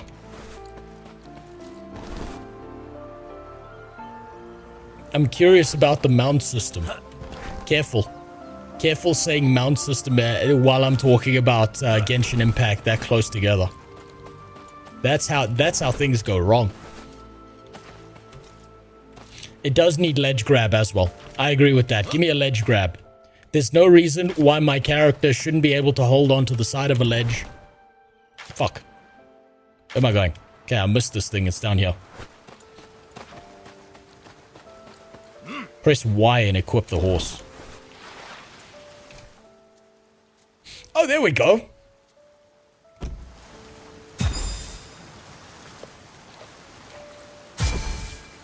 Okay, that needs to be changed. That's fucking ridiculous. That's a bit stupid. Hotkeys. Where's control? Control is going to be bound to shift. And where's the mount? Mount and dismount. That's going to be control. That makes more sense. Okay, let's talk to this Pokemon trainer. You found me. Accept. I'm hiding in remote places, but you don't meet a lot of people doing that. Thanks for finding me. Wanna be friends? I'll give you some stuff. Don't get in the van. Do not get in the van.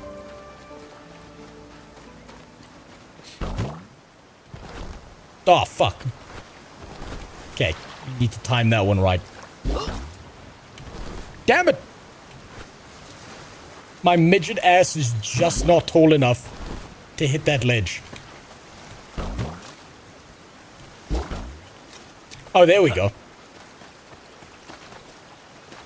The art's a little whimsical, isn't it? Well, the art style is exactly what I'd expect from Shiro games, because they've been using this kind of art style, but they've been using it from a top-down RTS kind of thing, and that's why they've gotten away with it in the past. So it's what I'd expect. It's in line with what they've been doing before, and it's what they're decent at, is very simple, smooth kind of art style. But I don't know if that's going to have the wider appeal towards a lot of players. But this does seem to play a little bit more like an action ARPG kind of game. Especially if you're telling me that it's limited to 20 people per map. Which, man, fuck, that'll be so disappointing if that's the case. Guild Wars 2 did this sadly, but for one map. You mean Heart of Thorns?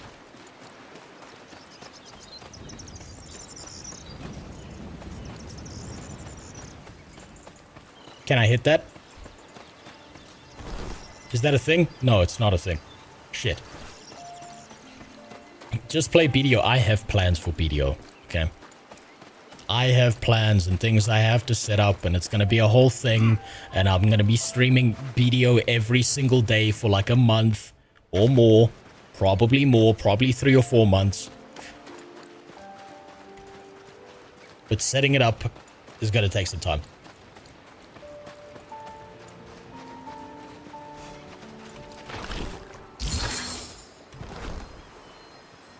Man, that's responsive. That feels really good.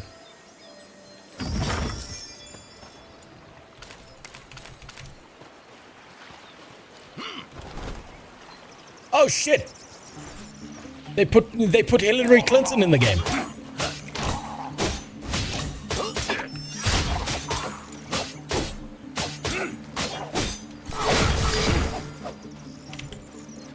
Linen cloth. Is that a sparkly one? No.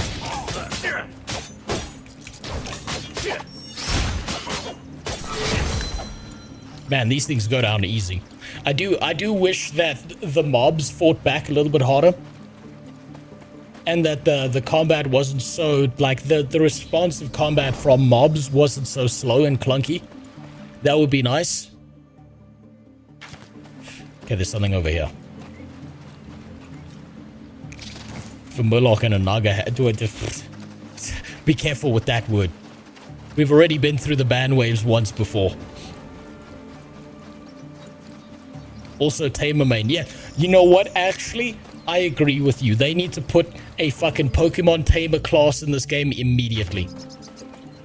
Just to piss off Nintendo, please. Are you stunning them? Yes, I'm stunning them, but the stun seems to be pretty slow, so if I do this... Right, that's a stun. And then... That's a stun. Fuck. Well, I fucked that up.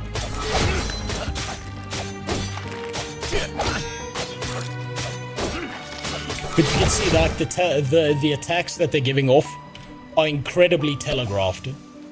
Right? They've got, like, a huge wind-up. They're like Margit, but except less bullshit. Like, Margit had some fucking wind-ups to him. And then, like, you know, he kept on baiting you with shit. These guys know, it seems pretty straightforward. What? Get out of that. Or don't. I guess I could go fuck myself.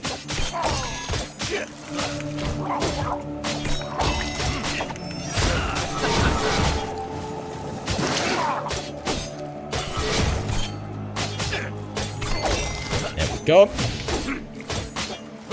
It's okay, so this is definitely more of a rhythm block. Time your blocks correctly and you're good to go. And if you fuck up your blocks, then you get punished pretty fucking hard.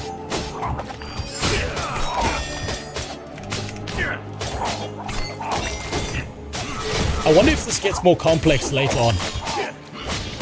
I think they have the build-up to make this more complex, and hopefully this is just like it's teaching you how the game functions.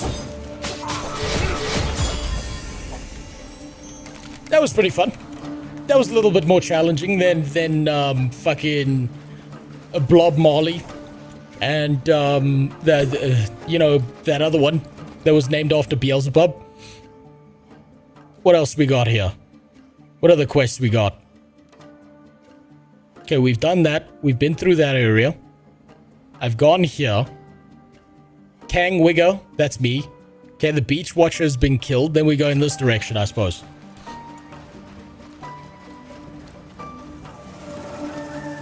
Whoop, whoop, whoop. It might be a big wind-up and a big parry window, but your ass was at 4 HP. That's true. I was getting my shit pushed in mildly there because it looks like the punishing end of this game is based on if you don't react to an attack, then you get fucked over. Which, I don't know, that's an interesting system. That might work out well, that might work against you in a game design perspective. I will say it feels a lot fucking smoother than Scars of Honor. By like a wide margin. Holy shit. Just say sorry and get back into Guild. It doesn't matter how many times I say sorry, they won't let me back in. You see, the ArenaNet moderation team is not interested in whether you're sorry or not, whether you apologize or not. What they're interested in is holding power over everyone else and using me or anyone else as an example. If you do something funny, entertaining, edgy, or something that, you know, people will have fun with, then they need to get rid of you. Okay, I do have to go in that direction. It doesn't matter. I'm never getting fucking back into that game. Which is just an unfortunate reality. Oh, we gotta kill the... Okay, okay, I see how this works now.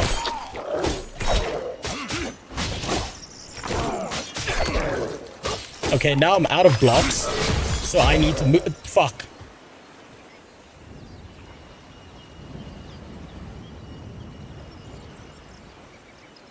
Okay. Maybe I've underestimated you.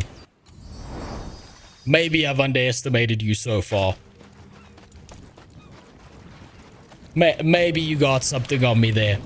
Maybe Shiro Games is cooking a little bit, huh? Oh, that's right. I forgot I got a mount.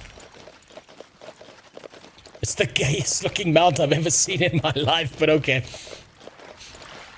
Can't stun the big dude, so you gotta dodge or perfect block, yeah. Yeah, also, I kind of fucked myself over by taking on more than one enemy at a time there. It seems like multiple enemies will fuck you over. It seems like if you fuck that up, then you're in trouble.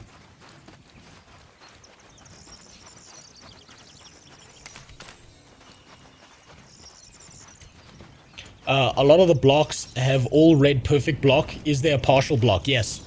There is. I was doing partial blocks earlier where I time my block too early and it still blocks, but I take like half damage instead of 1 point of damage. There we go. Yeah, now I'm just getting perfect blocks correct because I'm just that goddamn good. Ah, for fuck's sakes, I don't need another one of you. Get the fuck out of here, dude.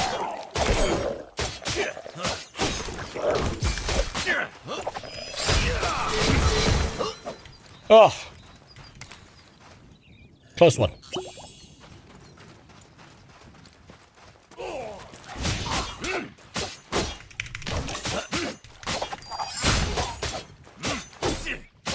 So, wind up, block. There we go. I'll see if I can try and get a partial block off just to show you what I mean. Just say you're a trans person. I'm not a trans person. Oh, you know what? Actually, I am. I am a trans person. You see, I self-identify as unbanned from Guild Wars 2. However, Guild Wars 2 refuses to acknowledge my gender, my identity. Which is really disappointing from them. I can't believe they do this to me. Okay, I'm gonna fucking die here. They're such bigots. How dare they do this to me? Oh, get fucked, nerd. Get trapped on the fucking rocks there. That's right, suck my dick. You stay right there. And we'll see if we can do some damage to you now. Oh no, he disappeared. Fuck. Oh wait! Okay, he can fucking... Okay, they just hopped over the fucking stones there.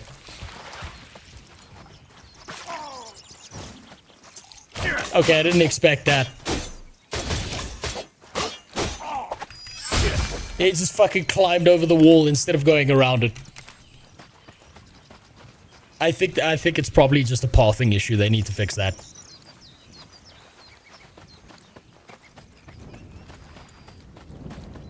Let's try that again.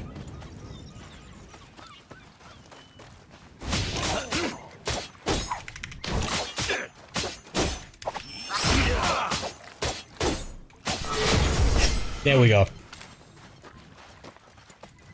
Light practice skill point available. What does that mean? Hold on. Do I get to level up parts of this character? Is there like some specific choice I get to make here? Character, talents. Talents are unlocked at level 10. It told me that a skill point was available. So what the fuck is that? Your weapons. Okay. Oh, there we go. Pick a skill to upgrade.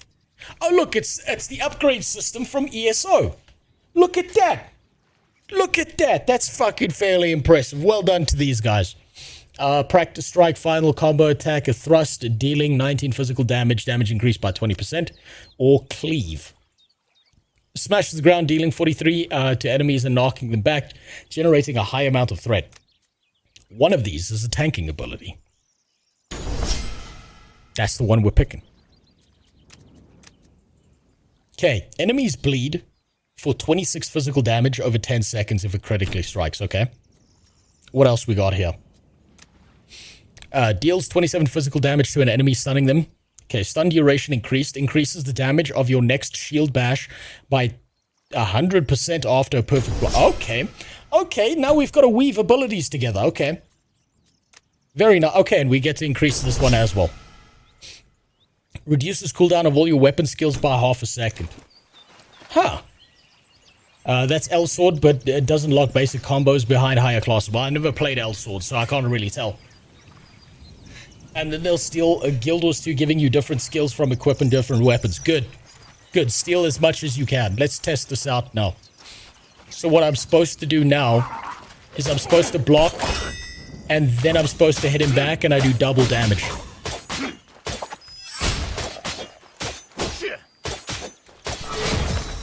Okay. Okay. Mild difference I noticed there. Very mild difference.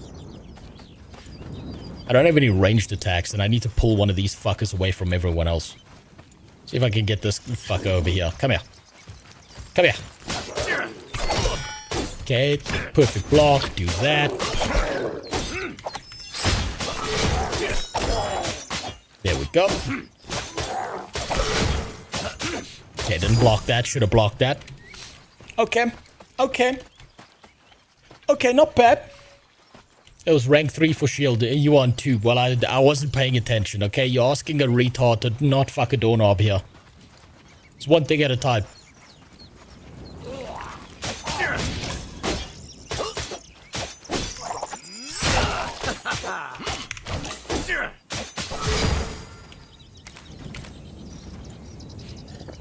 Okay, let's drink. Okay, out of potions. Come here.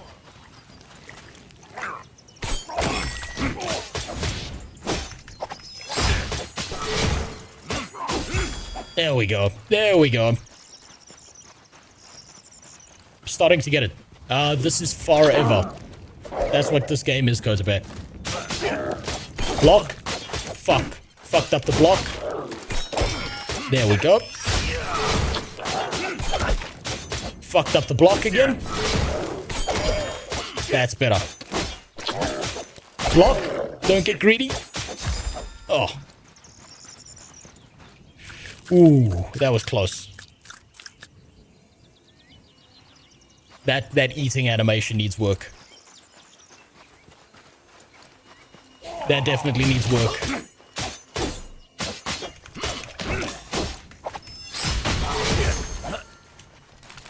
The combat feels good though. I gotta say the combat feels chunky. Oh look! Another player! Does this game have VoIP? Does this game have VoIP? I need to... Hold on. Options, hotkeys. Is there VoIP in this game? Fuck. No VoIP. Shit.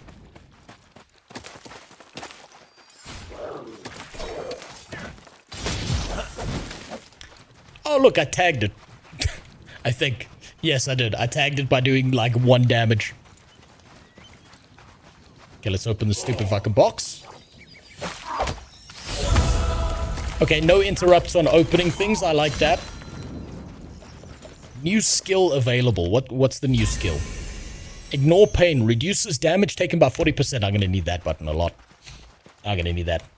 I fucking wish ESO on PC had VoIP. There'd be so much bullshit from people. I know, that would be a fucking fantastic system. I think ESO is really missing out by not having VoIP in its game. I think it should be a feature that they focus on adding. I think it would be great.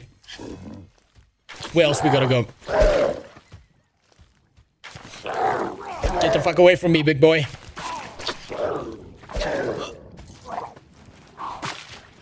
Okay, I think we gotta go in here. I would assume.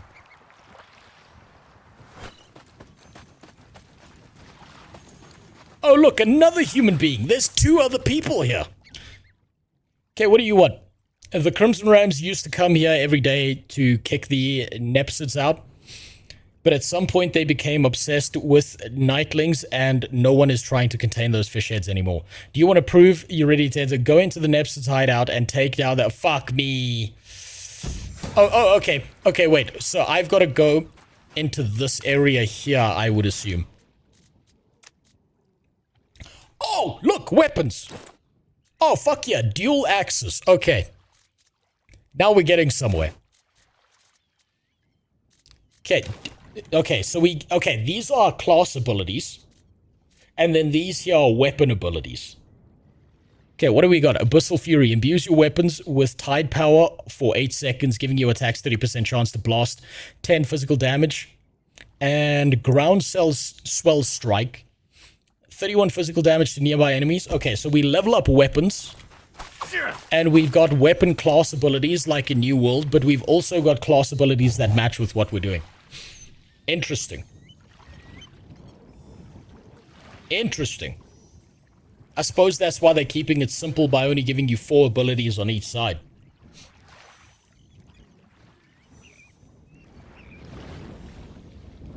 We need that Shangri-La animal mask. And what do you mean that Shangri-La animal mask? And also, I'll have you know, Lithy, that now that my internet is fixed, hopefully I can stream more than once a fucking year. It was amazing in DCUO. There was so much shitty gangster rap getting blasted everywhere. So it's just basically being on a public bus. That's what you're telling me that experience was like. So many black people started playing the game on a PS3 and never left. It was gloriously ghetto. You know what? That's what we need. We need open VoIP systems in every single one of these fucking games. We really do.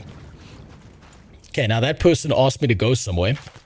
I think I have to go in there, but let me practice with this weapon a little bit first. Let me first understand what this weapon does. Fuck, I'm gonna get my ass kicked. Eep. You. Oh, that does a lot more damage. Okay, that's definitely more DPS build. That's absolutely 100% more DPS build. They need to fix that that eating animation. That shit needs work. That needs a lot of work.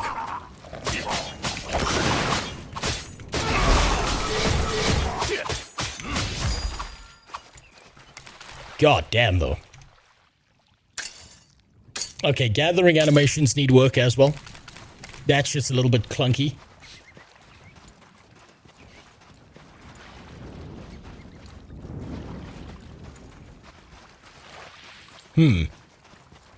Okay, now that I've had some practice, now that I understand a little bit of how this works, let's go in here. Let's go into the purple butthole. Recommended, level 5. It's a good thing that's exactly what I am. Once a major center of... Okay, not reading that apparently. Good night, Bestia. You should have been in bed a long time ago. You shouldn't be up here at degenerate hours like me. What's wrong with you? Surely you have people in your life who can tell you that this is a bad decision. Block.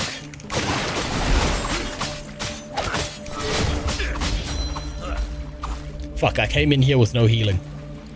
I don't know how good of an idea that is. Do I have food that I can use instead? Yes, I do. Thank God.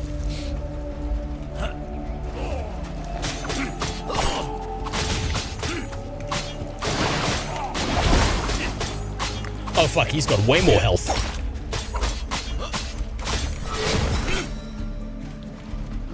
Okay. Okay, so I suppose that's like you're technically an elite mob kind of thing. You see the buffs now? Yeah, they're over here. They're these things over here. I miss blasting Spivet propaganda over VoIP in Red Orchestra 2. The good old days. You know, I think a lot of game devs are really scared of the idea of putting in more like unique systems. And I think that's a real downside. Is they're scared of systems like VoIP because they're really scared of what players might do if they interact with each other.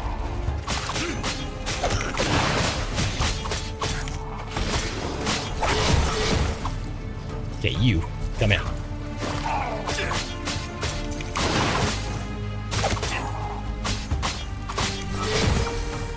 There we go. Okay, so this is like your mini dungeon. This is basically a World of Warcraft delve. That's the feeling I'm getting here.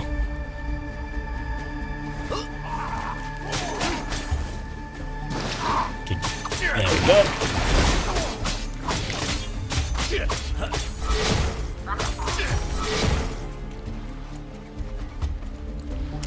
Where do we go from here?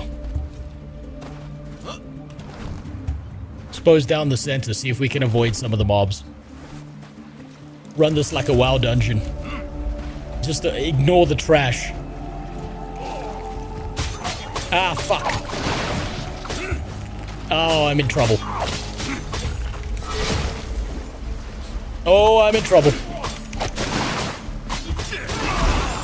TE panic mode. Get out the way. Oh. Oh, fuck. Oh, God. Are you on EU server? Yes. Oh, shit. That was close.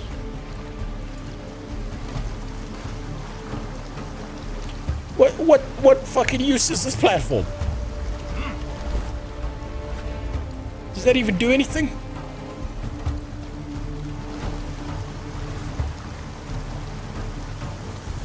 Is there a map inside here? No, there's no map in this dungeon. It's just kind of go fuck yourself.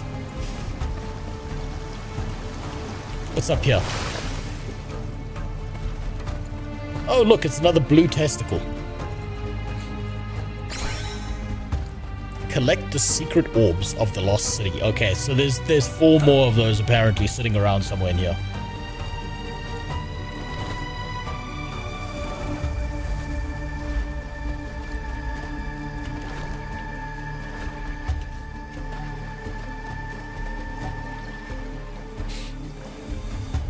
I'm starting to get the impression that some of these places require a group.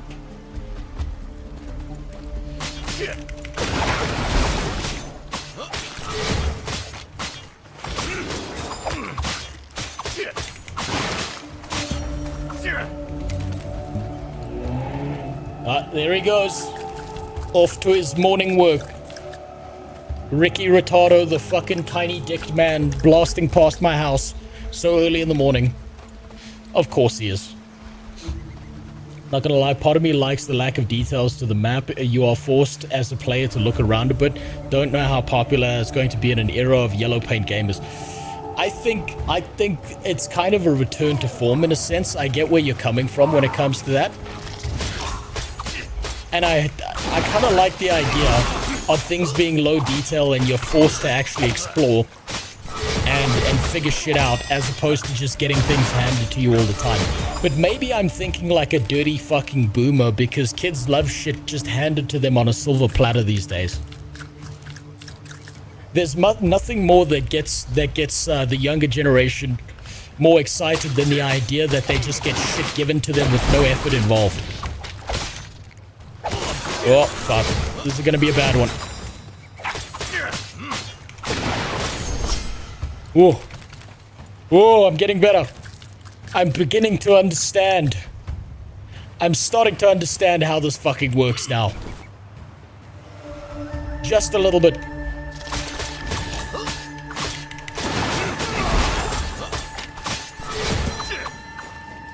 I do think I need to change the keybinds though. Some of these keybinds, I think, need work. Okay. Is there any way up there?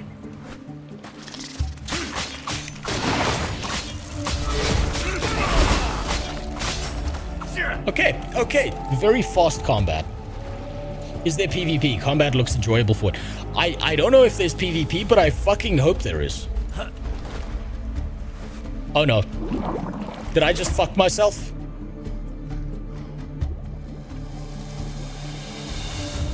Fuck. Yeah, I fucked myself. And I died twice there. Whoops. Whoops. Didn't mean to do that. Can you swim up? No. Apparently due to my character's racial history, he's got some backgrounds that don't allow him to swim in an upward direction. That's illegal.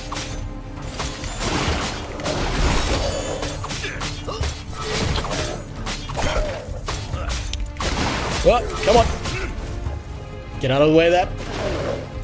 Come back in. Oh, this guy's going down easy.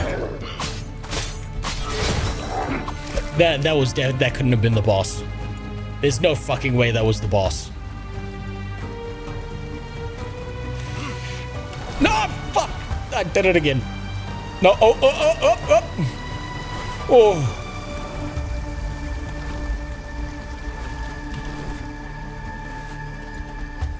Ah, fuck, they just had They just had to put jumping puzzles in the fucking game. God damn.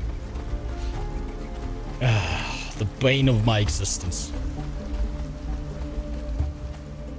Now, where the hell am I supposed to go from here? I don't think this is the right way.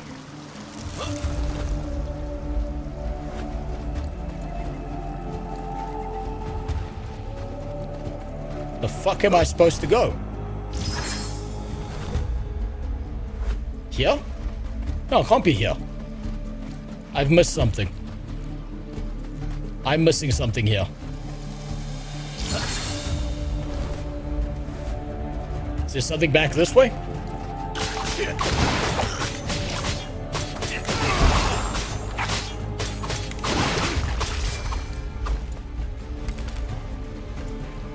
Control, jump, and then glide. Control, oh, you mean, okay, sprint, jump, and then glide is what you're saying.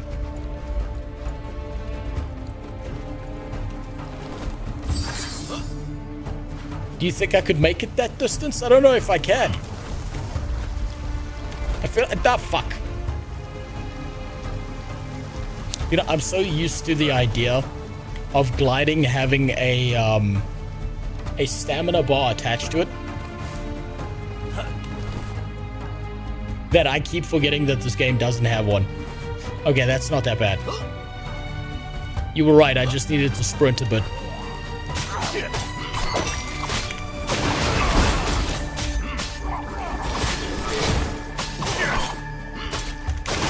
Okay, I got nowhere to dodge that one.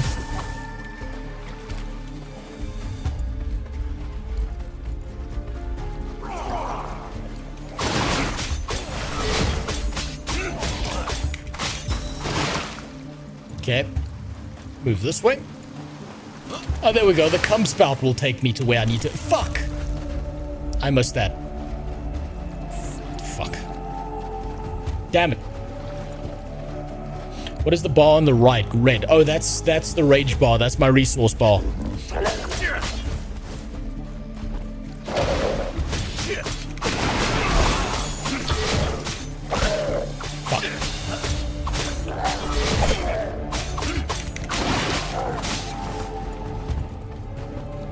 My rage for my ultimate ability, which is slap the ground like a teenager in an angsty, sexually frustrated rage. That is the most square fucking turtle I've ever seen in my life. That child needs help. That's a disappointment. Do I smell a WoW killer? Look, the only WoW killer that's out there is going to be World of Warcraft itself. That's the only game that's ever going to kill it. But this game is surprisingly impressive for what it is.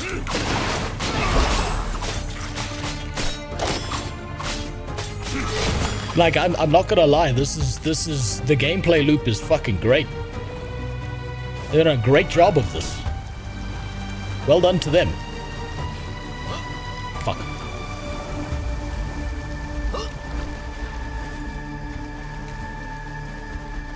Where am I supposed to go from here? Okay. Hit the cum spout. Get bumped up here. Man, that's a leap.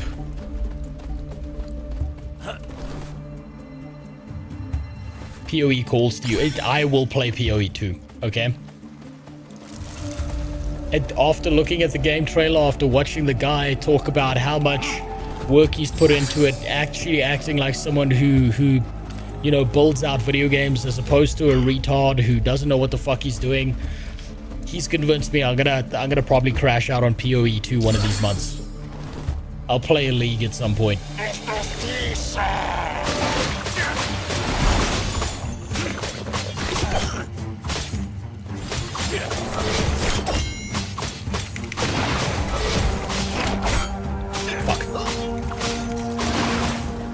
Get out of that. What the fuck is he doing? Oh, fuck, okay. Am I even doing any fucking damage to this motherfucker? No, I'm not. He's like invincible in that mode.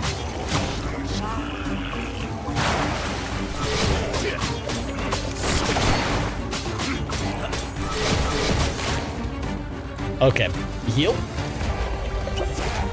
Get out of the way. Okay, my Elden Ring senses are kicking back in. I'm slowly starting to get used to it. Eat some food. And just run in a circle and wait for him to finish this bullshit.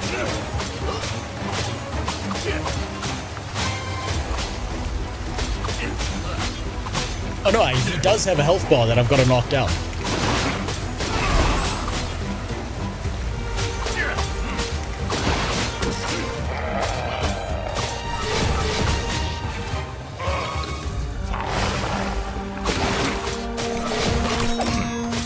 There we go. Yeah, he's gonna die from this.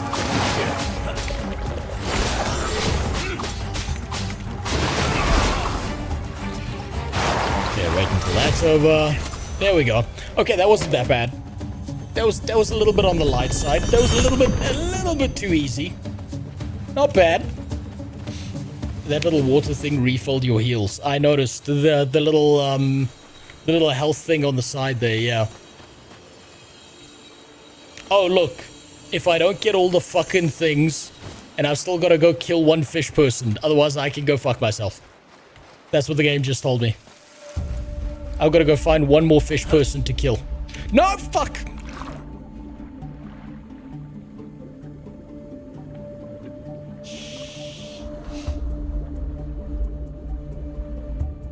It looks enjoyable on the surface, all the negative reviews seem to focus on technical issues. Well, I mean, look, technical issues not that bad. I expect that from early access. Right, so that kind of stuff doesn't really bother me that much.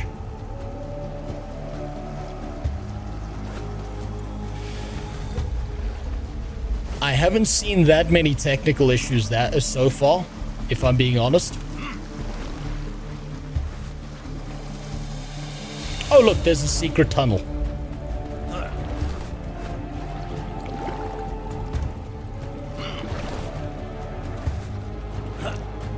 I wouldn't say there's that many technical issues, but I suppose if I keep on going at some point, I'm bound to run into any. But on the surface, this has been, this is fairly enjoyable. This is not bad. They've done a good job here, as far as I can see. For early access, the primary component of the gameplay has been pretty fucking solid. So it's not like I can really bitch at them too much. I still need to go and get that. I wonder if I fly over here and I die as close to this edge as possible, does it take me back to the boss room or does it take me to the nearest respawn point? Let's find out. Fuck. Takes me back to the nearest respawn point. That makes things a little bit more difficult. I don't think I can go back. I think I fucked up. I can't go back. Shit. I need to kill one more of those fish people.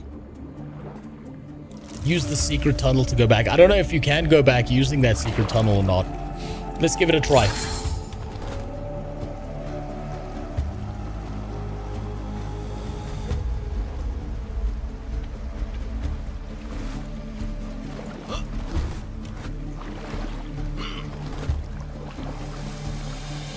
See you jump up here. Go back here.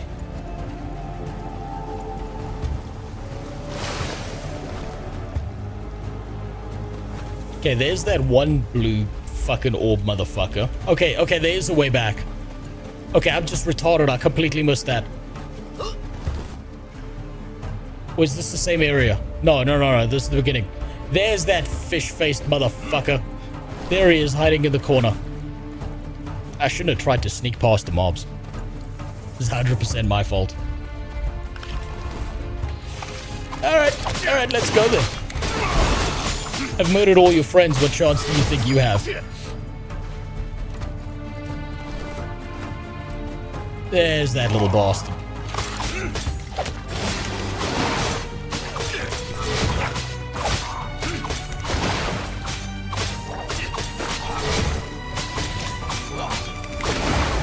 There we go.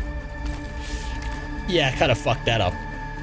Right, now to run in the correct direction and not miss the fucking blue orb that's just floating in the middle of the air.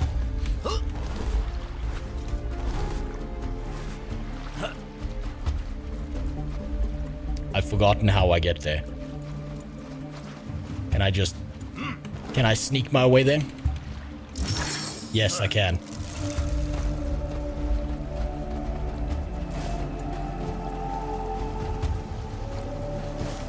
No, fuck!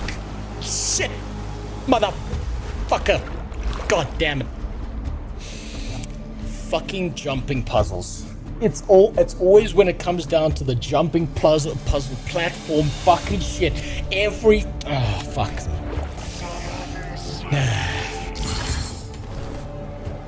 Hey, take me back to the secret tunnel.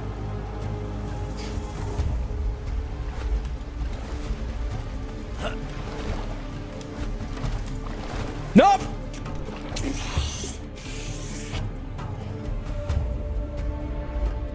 I'm trying to rush this.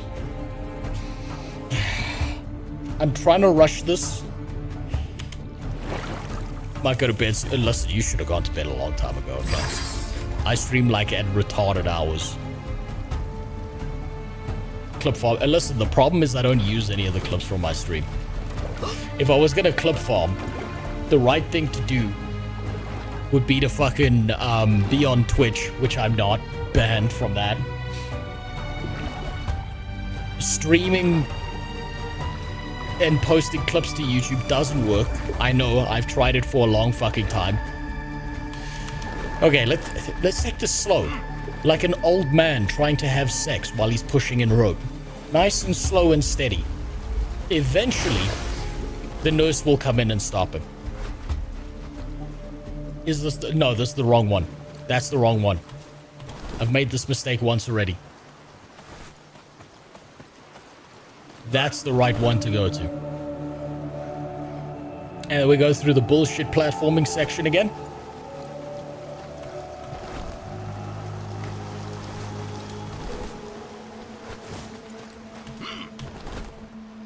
Fly here. Go up here. Go up here. Okay, now that's the cum spout I've got to hit at the right angle.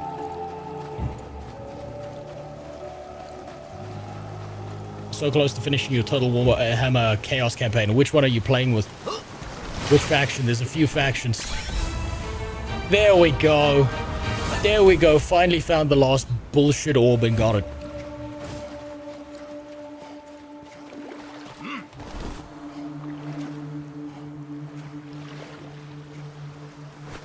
You know, I can finally use my retardation to my advantage. Take me to the end of the dungeon. Chop, chop. Ever chosen. Okay. Play Corn. Corn is based as fuck. It's just continually fight everything, everywhere, all at once. It's so much fun. The video should help you with this jump. Oh, fucking, I know that's going to be a Guild Wars 2 jumping puzzle.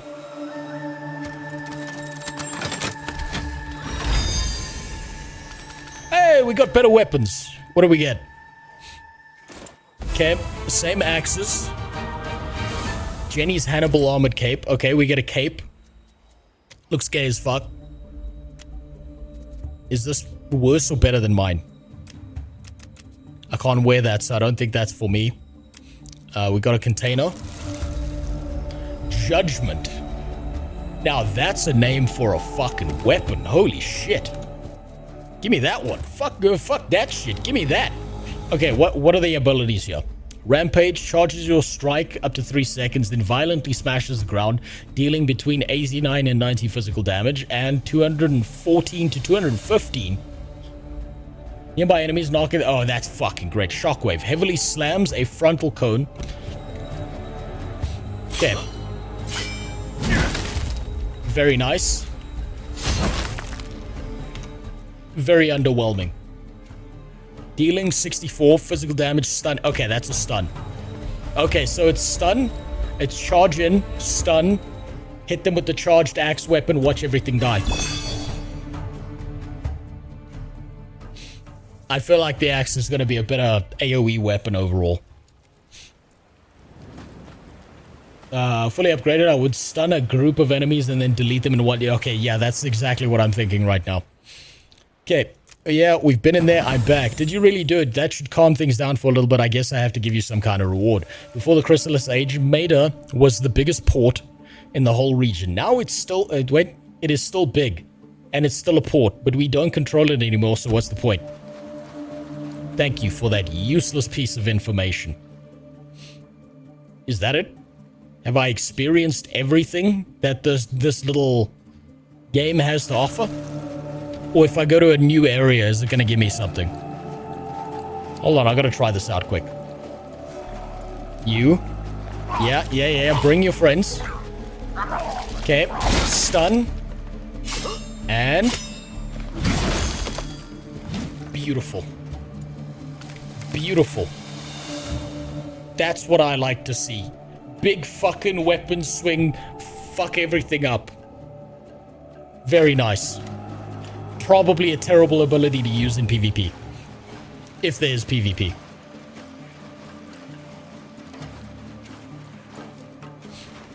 Okay, have I gotten this? No.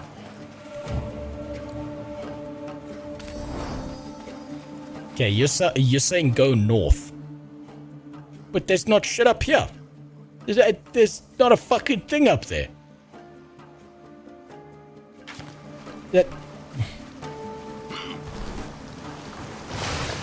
Maybe at the cum spout. Maybe that'll take me there. Okay, so head north.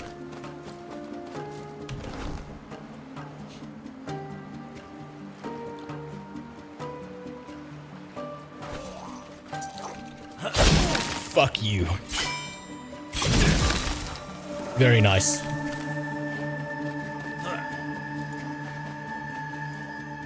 Okay, maybe it's that cum spout in the distance there.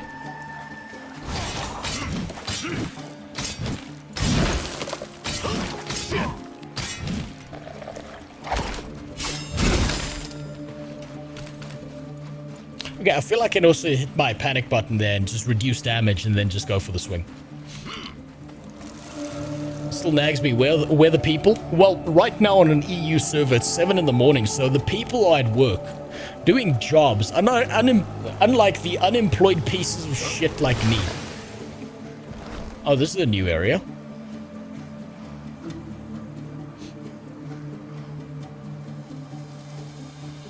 Did you try Return of Reckoning? No, I haven't tried Return of Reckoning yet. You interact with the obelisks. Okay, so I'm in an undiscovered part of the map until I rub the big stone in the middle of the room.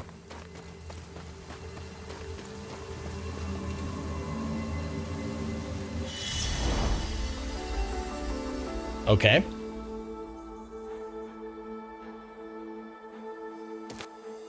Is that a dungeon? What's that? That's a dungeon.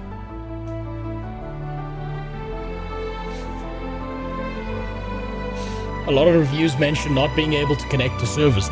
Well, it sucks to be in a first world country. Actually, it doesn't. It doesn't suck to be in a first world country. If they're having server issues, that needs to be fixed. That's like a fundamental of any of this shit. They need to fix that immediately. Right. See the floating islands up there? On a mission to explore the ruins and sit on top of the rock. Tough, right? Well, it gets worse. A mid-height, I'm almost got crushed by a rock. If I want to face the golems again, I need to toughen up. I should find at least 5 motes of Kaya. Unfortunately, the best way to do that is to fight golems.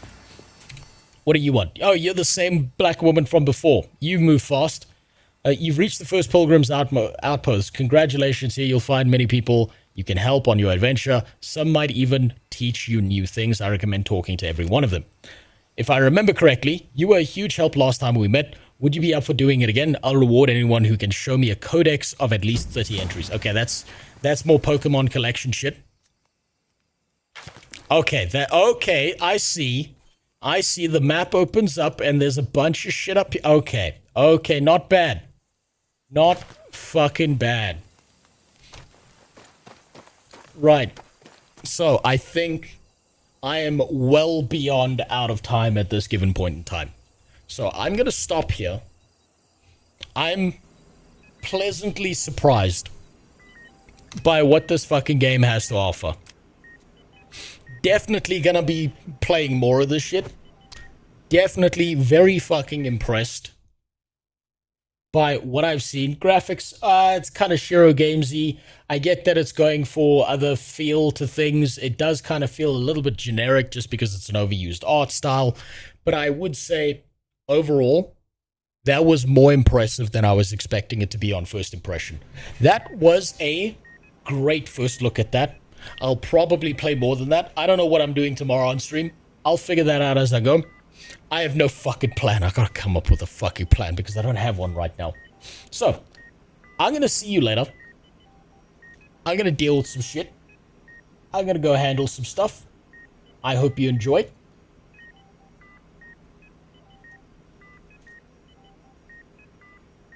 I'll see you all later. Goodbye for now. I think my internet's gonna cut out, so I'm gonna just disappear. Goodbye. No music this time.